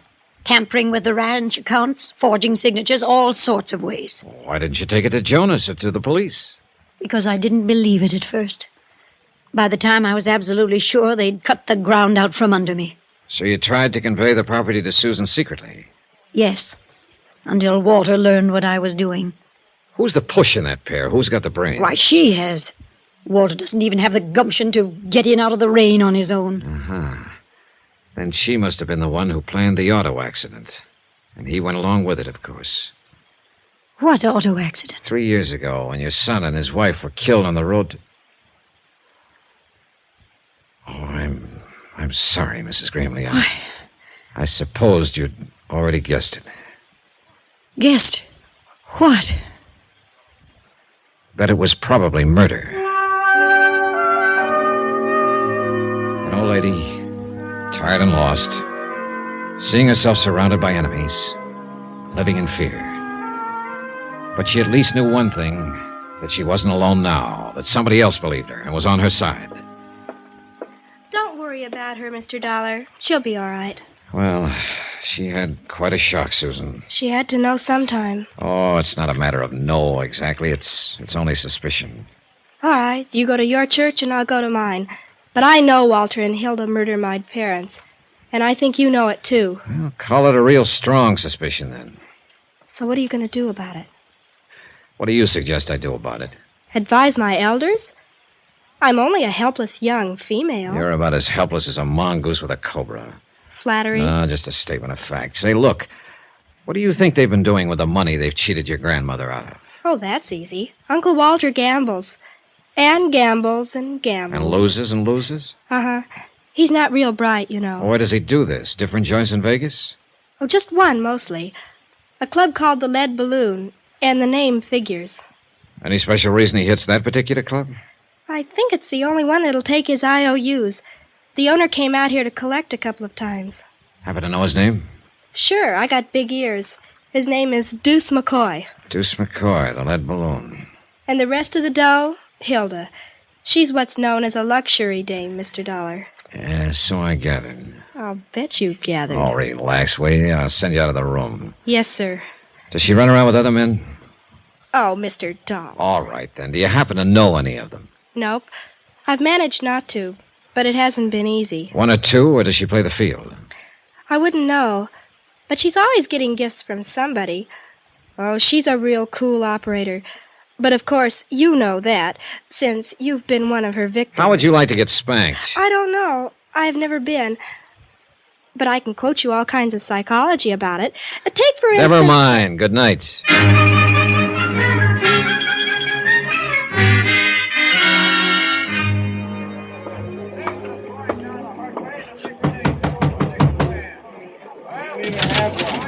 Yeah? Your name McCoy? Deuce McCoy? Yeah, that's right. Johnny Dollar. I'd like to talk to you about a mutual acquaintance. What mutual acquaintance? Walter Grimley. He's across the room there at the moment, bucking one of your crap tables. Come on in, darling. Thanks. All right, now, what about Grimley? How much is he into you? Nobody gets into me. You've been taking his IOUs, haven't you? He buys them off. Holding any now? Look, what's the pitch? Huh? What racket are you in? Insurance. What's that got to do with Grimley? I don't think he's a very good risk. Meaning? He's probably going to be doing time for embezzlement before long. So why are you telling me about this? Well, I thought you might be interested, since you've been taking his IOUs. Oh, you're big-hearted, is that it? You're just being neighborly? You might put it that way. Yeah, and I might not. Now, what is your angle? Is Grimley a personal friend of yours? No more than any other sucker out there at the tables. Then you wouldn't know where he gets the money he loses. Well, that I never ask. And I don't suppose you'd know his wife. Oh, he's married, is he? Her name is Hilda. She likes gifts and brandy and money and excitement. Then I hope she manages to find him. Whoever she is. Oh, she does, one way or another. We all got our problems, darling. Yeah, but some of us more than the others, right, McCoy? You through speaking your piece now, huh? Not another word to say. Well, then I don't want to rush you, but... Hey, that's a nice cigarette case. Platinum, isn't it? I wouldn't know. It's not yours? Somebody left it at the table. Somebody, huh? Then you don't know who it belongs to. If I did, I'd give it back. Then I'll save you some trouble, Mr. McCoy. I do know who it belongs to. What makes you think so? Because I saw it earlier today. It belongs to Hilda Grimley.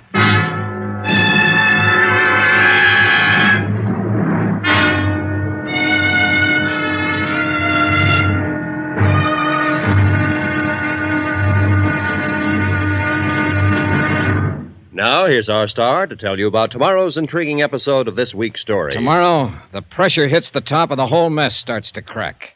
Join us, won't you? Yours truly, Johnny Dollar.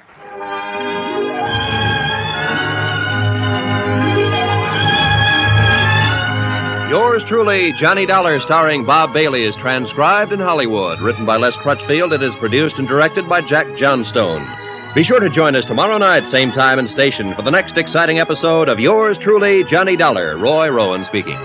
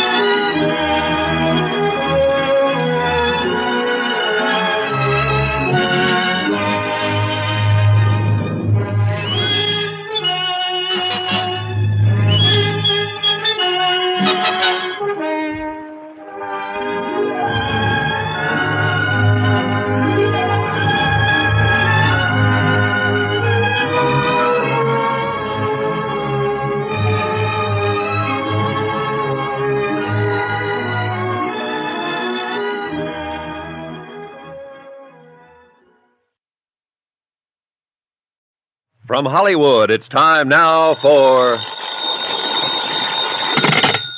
Johnny Dollar. You're there. Sure, I'm here. What? I mean, at your hotel. Is this Susan? That's right. Why aren't you out there, Mr. Dollar? Out where? On the old boulder cutoff. If I'm supposed to meet you there in 15 minutes, you're going to have Wait a minute. What the devil is this all about? Where'd you get any idea I was supposed to meet you? From your friend. What? Sure, he phoned here a few minutes ago. He said I should slip away from the ranch, take the station wagon, and meet you over on the old road right away. I just phoned your hotel on the off chance Wait, that... I don't imagine he gave his name. No, and I didn't recognize the voice. Susan, listen. Get away from there right away. Don't go near that road. Come straight here to my hotel. Do you understand? Yes, but why? What's it all about? Never mind. Just get here and get here fast while you're still alive.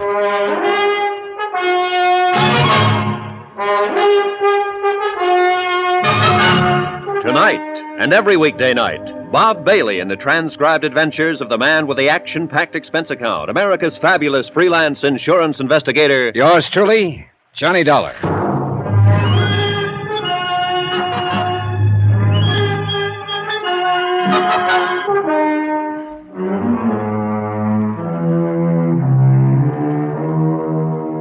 From Special Investigator Johnny Dollar, location Las Vegas, Nevada. To the Home Office, Amercon Northern Trust Company, Hartford, Connecticut. Assignment, the matter of reasonable doubt.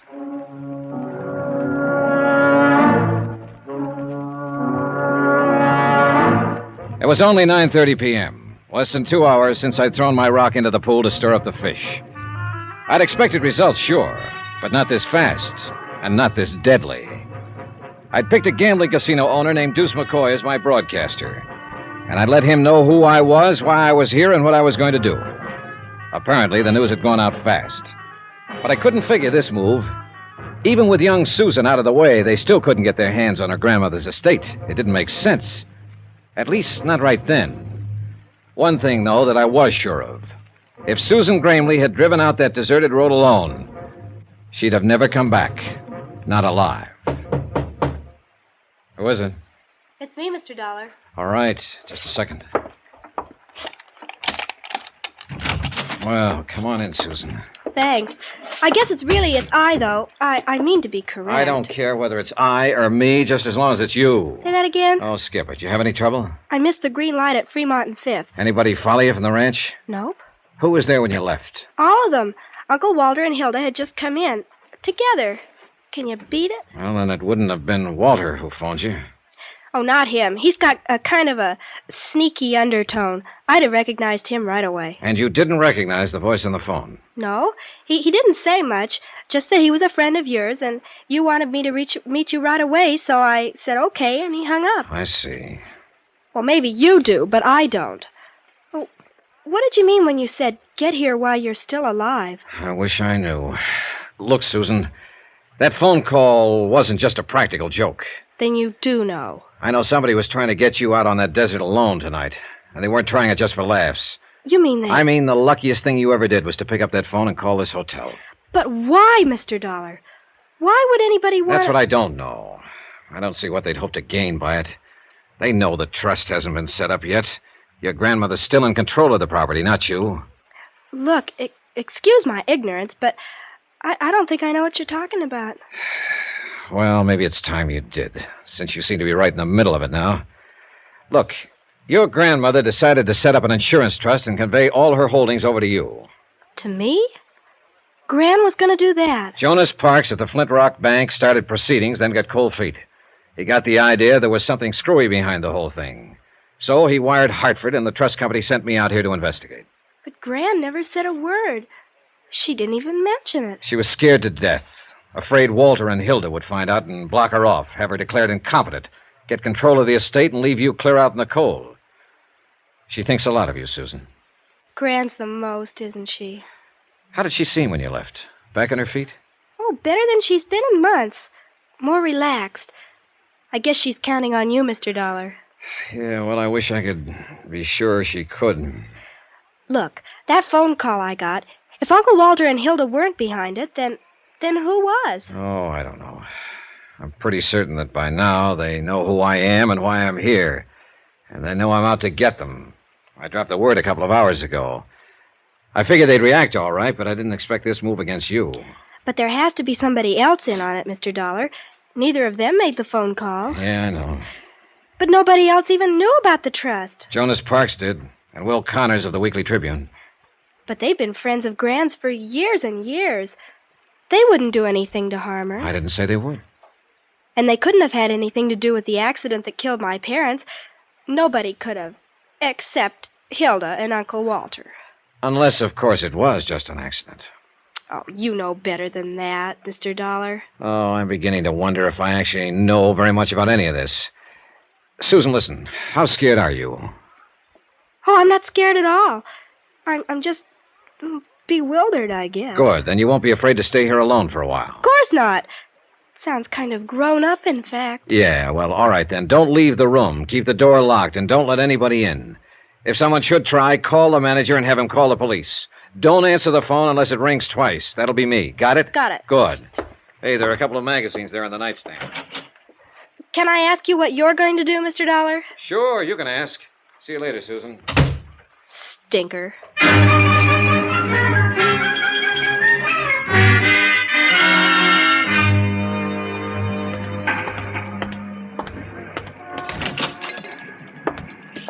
Evening, young fella. I kind of hoping you'd drop around. Wasn't sure I'd find you here, Mr. Connors, this time of night. Oh, the paper comes out tomorrow, Mr. Dollar. Oh, sorry, I didn't know. I always stay around late the night before press day, just in case a big story breaks. Sure. Got to be here, to break down the front page and remake the galley and all. Them's technical terms, of course. Oh, I see. Yeah, I was kind of hoping you might have a story for me by now. Maybe that scoop we was talking about? Nope, not yet. Well, I can hold the press until 9:30 a.m. in the morning, but that's the last doggone final 0 hour. And a minute later, come calamity, cataclysm, or high water, the Tribune has got to roll. Yeah, sure. Well, maybe you'll have your scoop before 9:30, Mr. Connors. You mean you're working on a clue? Check. Hot dog. Yep, you said it. You getting close to the denouement? To the what? Denouement. Yeah, that's a technical word. That's when the detective always pounces. Oh, yeah. Well, I'm not about to pounce at the moment, Mr. Connors. Yeah, well, keep your voice down, son.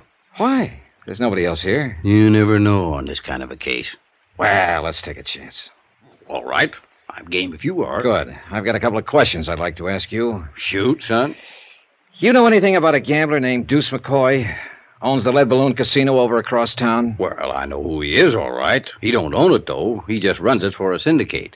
Works on a salary, you mean? Salary and percentage, I reckon. He ain't getting rich on it, though. Not the way he lets it get away from him. On what?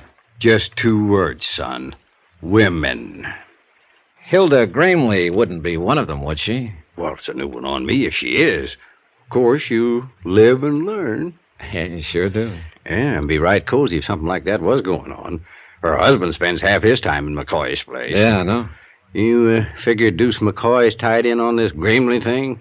I don't know. You want to do me a favor, Mr. Connors? Well, just sing it out, young fella, with this scoop. Well, listen, young Susan Gramley is in my room over at the hotel. You don't say so. Well, but Never mind, it's a long story. I hate to have her there alone. So how about going over and babysitting for a while? Sure, I'd be glad to. All right, I'll phone her first so she won't lay you out with an ashtray. And I'll keep in touch with you. If there's a story, you'll get it. Meanwhile, clam up. Right. I'll see you later. Yeah, do you pack a gun, Mr. Dollar? Sometimes. Why? Deuce McCoy does, too. All the time.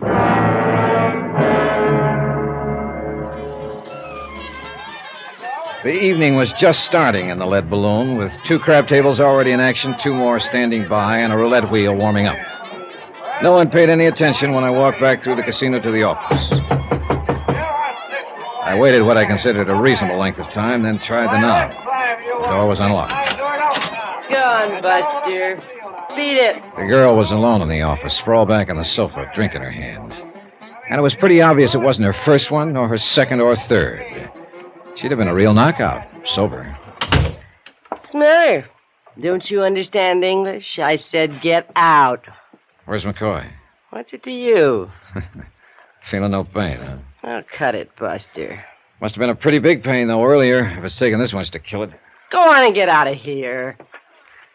Why do you think you are to talk like that? Johnny Dollar, who are you? Get away from that desk. If Deuce finds you messing around in here, he'll kill you. Even if I told him I was a close friend of yours? You rat. I'll call one of the boys and get you thrown out of here. Oh, I wouldn't. Might make an awful scandal. And I don't think Deuce would want that. Not right at present. What are you talking about? Oh, come now. You're in it too, aren't you? No, you're not with the police. I know them all. You're FBI. Oh, what makes you say that? Look, if Deuce is in a jam, I don't know anything about it. What's your name? Nicky. Nicky Vernon. All right, Nicky, sit down and relax. Whoops! Now, where's Deuce McCoy? Think if I knew, I'd be sitting here by myself, lushing it up? I suppose you were McCoy's girl before Hilda Gramley cut you out. Cut me out, nothing. That rotten little sneak's been asking for it, and I'm about ready to give it to her, Was she too. here this evening? You see any blood on the rug? Just let me catch that dirty Shut little... up, Nicky, and sit down, will you?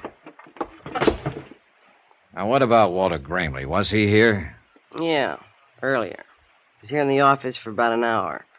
I don't know what they talked about. Deuce made me get out. And Deuce left right afterwards? Oh, half an hour or so. He had to wait to make a phone call first. I see. Well, if you're smart, you'll forget him, Nicky. I've got a hunch he's not coming back. Sure. He's gonna go off with that dirty... Knock it. He's going off because he's in a jam. That's one thing you were right about. And by now, he must know the whole thing is falling apart. I think he'll try to run for it. I ought to kill that dame. Why? Why don't you throw away that bottle and forget about him? He's no good, Nicky. You know that, don't you? Sure, I know it. Then why are you beating your heart out over him? You've never been a woman, have you, Mr. Dollar?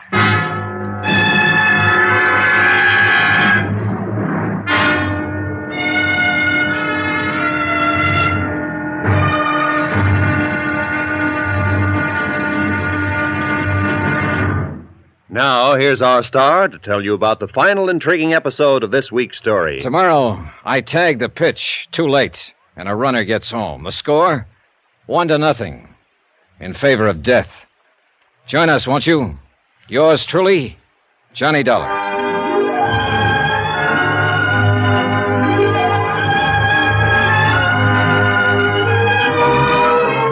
Yours truly, Johnny Dollar, starring Bob Bailey, is transcribed in Hollywood. Written by Les Crutchfield, it is produced and directed by Jack Johnstone.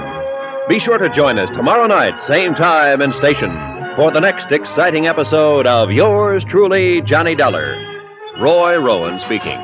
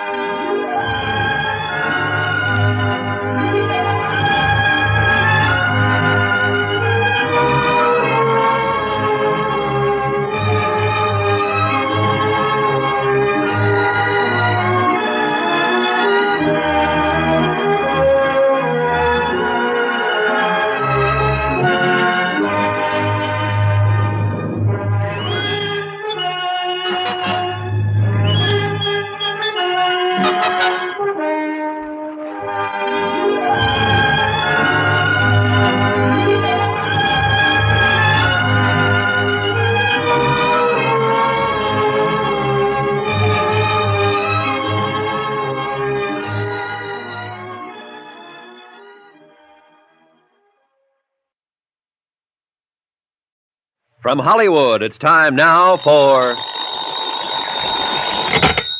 Johnny Dollar. This is Mrs. Gramley, Mr. Dollar. Oh, good. I understand you were trying to reach me. I just told your nephew, Walter, that if he didn't have you on this phone within 3 minutes, I'd be out there at the ranch with a posse of police. Oh, I'm afraid there's some mistake, Mr. Dollar. You see, I told Walter I didn't wish to talk with you. You what?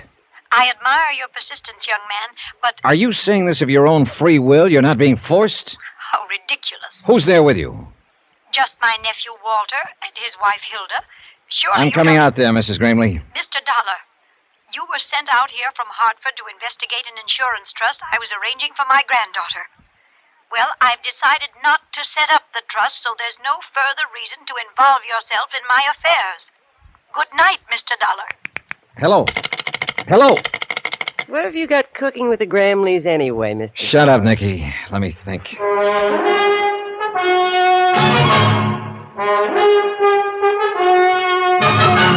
Tonight, and every weekday night, Bob Bailey in the transcribed adventures of the man with the action-packed expense account, America's fabulous freelance insurance investigator. Yours truly, Johnny Dollar.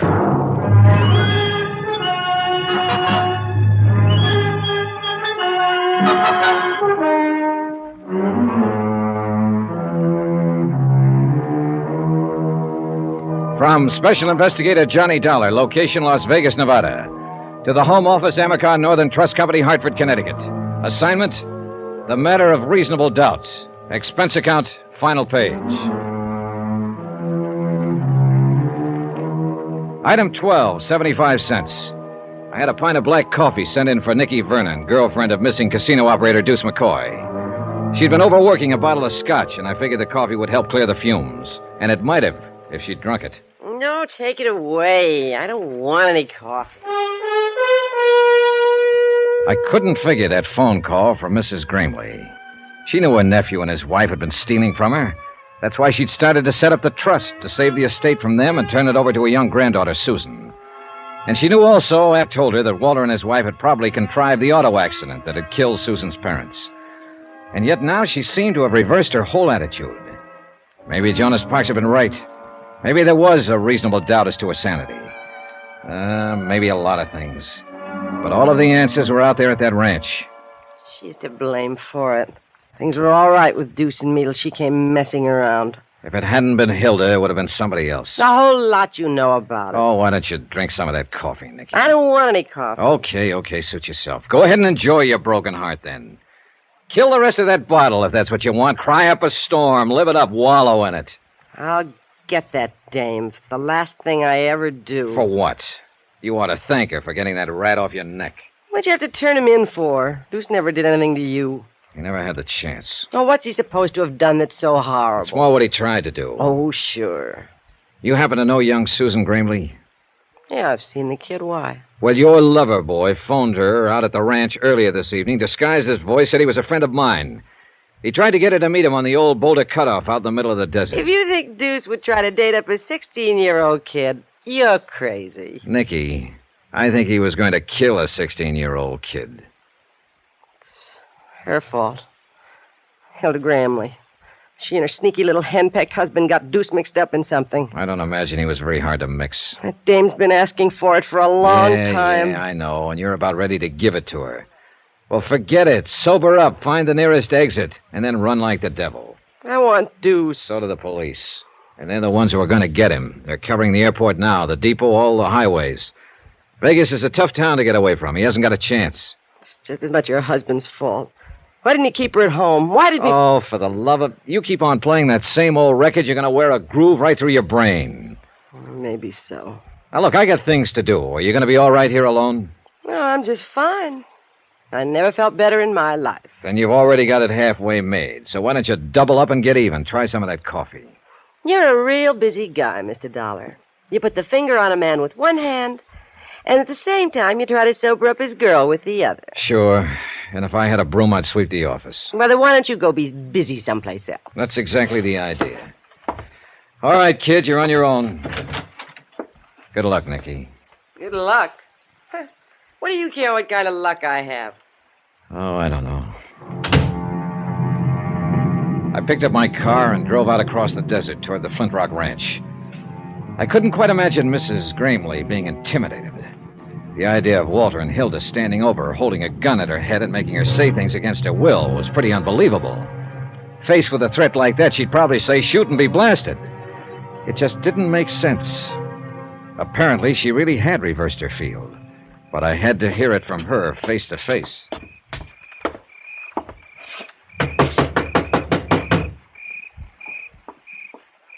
Who is it? Johnny Dollar, open up. I said open up. What's the idea? Mrs. Gramley told you to stay away from here, didn't she? I don't know. There was static in the phone. I want to hear her say it again. You don't what do you mind think if you're I'm doing? Coming in. All right, Walter, let's go talk to Mrs. Gramley. Look, Dollar, you haven't got that much weight to throw around. Suppose we get it straight right now and save a lot of time. I came out here to talk to Mrs. Gramley, and I'm going to talk to her. Now, if you want to go at it bare knuckle, let's get started. Or if you're thinking of that gun routine again, go ahead and pull it. I'm packing one myself. And if you're not going to make any kind of a move, then you just stand right there with your face hanging out while I go on in and talk. What's going on in here, Walter?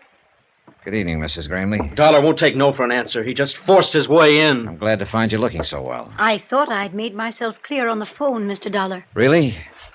Come on, let's go on into the living room where we can all be more comfortable. Come back here. I must insist that you leave at once. Who was at the door? What are you doing here? Well, if it isn't Hilda, the lovely lady who likes money, gifts, and excitement. Fine. That's why I came out, to stir up a little excitement. I think you're taking a good deal upon yourself, Mr. Dollar. You know, I'm a little surprised at you, Mrs. Gramley. I thought you wanted me to follow the case through. There is no case. Oh, since when? You heard what she said. That's what you came for, all right. Now beat it. Down, Walter. Mrs. Gramley, are you telling me you're going to drop this whole thing, let this pair here edge you out, and Susan along with you, and take the whole estate? You can put any interpretation on it you like. Just as long as you leave this house at once, and please don't come back. You have no right to interfere. And what about your son and his wife? Have you forgotten that those two leeches there killed them? You're out of your mind. Am I? What do you think, Mrs. Gramley? Am I out of my mind? I'm afraid you are. My son and his wife were killed in an automobile accident. A terrible tragedy, but unavoidable. Sure it was. After Walter and Hilda here set it up. Will you please leave now? Have they threatened you? Is that it? Are you scared to talk? Because if you are, speak up. I imagine I can handle them. You're being quite ridiculous, Mr. Dollar. Will you now go, please? It beats me. It really does. If I hadn't... I'll answer it. Hello? Who? If that's for me, you better let me take it. They know I'm here. All right. Take it. Nobody's stopping you. It was Will Connors on the phone. He'd been keeping in close touch with the police, and he was calling to tell me what had happened. Deuce McCoy had been arrested. He'd been picked up at the airport trying to board a plane and was being taken to the city jail. I hung up the phone and told the three of them what Will had said. That touched off the fuse. Arrested? Deuce has been arrested? At the airport? I don't get it. But you will get it, Walter. Deuce will talk. He'll spill the whole thing. And I think we'll be able to make a case against you and Hilda even without Mrs. Gramley's testimony. Susan, was she with him? Is she all right? Mrs. Gramley, Susan has been in my hotel room with Will Connors for the last... So that was the hold they had over you. They told me this man Deuce had phoned her and tricked her into meeting him. Susan doesn't trick so easy. She called me Get and your hands up, Dollar. Oh, now it's a little late for a gun, Walter. You won't find it any easier to run than Deuce did. He's right, Walter. Let me think. There must be some way... Let you think. That's what I've been doing for the last 10 years, and you thought us right into this. Walter! The airport. You know what he was doing? He was running out. The kid didn't show. He knew something had gone wrong, and he was taking a powder. And not even telling me. There's no time now Left us here holding the bag. And now you say, let me think. Why didn't you think before? It was your idea, cutting him in on this. Oh, she's got a lot of cute ideas. Nicky. She's a real little brain. What the devil are you doing here? Slumming, Mr. Dollar. The door was open, so I walked in. You mind? Look, whoever you Look are. what, sucker? I've seen guns before. Why didn't she use it on them? When they were playing you for their number one patsy. What are you talking about? Deuce McCoy. And that little sneak you're married to there. You mean you still don't know? She's lying, Walter. Don't you wish I was? They had you right in the middle, sucker. Deuce was taking it away from me on the tables, and little Hildy was getting it back from him after hours. I bet they got a lot of laughs out of it. Better hand over that gun, Walter. It's true, isn't it, Hilda? Of course not. Take a gun to him, huh? Well, maybe it's not too late. Walter, what are you going to do? Give me the gun, Walter. Sure. Why not? I don't need it now. He killed her. His own wife. Stood right there and shot her down in cold blood. Did you call the police, Mrs. Screamer? Yeah, tell them to hurry right out. They can take me in on a real charge now. I didn't mean for her to get killed. You know something, Dollar? No. Suppose you tell me. That's the first big move I've made in the last 10 years. That Hilda didn't plan.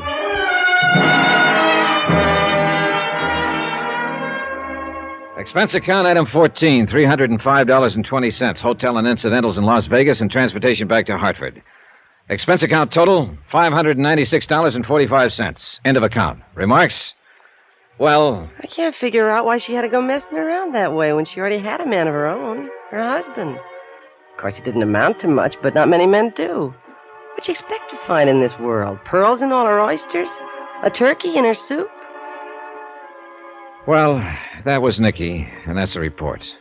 And that's life. Come to think of it, though, what isn't?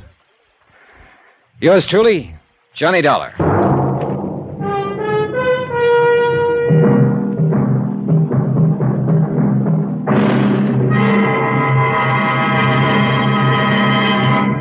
Now, here's our star to tell you about next week's intriguing story. Next week, Indestructible Mike, the most amazing character I ever met.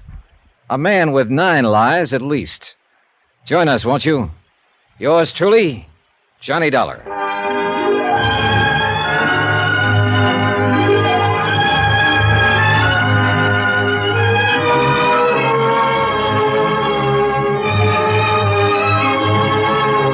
Yours truly, Johnny Dollar, starring Bob Bailey, is transcribed in Hollywood. Written by Les Crutchfield, it is produced and directed by Jack Johnstone. Heard in our cast were Susan Whitney, Richard Crenna, Jeanette Nolan, Forrest Lewis, Inga Adams, Paul Richards, and Gene Tatum. Musical supervision by Amerigo Marino and Carl Fortina. Be sure to join us on Monday night, same time and station, for another exciting story of yours truly, Johnny Dollar. Roy Rowan speaking.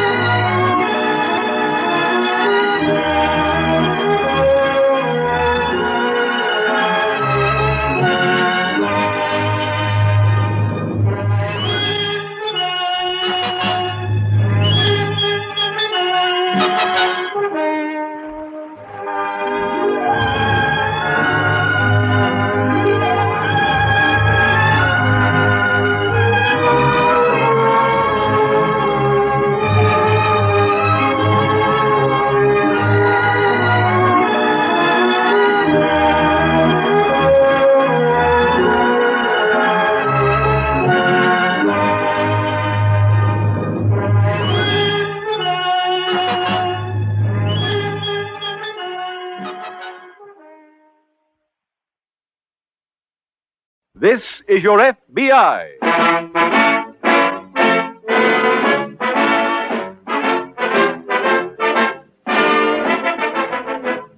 This is your FBI, the official broadcast from the files of the Federal Bureau of Investigation.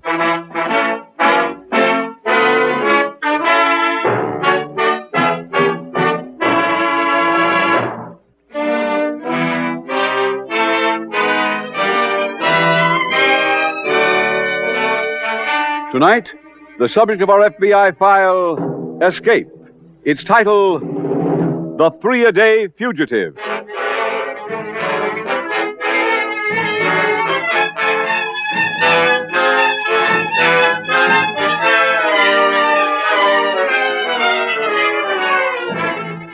In the fiscal year report, there was a summary reflecting the investigative accomplishments of your FBI during the year.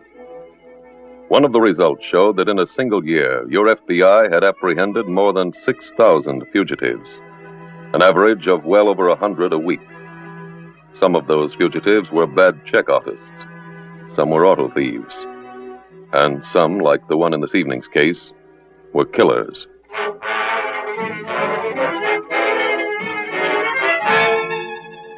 Tonight's FBI file opens in a western state. It is early evening. A mud-splattered sedan, driven by a bushy-haired man in a loud sports jacket, rumbles along a desolate stretch of highway. With him are two women. Isn't this part of the country beautiful? Yeah. Academy Award scenery. I can't eat scenery. You still hungry? What do you think I've been doing back here, eating on notices? I'll ad-lib a sandwich for you. Well, that'll be your first ad-lib since we hit the road. And far across the hills they went, in that new world which is the old. Tennyson wrote that. Who? Alfred Lord Tennyson. At the Institute, we had to memorize his poetry and recite it out loud. That's how we learned cadence. Huh? How to get a ripple in our voice when we read a line. Oh, too bad you got a ripple with this broken-down material. Oh, I enjoy working with you and Woody. As Professor Wilkins told me, this will give me a background in case I'm ever called upon to play a vaudeville actress in a drama. Oh. Hey, Lady Dracula, what's wrong with the material? Well, the last time it got a laugh, it was used by a traveling troupe at Valley Forge. The sailor bit is brand new. But I buy it, and what happens? The stagehands know it better. I felt I had the proper perspective. Let's run through it and throw it in the first show tomorrow. Without warning anybody? I'm on my hands and knees in the sailor suit. Now, Gloria, you come on stage left. Come on. Come on. Oh. Sailor, what are you doing? The Admiral told me to swab the deck. But you're in Philadelphia.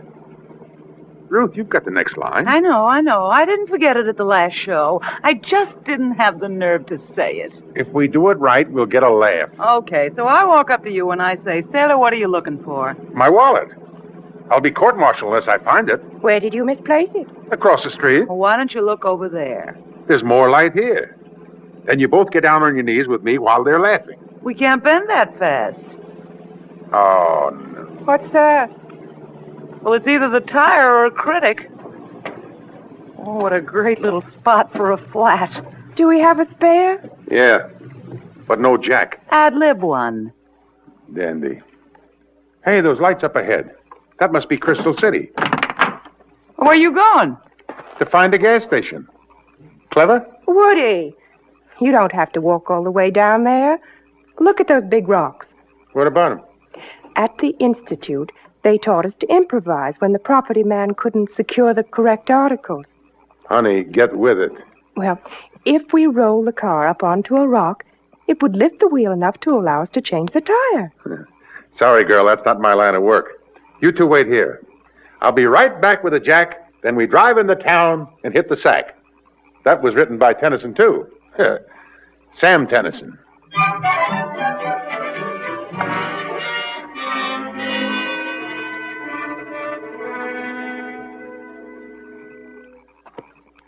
Can I help you, sir? I hope so, pal. My car's got a flat. Where? Down the road, and I got no jack. Can you mosey over and fix it? Sorry, I can't leave the station. Well, will you lend me a jack without a cosigner? Yes, if you'll be sure to... Sure to what? Bring it back. Oh, I'll drop it when I come past. You'll have to sign a receipt. Okay. Gee, must be half-past lonesome working here. Get 'em up. What? Don't move or I'll shoot. Pal, if you don't want to lend me the jack, say so. I almost didn't recognize you. Just stand there while I call the sheriff.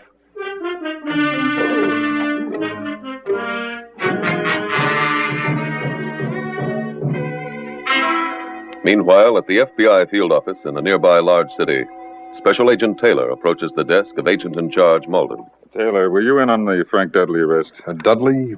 2 years ago. He's the hold-up man who used that woman as a shield, then killed her when he got outside the bank. Oh, yeah.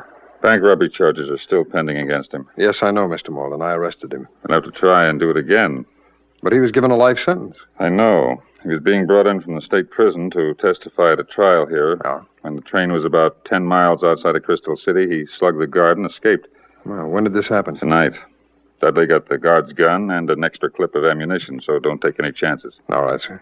I think you know Sheriff Gardner at Crystal City. Yeah, Lee and I have worked together quite a bit. He had the local radio station broadcast an alarm, and his men are covering the area. But if Dudley gets up into those hills back of Crystal City, he'll be hard to flush out. Oh, has anyone been in touch with the prison? I've got a call in for them now. You might as well get started, though. All right, sir. If I get anything from the warden, I'll put it on the teletype.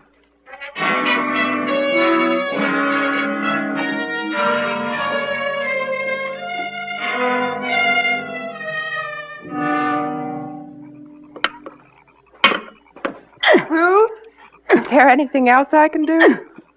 No, kid. I just got to tighten these lugs. Oh, then you're finished? Except for putting on the hubcap. You know, I knew we'd have this job done before Big Chief Leonard got back. There. Oh, he's coming. Where? Down the road. See him? Oh, for once his timing is perfect. He's back just in time to miss doing any work. Come on, let's get back in the car and ignore him. You know, it'd serve him right if we just drove off and left him standing. Hold it. Huh? What is this? Come on, get in the car. We'll take a little ride. But we've got to wait here. This gun says you don't. Come on, get moving.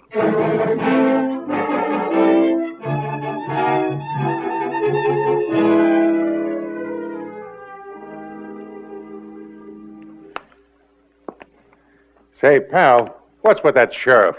He's coming now. There's his car. Well, now we'll get this thing straightened out. Hey, by the way, pal, about that jack. I still got to get that flat fixed. We can talk about that later. Hello, Adams. Hi, Sheriff. Sheriff, tell him I'm not the guy you're looking for. He's the one, isn't he, Sheriff? Oh, I'm not sure. What is this, a rib? Well, he looks like that description you gave on the radio. Well, yes and no. I'm a comedian, not a crook. I can prove it.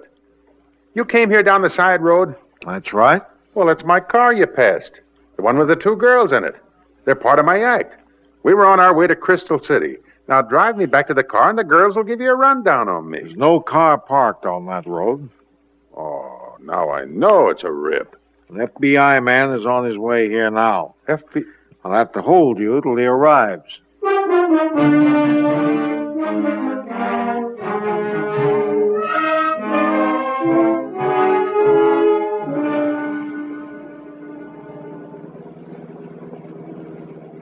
Mister, where are we taking you?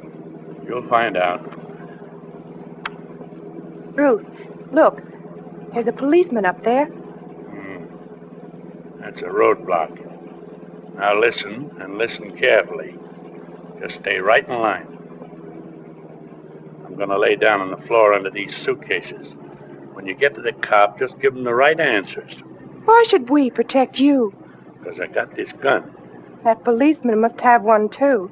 Before he took me, I could get one of you, maybe the both of you. Okay, you. What? Just lean back and pile them suitcases on me. Yes, sir. All right. There. Yeah, that's good enough. The policeman's waving us up.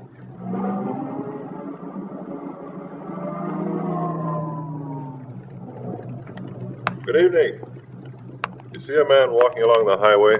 No, sir. Where are you coming from? Auburn. We're showgirls. We're opening tomorrow night in Crystal City. Oh? Okay. Go ahead.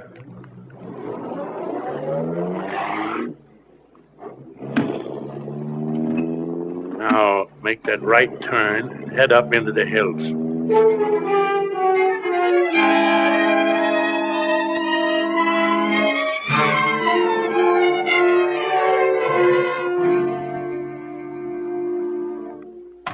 Good evening, Sheriff. Hello, Taylor. May I have your man for you? Oh, good. Where is he? The next room. Okay. I don't know for sure whether it's Dudley or not.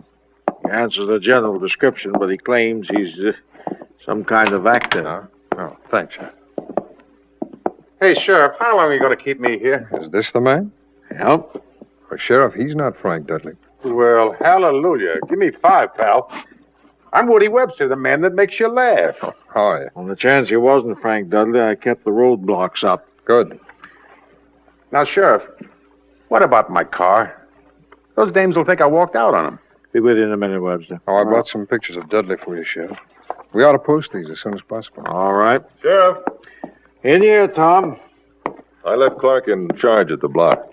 Deputy Ford, this is Agent Taylor. Hello, Ford. How do you do, Sheriff, I got to get back to those dames. Webster, I told you that there was no car parked on the back road. But I left it there. Well, that back road's near the railroad tracks, isn't it? Not too far. Webster, when'd you leave your car? Oh, about 8 o'clock. 8 o'clock. Well, that'd be a little while after Dudley jumped off the train. You know, it's entirely possible he came along after you started for the city and commandeered your car. But those 2 girls in the car are my partners. We're supposed to open tomorrow. Say, were those girls in a gray sedan? That's the crate. They went through the roadblock 15 minutes ago, headed the other way.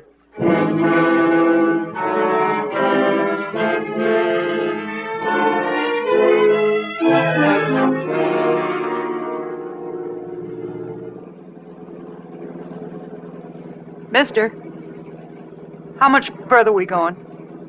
Just past those big trees. There's a cabin. Just stop right in front. What for? I'm meeting someone there. I hope we have enough gas to get back. There's no car here. No lights on the inside either. Maybe his car's around on the other side.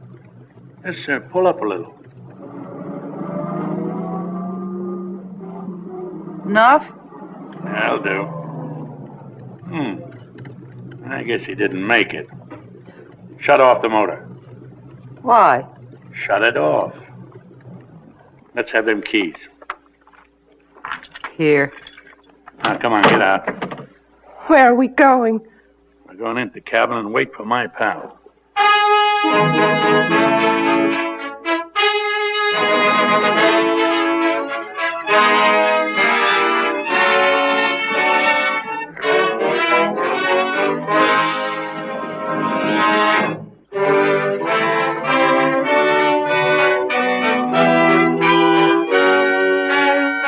And now back to tonight's FBI file, The 3-A-Day Fugitive.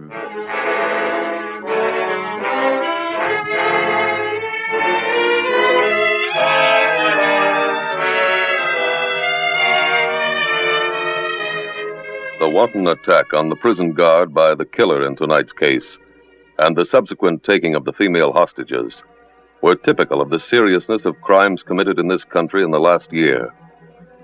Including all categories, crime increased more than 5% over the previous year, which means your crime bill is up that much. For do not make the mistake of many people who feel impervious to the criminals in our midst. The girls in tonight's case felt that way too, until too late. Without warning, crime can strike anyone, including you.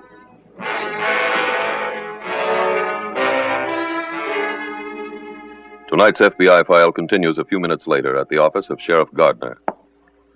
Sheriff, have you come up with my partners? Not yet, Mr. Webster, but we sent out an alarm on your car. You can wait around if you like and see if we get any word. Thanks. Aye, Sheriff. Aye. Heard from the prison yet? Yeah. Dudley told one of his cellmates he was going to meet a pal at a cabin. Where? In the hills up behind here. That's all the location he mentioned. Lots of cabins up there. How many roads run off the main highway, Sheriff? Quite a few. This green line's Route 33. Now, here's the intersection Webster's car went through. Well, then if Dudley was with the girls, they might have gone up Oak Hill Road, Skyline Drive, or any one of these others. We just don't have enough men to cover all of them. Sheriff, I never did this kind of bit, but if I can help. Excuse me, Webster. Sheriff Gardner. A woman just called in about Webster's car. From where? Oak Hill Road. She saw it going up about 10 minutes ago. Thanks, Tom. We'll get right on it.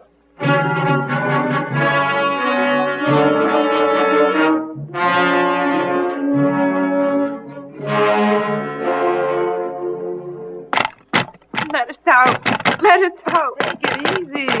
take it easy, kid. But he can't leave us locked in here. That ain't in our contract.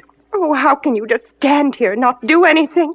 Honey, at my age, you just save your strength for a spot where it might do some good. Maybe if I yelled that one of us was sick, he'd open the door and we could hit him over the head. That bit went out with mustache cups. The best thing that we can do is to just be quiet and not get him annoyed. What's that? Maybe it's his friend. George, where you been? I got stopped at a roadblock. Let's get on the Erie. Where'd you get the outfit? Out of one of the suitcases in the car I came in. I made a couple of dames bring me here. Dames? What were they doing with that? Oh, how do I know? He must have on one of Woody's costumes. We better stay here till they pull down those roadblocks. We can't. Why not? The cops will be looking for those dames. I'm going east. How? By plane. Let's call the airport and find out when the next one... I can't hear them anymore. Well, maybe they'll come back after they call the airport.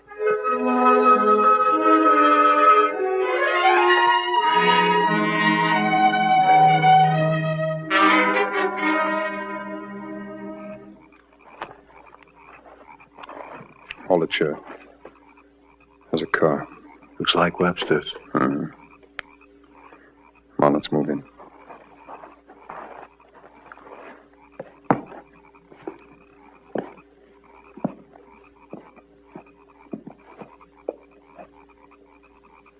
You ready? Go ahead. All right. No one in this room.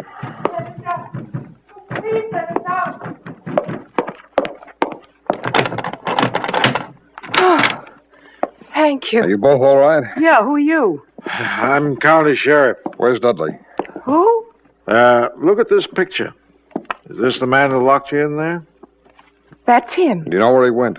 Well, somebody came here in a car after he heaved us in there. How long ago? Well, maybe half an hour. Can you tell us anything about his friend? No, we never saw him. Well, the guy who brought us here was talking about some outfit he was wearing. Oh. And he said something about an airport. Sheriff, is there an airport in Crystal City? No, but there's one at Lexington. That's 15 miles from here. 15 miles, huh? Well, they left about a half an hour ago. Well, maybe they haven't gotten there yet. Let's alert them.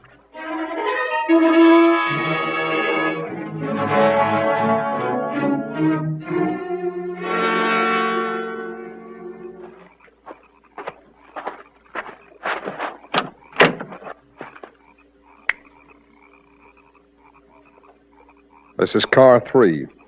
Can you hear me? Come in, car 3. Hello, Ford. Is Mr. Webster there? Yeah, just a minute. Webster. Hello? This is Agent Taylor, Mr. Webster. We found your partners. Are they okay? Yes, but your suitcase was broken into, and from what the girls heard, the escaped man stole an outfit of yours. Which one? They don't know. I'd like a list of what you had in your bag so we can check to see what's missing. Well, I had the props for the banana nose bit, the paddle your own canoe, no touch of the balloons, eat a piece of pie, and saltwater taffy cut to fit the kisser. Can you describe those a little more fully? Well, in the banana nose bit, I come out and open with a slight laugh, you see. Well, Mr. Webster, I mean, can you describe the things you had in the bag a little more fully? Oh. Well, for the banana nose, I got a prop schnoz with a little electric light in it, a pair of baggy pants, a breakaway tuxedo, and a pair of shoes about 3 feet long. Go on, please. In the paddle your own canoe bit, I use a hot water bottle, a derby with a hole in the brill.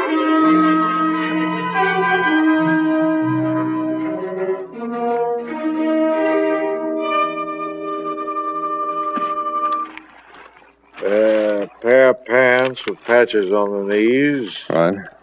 And a hot water bottle. Yeah. Well, that's it. Then there's a sailor suit missing. Oh? Yeah, and Dudley's about the same size as Webster. And those clothes we found must be the ones he took from the guard on the train. Probably. Mm-hmm. But even a sailor's uniform wouldn't have done him any good at the airport. Nobody boarded the last flight at this stop. Well, he must have had a definite reason for taking it. Hey, maybe he decided to thumb his way, figured the uniform would get him a quick lift. Oh, well, I thought of that, Sheriff, but I think he's too smart for it. After all, he's in a car now, and he knows we've got no description on the car or the driver. That's true. You know, he might fool a lot of people with that uniform.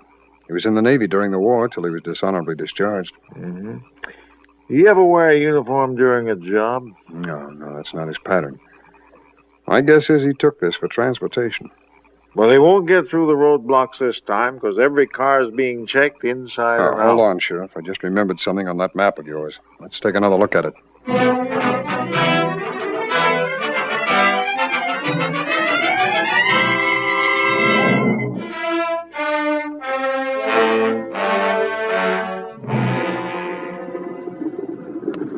Not in the waiting room. It's not on that plane.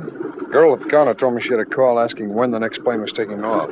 If that was him calling, he may wait till the last minute, then make a run for it. The man who called identify himself? No, but you... Wait a minute, Sheriff. Somebody just coming out from behind that building. Oh, a sailor. Yeah. Heading for this gate. Uh-huh. That looks like Dudley. He's big enough to be. It's him. Hold it, Dudley. Need a lookout? No, you don't. All right, Sheriff. Pick up his gun while I put the cuffs on him.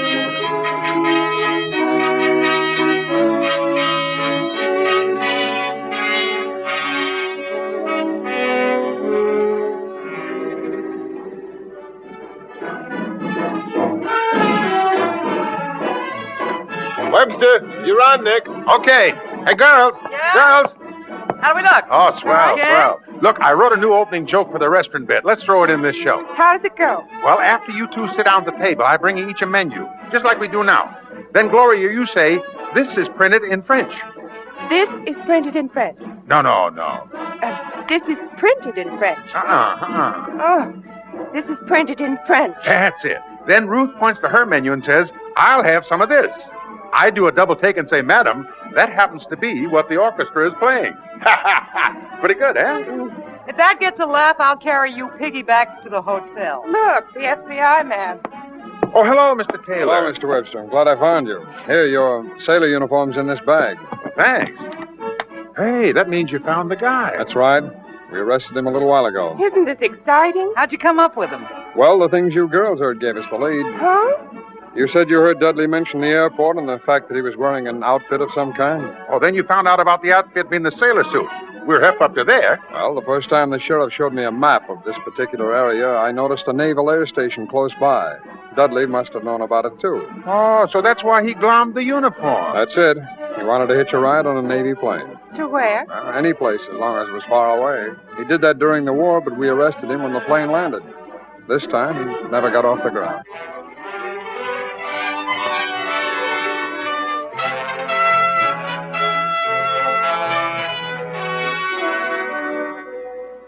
Frank Dudley was returned to state authorities to serve the life sentence previously imposed upon him. After the capture of Frank Dudley at the Navy airport, a slip of paper was found in his pocket bearing the name of a man with whom he had once been arrested. That man was located, and when arrested, the FBI laboratory found that the tires on his car matched the tire tracks found in front of the cabin. After seeing the laboratory report, he confessed and received a prison sentence for conspiring to aid a federal fugitive. In tonight's case, you heard how a special agent of your FBI, in cooperation with a local law enforcement agency, was able to free a trio of innocent people taken hostage, and also to prevent a killer from making good his escape. Because he was armed, and because he was a known killer, there is a chance Frank Dudley would have added to his list of victims had he been successful in remaining free. Of course, no one will ever know who that potential victim would have been, or where he lived, or when the killing would have taken place. One thing, however, is certain. Wherever you are, you're safer because this homicidal maniac is again behind prison bars. Safer because of the efforts of the Federal Bureau of Investigation.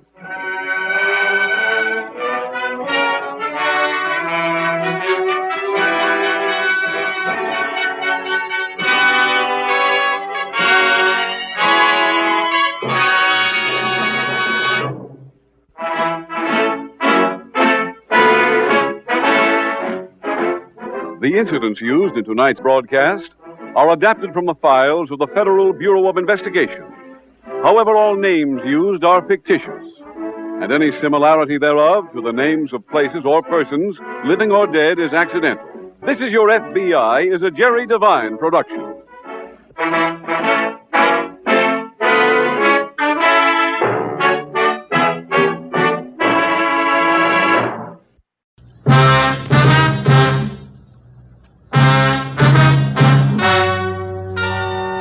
ladies and gentlemen.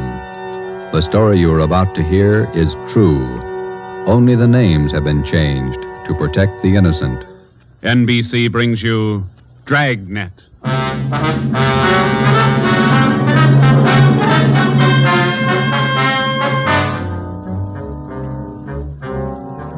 You're a detective sergeant.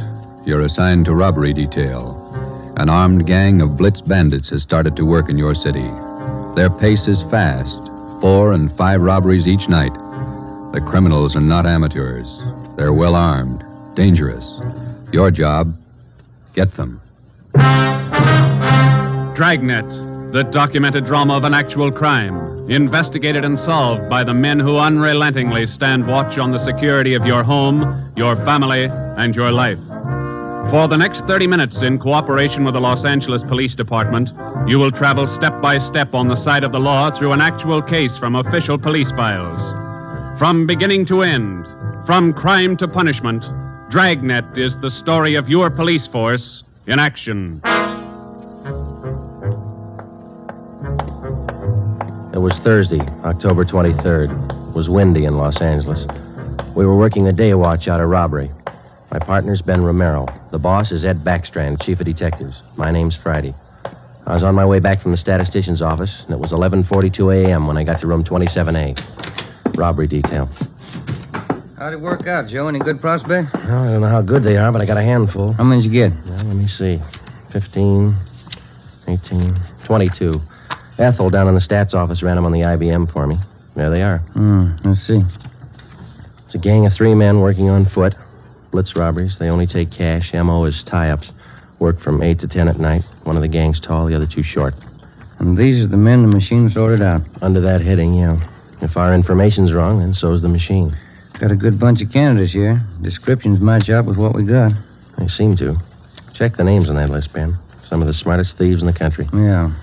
Tommy Willis, Ray Grappa, Kemp Satelli, Manny Roberts, George Cross, Mario Koski.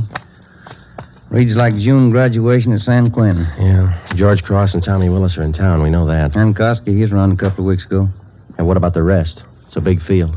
Have to check them out, I guess. Might as well start at the beginning. Did you go through the overnight reports yet? Yeah. No restaurants, no liquor stores. That makes 5 days the gang's laid off. Well, they can afford to, can't they? 18 robberies in 24 days. That's a pretty good haul. This stop-and-go strategy of theirs, Joe, it's got me. Yeah. They work hard for a week in one area, and then they lay low.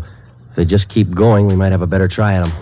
Hey, Joe. Yeah, Chandler. Fellow out here to see you, Joe. Name's Decker. Decker. Henry Decker? Didn't say. Want to see him? Yeah, send him in. Right. All right, Mr. Decker, this way. How are you, Joe? You're looking good. Oh, Hank Decker. How are you? I'm fine. Oh, what are you waiting for? Applause? Come on in and shut the door. Hank, this is my partner, Ben Romero. Ben, Hank Decker. All right, Hank. How are you, Ben? Hank and I were in service together. Yeah, I just dropped in for a visit, Joe. Are you busy? No more than usual. Sit down.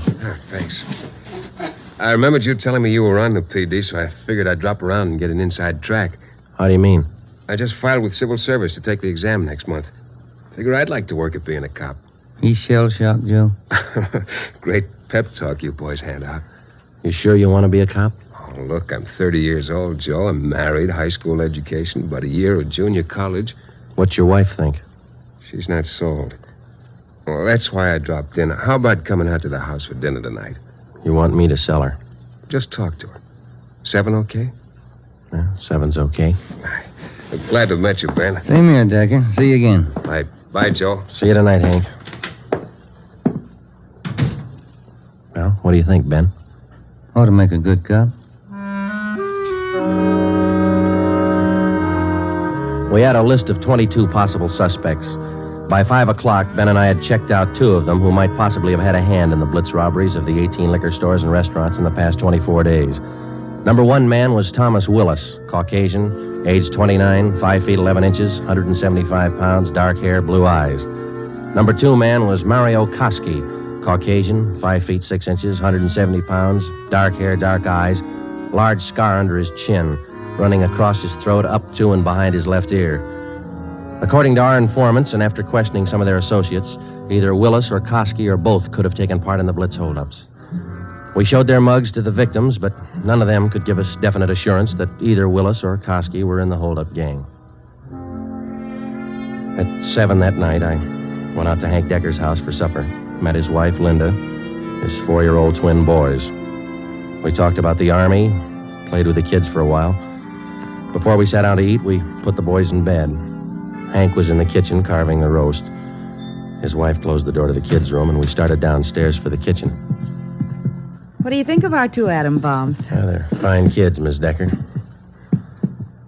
Hank told me that you were worried about him wanting to join the force. I was 12 years old when my father was shot down.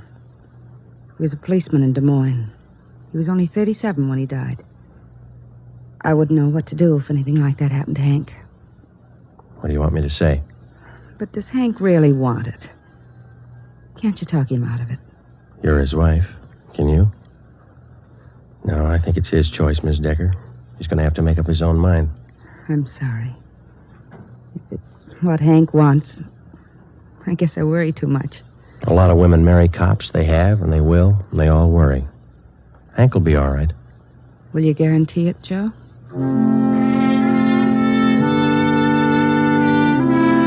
During the next month, I heard from Hank Decker only once. He was studying hard. During the same month, Ben and I were working hard, trying to find some kind of a concrete lead to break the Blitz gang. There had been no subsequent holdups which seemed to tie in directly with the gang or its operations. From the list of possible suspects which Ben and I made up, 18 names had been eliminated for one reason or another. Either they were in jail at the time of the robberies, out of the Los Angeles area, or out of the state. But 4 names remained: George Cross, Tommy Willis, Mario Koski, Julian Brock. During the latter part of the month, George Cross was booked on a minor charge, and we questioned him at that time. He showed no knowledge of the holdups. Nearly 2 months after the robberies were committed, Ben and I were still without a solution as to the whereabouts of the gang. Never known a Blitz gang like this way before, Joe. Once they get wound up, they usually go until they're caught. Yeah. Did you get out those telegram checks to the east yet? Last night before I went home. Sent out all 3. Willis, Koski, and Brock. I'd like to find just one of them. Chicago might have something. That's Koski's old hangout. Willis, too.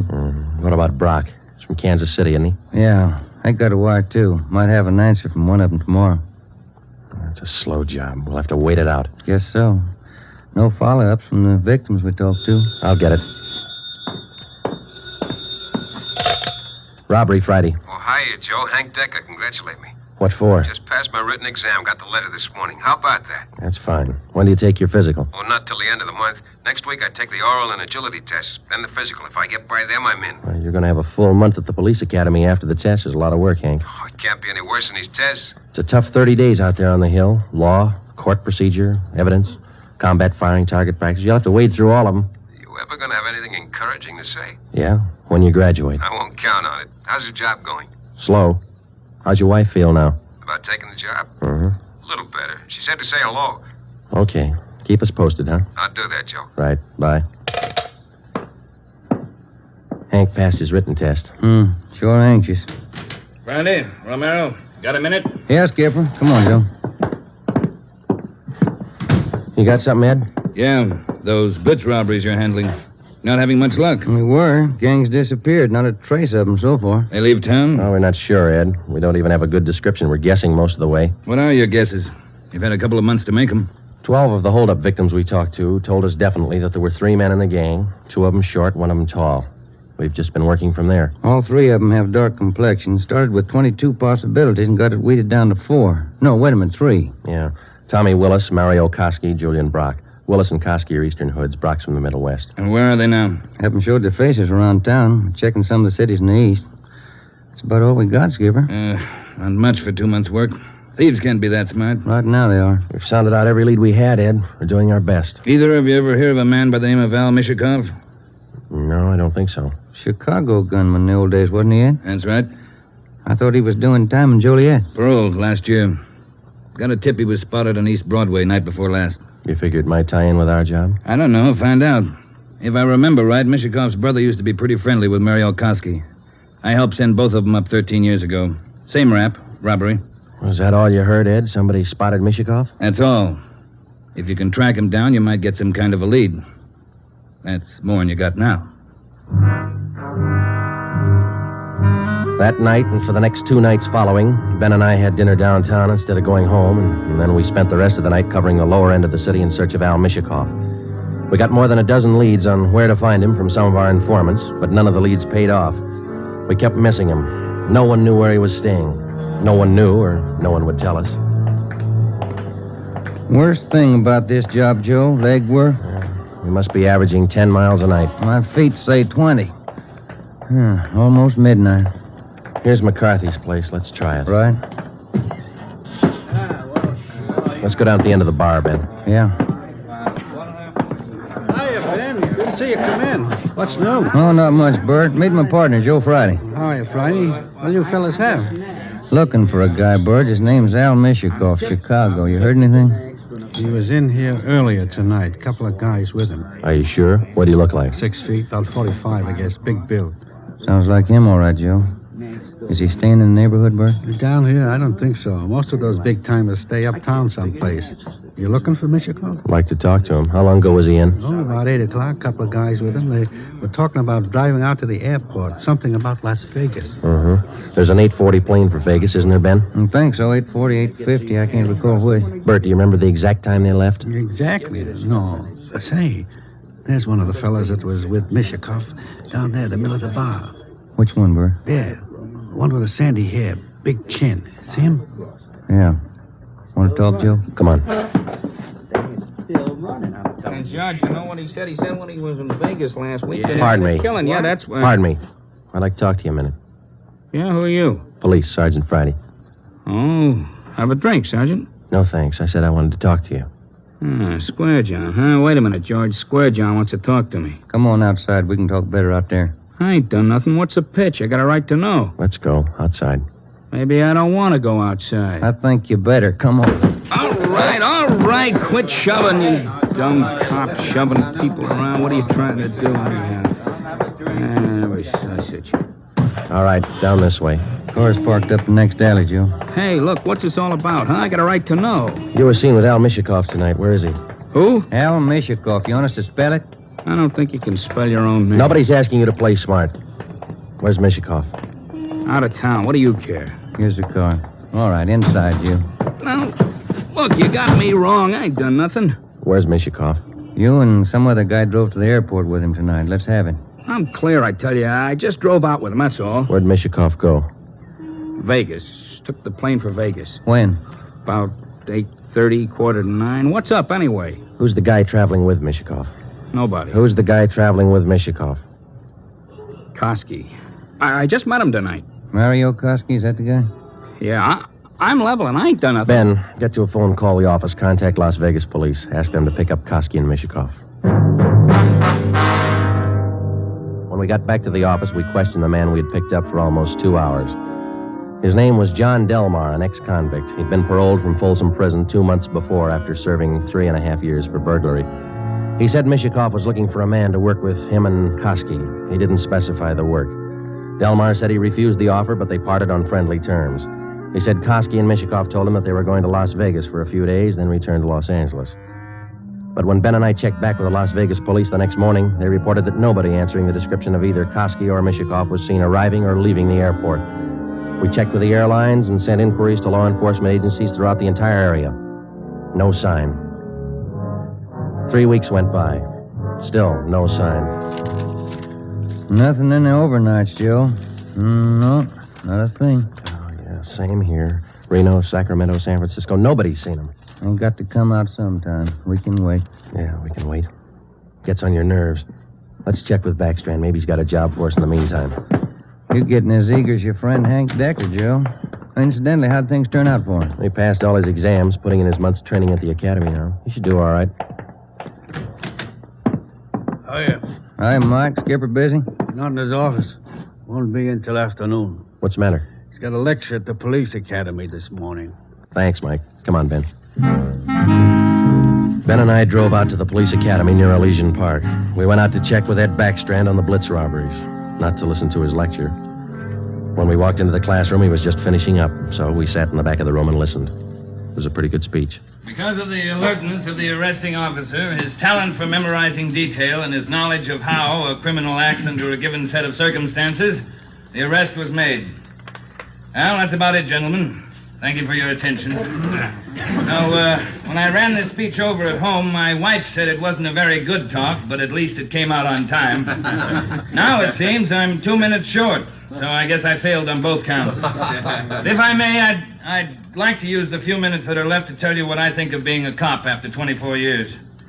For one reason or other, you men have chosen the career of a police officer. Well, let me tell you right now, without any qualifications, it's a thankless job. Maybe you can't see it now. Maybe you think I'm exaggerating. But when you graduate next week and get that uniform on, your whole lives are going to change. You're going to lose friends, a lot of them. They'll want parking tickets fixed, some other favors. You'll have to turn them down, so you'll be a heel, a fathead. When you're on the beach, you're going to meet the cream of society and the scum, the lowest. Sometimes you won't be able to tell the difference. Some of you will have to work with thugs, two-bit gangsters, dope addicts, cheap women. All the human garbage you can find in a big city. You'll come home at night and take a shower to wash off the dirt, but you still won't feel clean. That's the job. When you buy a box of candy and bring it home for your anniversary, the neighbors will say you chiseled it. When you save up a few dollars and buy a new car or some furniture for the house, it's graft. People are going to want favors. They'll offer you things, a free beer or a new dress for your wife. If you take it, you're a chiseler. If you don't, you're a tough cop. Well, here's a piece of advice. Take nothing from anyone, no matter how good a friend he is. Pay for everything you get and don't ask favors. Treat everybody alike, no matter what they look like or what they believe in. You don't play favorites. There are going to be times when a few men in the department get out of line. The newspapers will play it up because it makes good reading, and the average John public will love it. Because that's the only way he can pay you back for that traffic ticket you gave him. Being a good cop is a hard job, but it's a good one. Let me warn you just once more. It's one of the most thankless jobs on earth. That's all, gentlemen.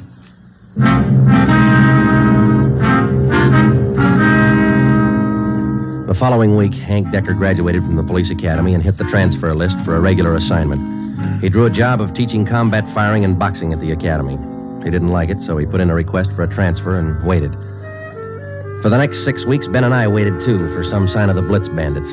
There wasn't any. The only possible suspects, Mario Koski and Al Mishikoff, had disappeared completely. We kept a close check on every possible avenue of information. Still, no sign. Ben and I were transferred to the night watch on robbery for a few weeks, and that gave Hank Decker a chance to drop in and visit with us a couple of hours when he went off duty at the academy. He was still as eager as ever. Hi, Ben. Joe, anything new? Hi, Hank. Nothing here. What about the academy? Oh, big news. What's up? Getting a transfer starting next Monday. Gonna start on a beat. Thought you were all tied up with that boys' club you started out there. Oh, I was, but Hanson's gonna take over when I leave. The kids sure love it. Free swimming in the pool, boxing lessons. We teach them everything. Where's your beat going to be, huh? Central, right in the downtown district. Might learn something, huh? You'll learn a lot if you want to forget most of it. Look, it's 7:15. Don't you ever go home for dinner, Hank? Oh, getting the wife used to it. This new shift's gonna be night work, you know. Wait till you're on it for a year, and then you tell us how you like it. A year? I want to be in the detective bureau after a year. Well, you're not even going to last a year if you don't get home to dinner. Your wife's called twice this week already. She calls me. Okay, when did she call tonight? She hasn't yet. Oh, I guess I better head her off. Let me know if anything breaks, huh, Joe? I'd like to tag along. Okay, Hank. Well, on your way. Okay, good night. So long. Good night. Yeah. How eager can you get? Were we like that when we started? Not me. I never had that much energy at one time my whole life. Hot shot, Joe. I'll get it. At 767 East Broadway, a liquor store, 211 and slugging. At 767 East Broadway, a liquor store, 211 and... 767 East Broadway, 211 liquor store. Let's go.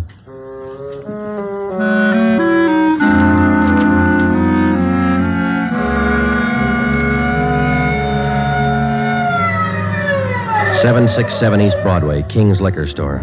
We pushed our way through the small crowd outside the door and into the shop. 2 patrolmen in uniform were already interviewing the proprietor. He had 2 large gashes on his head just above the right temple. He was trembling and badly shaken, but he managed to give us a good description of the hold-up men. Yeah, I can tell you what they look like. 3 of them. One short, one tall, husky, another short, fat. You remember what they were wearing? Coats, All three, dark coats. One of the short men, he had a big scar here on the throat, like this. After the three men robbed the store, they slugged me and tied me up. Turner, this man's hurt. You call an ambulance? On the way, Sergeant. That's fine. We have just one more question, Mr. King. Here's a handful of pictures. We'd like you to tell us if any one of these men were in the gang that held you up tonight. Let me look. There you are. Take your time. No, not him. No.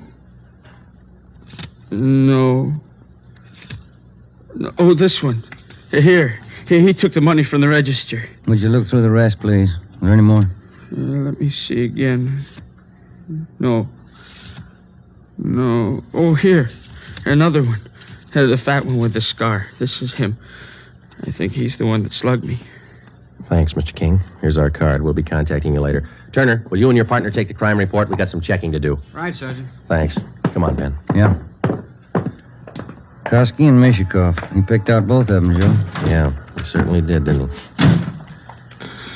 Attention all units. Attention all units. Wait a minute. The southeast corner of Broadway and East 3rd, a liquor store and restaurant 211, code 3. All units. The southeast corner of Broadway. Come on, Ben, let's roll. East 3rd.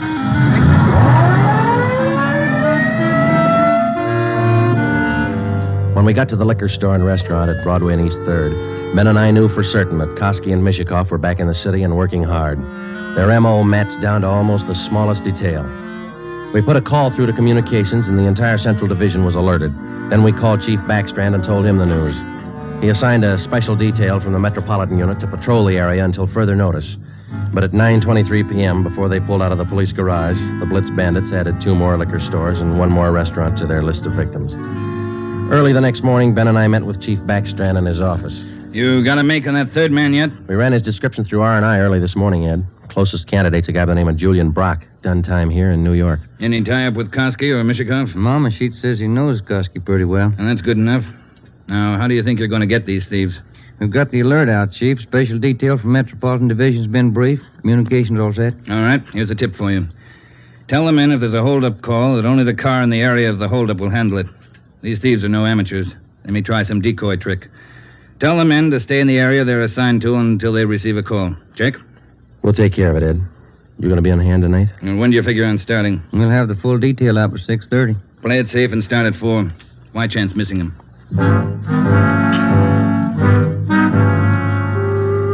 At 3:30 that afternoon, we left the police garage with a special detail from Metropolitan Division, and we started to cruise the central area. We weren't looking for any action the first few hours, and we didn't get any. The 5 o'clock traffic in the downtown area was heavy as usual.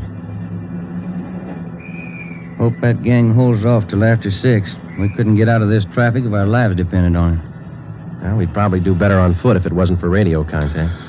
Control 4 to 80K. Control 4 to 80K, your location. Get it, will you, Joe? Yeah, wait till I get the mic. 80K to Control 4. 80K to Control 4. Our location on Spring Street between 2nd and 3rd. 80K, stand by. 80K, call your office code 2. Call your office code 2, KMA 367. 80K to Control 4, Roger, KMA 367. Yeah, now what do I do for a parking space? You know, you're lucky. That guy up ahead there, he's pulling out. Good, that hasn't happened to me in 6 months. Okay, hold on, Ben. I'll be back in a minute. Yeah.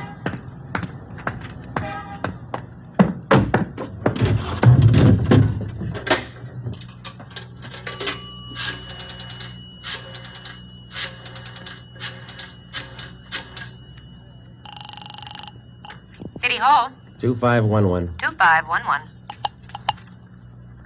Robbery, Chandler. This is Friday, Bill. You want us? Yeah, just a minute, Joe. Chief wants to talk to you. Hello, Friday. Yeah, Ed. Cruiser car just brought in a guy answering the description of Mario Koski. Yeah? Get over here right away and question the guy. If it is Koski, we can all go home early. Ben and I went back to the office and questioned the man who gave his name as Conrad Larkin.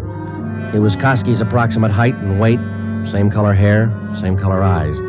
The resemblance to Koski's picture was evident. We questioned him thoroughly about the Blitz robberies, and then we checked out his fingerprints. The coincidence was hard to overlook, but we were satisfied. The man was not Mario Koski.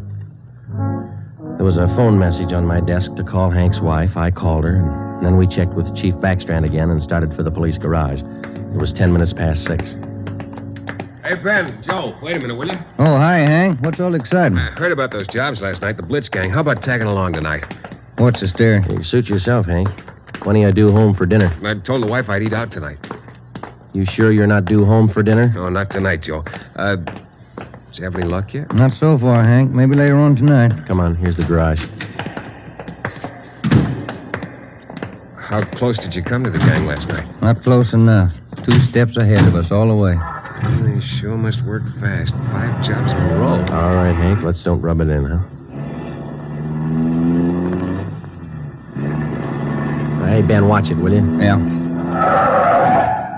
Woman driver. How about it, Joe? You think I can make the outfit? You can talk to Ed Backstrand. He might get you a transfer after a while. Yeah, I might try it. Joe, look across the street. There's a guy coming out of the bar. Where? In front of the bar. He's standing there. Guy in the dark coat, you see? Yeah. 2 other guys behind him. Who is it? I can't be sure. Ben, you better pull up. Koski. Looks just like his picture. All right. Come on. All right, hold it, mister. We want to talk to you. Run for it, Al Copper! Watch it, Joe! Hank, get down! Get down! 2 of them down, Ben. Other one went up alley. Let's go. Did they get Hank? Yeah. All right, hold it right here. All right, Koski. Throw out your gun and come out with your hands up. All right, let's return the fire. Come on.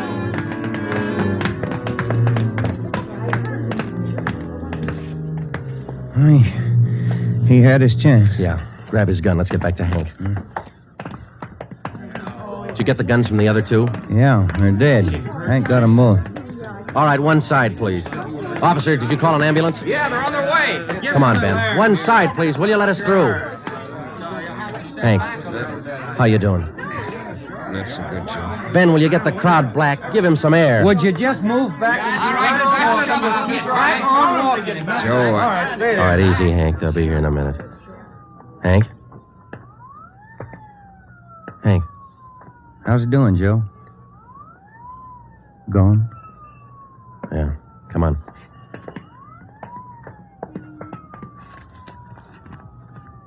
What have you got, Joe? Phone message from Hank's wife. For you? Yeah, You returned the call? before we left the office. What was it? She wanted me to remind Hank.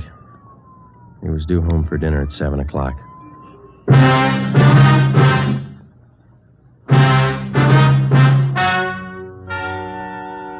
The story you have just heard is true. Only the names were changed to protect the innocent.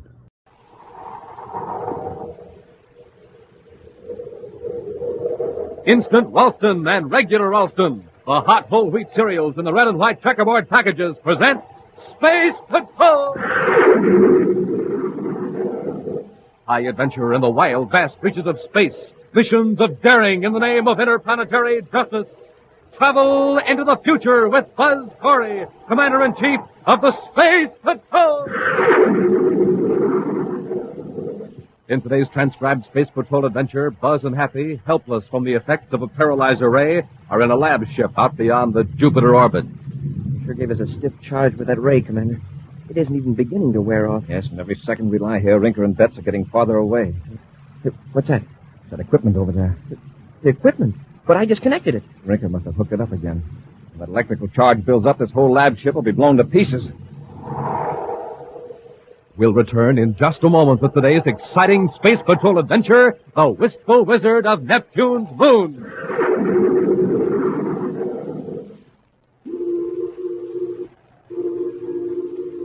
Attention, Space Patrol, prepare for invasion! Prepare for invasion! Hey, stop the whistles, stop the bells, hold everything. That's no invasion. That's a gang of Space Patrollers trying out their new monoview outer space helmets. This is Captain Dick Tufeld, Space Patrollers, right here to tell you all about the new and sensational monoview outer space helmet. The terrific helmet all of you can have for your very own. A whole foot high. It's got a sensational one-way eye plate that you can see out of, but nobody can see you. And when you look out that magic strata viewer, it's just like looking out at another planet. Everything has a strange and weird purple glow. It's built for real space patrollers, too. It has 2 full-size, real-for-sure-looking oxygen tanks and tubes printed on, and a gleaming lightning flash hood. Now, just think of the fun you can have with a Monoview outer space helmet of your very own. And here's how to get it.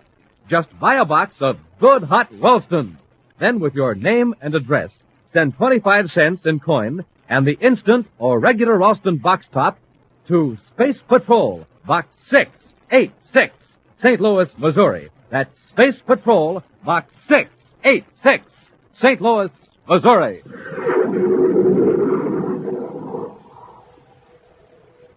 And now, today's Space Patrol adventure, the Wistful Wizard of Neptune's Moon. Commander Corey and Cadet Happy are making a brief tour of inspection of the spaceship emergency repair base on Neptune's second moon. In the routine life of the maintenance crew on this remote base, even an official inspection is regarded as a welcome relief from monotony. Right now, in the small recreation hall, the crew is putting on an informal home talent show in honor of Buzz and Happy. The 2 space patrollers are watching with amazement as an amateur magician completes a baffling trick. Hey, this guy is great. What's his name, sir? He was introduced as Wistful Wilbur, the Wizard of Neptune's Moon. He acts as though he didn't know what he was doing, but he's terrific. For my final trick, gentlemen, I'll need a volunteer from the audience. Will one of you men kindly come out here? Anybody. It won't matter because I've never tried this trick before in public. Cadet, would you mind? Me? Go ahead, Happy. Oh, okay, sir. Right up here, Cadet. What do you want me to do? Oh, just lie down on the bench. Sure, okay. And now, gentlemen, when I say the magic word, why, the cadet here will rise up in the air and stand there till I tell him to come down. Now, watch closely. Arcturus Shazam, rise! What's happening? Hey, let me down. You see, the cadet floats in midair. Thank you. Cadet, you may descend. Smoking rockets, what a sensation. Well, gentlemen, I got to get back to the work at the shop, so that concludes my part of the performance.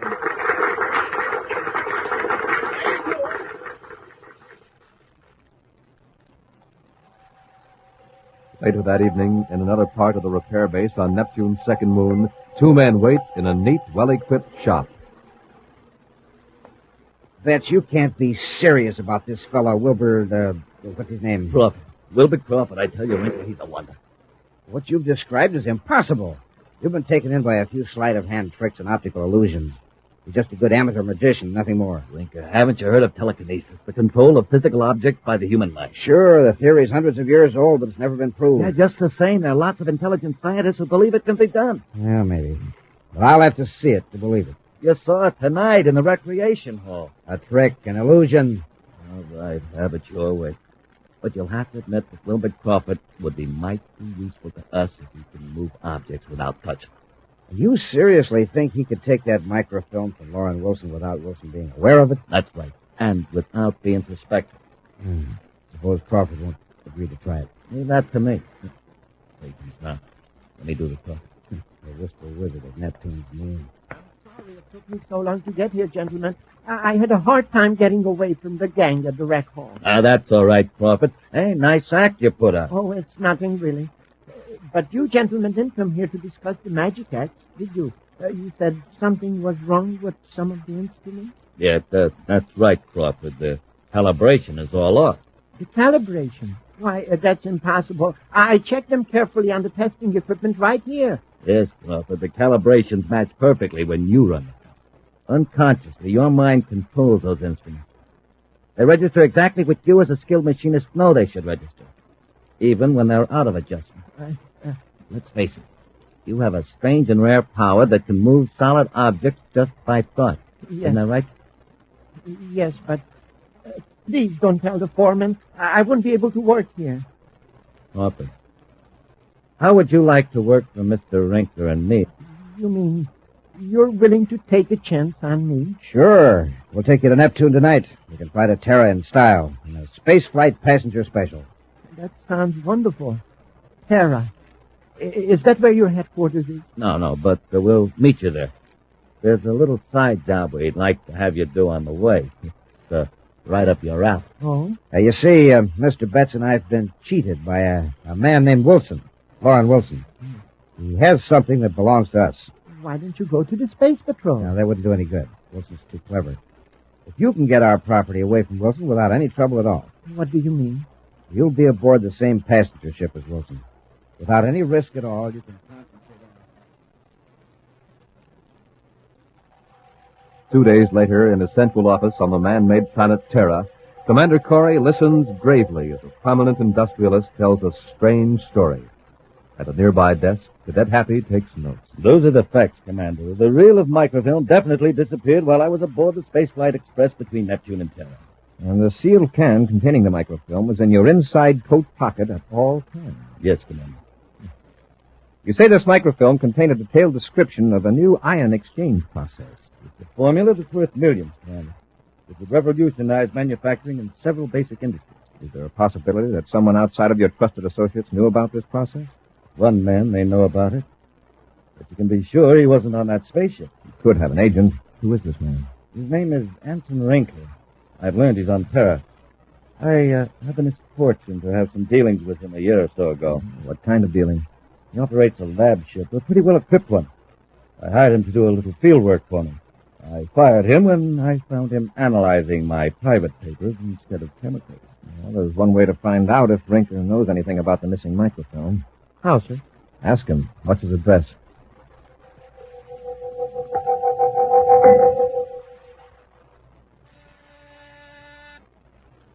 Oh. Bet you expecting anyone? No. Maybe it's a client. Maybe you'd probably better step into the next room. Sure, Mr. Rinker. Leave the door ajar, Betts. If this turns into a business deal, I'd like to have a witness. Sure, Rinker. I get it. Oh. Yes, gentlemen? I'm looking for Anson Rinkler. That's me. Something wrong? I'd like to ask you a few questions. I'm Commander Corey. Yes, Commander. Come in. Thanks. Come on, Happy. Yes, sir. Rinkler, do you know Lauren Wilson? The manufacturer? Yes. Nothing happened to him, I hope. He was robbed. Oh? Surely you don't think that... If you know nothing about the robbery, then you wouldn't object to taking a brainograph test. A brainograph test? Now, see here, I Commander. guarantee that we'll ask you only one question. I'll tell you what it is right now. Do you have any knowledge of the theft of a roll of microfilm belonging to Lauren Wilson? Now, will you come down to headquarters and submit to that one question on the brainograph? Well, this comes as somewhat of a shock as being suspected of such a crime. I'd like Hear a that, moment to Crawford? think about it. We've got to get Mr. Rinkler out of this. But if that microfilm is really Mr. Rinker's and not Mr. Wilson's, the brainograph will prove it. Don't you see? Wilson and Corey are in a conspiracy. Wilson will use his money and influence to show that he's just the victim instead of the real thief. And you'll be arrested along with poor Mr. Rinker. But I didn't do anything wrong. I was only helping Mr. Rinker get his own property back. Just try to prove that. Look, we've got to stop Corey. They're armed. Now, yeah. But I think you could do something about it. Huh, Crawford? You want me to... Right. Now, stop thinking. How about it, Mr. Rinker? Are you coming with us? I'll ask my partner. Betts, should I go along? I don't think it'll be necessary, Mr. Rinker. Thank you, Betts. I'm staying here, Commander. You had your chance to come willingly, Rinker. Keep them both covered, Happy. Yes, sir. Commander, my ray gun's gone. And yours is gone, too, isn't it, Commander? However, Mr. Betts is armed. Get so Rinker, Hap. Let him have it, Betts. Give me that. Splendid work, Betts. You too, Crawford. You disarmed them from clear across the room. Now, come on, let's get to our ship and blast off while Corey and the cadet are unconscious. We'll return to Space Patrol in just a moment. Ready, Captain Two-Fellows? Got your helmet? Helmet set. Eye plate in place? Check. Oxygen tanks full up? Check again, Space Patroller. Then helmets on and let's go. Yes, sir, Space Patrollers. We're off on a trip to the Purple Planet. How do we get there? Just by putting on our Montague outer space helmets. And, gang, when you put on your own space helmet, you'll be looking out on another world, a weird, strange purple planet. You can look out, but that magic one-way eye plate won't let anybody else see in. The Monoview outer space helmet is a whole foot high. It fits just anybody, and it's equipped with 2 full-size, honest-to-goodness-looking oxygen tanks printed right on, and a neat lightning flash hood. It comes in real space colors, too. Red, yellow, green, and black. Yes, it's sure terrific, so you better get yours right away. Just buy a box of good hot Ralston. Then with your name and address, send 25 cents in coin and an instant Ralston or regular Ralston box top to Space Patrol, Box 686, St. Louis, Missouri. This offer good only in the USA and may be withdrawn at any time. And now, back to our Space Patrol adventure, the Wistful Wizard of Neptune's Moon. Wilbur Crawford, a precision machinist, possesses the rare power of controlling the movement of objects by sheer thought.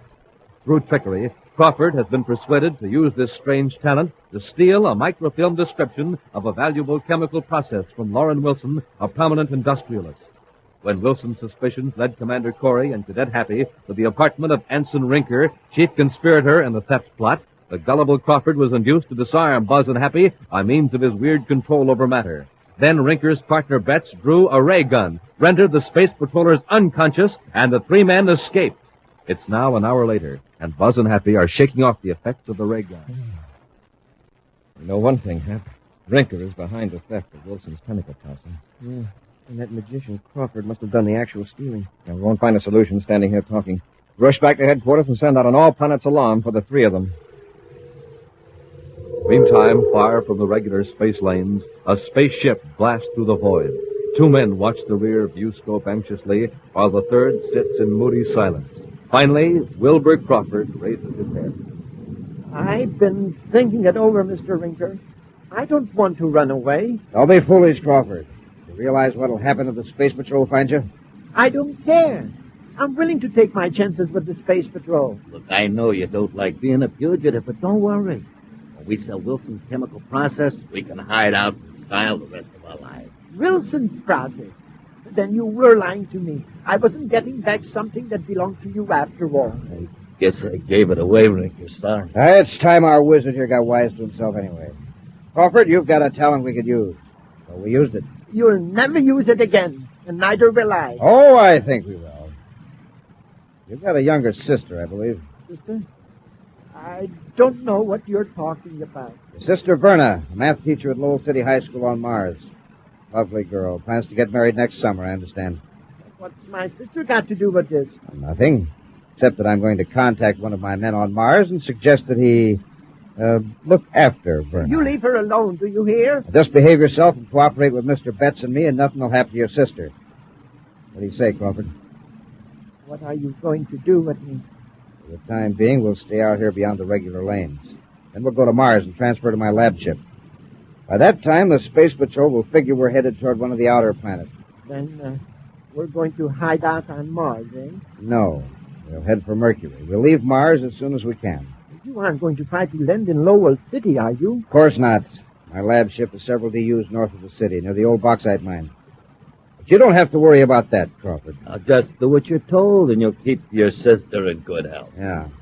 Get on the spacer phone. Betts will put through that call to our man in Lowell City. Okay. Hey, what are you talking about? The space phone's all ready. You just click the switch yourself. I did? I guess I must have. Funny how an action gets to be automatic. Rinker aboard Space Cruiser NP. In Space Patrol headquarters on Terra, Commander Corey gives Cadet Happy a printed copy of a space-of-own conversation picked up by the monitoring station. Well, where was the spaceship that was sending this? 400,000 DUs from Terra, 70 degrees above the plane of our orbit. What's our next move, sir? I've already assigned 3 of our Mars agents to guard Crawford's sister, Verna. We'd better be getting to the spaceport. Going after Rinker, huh? I figure we've got time to reach his lab ship north of Lowell City before Rinker gets there. We'll give him a surprise party. What about our ship? Suppose there's no place to hide it near the mine. We won't try to hide it. We'll pick up a pilot in Lowell City and have him drop us off near Rinker's hideout. Come on, Happy. The Martian sun is low on the horizon when a private cruiser blasts into the thin atmosphere and heads for a gouged and furrowed area north of Lowell City. After a careful check in all directions, Ensign Rinker sets the cruiser down in the red dust close to a lab ship. In an aft compartment of that ship, Cadet Happy presses a sensitive instrument against the bulkhead while Commander Corey slowly regulates a dial. In the ship now, that was the hatch closing. When do we jump in? I want to find out for sure whose side Crawford is on. We're blasting off.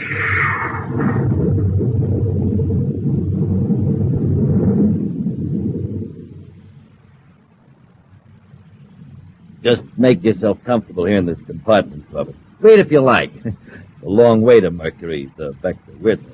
Why can't I go up to the control compartment? Because Mr. Rinker thinks you'll be better off back here where you can't see the instrument. That's something wrong, Rinker? Plenty. Then let's get back to the controls. Well, the ship's okay. It's on automatic. But the space patrol's onto us. Huh? I just got a spaceophone message from a man who was to pick up Crawford's sister. That's the space patrol is guarding her. Our man was almost captured. I don't get it. How'd they find out where we were going to? Unless Wonder Boy here. Sure, he turned our spaceophone transmitter on when we were in the other ship. I might have known it. Crawford, I ought to... You better not bet. The space patrol knows everything now. You don't have a chance. I'm not giving up that easy. They don't know everything. They'll be looking for the lab ship. Now, what if... Hold it, Rinker. Huh? Don't let Crawford know what we're going to do. With that remote control mind of his, there's no telling what he can do. Yeah, you're right. Well, I'll just fix that. There, he can't do anything when he's unconscious. Now, here's what It's working now, huh? Here, I'll turn up the gain. That little scout ship will both of us. Sure it will. Put up with the Wistful. Just leave it, you know. Uh-huh. But we'll make sure he won't give us any more trouble. There are a lot of chemicals in the lab compartment, enough to blow this ship apart, you think? We'll rig up something to blow up the ship after we get away. And I know just the gadget to time the explosion. Come on. Those murdering rats. Now's the time to get it. Wait, Happy. They know this lab layout. We don't. If we rush them now, they may try something desperate. Moments pass, tedious moments that seem like hours. Then, through the sonic detector, Buzz and Happy hear voices again. Now's the time to cut loose in the scout ship. No, not yet. Put a few more 100 DUs between us and Mars. All right, Happy. Let's get to the lab compartment. Bring the sonic detector along. Yes, sir.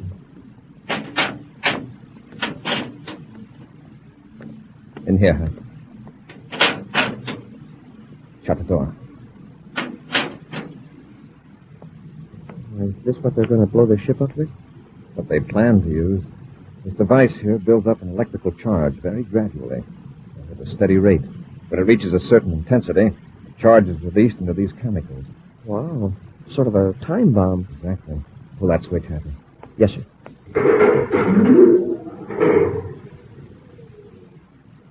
Now let's work our way up to the control compartment and take care of that. But isn't it about time, Rinker? Yeah, we might as well get going. I'll go back to the lab and boost the current a little. That's been worrying. What if you miscalculate? I know what I'm doing. I'll readjust the charge so we'll have half an hour to get clear of the ship. Somebody's in the corridor. I heard it, too. It's Crawford, too. I doubt it. Hey, look, you open that door fast. I'll be ready with the paralyzer later. Okay. Ready? Now! Commander, they've seen us. You're too late, Corey. Nice going, Rinker. Yeah, it was close. Well, Crawford's going to have company during his last moments anyway. Yeah. The commander-in-chief, no less, and his cadet. Moments later, Rinker and Betts, far out in space, are in their tiny scout ship. And in the doomed lab ship, Buzz and Happy are regaining the use of their vocal cords, even though the paralyzer ray still numbs the rest of their bodies. At least we got off better than Crawford did. They must have slugged him. Look at his head. He's out cold. Well, he ought to be able to move in a few minutes, Hap. Then we'll get to the controls. What's that? The equipment over there. The equipment? But I disconnected it. They hooked it up again. That electrical charge builds up, this whole ship will be blown to pieces. Smoking rockets by the looks of those sparks. Well, it won't be long now. Commander, Crawford's coming too. Hmm. Crawford. Crawford. Yes. What happened? Crawford, do you hear that? It's a time bomb Rinker set. And if you don't get up and pull that switch, we'll be blown up. I can't move. Oh, Oh, sure. They gave you a blast with a paralyzer ray, too. Crawford, there isn't much time left for any of it. I know. And I want to get it all off of my chest. I stole that microfilm from Wilson, but I didn't think it was rightfully his. That's the truth, honest. I believe you. How did you do it? Rinker and Betts called it telekinesis. The power of the mind to control matter. Crawford, try it now. Try it on that switch. Switch? What switch? That big one at the bottom of the control panel. You'd better hurry. Quite happy. Let's concentrate.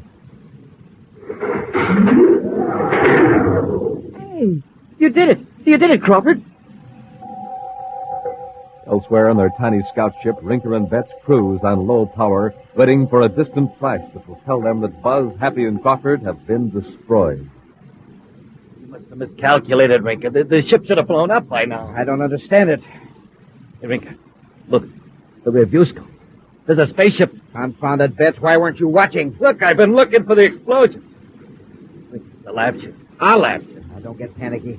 We can probably outmaneuver him till Thacker gets here from Mercury. Yeah. What's wrong? The controls won't respond. Do something, Rinker. Corey's almost close enough to pull us in with the magnetic holding field. What's the matter with these controls? Commander Corey aboard lab ship ML-284. Calling Anson Rinker aboard scout ship. Cut your power. Corey, all right. What are we going to do? Better cut your power, Rinker. Try to fight the magnetic holding field. You'll pull the skin right off that little space boat. He's right. He's right. Do what he said. Yeah. All right, Corey. You win. But if these controls hadn't fouled up... They didn't foul up, Rinker. They worked beautifully. They were operated from this ship. What? That's right, Rinker. And here's the fellow that helped capture you. The Wistful Wizard of Neptune's moon. You can have this wizard's business. From now on, I'm just a plain wistful mechanic. An action preview of next week's exciting Space Patrol adventure in just a moment. Hey, Space Patrollers, what's that? What's going on over at the Browns' house? Uh-oh, I know now what the trouble is. Jimmy's got his monoview outer space helmet on. Hi, Captain Two-Felt. Even my own dog doesn't know me with my new helmet on. Just got it this morning. Sure is swell. That's right, Jimmy. You can see out. But nobody else can see in. Fooled 3 of my pals already today. Yes, that two-way mirror strataviewer will do it every time. Feel like a real spaceman, too, with oxygen tanks, breathing tubes, and lightning flash hood printed right on. Yes, and you look like one, too. Now, how about you, Space Patrollers? I bet you'd all like to have one, wouldn't you? Well, all it cost you is 25 cents. That's right, only 25 cents, and the top from a box of instant Ralston or regular Ralston. Yes, sir, gang, just a quarter and a box top for the sensational, terrific, full-size monoview outer space helmet. So buy a package of good, hot Ralston today. And then with your name and address, send 25 cents in coin and the instant or regular Ralston box top to Space Patrol, Box 686, St. Louis, Missouri. That's Space Patrol, Box 686, St. Louis, Missouri.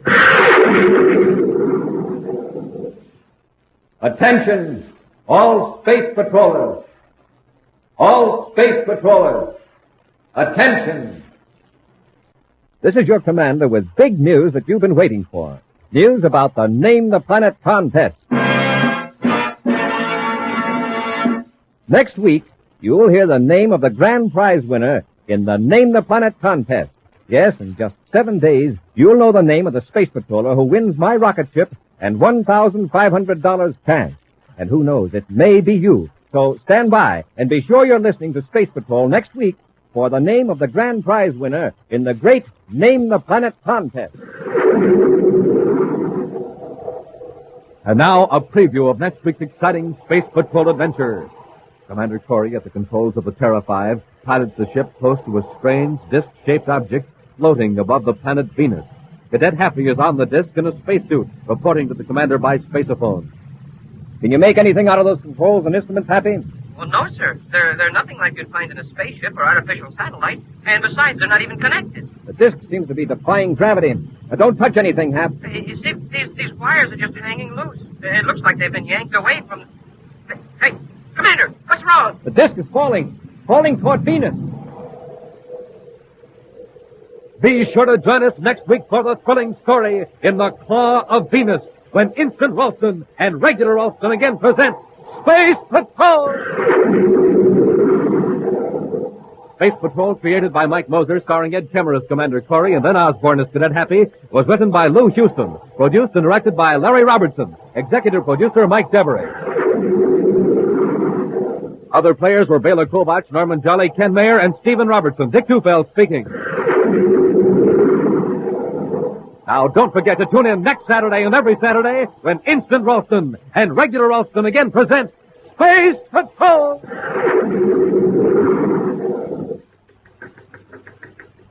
This is Dick Tufeld in Los Angeles reporting on the first airplane with swept-back wings used in the U.S. Air Force, North American's F-86 Sabre jet fighter. In a moment, we'll hear from George Welch, the famous test pilot on the Sabre jet. The Sabre is 37 feet long, weight 8 tons. Wings are swept back at a 35-degree angle. Top speed more than 650 miles per hour. Now, George Welch recorded at Edwards Air Force Base. I was lucky enough to fly the F-86 Sabre jet for the first time. The first time up, or the 50th, every flight is important. That's why I have to keep in top shape. I like to eat good food with lots of energy in it. Rice Chex and Wheat Chex meet that test, and they taste exactly right. I think you'll like them, too. No other cereal, puffed or flaked, contains so much nourishment in such concentrated bite-sized form. So take a tip from George Welch, Joe Lynch, and other top test pilots. Make your cereals Rice Chex and Wheat Chex. And here's big news. Inside of Chex, you now get a thrilling new Space Patrol trading card. Flip 'em, select the entire set of 40. Free Space Patrol trading cards inside of Rice Chex and Wheat Chex. Be sure to see another exciting Space Patrol story on your local ABC television station. Consult your local paper for time and channel. This program is broadcast for Armed Forces overseas through the worldwide facilities of the Armed Forces Radio Service. Space Patrol came to you transcribed from Hollywood. This is ABC Radio Network.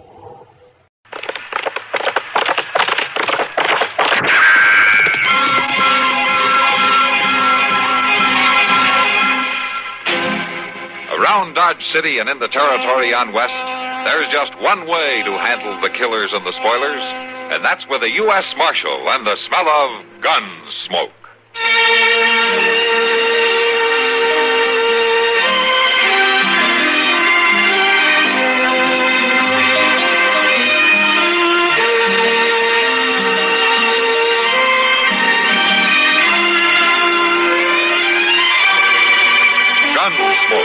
Starring William Conrad, the story of the violence that moved west with young America, and the story of a man who moved with it.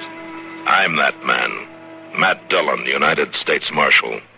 The first man they look for and the last they want to meet.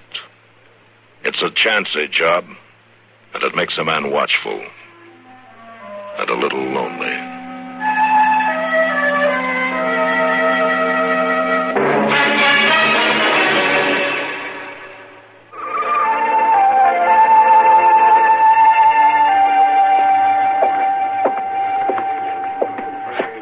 Barkeep!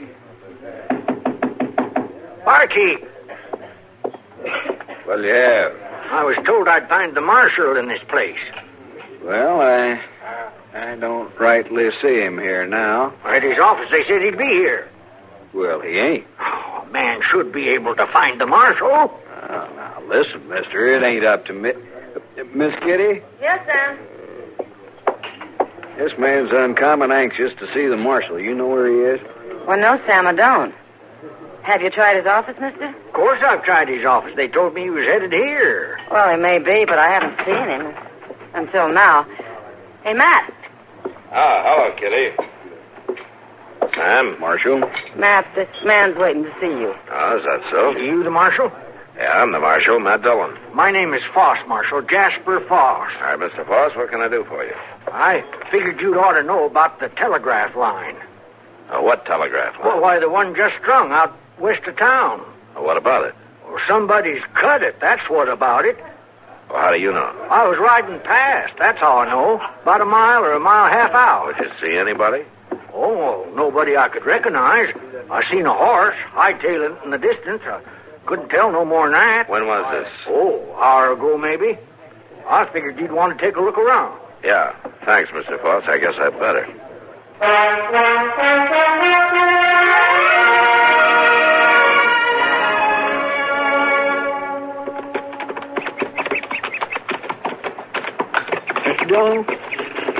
that fellow know what he was talking about? I don't know yet, Chester. I swear we rode most of the mile already. There ain't been no break. I guess we can make it a little farther. Well, sure, we can make it. We can make it all right, but I was just wondering if it was worth all this cracking around in the hot sun. You know, a man's brain can get addled by too much of it. Yeah? Sometimes it doesn't take too much, son. How's that? Never mind, Chester. Look up there, ahead. Well, I do declare. Looks like them army fellows is out riding themselves. They're working on the line. All right, come on.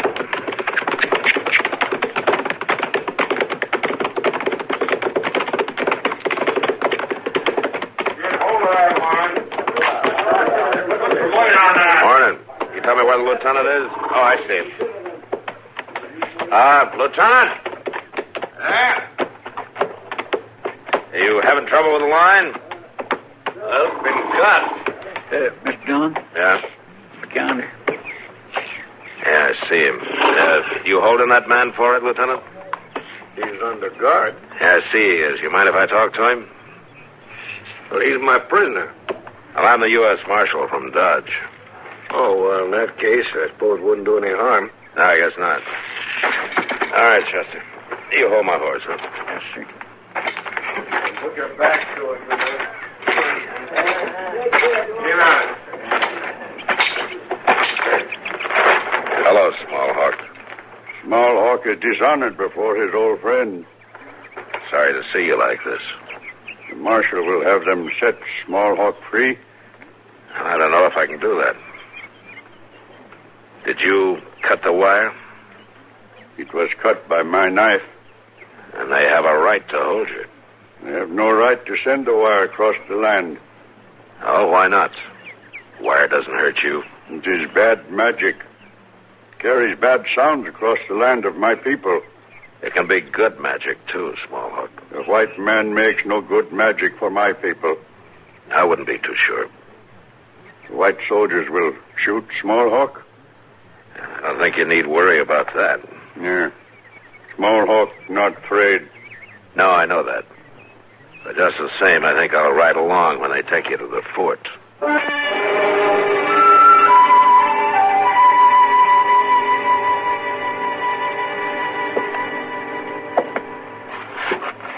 Now, this is an unusual request, Marshal Dillon. Yes, Colonel, I know it is, but I think it might do some good in our dealings with the Indians. I don't know. The Army hasn't found it wise to be too lenient.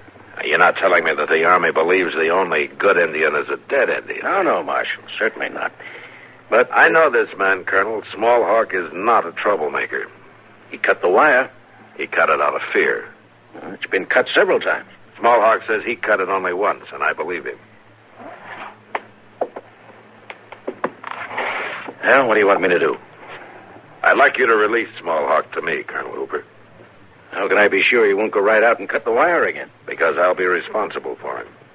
You have a lot of confidence in this Indian, Marshal. Yes, I have. Well, what do you base it on?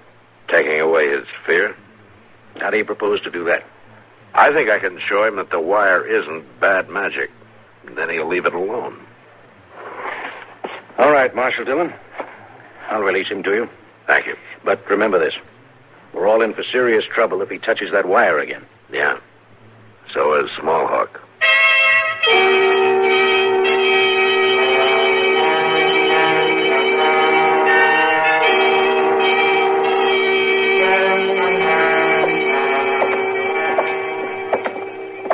It's right down at the end of the block, Small Hawk.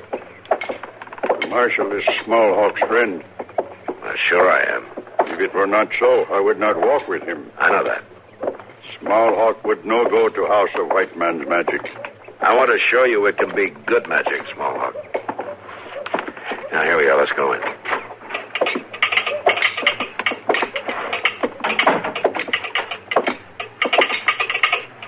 Hank? Howdy, Marshal. Hank, you got a man out at the Western Station to take messages off the new line? Yeah, Marshal, sure we have. Any way of getting a message to the Indian encampment on the river? Well, our man out there says there's usually a couple of braves standing around watching him. He could tell it to them, I guess. Why? Because my friend wants to send a telegram. Smallhawk does not trust bad magic. Well, you trust me, don't you? Yeah. All right, then listen to me. Now, they took your horse at the fort, didn't they? Soldiers took horse, yeah. So you got a long walk home. Smallhawk will walk with his head high. Yeah, but it would be even higher if you were on horseback. Now, what if the wire carried word to your son to bring you a horse? There is that magic in the wire? Yeah, there's that magic. Smallhawk will see if horse comes. Well, that's fair enough. Now, you tell me your son's name. Brown Wing. All right, Hank, you tell your man to get a message to Brown Wing to bring a horse to the road fork just outside Dodge. Tell him his father will be waiting. All right, Marshal. There's just one thing. Yeah, what's that? Who's going to pay for it, you or the Indian? Yeah, the government ought to pay for it.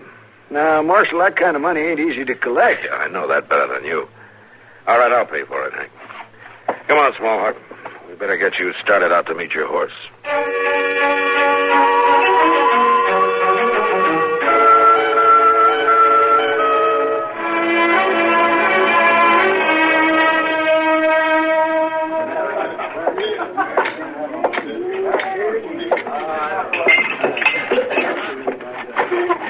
Thanks for the beer, Matt. That's all right, Kitty. I think you're worth buying a beer for once in a while. I'm surprised you have to order it like us ordinary people. Oh? Just what does that mean? Why, from what Chester's been telling me, you've been working magic tricks with a telegraph line. Oh. Chester thinks that's pretty funny, does he? No, not exactly funny, Matt. He was really pretty impressed. Yeah. Well, I hope it worked, that's all. I'm surprised you could talk that starchy colonel into letting Smallhawk go. Oh, you know the colonel? Yeah, I met him once. I never figured him to give anybody any kind of chance, much less an Indian. Maybe he wants to be able to say, I told you so. He'd enjoy that. I know that much. Oh, hello, Marshal. How are you, boss? Found I was right about that wire, didn't you? Yeah, you were right. I been wanting to talk to you about that. I'll see you later. No, there's no need for you to leave, Kitty. I want to see Sam. No, all right. Well, what's on your mind today, Mr. Foss? Well, I just wanted to tell you you'd ought to be keeping an eye on things. Oh? That happens to be my job. Well, sometimes doing a good job ain't enough, Marshal. Sometimes a man can get fooled even so. That's so? Yes, sir. Now, I done a good job. All my life I done a good job, but it weren't enough. You got to remember that now. It weren't enough. What happened to you? Why, they let me go, Marshal Dillon. Said I wasn't good enough no more. Said I was too old. Put in some young greenhorn that won't even know as much as I've already forgot. They just turned me out overnight like I was a old broke-down horse. I'm sorry about that, Mr. Foss. Well, they had no right to do a thing like that. I'm a better man than that young feller, Marshal Dillon. And I'm going to show him about it, too. Yeah, you do that, Mr. Foss. Well, I got to be getting back to the office. Oh, yeah, you go tend to your job, Marshal. And watch out for that Indian. Oh, you leave that to me, huh? Don't you worry about it. Oh, I ain't worrying about him, Marshal Dillon. No, not at all.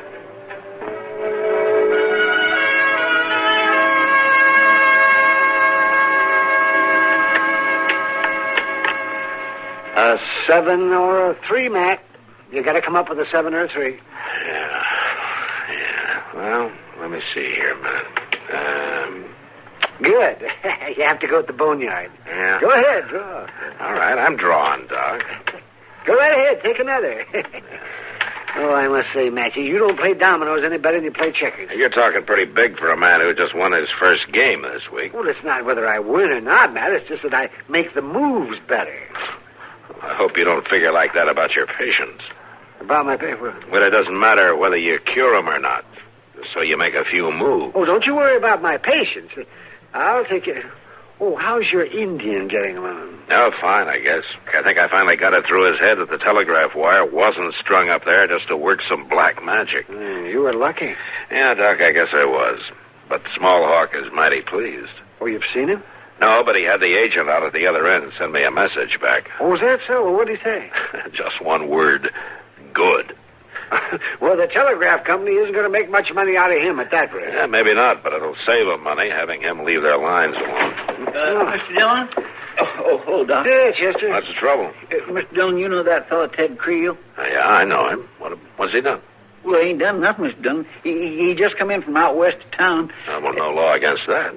Well, of course not, Mr. Dillon, but he told me he seen a troop of cavalry from the fort. Well, what about it? They had an Indian with him, all tied up like he was a prisoner. Oh. Did Creel know who he was? Well, he thought he was that fellow Smallhawk, Mr. Dillon. Yeah, I was afraid he might. All right, Chester, get the horses. Yes, sir. Sounds like your magic might not have worked after all, man.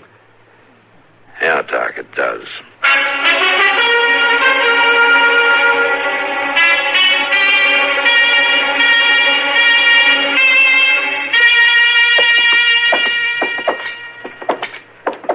Well, this is very regrettable, Marshal.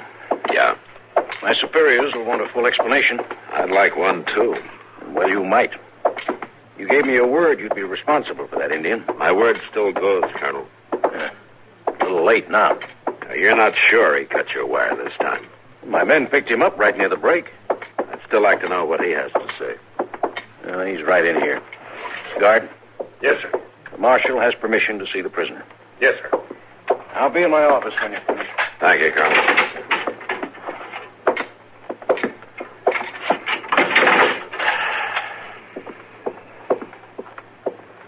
Well, Smallhawk? It is as I said. Bad magic. Did you cut the wire? The Marshal will believe. We've never doubted each other, Smallhawk. The Marshal speaks true. All right. Now, how about the wire? Smallhawk did not cut it. Did any of your tribesmen cut it?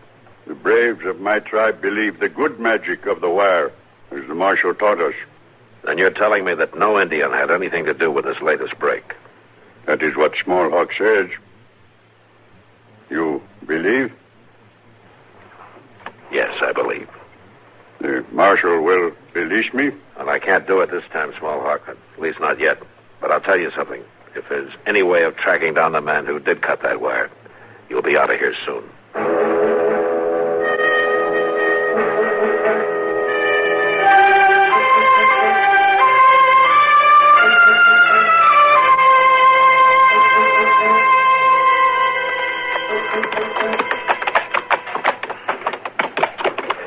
I'll tell you something, Mr. Dillon. Yeah? What's that, Chester? Lot of folks back in Dodge was wondering whether it was worth it stringing this line way out west here when it first went up, and I'm about to agree with it. I don't know. Of course, there's been a lot of trouble, but... They sure has. Now, with all this cutting going on, looks like we've got Indian trouble all over again. Oh, maybe not. Right over there looks like the place.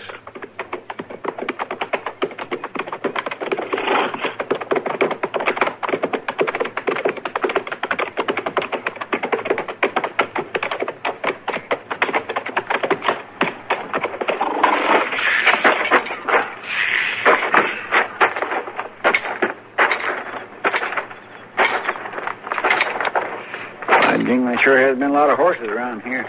I hope they haven't trampled all the tracks. Looks like they tried. Uh-huh.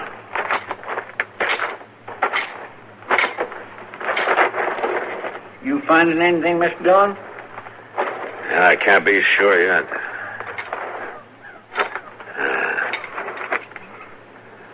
This might be a lead.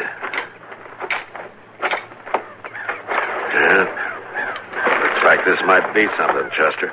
There ain't much to choose from in all them tracks. Yeah, but these seem to lead out by themselves, though. Let's follow them for a while, huh? Well, them tracks don't look like they was made by no Indian pony, Mr. Dillon. No, Chester, they don't. All right, come on.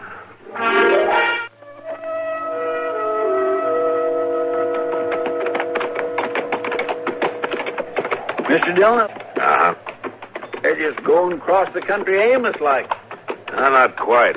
How's that? And if you See, we're a lot closer to Dodge than we were back there at the telegraph line. Well, that's right. I guess you're right. Them tracks didn't start off the Dodge, though, did they? No. Like somebody was laying a false trail on purpose. Yeah, that's the way it looks to me, Chester. Wait a minute, look. See, they're heading off toward that shack over there. Yeah.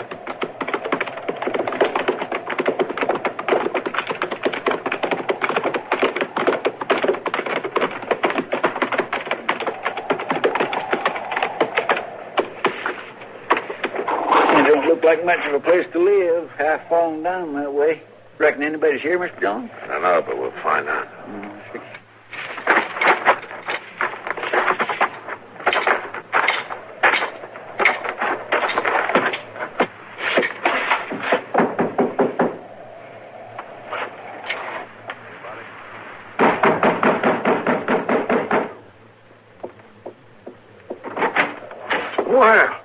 Well, there's no need for pounding, Marshal. Hello, Mr. Foss. I didn't know you lived out here. Oh, it's Chester Proudfoot. Glad to meet you, Mr. Foss. Proudfoot. What brings you out this way, Marshal? That's that telegraph line you're so interested in. I'm glad to see you're on the job. Oh, not that it'll do you any good. I was always on the job myself. I remember that. Yeah, you told me. I see you've been out looking it over out there. Looking what over? The line? Oh, what makes you say that? Well, we followed your tracks here. My tracks? Now, you want to tell me how you happened to be out there? I told you the other day. I was riding past. Now, you were talking about the other break in the line that day, Mr. Foss. This one was a mile or so away. Are you sure about that? Yeah, I'm sure. Well, I'll tell you, Marshal, it's only right that I've been keeping track of that line. Oh, how's that? That I was near 25 years sending messages out over lines just like them. I got an interest in them, you might say. That's what your job was, sending messages? I had a mighty nice touch on the key. A mighty nice touch. These greenhorns can come close to it. The telegraph people were the ones who took away your job, then. Them was the ones, all right. A man with a touch like mine. I guess you would have an interest in the line, Mr. Foss. You might even have an interest in seeing that it didn't go through. Well, Marshal, I don't even know what you're talking about. I think you've been cutting that wire right regular. I think you figured it was a way to get back at the people who cost you your job. Now, you hold on a minute, Marshal. What about that Indian?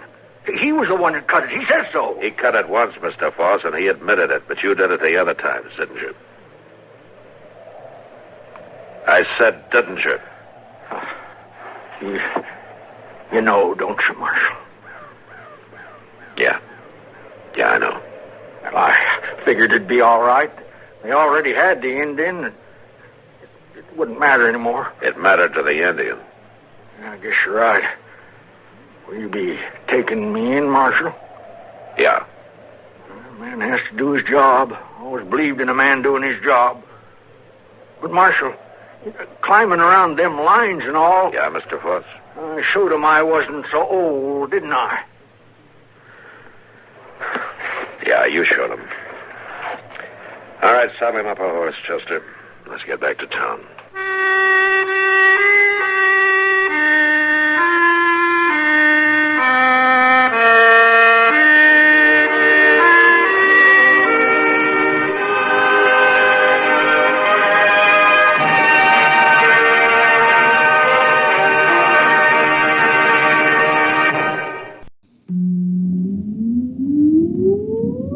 Countdown for blast off.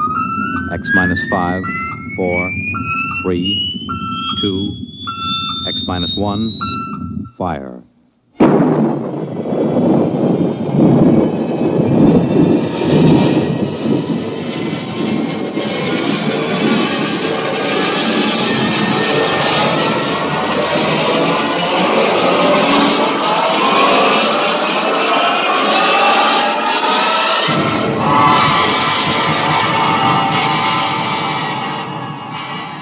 From the far horizons of the unknown come transcribed tales of new dimensions in time and space. These are stories of the future, adventures in which you'll live in a million, could be years, on 1,000 maybe worlds. The National Broadcasting Company, in cooperation with Galaxy Science Fiction Magazine, presents X minus 1.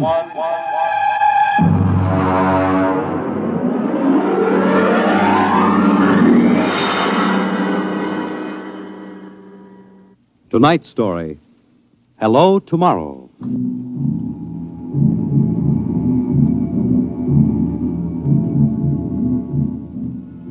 After the third atomic war, when the Earth was a mass of red radioactive dust, a handful of men and women went deep underground in the struggle for survival. A new civilization was built deep underground, a civilization which must keep a ceaseless vigil against the deadly gamma rays which filter down through the Earth. A civilization where the prime consideration is the genetic survival of the race. It is to this civilization in the year of our Lord, 4195, that we take you now.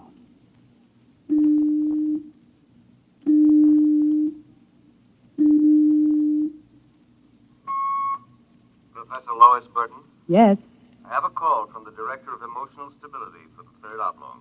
Go ahead, sir. Hello, darling. Hello, dear. How is the Director of Emotional Stability?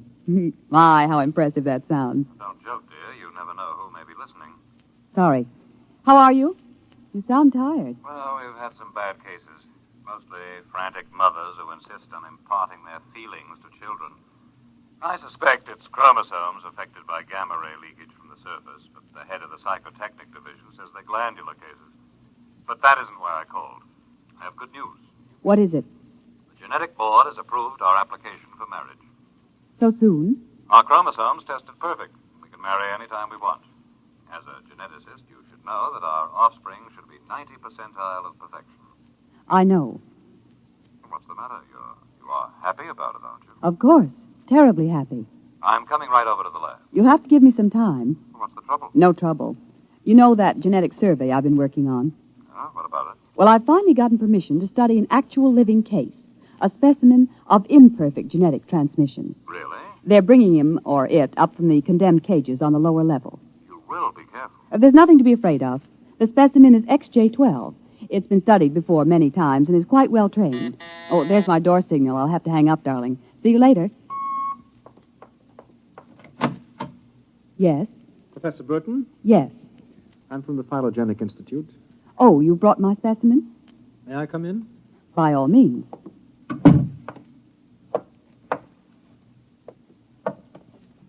Oh, how... Horrible? It all depends on your viewpoint. I happen to have a twisted leg. My parents were genetically unsound. But then you... Yes, I am specimen XJ12. I see. I hope you aren't shocked. No stable person permits feelings to enter into his work. I will admit to surprise. I was expecting something a little more abnormal. Well, I try to be as abnormal as possible. It pays off. The Phylogenic Institute allows me out of the genetic cages ever so often so I can breathe the pure air of the upper levels and mingle with the genetically perfect. You seem quite well educated. I spent the first years of my life here in the upper levels. How is that possible? As a small child, my mother concealed me from the director of heredity. My mother actually, dreadful word, loved me. That would explain your obviously low threshold of emotional control. If you choose to call it that. You seem to be struggling to repress a few feelings yourself. We will confine ourselves to the impersonal aspects of our work. As you please. I shall require you as a demonstration for a lecture I'm delivering to one of my classes tomorrow. At your service. Sit here, please. Grip these electrodes tightly. I'm going to calibrate your electrochemical tension. I'm quite familiar with the procedure. I realize that as an imperfect, I am expendable, but I should hate to be electrocuted. The charge is not lethal. Plus 15 surface tension. You know, you have beautiful hair.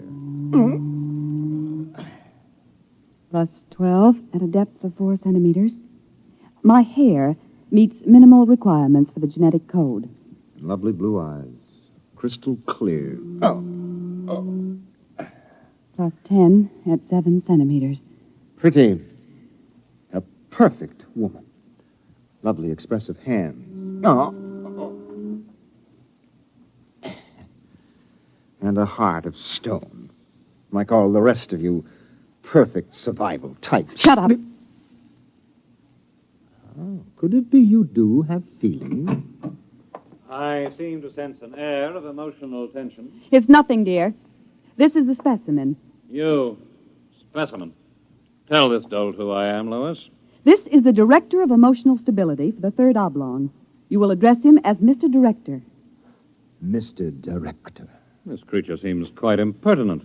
He's only a specimen, darling. Well, use him and ship him back to the cages. He's probably radioactive.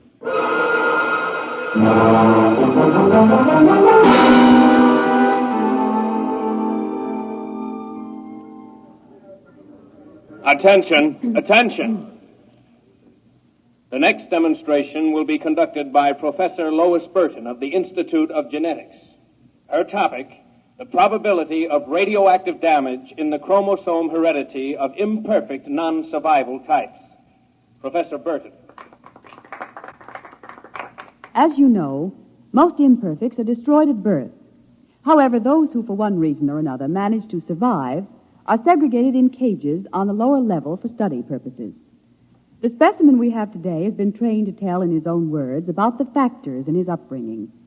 You will have to forgive his immature emotional control factor. He is, as you can see, quite different.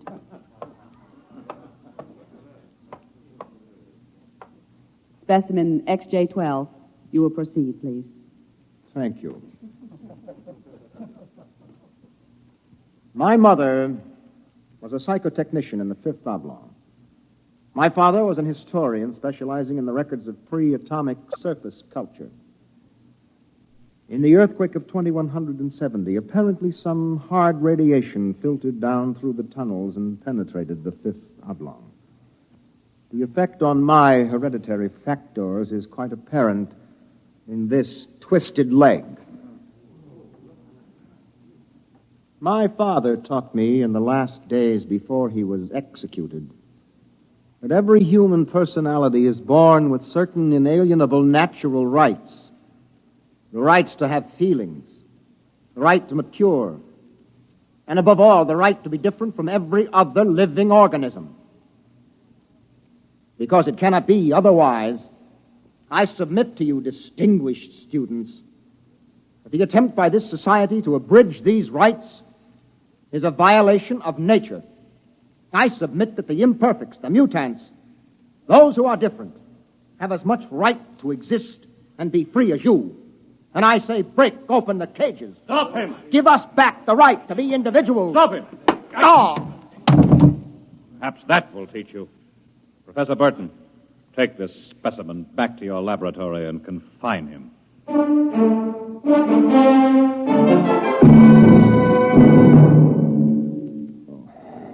Hold still while I bandage your head. Oh. You'll be all right. I suppose you detest me for getting you into trouble. I don't detest you. What? I don't know why, but as you spoke, something began to stir in me. Tell me what you feel.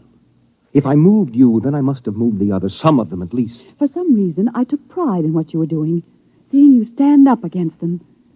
Why do you look at me like that? I can't help it. I wish you wouldn't. You're only an imperfect, you know. Please.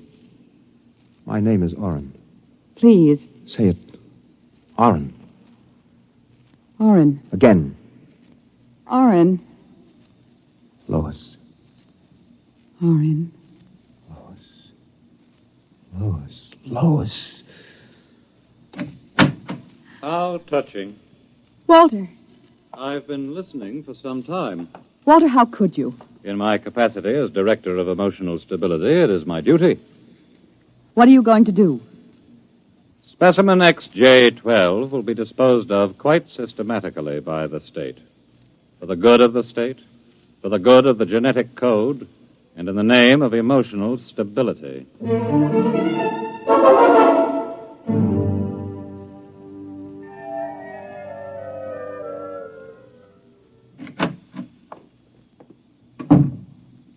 Walter, I have to talk to you. Go right ahead. Walter, you mustn't destroy him. The specimen? Why not? He's emotionally unstable. You have to expect irrational behavior. Aren't you forgetting something, my dear? That you were responding in much the same manner?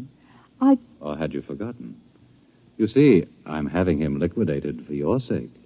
He has an upsetting effect on you. Then send him back to the cages. But don't kill him. You speak of destroying an inferior creature as if it was something unethical. Walter, please, for my sake. I understand that you have entered a plea for postponement of marriage at the Records Bureau. Yes. I was too upset to go through with it. It came as a great disappointment to me. I'm sorry.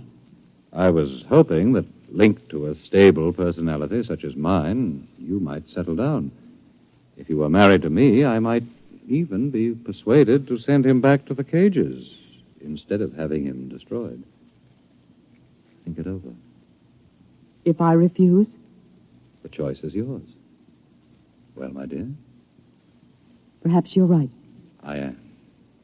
I suppose I ought to be rational about this. After all, he's an imperfect. I'm glad you've come to your senses. When can we be married? Tomorrow, if you like. The sooner the better.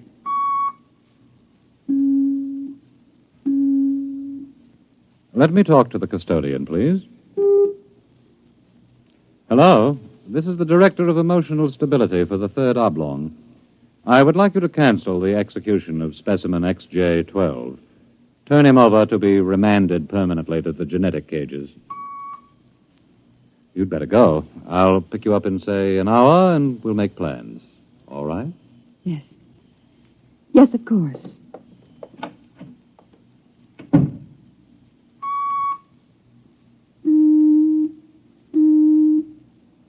Hello. This is the Director of Emotional Stability again. I want you to cancel that last order. Proceed with the execution, but under conditions of absolute secrecy. No, don't use the lethal chamber. Take him through the upper level to the tunnels. Yes. Yes, I'll issue a pass for the radiation checkpoint.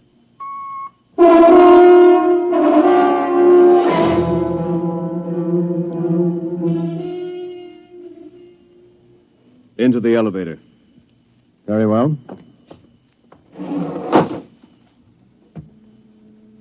Why are we going toward the surface? The cages are on the lower levels. Radiation check. They've never done that before. New procedure. Walk. Halt. You can't go beyond this point. There is radioactivity in the tunnels. I have a pass from the Director of Emotional Stability for the 3rd Oblong. Special mission. I'll open the airlock. March inside.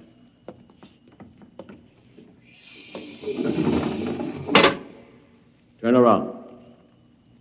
So this is how they get rid of the imperfects. Now, before you dispose of me... Yes?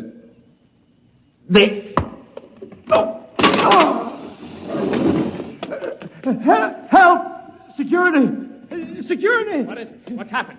The prisoner struck me. He escaped into the tunnels. He won't last long.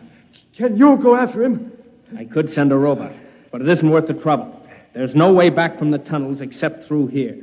The only other direction he can go is toward the surface. And the closer he gets, the hotter the radiation. Now, I think you can consider your prisoner officially dead.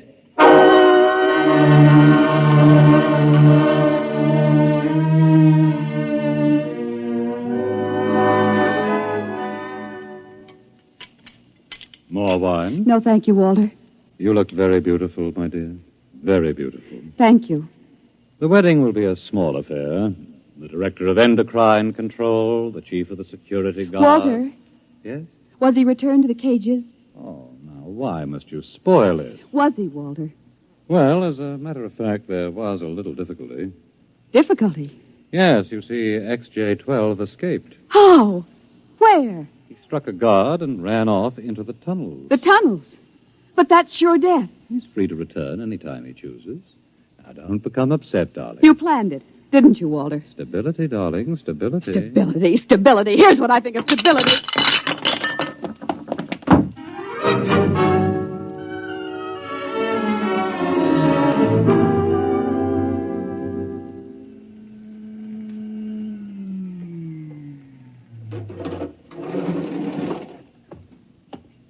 Halt! State your business. I'm Professor Burton of the Genetic Institute. You can't go into the tunnels, Professor. You'll have to let me by. I'm the fiancée of the Director of Emotional Stability. Oh, I suppose you're after the one who escaped? Yes. He's quite dangerous, I understand. I'm well armed.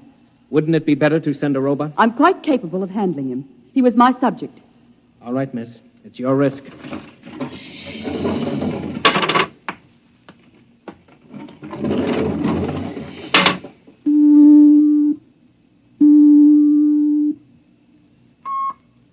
Checkpoint. This is the Director of Emotional Stability. Yes, sir. If Professor Burton tries to pass the checkpoint, I want her taken into custody. Professor Burton just passed, sir. She said that... idiot! But, sir, she said that I she don't had... care what she said. Stop her. Send robots after her. Get her back. Yes, sir. At once, sir. Robot control. Checkpoint to robot control. Order out all televocal robots into the tunnels. Have them bring back any humans. This is a first priority order.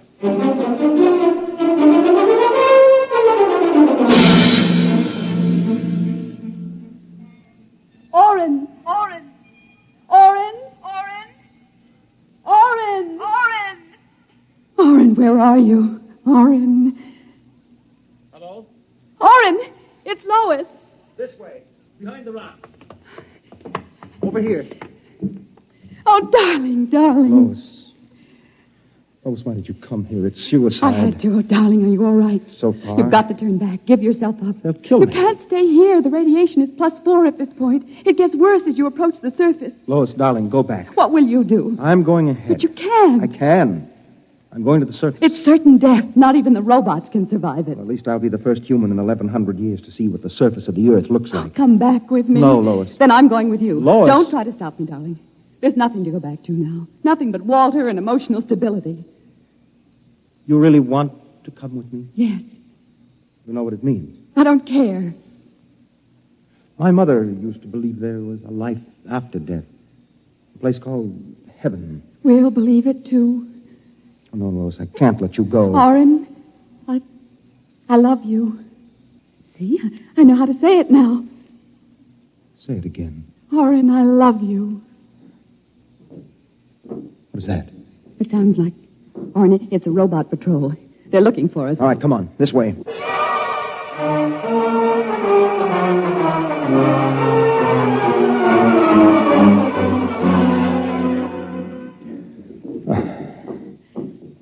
Oren, wait. It can't be much farther, darling. The robots.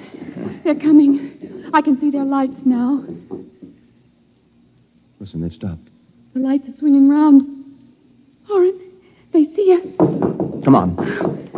Look, Lois, look ahead. You can see the lights reflecting from something. It looks like a lead door. Yes. Come on through. There must be some way to close it. Oh, yes, here. Let me help.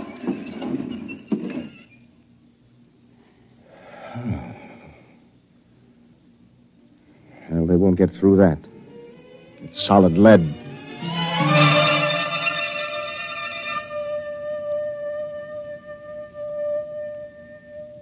Oren, I feel so strange. Where are we? I don't know. Look, up there. A huge round light. Lois. Yes, Oren. Lois, that's Luna, the moon.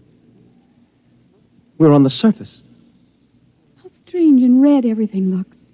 How it glows. It's the radioactivity. Quiet and peaceful. And deadly. Oh, hush, darling, hush. Sit here and rest a while. Put your arm around me. Oren. Oren, I'm afraid. Oren, we're going to die. Don't think about that. Just think about us. Alone. The first humans to stand on the surface of Earth in 1,100 years. That door must have been placed there by the last handful of survivors who went underground after the atomic wars. And those other lights, the small ones, they must be stars. Oren, I'm so tired. Go to sleep, darling. Put your head on my shoulder and sleep. Hold me, Oren. Hold me very close.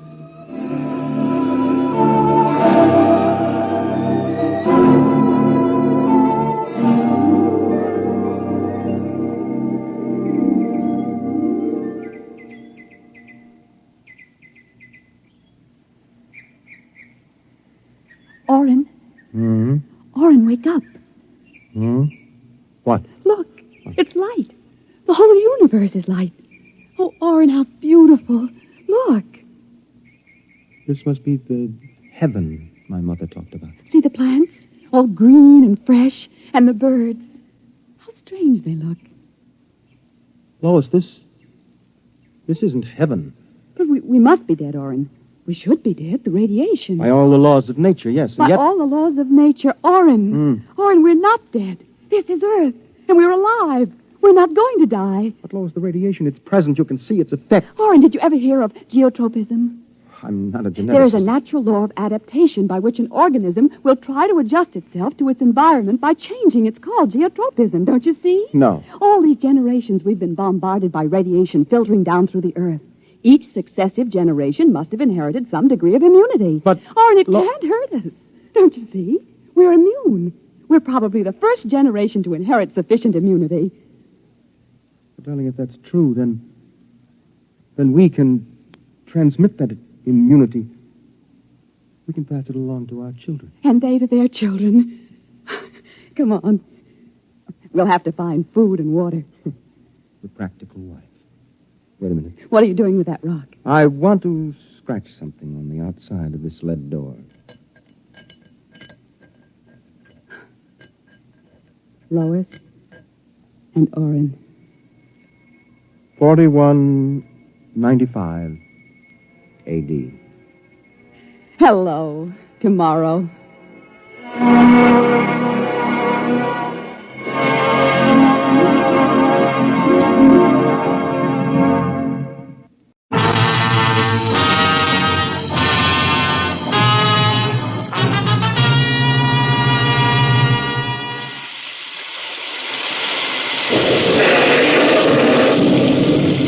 The first flash of lightning lit her up in a blinding silver light. The rain had plastered her dress tight to her big body. The gun was in her hand. It didn't waver an inch. It was only a matter of seconds until the lightning struck again. Only this time it'd be man-made lightning from the muzzle of a .38.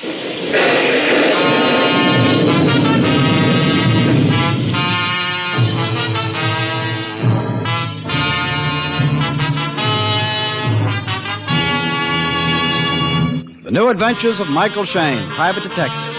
Michael Shayne, reckless red-headed Irishman, is back again in his old haunts in New Orleans. This is your director, Bill Russo, inviting you to listen to another transcribed episode, which we call A Problem in Murder.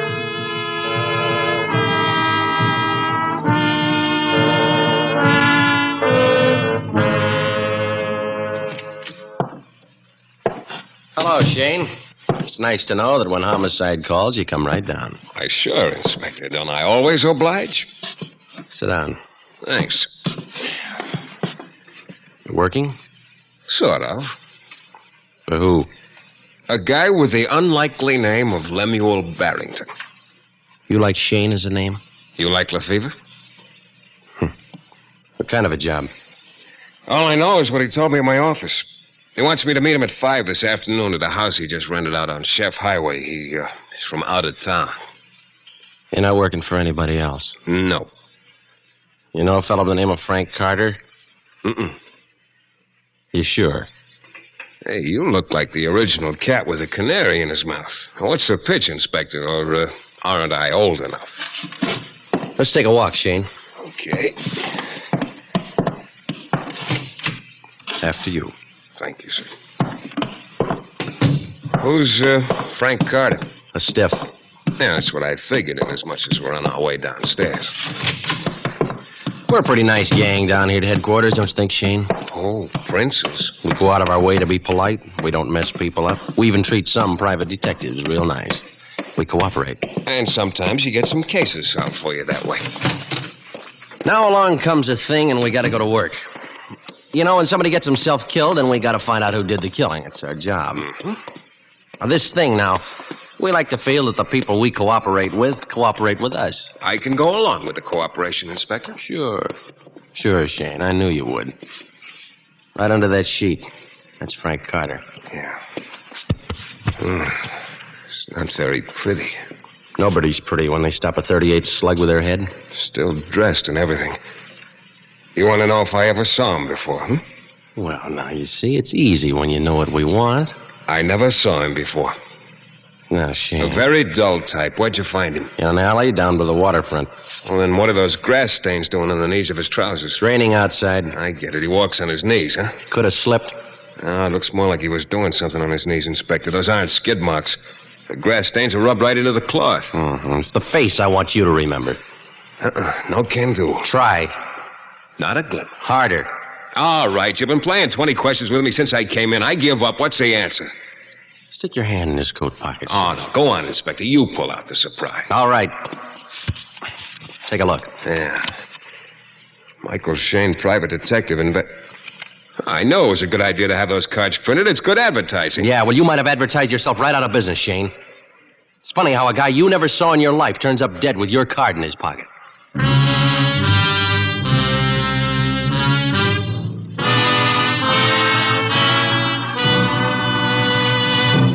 In just a moment, we'll return to the new adventures of Michael Shayne and a problem in murder.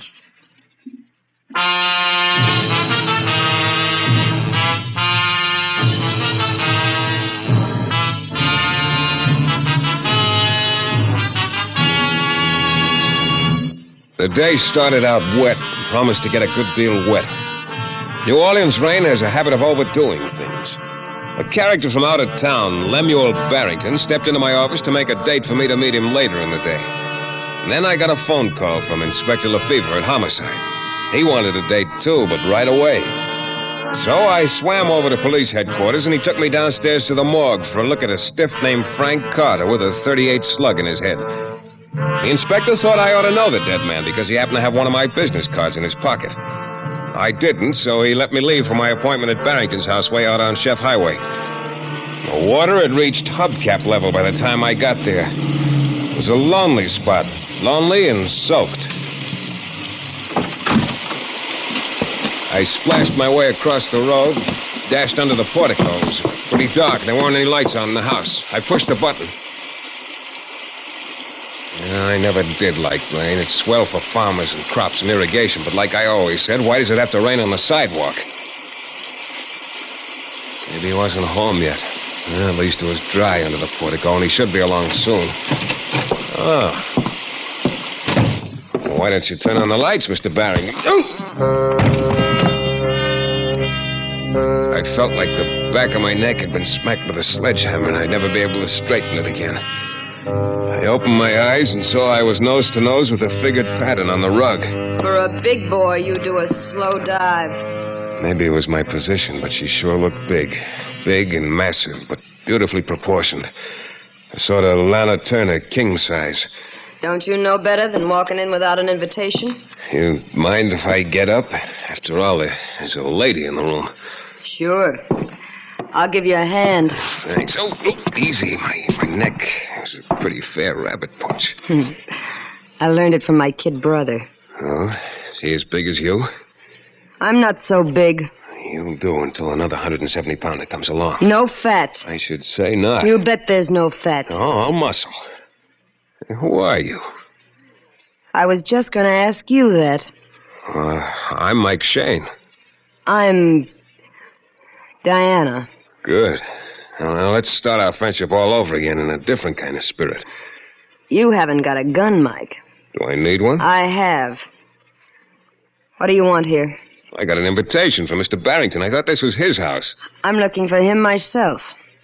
Now, if you'll just beat it... Stop waving that gun. Some other time, Redhead, I might have a different idea about you, but right now I'm busy. Oh, I bet you'd tell that to all the boys, you slug. All right, let's cut the lovemaking. I'll see you sometime. You're going to send me out into the rain, Diana?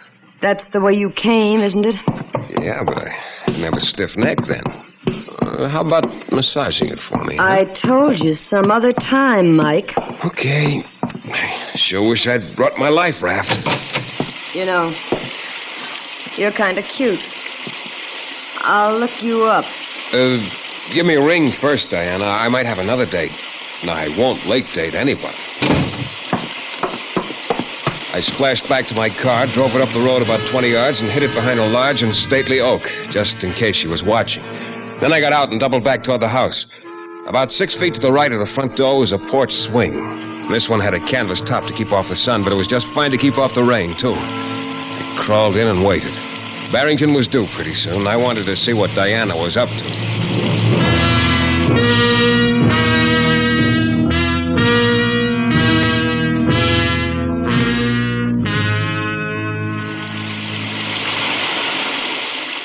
It was cozy on the swing, stretched out. I was working on my third cigarette when a coupe breaststroked up the road and stopped in front of the house. A man got out, but it wasn't my client Barrington. Now, this guy was small with a thin face. He rang the doorbell and waited. Then rang it again and waited. And pretty soon the door yawned open and he stepped inside. The last I saw of him, he was staggering under a rabbit punch. I began laughing inside. Within 3 minutes, the door opened and the little guy came out. He staggered to his car, and as he raced away, he splashed water all over a squad car coming toward the house. Inspector Lefevre and Sergeant Dykes got out and made the run for the portico. I poked my head out from under the cover of the swing. Bring it, Dykes. It must be pretty important to bring you out in this rain, Inspector. Oh, Shayne. Leave it to you to find a place to lie down. What are you doing out here? Waiting for my appointment with Barrington. Yeah? Anybody in? You'll find out. I'll stand by here. What are you grinning about? Am I grinning? Yeah. Open it, Dykes. Maybe nobody's home. Well, just walk right in. You kind of dark there? Go on, go right in. I don't know what you're expecting, Shayne. Dykes, try upstairs. I'm disappointed. I thought... Oh, what happened in here? Well, obviously somebody was looking for something. Not very neat about it. Must have happened in the last 20 minutes. Oh? What are you doing here, Inspector? I'm working on a case, remember? Frank Carter. Oh. And I'm real glad to see you here, Shayne. You mean there's a connection? A guy by the name of Lemuel Barrington and this Frank Carter had some business together. Not really. And Lemuel Barrington's your client. And this is Barrington's house. Now tell me what you know, huh? Well, you know I don't hold things back from the police. Yeah, sure. What are you doing here? Well, this is where I'm supposed to meet Lemuel. He hasn't showed? Nope. Now, you still haven't told me what's going on. Well, according to some papers we found in Carter's place, his deal with your client involved $50,000 in cash. Oh, could be that's why this place is turned inside out. Who did it? Diana, probably. Diana who? She didn't say. Who is she? She didn't say that either. Maybe she was in that car that passed us when we came up. No, that was somebody else. How do you know? I've been watching from the swing.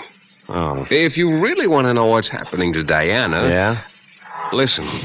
Hey, that's my squad car. With Diana at the wheel. Now, look, Shayne, this is the last rotten trick you'll play in the department. I'll lift your license, and I'll see you never work in this town again. One more thing, Shayne. What's that? As far as this case is concerned, I figure you in it up to your eyeballs. Now you can drive us down to headquarters.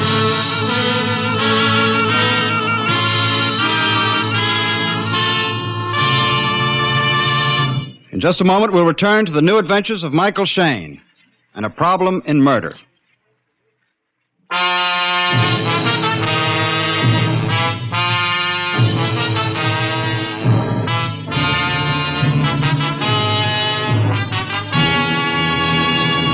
Well, I went down to headquarters for the second time. But Inspector Lefevre didn't have anything on me but a suspicion I knew more than I told him. Frank Carter had wound up in the morgue with grass stains on his trousers and my business card in his pocket. I'd never seen him before, but Lemuel Barrington, a client of mine, seemed to be mixed up in the Frank Carter thing. I'd gone out to Barrington's rented house on Chef Highway, but he didn't show up. An Amazon named Diana was there. After clipping me and another guy, she methodically tore the place apart, looking for $50,000. Since she'd made off with the inspector's car, I obliged him by driving down to headquarters, being very careful not to embarrass him more than I thought he could take. Then I went back to my office to pick up my phone messages. I found my client Barrington there, waiting for me. Mr. Shayne. Oh, too wet for you out on Chef Highway, eh, Mr. Barrington? I couldn't go back to the house. But you could send me there. Now, listen to me, Mr. Shayne. I am a law-abiding citizen. I came to New Orleans to conclude a business transaction... With Frank Carter? Yes. I brought $50,000 with me, intending to invest it in a company to be formed. But I found out that the intentions of Mr. Carter were not the purest. So you killed him? Killed him? He's dead. Oh, Mr. Shayne, you're joking. The stiff in the police morgue is no joke, Barrington. But you see? You see, they're desperate. My feelings were right. Yeah. What feelings? All they want is my money. Who's they? That That woman, Diana, and Carter, and Caesar. Caesar? A little guy, thin? Oh, an obnoxious person. Mr. Shayne, they intended to fleece me out of my money. You think Carter was killed by Diana or Caesar so they wouldn't have to split the money with him? Oh, I don't know. They don't have the money. I do. It's mine. Oh, where is it? That's why I came here to your office instead of going to the house. What's why? Now, wait, you're going a little too fast. Slow down. The money is at my house. I'm afraid to go there. Oh, that's my job, huh? Well, I'm paying you for it. Well, how do you know it's still there? Diana turned the place upside down. I don't think she found it. Where is it? In the refrigerator, on the freezer shelf. Frozen assets, huh? I don't find $50,000 a humorous subject. Now, your job is to get it and bring it to me. Okay, Barrington, make yourself comfortable. And by the way... Yes? You better keep the door locked. The wrong person might knock.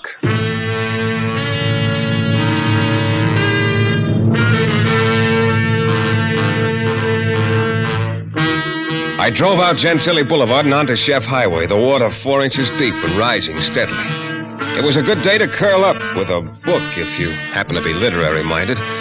When I swung off the highway and started toward the house, I almost missed seeing the car parked in the exact spot I'd hidden a few hours before. It was a little character's car, Caesar, but he wasn't in it. I pulled up in front of the house and dashed under the portico. I rang the bell. No answer. I splashed around to the back. The kitchen door was locked, and I was already soaked to the skin. The third window I tried groaned a little, but slowly it went up, and I went in. It was dark, and the rain was blowing in. I shut the window, looked around. I was in the dining room. I started toward the hall, but suddenly I felt something cold and hard nestle up against my 14th vertebra. 1 second, bud. That gun, move it a little to the left, will you? I got an itch. Yeah, very funny. Come on, into the living room. Where's Diana? You talk too much. Okay, it's far enough. You noticed the condition of the room? I saw it before. Diana was looking for something. Maybe she didn't find it. Maybe I'll find it. Maybe. Maybe you'll help me. I wouldn't bet on it. I would. What are you doing here? I'm waiting for Lemuel Barrington. Yes, so am I. But in the meantime, I might find what I'm looking for before he comes. What? Never mind. What are you waiting for Barrington for? I don't know. I asked a question. Stop waving the gun. I asked a question, Bud. Where's Diana? How do you know her? I fell for her right after she clipped me behind the ear. Yeah. You're here after that dough. I told you why I'm here. Barrington sent you over for it. Maybe Frank Carter sent me. Come again. I said maybe Frank Carter sent me. Yeah, I guess you know too much, Bud. No, I don't know enough. I wouldn't send anybody out into that rain, Bud. That's real neighborly. At the same time, I don't want you around. And you got a problem. Yeah, but it's easy to figure out. What do you think? That's what you ought to do more of, Caesar. Think. Where did you come... Drop the gun, Caesar. Now, look, Diana, this guy walked in... drop it. Okay. Mike, don't bend down. You might get a permanent crick in your back. I was just going to let the water out of my neck. Yeah. Trying to cut me out, huh, Caesar? Ain't that what you tried to do to me before? My privilege, I'm bigger than you. Beat it. What, into that rain again? Let me stick around a while, Diana. Maybe the rain will let up. Can't you see we want to be alone, You Caesar? shut up, you. I'm getting tired waiting, Caesar. Okay. Okay.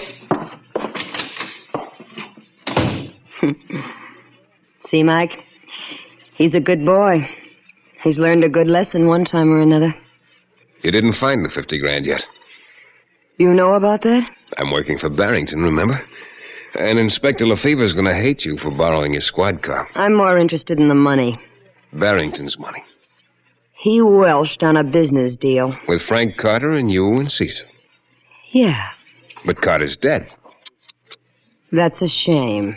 Why was he killed, Diana? I don't know. Oh, it doesn't make sense. Frank Carter didn't have the money. Why was he killed? You got me. Maybe you killed him.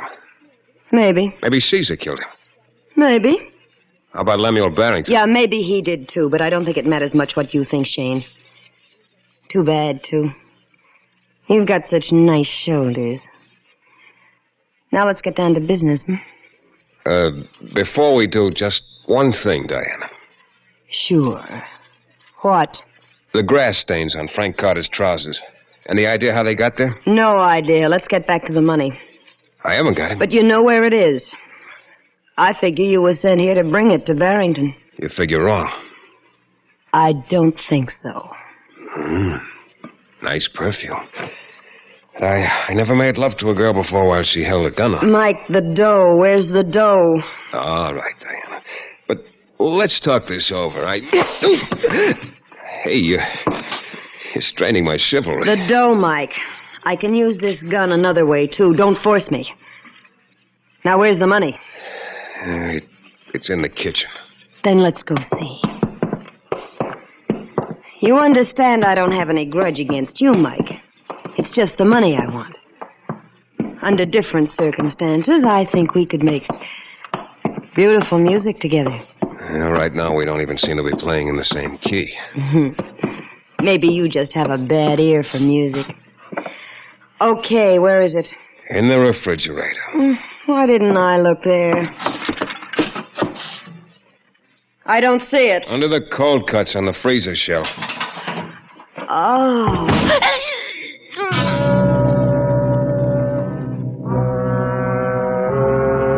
She let out a yell when I slammed the door shut on her head, and she dropped the sheaf of bills. I grabbed the money and made a dash for the front door and heard her start after me. I started around the side of the house, heading for the trees about 50 yards of water away. But behind me, the front door burst open and... Oh, that was too close. I doubled around and started toward the back of the house. It was tough going through all that water. A streak of lightning lit up the whole backyard, and I caught a glimpse of her not 20 feet behind. It was black again, and I turned to start around the house, and something hit me in the shins. I spread-eagled in a foot of muddy water. Another flash of lightning hit, and she was almost up to me now. The rain had plastered her dress tight against her body. The gun was in her hand. It didn't waver an inch. It was only a matter of seconds until the lightning struck again. Only this time it would be man-made lightning from the muzzle of a Colt 38.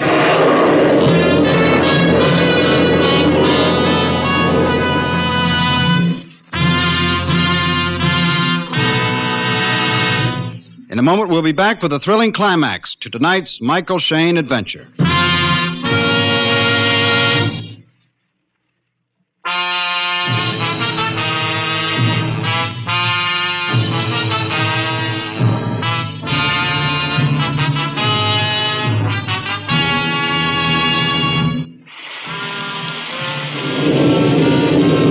I started to get to my knees and felt more than heard her sloshing toward me. A foot caught me in the ribs and I went under again. She must have tripped too because she landed right beside me. Mike. I caught her right arm and twisted it just a little. I felt the fingers of her hand relax around the gun. I felt better. I sat up in the water and looked at her. Oh, she was a real mess, but so was I. I wondered how she looked in dry clothes and without a gun. Then she started to laugh. And it was funny. I had the 50 grand in one hand and the gun in the other. The rain was coming down in sheets. We were sitting in a foot of water looking at each other. And Diana was laughing.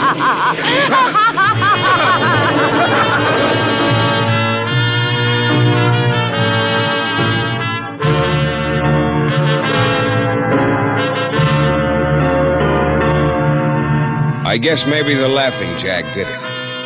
There'd been a few ideas swinging around my head all along, but I've been too busy dodging raindrops and Diana's rabbit punches to give them much time. The only possible solution to the whole mess took shape in my mind as I watched Diana standing in front of a mirror in Barrington's living room, brushing her hair dry. She looked real cute, all of her, in a loud pair of Barrington's pajamas and his robe. I'd changed to a smart Glen plaid suit I'd found. It was good to be dry for a change. The telephone operator got me through to police headquarters, and I asked for Inspector Lefevre. Lefevre? Mike Shayne, Inspector. What do you want? I want to give you Frank Carter's murderer. Thanks. Oh, you want me to forget it? I'm listening. Go ahead, Sherlock. Who killed Frank Carter? Frank Carter? Very funny, you and your sense of humor. I'm not kidding. If you want to pick him up, send a couple of men down to my office. They'll have to bust the door down to get in, but I'm sure the police department will make restitution. You better be sure you know what you're talking about. Never surer. You pick up Carter, and I'll be down to headquarters a little later with the details. What do you mean, Carter? Who's down in the morgue? That's Barrington. The real Carter is waiting at my office. Do I have to draw a blueprint? You sure this theory of yours holds water, Shayne? What doesn't today, Inspector? So long. Hey, wait a minute. How about that girl who stole my squad car? The squad car? Well, I'll be working on that, Inspector. What's he beefing about, Mike? I left it on Lafayette around the corner from the city hall. Oh, maybe he doesn't like the idea of it, Diana. You figured it out all pretty cute. Mm-hmm. What are you going to do with me? Well, now that you're demobilized, I think I can handle you. Mike, how did you figure Carter killed Barrington and changed clothes with him? Well, first of all, he shot Barrington through the head so there'd be no bullet holes in the clothes. He probably did it right here in the backyard of the house. But why? Well, the wet grass stains on the knees of the trousers on the dead man. They make sense if you figure Carter had to kneel in the grass beside the real Barrington to take his clothes off after he shot him. Then he drove Barrington's body over the docks to get as far from this place as possible. Only there's not much grass growing on the docks. Real sharp, Mike. And the card I gave Carter when he was posing as Barrington in my office. He tripped himself up when he forgot and left my card in his pocket when he switched the rest of the identification. Then Barrington must have told Carter the money was hidden in the icebox before Carter killed him. Logical. That rat. Trying to pull a double cross. Just like you tried to do to Caesar. But after all, I'm a woman. Yeah, I haven't forgotten that. Well, what now? Wouldn't you like to try to talk me out of turning you in for stealing the inspector's car? Can I? I doubt it. Why don't you try anyway? I'll bet you can be real persuasive.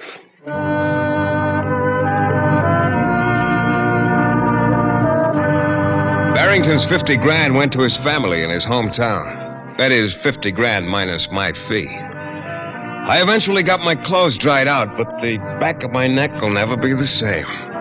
Inspector Lefevre agreed there were extenuating circumstances. The rain in Diana's borrowing his squad car.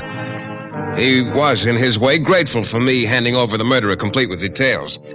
He'd neglected to report the car stolen anyway. He was a little embarrassed about it. And maybe that crick in my neck will serve a good purpose. I've got a date with Diana. She's going to see if she can't make it feel better.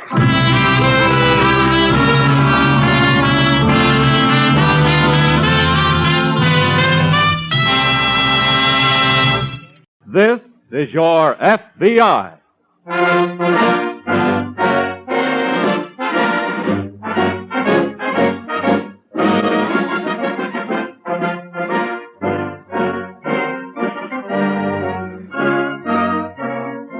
This is your FBI, an official broadcast from the files of the Federal Bureau of Investigation, presented as a public service by the Equitable Life Assurance Society of the United States.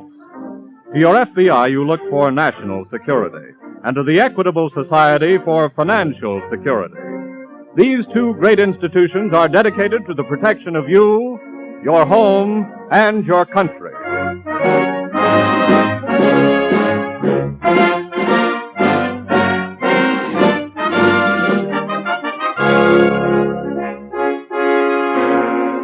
Tonight's file, The Strange Extortion.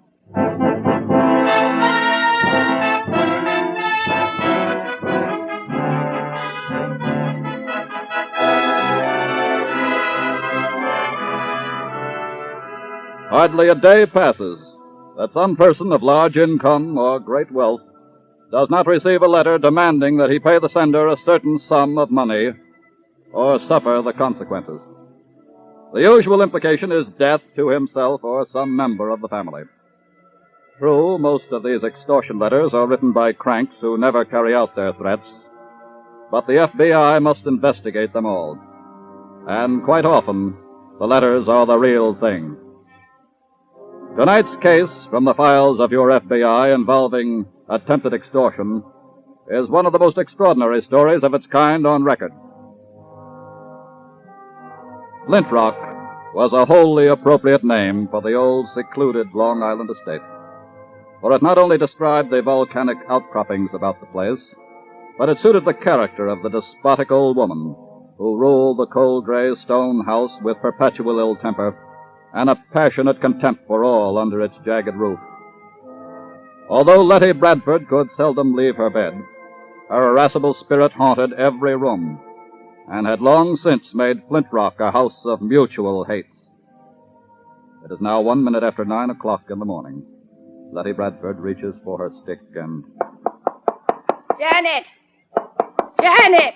Oh, that stupid nurse. Janet! Oh, about time, young lady. Good morning, Mrs. Bradford. Nearly 2 minutes after 9, Janet. I'm sorry. That's no excuse. You know very well I want my breakfast at 9 o'clock, and 9 o'clock doesn't mean 2 minutes after 9. Yes, Mrs. Bradford. I suppose you stopped to poison the orange juice. No, Mrs. Bradford. Don't tell me the thought hasn't occurred to you. No, Mrs. Bradford. Of course it has. It's occurred to all of you. And why should it? Don't question me and don't look at me that way. You're all too impatient for me to die. You can't wait for my affliction to kill me. You're too eager to get your ungrateful fingers on the money I've left for you in my will. I don't expect any money. You've always paid me for my services. Inefficient as they are. Shall I pour your tea? Don't you always?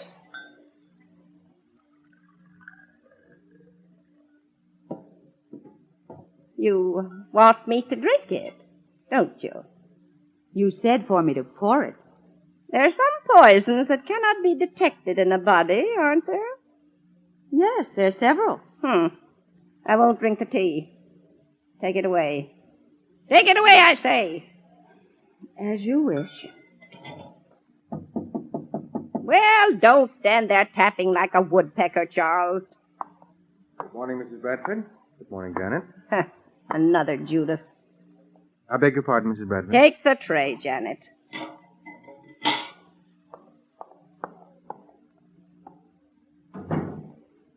How long have you been my secretary, Charles? It will soon be 10 years. You must have robbed me of a tidy sum in that length of time. If you think I have, why don't you have me arrested? Nonsense. I admire your ability to hide your pilferings. What have you got there? The morning mail, of course. Oh, don't bother me with mail this morning. Where's my adoring niece? Miss Darrell is... I know, sleeping it off under a pile of ice bags. Miss Darrell stayed in New York last night. Well, they have ice bags there, too, don't they? What's that? A letter addressed to you marked confidential. Confidential poppycock. Open it. I didn't want to without your permission. Open it. Mrs. Bradford. Well? It's an extortion letter, and they threaten Well, don't have a stroke about it. But they threaten your life unless you... Unless what? Unless you pay them $30,000 by noon tomorrow. Pay who $30,000? You are to wrap up that amount in bills of small denomination and see that the package is left in the alley behind the North Shore Bank building in Island City. And say nothing to the police or... Or they'll bash my head in, I suppose. I'd better get Judge Madison on the telephone right away. You'll do nothing of the sort. Some crank nonsense. Throw the letter away. But, Mrs. Bradford... You heard me. Throw it away. Very well. Charles, wait a minute. Yes?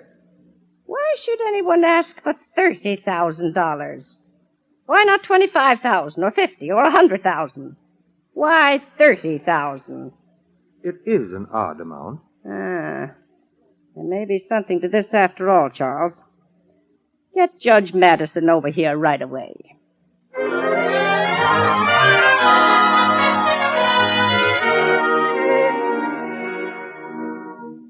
I wouldn't be surprised if all this weren't some scheme of your own, Tom Madison. Oh, my dear Letty. Of course, I could use $30,000 to good advantage, but... Can't you wait until I die, either? As executor of the estate, you'll be able to milk it for a whole lot more than that. Come now, my dear. This is a serious matter. What's serious about having my head bashed in? That would be a happy event for all of you. Oh, please, my dear. If the letter is a genuine extortion letter, you have until noon tomorrow. And you may rest assured, my dear, before then I'll see to it that you have ample protection. I don't want a lot of to-do about this in the papers, you understand? The FBI doesn't operate that way. What does the FBI have to do with it? This is a federal crime, and I must report it to the FBI at once.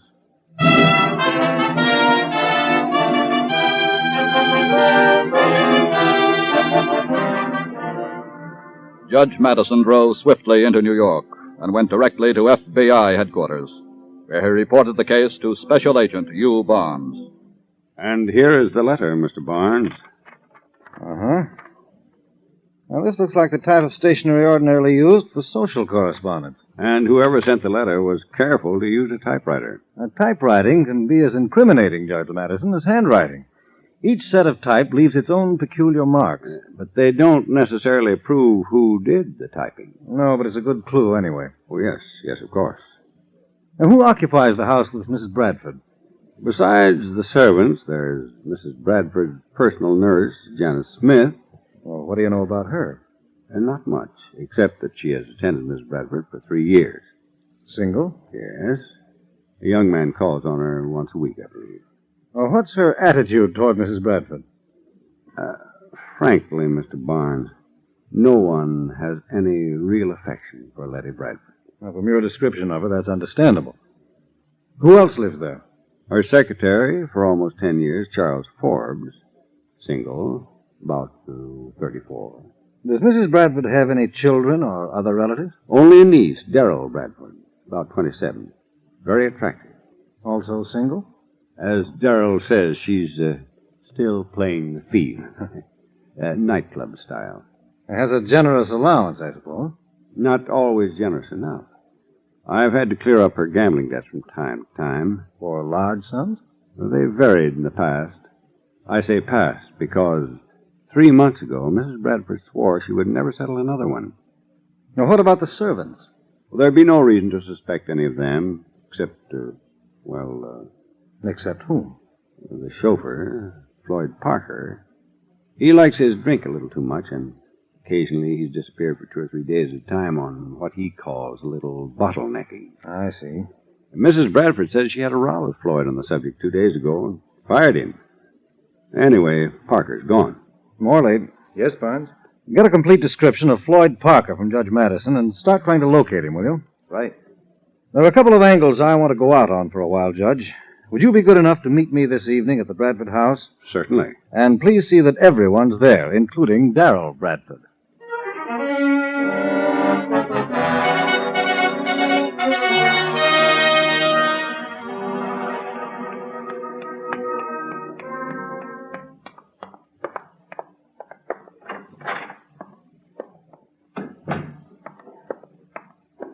Good evening, Miss Darrell. What's good about it, Charles? I'm sorry I had to call you. You didn't tell anyone where I was. Certainly not. Thanks. Now, why should I have to come all the way out here because that old, you name it, got some kind of crazy letter? The FBI agent wanted everybody here. FBI agent? Yes, he's been all over the house for the last 2 hours. He's in the library now, and he's already fingerprinted all of us except you. What? Yes. You mean he suspects that one of us? I guess it's their job to suspect everybody, Miss Darrell. Mr. Barnes, the agent, asked me to have you come into the library as soon as you arrive. All right.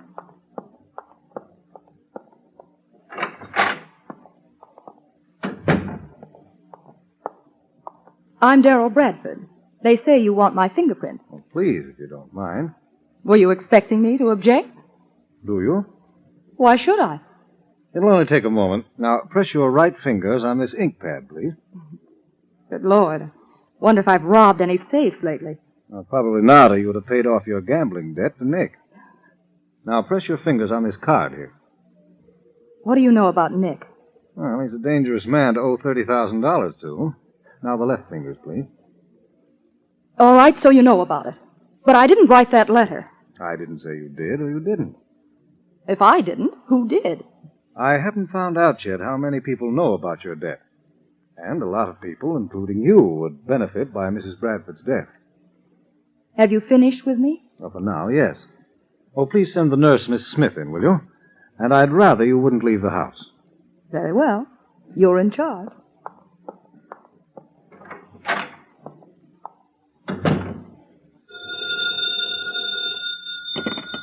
Barnes speaking.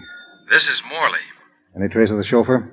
No, not yet. I just called to tell you I've also put out a 5-state alarm for him in case he decided to roam. Good. I'll be here for a while yet. Thanks.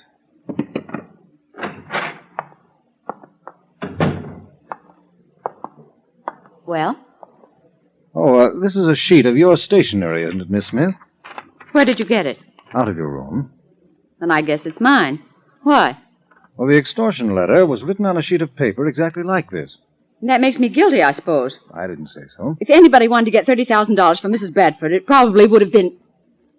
Then you knew about Darrell Bradford's gambling debt? Charles knew about it. He told me. I thought he was supposed to be a confidential secretary. Charles gets sort of confidential with me, too, Mr. Barnes. Oh? Excuse me, Mr. Barnes. Oh, yes, Charles? Judge Madison called over the other phone a few minutes ago. Said he'd been detained, but was coming right on over. Thank you. Oh, that's all for now, Miss Smith. Charles. Yes? Do you recognize the typing on this sheet of paper? Well, it's the same style, I think, as the typewriter I use. That's right. I typed this on your machine. What for? I mean... Well, it's just possible that under a microscope it'll exactly match the typing on the extortion letter. Look, Mr. Barnes, I didn't have anything to do with it. We don't reach conclusions until we get all the facts. Why should I try to extort money from Mrs. Bradford? I'm well and taken care of in her will, and... What? What?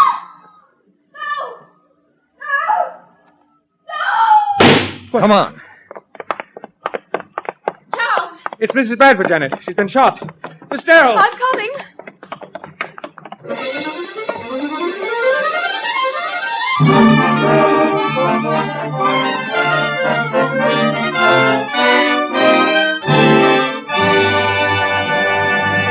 We momentarily close the Equitable Society's presentation of the Federal Bureau of Investigation file on the strange extortion.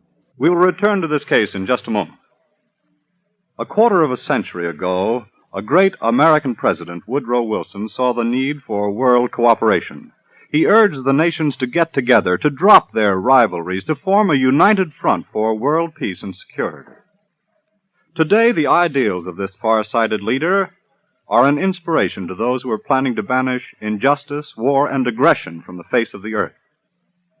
Members of the Equitable Life Assurance Society of the United States will be proud to learn that this great advocate of international cooperation was a member of their society. Like Woodrow Wilson, this society also stands for security through cooperation. In fact, the Equitable Society is an excellent example of the advantages of cooperation. Instead of trying to struggle with their security problems alone and unaided, 3.25 million Americans have joined forces in the Equitable Society. Instead of continually worrying about the financial future of their families, Equitable members have shifted that burden onto the broad shoulders of their society. The peace of mind which they gain makes them better workers, better fathers or mothers, better citizens. Yes, by serving its members, the Equitable Society serves America. So remember that name, the Equitable Society, the Equitable Life Assurance Society of the United States. And now back to the file on the strange extortion.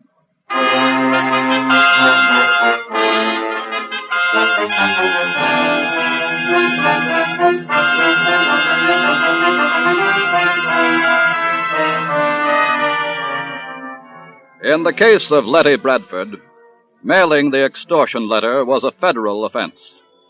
But when Mrs. Bradford was found apparently dying of a bullet wound above the right temple, Special Agent Hugh Barnes called Inspector Blanton of the Homicide Bureau, who took charge of the house and posted men to see that no member of the household tried to leave. Agent Barnes, however, continued to conduct the investigation. Letty Bradford's doctor, Inspector Blanton, Barnes, and the nurse, Janet Smith, herself under suspicion in connection with the letter, have been in Mrs. Bradford's room for some 30 minutes now. Judge Madison, who arrived shortly after the shooting, is standing outside in the hall with Charles Forbes, Mrs. Bradford's secretary. As the door opens and Barnes steps out. Well, Mr. Barnes? Mrs. Bradford. The bullet didn't penetrate as we thought at first. The pistol was evidently fired at such an angle as to cause only a deep scalp wound and severe powder burns. You mean... She's unconscious now, but largely from shock. She'll live. Oh. Judge Madison, did you ever see this gun before? Why, yes. Was that the pistol that was found on the floor behind her bed? That's Mrs. Bradford's pistol, Barnes. Mrs. Bradford's?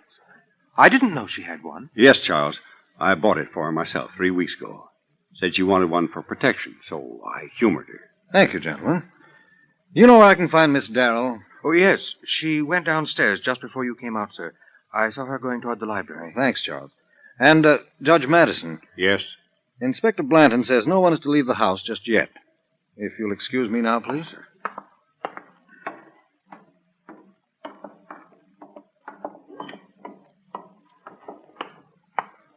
Look, Nick, it's not my fault if she doesn't die.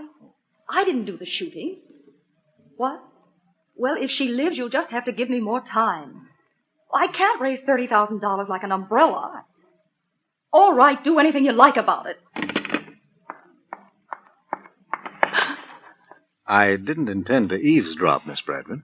I didn't call Nick, Mr. Barnes. He called me to hound me about the money. I told him what had happened, and Oh, all right, believe what you like. I'm on my way to New York. I merely stopped to give you the doctor's verdict. Your aunt will live. Good night, Miss Bradford.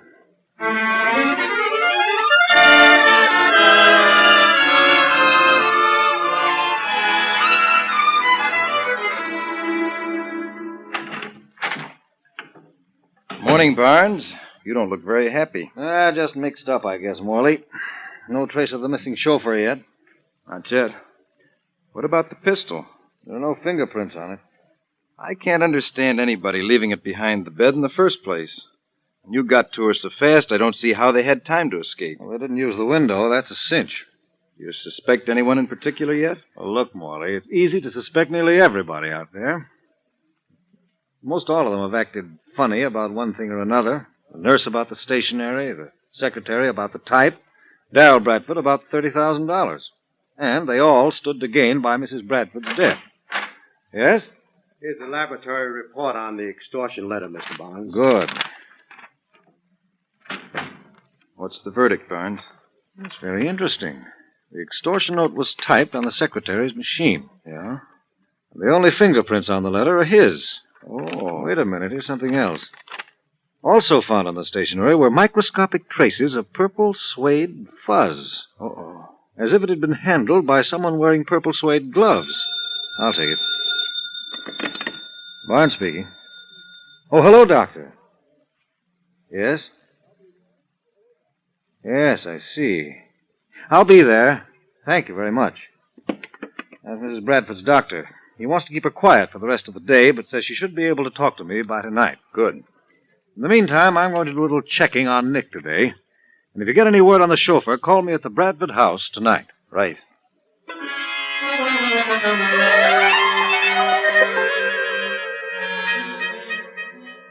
Special Agent Barnes spent the rest of the day investigating the movements of the gambler Nick and his men during the past 24 hours, but could uncover nothing involving them with the shooting or the extortion letter.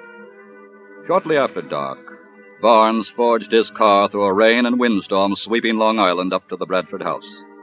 Letty Bradford could talk, but claimed she could remember nothing that happened. Barnes then assembled the others in the library. Charles. Yes? The extortion letter was typed on your machine. But, Mr. Barnes, I tell you And your that... fingerprints were also found on the letter. Of course they were. I read the letter to Mrs. Bradford. I had to handle it to read it, didn't I? And, Miss Smith, your fingerprints were not found on the stationery used, but there were traces of fuzz from purple suede gloves. I never owned a pair of purple gloves in my life. And Mrs. Bradford was shot with a pistol which you say you bought for her, Judge Madison. Good Lord, Barnes, you don't think I'm not accusing you or anybody else here of anything, Judge. I'm merely setting down some facts, and I... Excuse me for butting in, Barnes. Morley, I thought you were in New York. Well, I thought I'd better bring him out instead of phoning. The police found our man. All right. Come on in. Parker. I don't get the idea of all this. Are you Mrs. Bradford's chauffeur? Mrs. Bradford's ex-chauffeur. Oh, you're just the man I've been waiting to have a talk with. Will you come into the other room with me, please?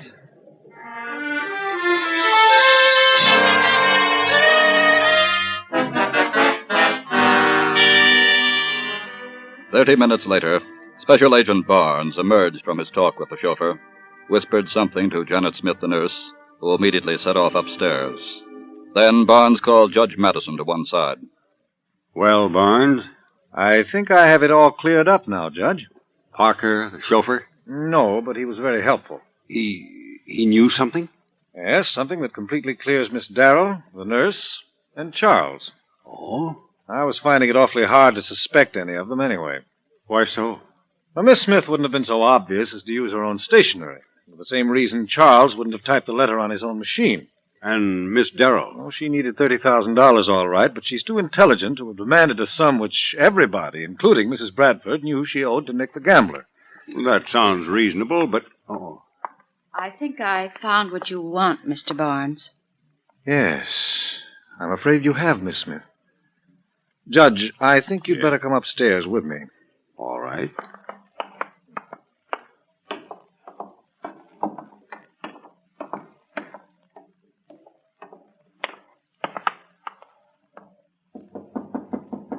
Don't stand out there and knock.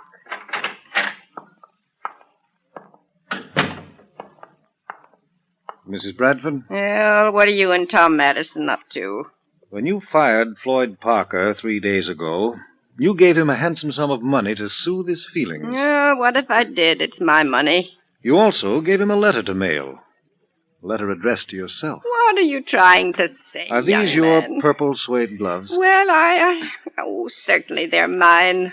What are you doing with them? The person who wrote the extortion letter used Miss Smith's stationery, Charles's typewriter, the amount of Miss Darrell's gambling debt, and wrote it while wearing purple suede gloves. Well, what if they And did? furthermore, she sought to escape an uncomfortable death from disease.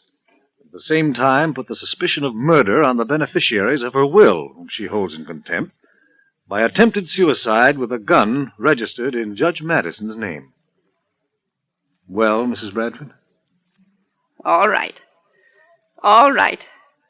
I did it. It's all true. And I have only one regret. It didn't work.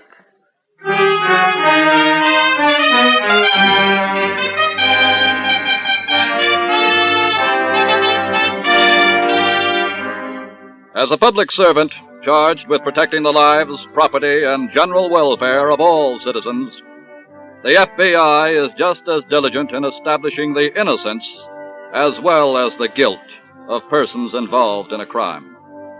In the case of Letty Bradford, there were 5 persons on whom the shadow of guilt fell. But Special Agent Barnes was not willing to arrest any one of them for the crime because of lack of sufficient incriminating evidence. Instead, his investigation was directed at removing from over them what shadow of suspicion was there. And in doing so, he discovered the person who was guilty.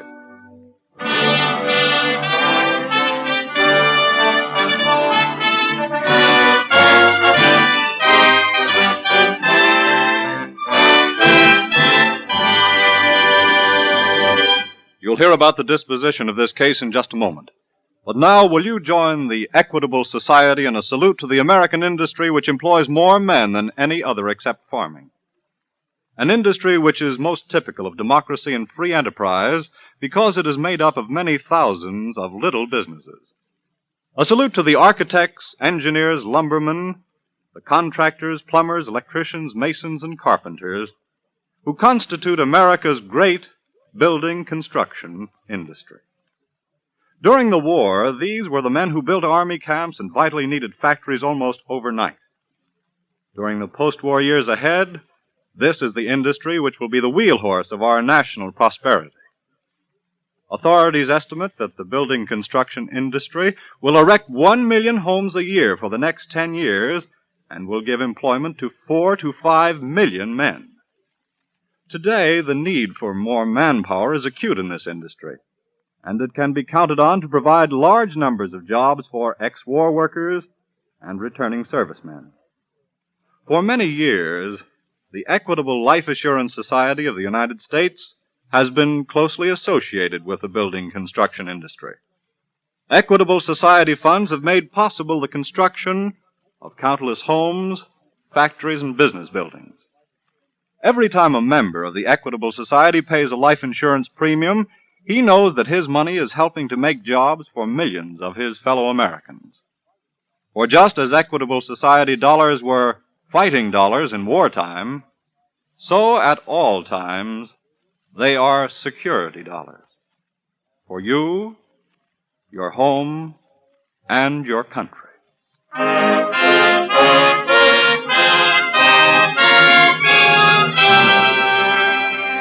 Because of her physical ailments and extreme old age, no formal charges were filed against Letty Bradford.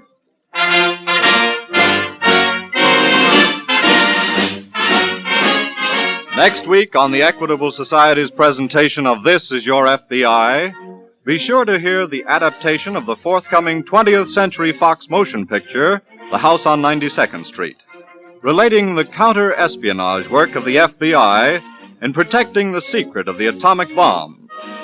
Featured on this broadcast will be the original stars of the picture, William Ive, Lloyd Nolan, and Signe Hasso. The incidents used in tonight's Equitable Society's broadcast are taken from the files of the Federal Bureau of Investigation.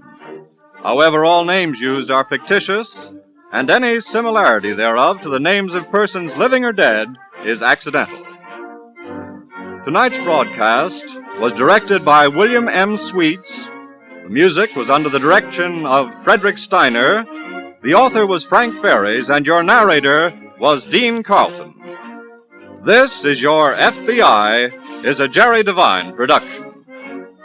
And now this is Carl Frank speaking for the Equitable Life Assurance Society of the United States and inviting you to tune in again next week at this same time for This Is Your FBI.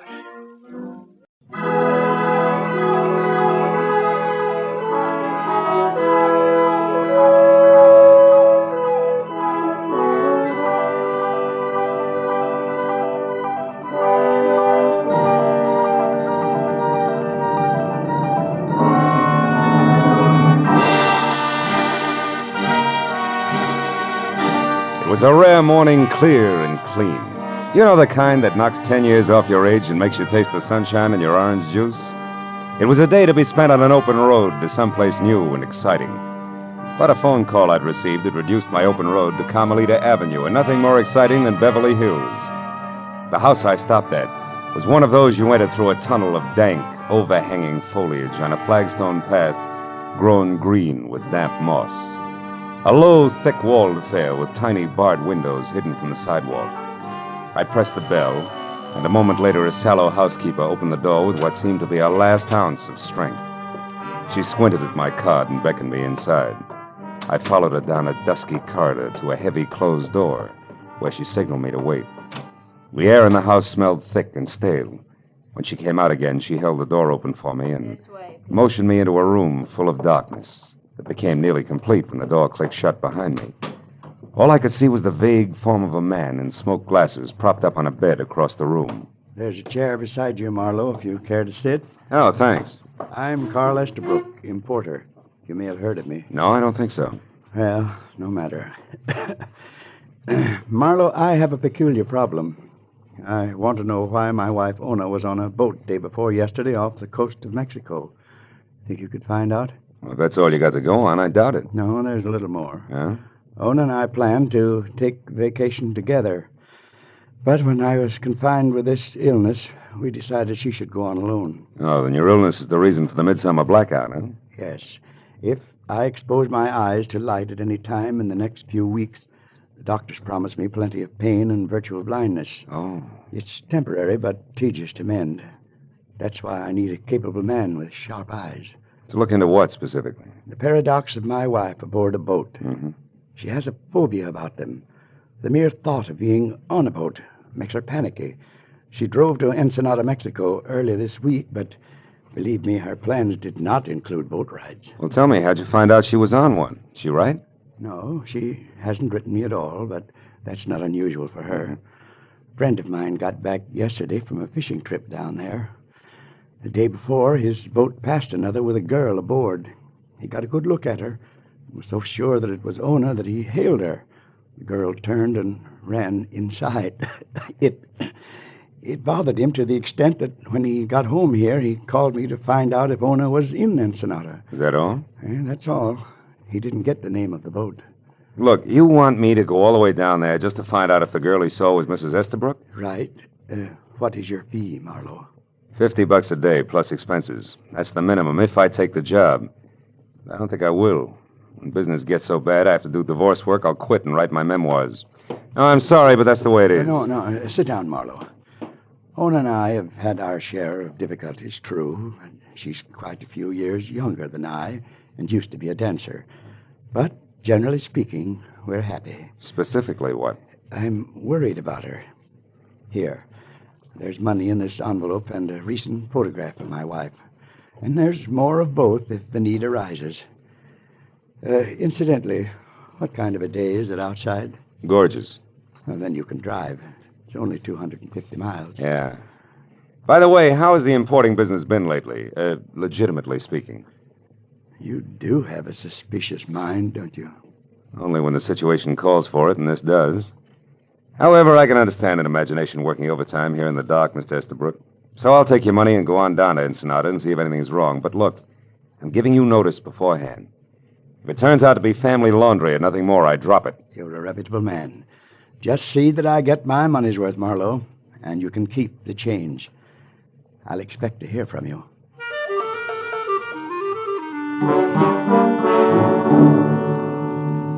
When my eyes adjusted to the dazzling glare outside, I looked in the envelope and picture of an impish, dark-haired woman and 5 $100 bills. For the first time, I realized what Estabrook had meant by keep the change. But it didn't help my attitude even a little. By 2 o'clock, I was on the road south. A late lunch in La Jolla with an old friend, a routine baggage inspection at the border, and then 70 twisting miles of lonely road brought me to Ensenada, just as the Mexican sun dropped into the sea.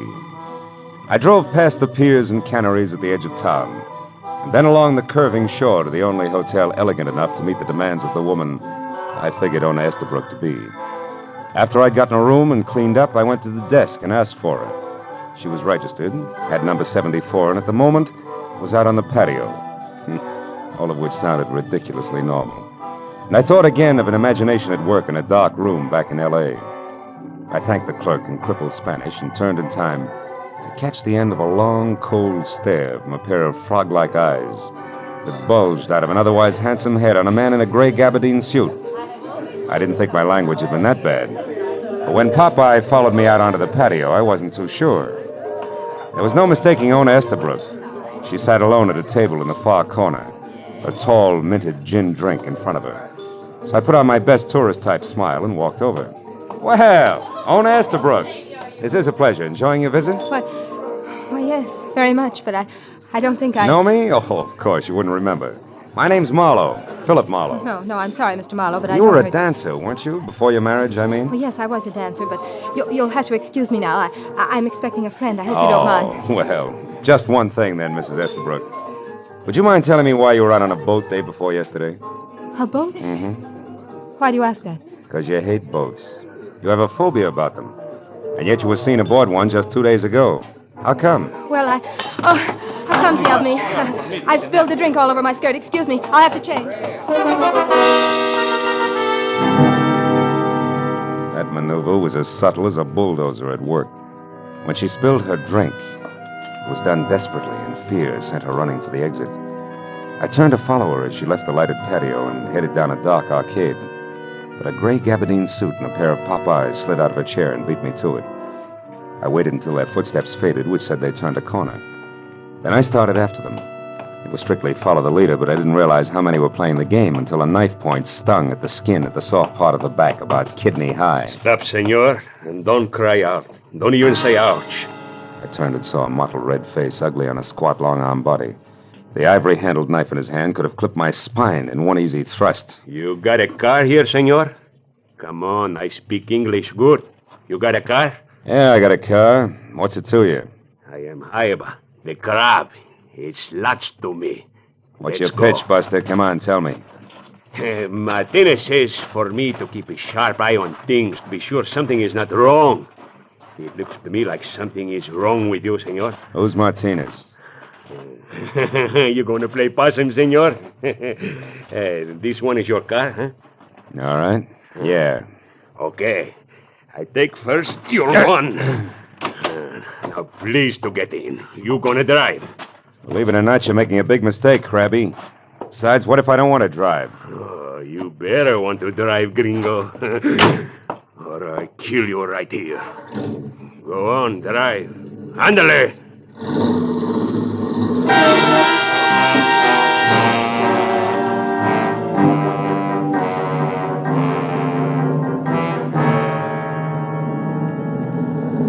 See, stop here. And now we get out. It's nice and quiet here on the beach, no? Walk over there to that old adobe wall. We're gonna have a talk there. It's gonna be dull, Buster. We've got nothing in common. Please, senor, don't make it hard on me. I don't know why you gotta come and mix everything up again when time is running out. Why did you come? I needed new huaraches. Look, senor. You think I'm ugly?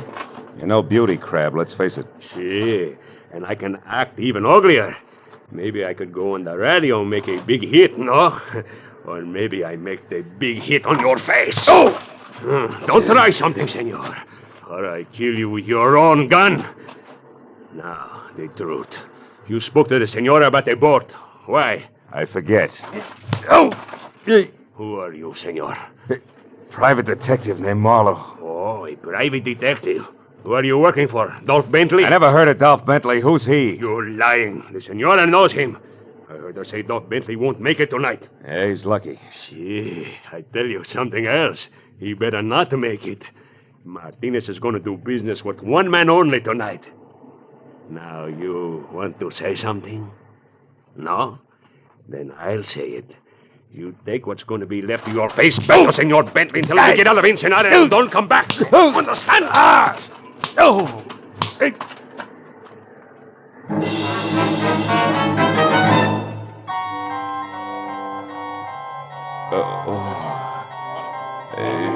Wait a minute. Come on, wake up. Stop, Craig.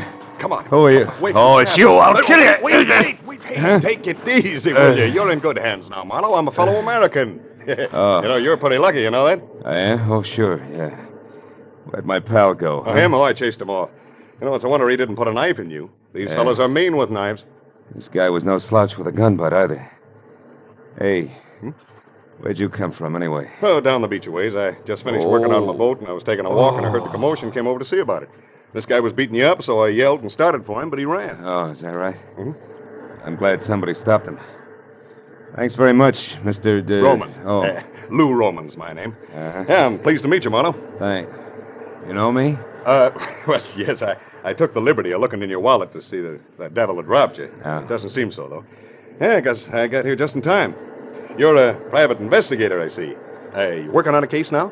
It's debatable. So far, the case is working on me. I'd like to find a guy named Dolph Bentley, though. Dolph Bentley? Yeah. Guy who beat me up had the idea that I was hired by Dolph Bentley. Did you ever hear of him? No, and I come down here every year to fish, too. Know a lot of folks around here, but I never heard of that one before. Why are you after him?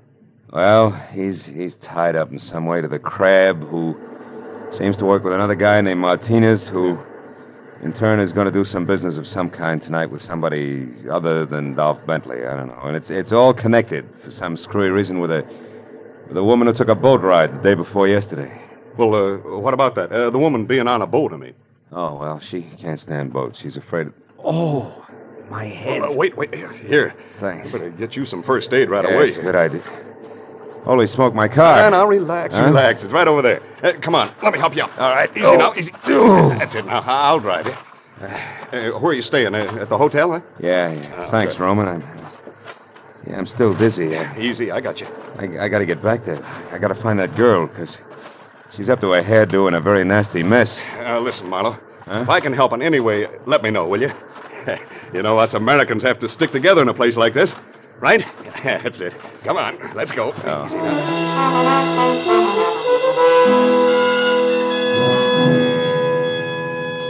Lou Roman, the hail fellow, was indeed well met. He found my gun and drove me back to the hotel. A long hour had gone by since Owen Estabrook had run from the patio, followed by the pop-eyed character in the gabardine suit. I tried our room, checked with the desk again, and from there spent 30 minutes peering into corners and balconies and getting nothing but indignant glares from Mexican lovers. So I left the building and started through the grounds. I worked my way from the stables up into a secluded garden deserted by all but a marble statue of Montezuma, who, when I passed him, groaned. In the dark at my feet lay Haiba, the crab, his mottled face twisted into a tortured grin of agony. And sticking straight up just above his belt buckle was the white ivory handle of his own knife. Crab, who was it? Who got you? Oh, senor, I am sorry what I did. Never mind that. Who did this? Do you know? Oh, sí. Dolph Bentley. I'll get a doctor. No, you, senor. Tell Martinez that Dolph Bentley is... Crab. Yeah.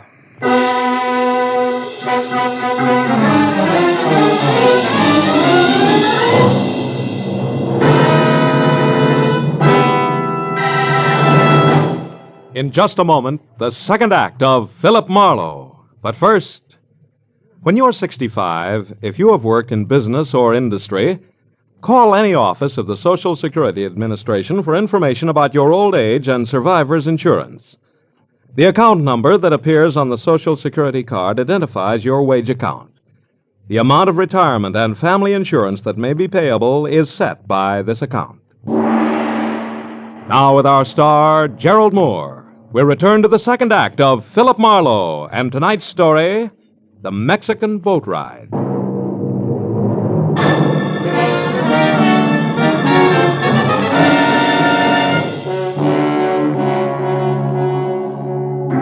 Even as the life trickled out of the ugly little man called Aiba, and his face, which had been knotted tight in pain, went slowly limp and he was still, I knew that I'd have to get next to Dolph Bentley before the importance of owner Estabrook aboard a fishing boat off Ensenada would make any sense. Also, I knew that there was a good chance that said Mr. Bentley and the gentleman in gray gabardine, known to me as Popeyes, were one and the same. So I started back for the hotel. But halfway there, I stopped at the sight of a figure ahead scampering toward an all-alone taxi parked near the main entrance. It was owner Estabrook. I took off after her, when she was in the cab and away before I could get close enough to do any good. I tried the next best thing, which was the sombrero doorman nearby, who I figured might have heard the address she'd given the driver. Yeah, but what I didn't figure was that the doorman might not habla much English. The Senora Estabrook. Si, senor. Her enters libre a minute ago. Yeah, that's right. I know that. Now look, where did her go? Which way in the libre? Libre. Oh, un momento, senor. Libre! Oh, no. Ya viene, senor. No, Coming look, pronto. amigo, I don't want a taxi. No libre. No libre. None whatsoever. Chico, no quiere. Now, please, come here. Let's back it up a little, huh? Senora Estabrook in libre, right? Si, senor. Okay. Now, where did she go? What direction? ¿Qué dirección? Oh, ahora comprendo. The senor. The senora. ¿Qué dirección? ¿Comprendo? Si, senor. Senora Estabrook go to the pier, the fishing pier. Which one? Which fishing pier? ¿Cuál pier? The small pier, senor. The little one near the big cannery, the fishes cannery. That's senor. all I want to know. Gracias, amigo, and... Uh-oh. Senor, what are you seeing at? I'm not sure. But even if I were, I wouldn't be able to explain it to you. Buenas noches, pal. Thanks a lot. I had been seeing at the silhouette of a man huddled close to the ground and slinking out from a hotel along a high hedge that led back toward the statue in the body of Aiba, a man who I knew could be the elusive Popeyes. I followed the walk that was close into the hotel until I was on a line with the hedge, and I started after him fast. I still had a good 2 yards to go when he heard me and pivoted, so I swung first! Oh! Why, you dirty... Roman, wait a minute, hold it. Gee, it's me, Marlowe, I'm sorry. Oh. Holy smoke, I thought you were someone else. Oh, Gargantua, maybe? Oh, brother. Oh, I'm sorry. What'd you hit me with, Marlowe? Everything I had. I figured you were Dolph Bentley, and such, Roman, I didn't want you to get away with murder, literally. Murder? Hey, not that girl you mentioned, Marlowe. On Estabrook? Huh? No. The corpse is that item you sigged away from me over in those ruins. Somebody got to him with his own knife there near the statue. Then I was right. I did see someone move over near there. Well, yeah, a couple of minutes ago, Marlowe. I was on the balcony outside of my room. It faces the garden here, you see. And when I saw you run for the main entrance, I had a feeling that you might be in trouble again, so I came on down here. Well, then what happened? Well, I was about to call out to you when I heard some noise over there near the statue. It was a man. He was running away fast, heading toward those stables. The man wearing gabardine, maybe tan, maybe gray. Maybe Dolph Bentley. Thanks, Roman. You've been a big help. When you get back to the hotel, tell him about the dead man, will you? I gotta run.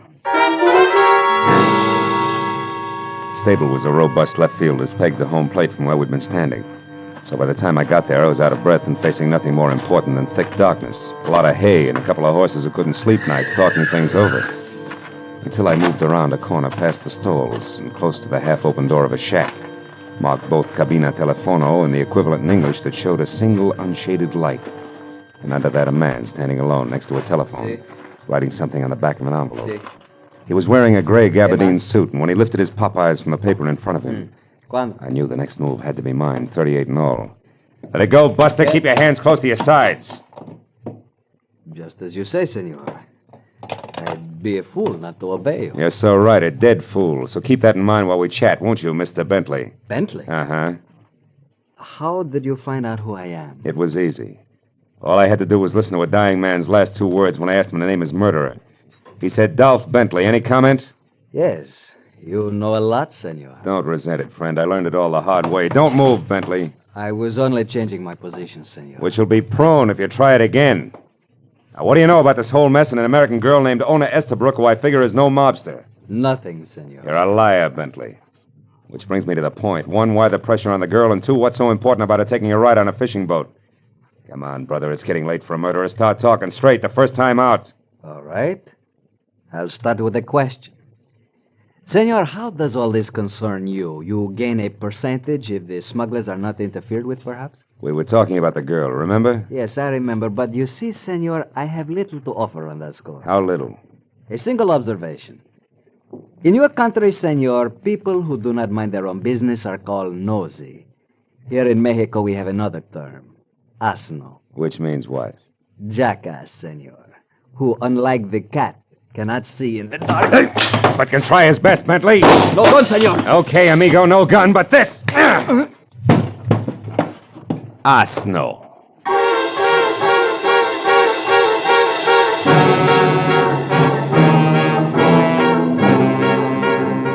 When Bentley met the floor and went out cold, I sagged to one knee. Stayed that way until the air rushing into my lungs quit sounding like sandpaper over a drumhead. And I got back to my feet and turned on a bracket lamp on the other side of the room. I opened Bentley's jacket, slipped his .32 automatic out of its shoulder holster, emptied the clip, and stopped dead at the shimmer of light dancing on polished silver that I hadn't expected. It was a badge. Below his shoulder holster and pinned to his vest. Republic of Mexico, Department of Customs, Captain. I made a dive for the envelope near the telephone. On the back there was writing in thick pencil, which I finally figured to mean fishing pier near Cannery, 2 a.m. Inside, nothing. On the front, further proof that I'd never met Mr. Dolph Bentley at all, but instead it tangled hard-like with one Captain Juan Descartos, Intelligence Section, Custom Building, Mexico City, Mexico. While trying to revive Captain Descartos, the truth rammed into my mind. Ona Estabrook had rushed off for the pier near the Cannery. Captain Descartos had noted as a good place to be at 2 o'clock in the morning, which was less than 20 minutes away, and a great time for me to get to my car and the pier.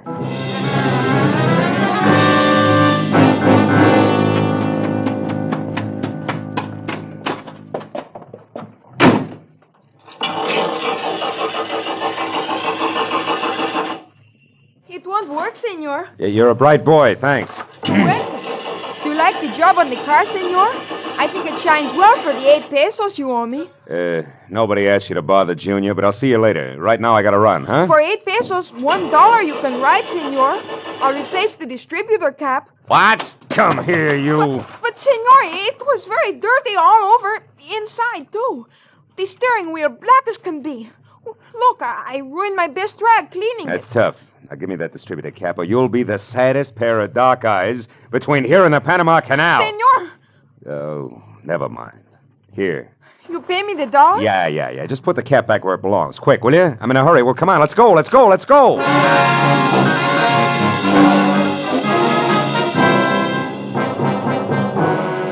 The precious 60 seconds ticked off before I was out of the parking lot and driving fast toward the fishing pier near the Cannery, where I knew I was finally going to get next to Dolph Bentley and, if I made it in time, prevent another murder. When I screeched to a stop away from the pier, piled out of my car and ran the length of the oil-soaked planking to where a single boat was making ready to cast off, I saw one of the 2 persons aboard the small ketch was Ona Estabrook.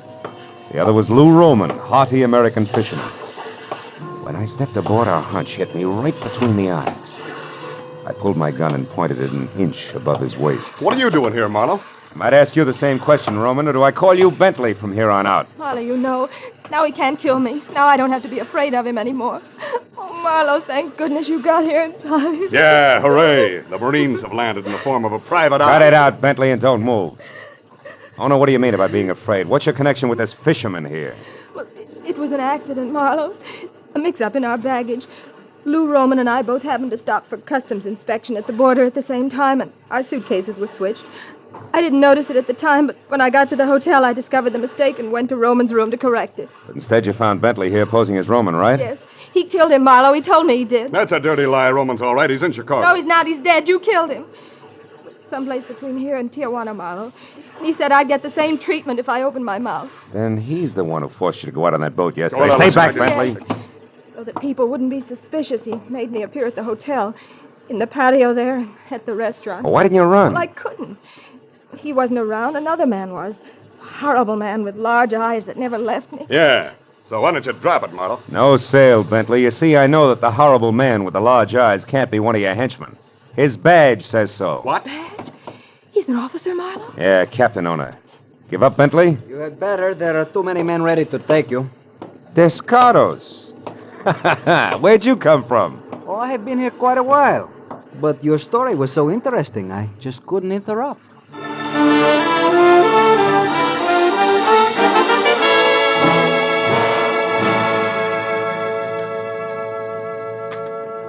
And when Marlowe took you for Dolph Bentley, Captain Descardos, you played along because you didn't know who he was. Is that it? Yes, senora, and I did not find out until I heard Bentley call Marlowe a private eye. You're not mad at me, Captain, huh? Even though I bungled your plan to capture Martinez, and not to mention our little meeting at the stables. Senor, do not say that you bungled the job of catching Martinez. It was more a matter of priority. Por favor, senora, the tacos. Of course, here you are. Gracias. You see, Senor Marlowe, I am certain that one day I will catch Martinez. But not at the cost of letting a murderer kill again. But, Senor Marlowe, there is one thing that puzzles me. The murder of the one known as Jaiba. Oh, Martinez henchman. Well, you see, Captain, he knew that a man named Dolph Bentley was mixed up in this because he'd overheard Ona and her keeper then call Lou Roman talking about him. He wanted to know more. Also, he couldn't figure who I was. So he beat you up? Correct. Bentley, of course, only saved my life because it was an easy way to find out just how much Jaiba did know, after which he got to him. Enough? Not quite, senor. There is still one thing.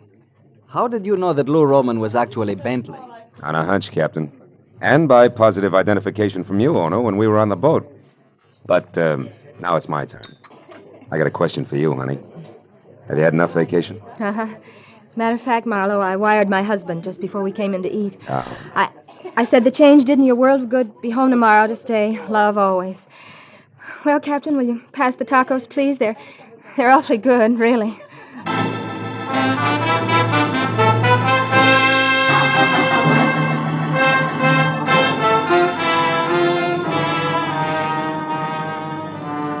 It was late the next afternoon, and Ona Estabrook was already gone when I checked out of the hotel. Said goodbye to Captain Dos Gatos. Adios, amigo. And headed north for the border, where 2 hours later I stopped for customs inspection of my baggage. It was dark, and I was only 50 miles from Los Angeles before I realized exactly what that inspection had meant. Because it was then, for the first time, that I noticed the little cowhide suitcase on the seat next to me, which should have been mine, was tagged differently. The name and address of a man who lived in Long Beach, California. When I got there, I kept driving. I knew I could ship it to him and ask for mine in exchange when I got home. Oh, yes. I'd had just about enough for a while.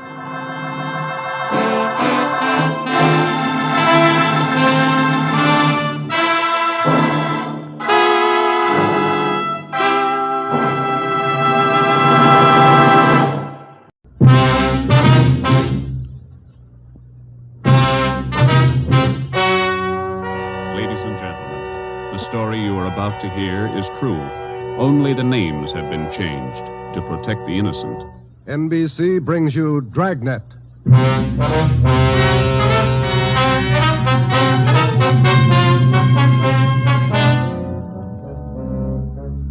You're a detective sergeant. You're assigned to Homicide Bureau. A police officer has been shot, mortally wounded. One of the suspects has been apprehended. The other is still at large. Your job, find him. Dragnet, the documented drama of an actual crime, investigated and solved by the men who unrelentingly stand watch on the security of your home, your family, and your life. For the next 30 minutes, in cooperation with the Los Angeles Police Department, you will travel step by step on the side of the law through an actual case from official police files. From beginning to end, from crime to punishment, Dragnet is the story of your police force in action. It was Thursday, November 16th. It was foggy in Los Angeles. We were working the day watch out of homicide. My partner's Ben Romero. The boss is Ed Backstrand, chief of detectives. My name's Friday. It was 11:58 a.m. when we got to the Georgia Street Receiving Hospital, second floor, room 5. Treatment room. All right, made good time. How's Leumas, Doc? Got in the lungs, Ben, 3 times. He's going fast. His wife with him? They're bringing him down now. Can we talk to him? Yeah, make it fast. Come on, Joe. Yeah. This way. Easy.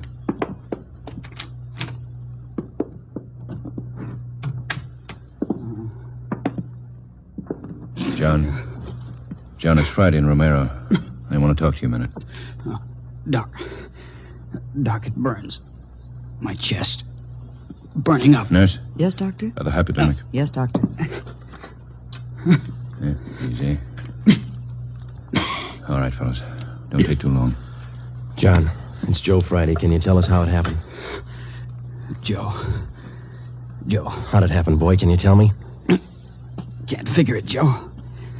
Why'd he do it? We gotta find out. Now, how'd it happen? I don't know. I was directing traffic. East Broadway and First Street. Gray coupe. Pulled up for the stop. Gray coupe. How many men in the car? How many, John? 2. Gray coupe. Pulled up for the stop. In the pedestrian lane. Went over. Gonna ask him to back up. Back up out of lane. Just gonna ask him. Yeah, John, and then what? Driver. Dark hair. Eyes. Dark. Went over. Gonna ask him to back up. Pointed a gun. No reason. Pointed a gun at me. All right, easy, John. Take it easy. No reason, Joe. No reason he fired. Hurry it up, Joe. Yeah. No. What about the other man in the car? Did you see him? Can you describe him? Joe, did you get him? Gray coupe. Driver. Guy with him. We got the driver, John. He's upstairs. The other one got away. We gotta find him. You gotta help us. My wife. Somebody send for Dora. She's on her way. She'll be here in a minute. Now, can you tell us, the other man in the car, what did he look like? Gray coupe. What did he look like? Don't press him, Joe. Gray coupe. The driver. Pointed a gun. Dark hair. Yeah, I know. The other man, John. We got the driver. What did the other man look like? Send for Dora. Come on, Ben. Thanks, Doc. Okay, Joe. Going fast. Yeah. John got any kids? 2.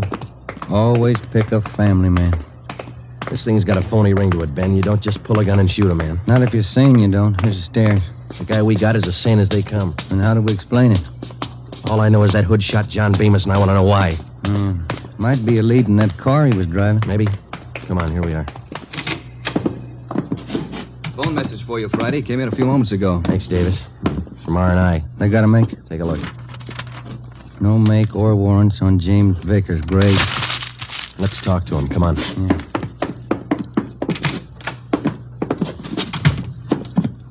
Minor wound, Joe. Bullet penetrated the fleshy part of his hand. Didn't touch the bone. Thought this guy had an arm wound, too. Just a neck, Ben.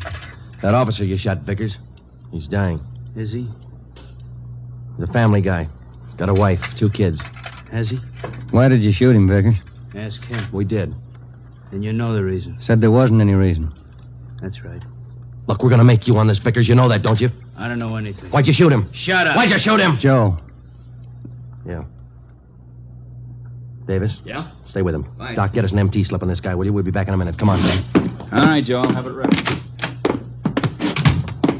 2 big punk. Easy, Joe. Oh, easy nothing. I've seen too many good cops like Bemis cut down by punks like that Vickers. Getting mad won't help. Come on, down the stairs. Back to see Bemis? Why? Just for the record. I want to see if the doc thinks it's okay for us to bring Vickers down. I'd like to have Bemis definitely identify him as the guy who shot him. We got 3 good witnesses. An identification for Bemis will clinch it. I want to see Vickers get everything he's earned when he goes to court. Here we are. Yeah.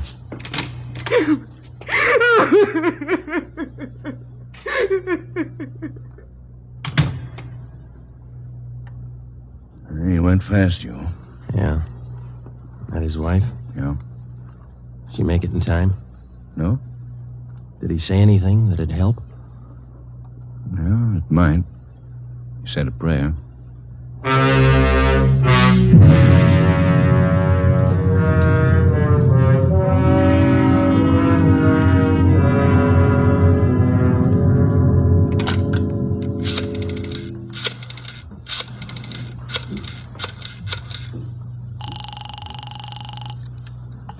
City Hall. 2625. 2625.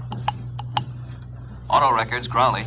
Joe Friday, Vince. What about making that car used in the Bemis shooting this morning? Yeah, Joe, I've been trying to get a hold of you. Where are you now? Georgia Street, second floor. What about the make? Car was reported stolen yesterday afternoon. Registered to Harold Simpers, 716 Everett Street.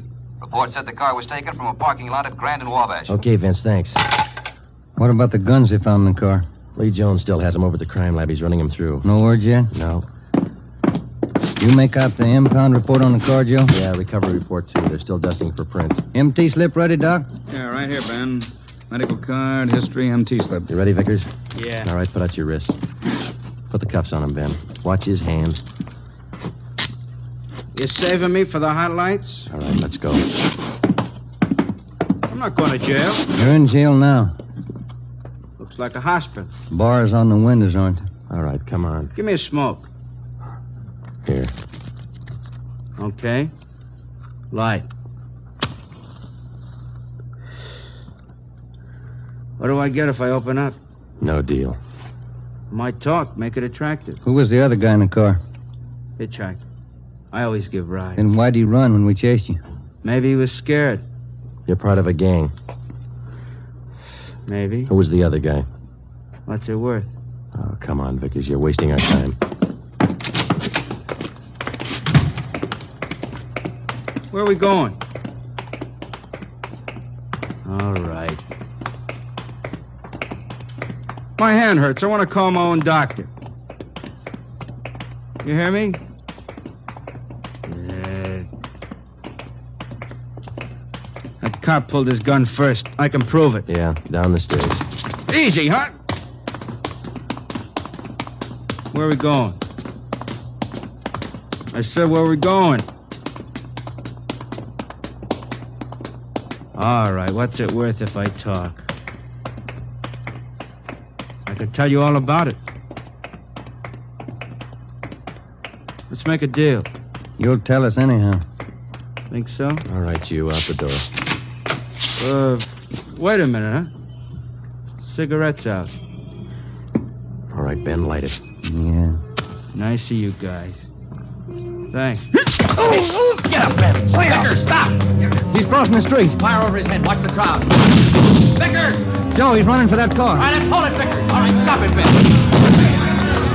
He's stopped. Come on, Joe. All right, come on, get back, please. Let us through here. Let us through.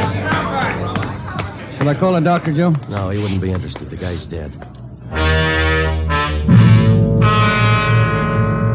James Vickers, murder suspect, address unknown, died almost instantly at 1:13 p.m., November 16th, while attempting to escape. His body was taken to the county morgue, where it was posted. All the personal effects found on the body were listed by the coroner, and a receipt for them given to our office. At 8:35 the next morning, Ben and I met with Chief Detective Ed Backstrand. Those 4 guns they found in the car Vickers was driving. They're all U.S. Army property. Where were they stolen from, Skipper? I don't know. Each one of the guns is stamped U.S. Army, that's all. Well, that makes it easy. The coroner find anything on the body? Nothing to tell us why Vickers decided to kill a traffic cop. What did Bemis say before he died? He was on traffic duty yesterday morning down at East Broadway and First. At 10:35, a gray coupe pulled up for a stop sign. Vickers was driving. Bemis started over to tell him to back up out of the pedestrian zone. Vickers pulled a gun and shot him. How'd they catch Vickers? Chased him 3 miles before he piled into a lumber truck. The guy with him got away. Fine.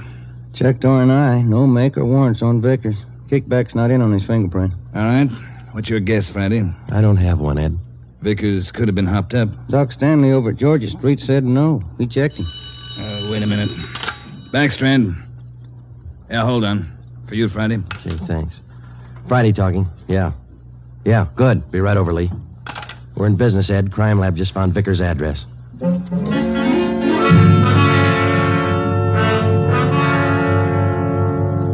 There it is, Joe. Thanks, Lee. Let's see, huh? Silver Dollar Hotel. Received a Mr. James Vickers, $6.50, room 345. Where'd you find it, Lee? Under the front seat, in with the tools. Anything else? Not a thing. How about prints? 2. Kind of smudged. Hope we can run a make with them. No prints on those 4 guns, Lee? Smeared. Not enough to classify. Yeah, this is it, Ben. That's all we got. Come on, let's see if we can make it pay off. We located the Silver Dollar Hotel on East Grand between 16th Street and Pico. It was an old-type frame building with a brightly colored neon sign jutting out over the sidewalk just above the dark entrance. The manager's name was Luther Gage. We showed him a picture of James Vickers. He definitely identified him as one of his former tenants. He told us that Vickers had stayed at the hotel 1 week in room 345 and that he had checked out 2 days ago. Was Vickers staying here alone, Mr. Gay? Yes, alone. Quiet man. Did he have any visitors? Maybe.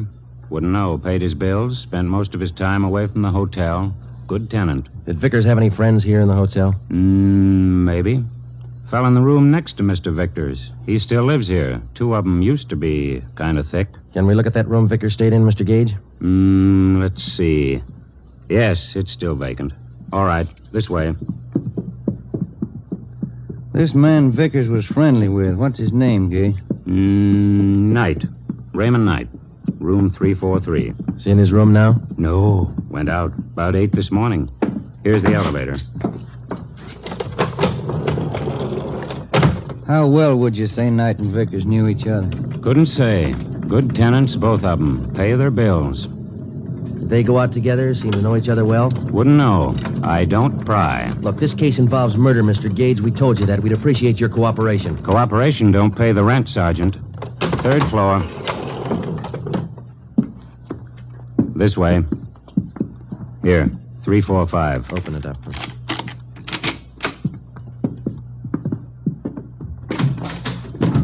Nothing. Yeah, over here.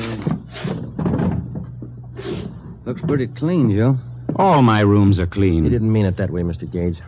I wonder if you'd show us Knight's room now. That's next door, isn't it?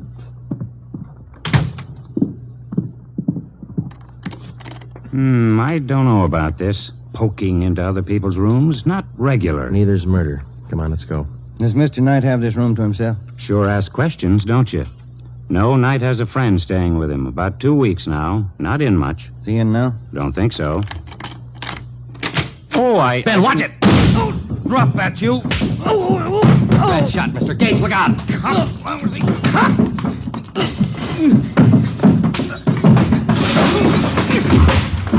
Come on, get up.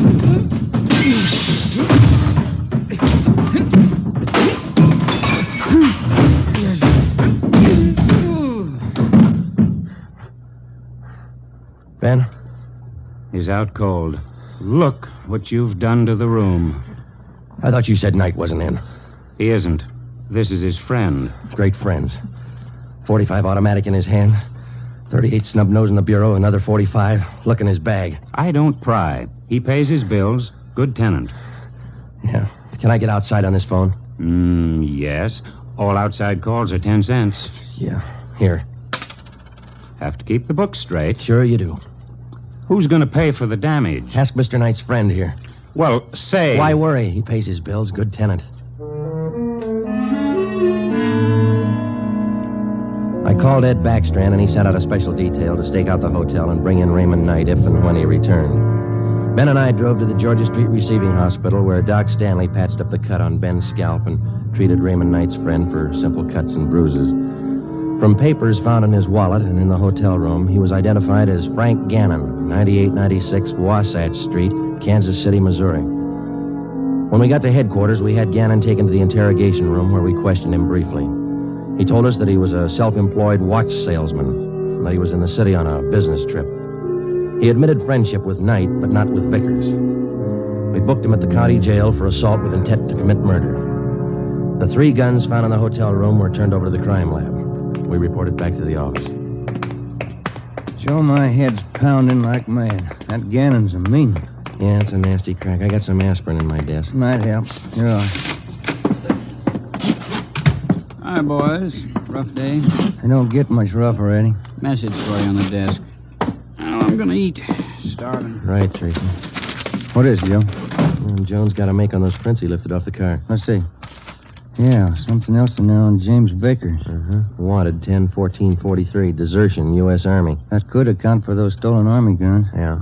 What about the make on those prints Lee found? Let's take a look. Vance Taylor's. Good solid record. 4 burglaries, 2 armed robberies, 2 assaults. Wait a minute. Here's the mama sheet. Okay. All right. Born so-and-so, age 36, height. Alias John Fields, Harold Grant, Tom Bissell, Hey. Yeah, alias Raymond Knight. The other man who rode in the car with James Vickers the morning he shot down Traffic Officer Bemis finally had been identified. Vance Taylor, alias Raymond Knight. Well, that still didn't explain the unprovoked murder. It didn't explain the 4 guns found in the car or the 3 guns found in the hotel room. An assortment of arms like that could mean something big, but we didn't know what. Gannon's sudden willingness to shoot it out in the hotel room meant something, too, but we didn't know what. We had Gannon brought back to the interrogation room. Hi, Gannon. Have a seat. Everything all right? I'll bet you're worried. No, we're not worried, Gannon. You ought to be. Don't make me laugh. You're tied in with Raymond Knight. That's enough for us. You send me up for it. We're going to try. Big talk. How long did you know Vickers? I didn't. Funny. His prints are all over one of those guns we found in your room. I'm not worrying. Then you better start, Gannon. Vickers and Knight killed a man. If you run with him, your hands are dirty, too. I room with Knight, that's all. Knight didn't come back to the hotel. Where is he? We're not that close. You share your guns and your friends. That's close enough for us. I don't know Vickers. You mean you didn't know him? I said I don't know him. We got Vickers, Gannon. He's dead. Good story. Okay. Come on, Gannon. Let's go down to the morgue.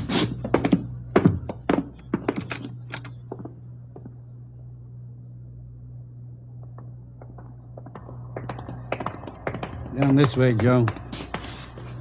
Cold today, isn't it? Yeah, it's damp. Bad sinus weather. Now, what is all this? Never seen a corpse before? No, I'm not in this. Take me back. I don't want to look. You can close your eye. Take me back. I don't want to look. Here we are, fellas. Slam 45. This way, Gannon. I get sick. I don't want to look. Throw back the sheet, Fred. Take a good look, Gannon. No, he's Knight's friend. I'm not in it. Who is in it? I don't know. Take me out. I'm sick. All right, Fred. Thanks. Okay, boys.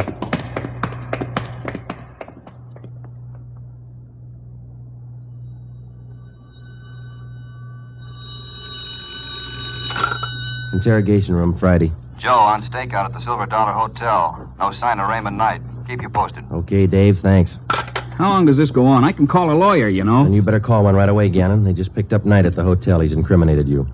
You're a liar. Sure. Like we were about Vickers. We'll prove it to you, Gannon. The officers are on their way in now. They're going to put Knight in the next room. You can listen to him. Look, I came here to sell watches. I ain't in this. Gannon, you and Vickers and Knight were planning a job, a big one. We know that. If you want to wait till you get on the witness stand to tell your story, it's all right with us. Well, didn't take too long to break this one. Smoke some? Yeah. Thanks. Gannon? Smoke? What are you going to do? Nothing. Just kill a little time. They bring in Knight. You haven't got Knight. I haven't unwrapped him yet, Joe. You want to check me out? Okay, open him up. Give him a good shuffle, huh? You're going to have some time on your hands, Gannon. Want to learn a new card game? No. Suit yourself. It's a good game for 2. Better with 3. Sure, a lot of cards. Yeah. You got 2 decks there. First off, this game is quite a bit like gin rummy. Yeah? There are 8 of every suit. 4 jokers. Jokers count 50 points. Mm-hmm. Red 3s count 100 points each. If you get a black 3, you can freeze the deck. Oh, I see. I shouldn't say deck. In this game, they call it the pack. The pack? What's a pack? Well, it's the discard pile, same as in gin. You get a red 3, you can freeze it. No, it's a black 3. Well, what happens when you freeze it? Nobody can pick it up. Oh, I see.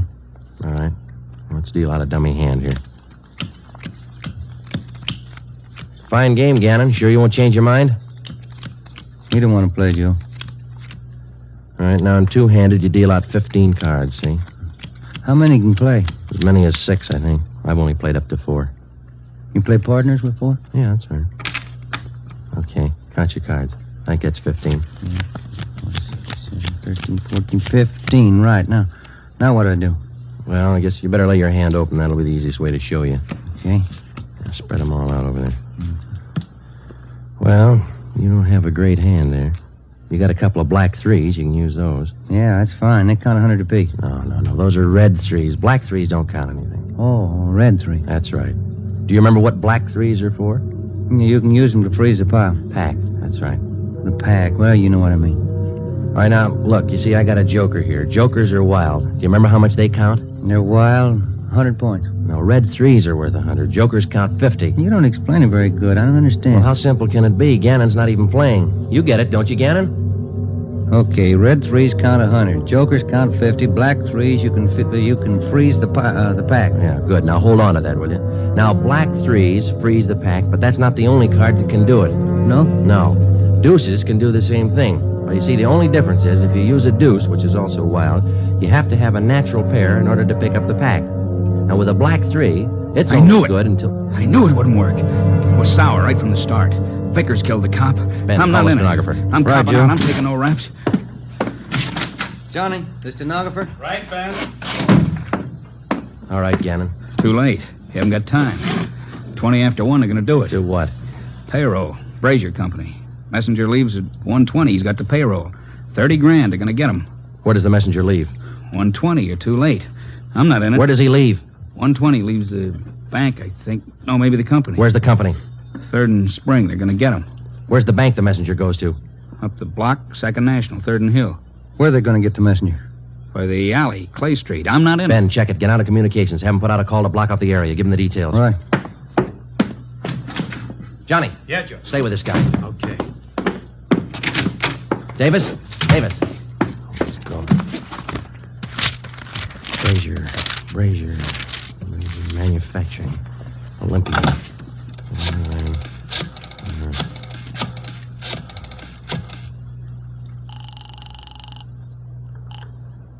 Good afternoon, Brazier Manufacturing Company. Give me your payroll division. This is a police department emergency. What's that, sir? Your payroll division. It's an emergency. One moment, sir. Come on, hurry up. Payroll, Hopkins. Mr. Hopkins, this is Sergeant Friday, Police Department. We've had a tip your payroll messenger is going to be held up today. Has he left your building yet? The messenger? Yeah. Oh, my, he left early today. Went out the door about 10 minutes ago. Thanks. Second National Security.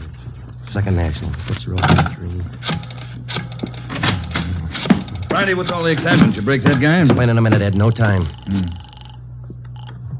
Good afternoon, 2nd National. Give me the manager on duty, please. Emergency. One moment, please. One moment. Come on. I'm sorry, sir. The line is busy. Would you care to wait? Give me the chief teller. Thank you. Chief Teller, Waters. This is Sergeant Friday, Police Department. Emergency call. Has the payroll messenger from the Brazier Company left the bank yet? Well, I wouldn't know, Sergeant. Just a moment. I'll have your call switched. Yeah. Operator. Beatrice, would you give this call to Miss Chalmers? It's important. Thank you, Mr. Waters. Miss Chalmers, good afternoon. Miss Chalmers. What's the matter, Friday? You sick? Yeah, I'm sick. Miss Chalmers, good afternoon. Miss Chalmers, this is Sergeant Friday, Police Department. Has the payroll messenger from the Brazier Company left the bank yet? From Brazier's? Why, yes, not more than 2 or 3 minutes ago. And he had the payroll with him? Of course. Thanks. Got a tip on a payroll stick. I bet you coming? Yeah, let's go. Ben, down this way. Coming. Let's hustle it. Down the stairs. Communications, get the story? Got it on the air now. Where's this Brazier Company? 3rd and Spring, about 5 blocks from here. Come on. Here's the garage.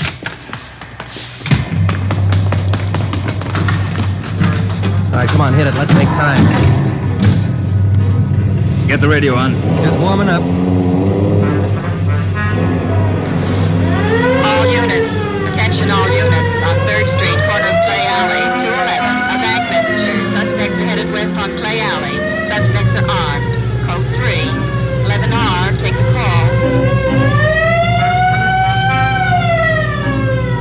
Cars are closing in fast. 4th Street up ahead, Ben. Might meet him at this end of Clay Alley. Hold on. No, looks pretty quiet at this end. Not much you can do without... Hey, look. Coming out of the alley now. Guy with the valise. Brown clothes. The guy with him. Pull up, Ben. Let's go. All right, you two, hold it. They're running for it. Come on. Ben, what's that bus? Let's go. Come on, they're losing it. I see him up ahead. They're turning on a hill street. Romero, come on. Will you, Skipper? You see him, Joe? Heading for the subway terminal. Yeah, they're going into the crowd. Don't lose them. All right, I'll take the ramp to the left. Ben, go with him. I'll take the one to the right. You see him, Joe? No, I lost. Now, wait a minute. There they are, over the turnstile. Come on. Joe, they're off the platform. They're crossing the tracks. Ed's got one of them. Come on, over the turnstile. Come on.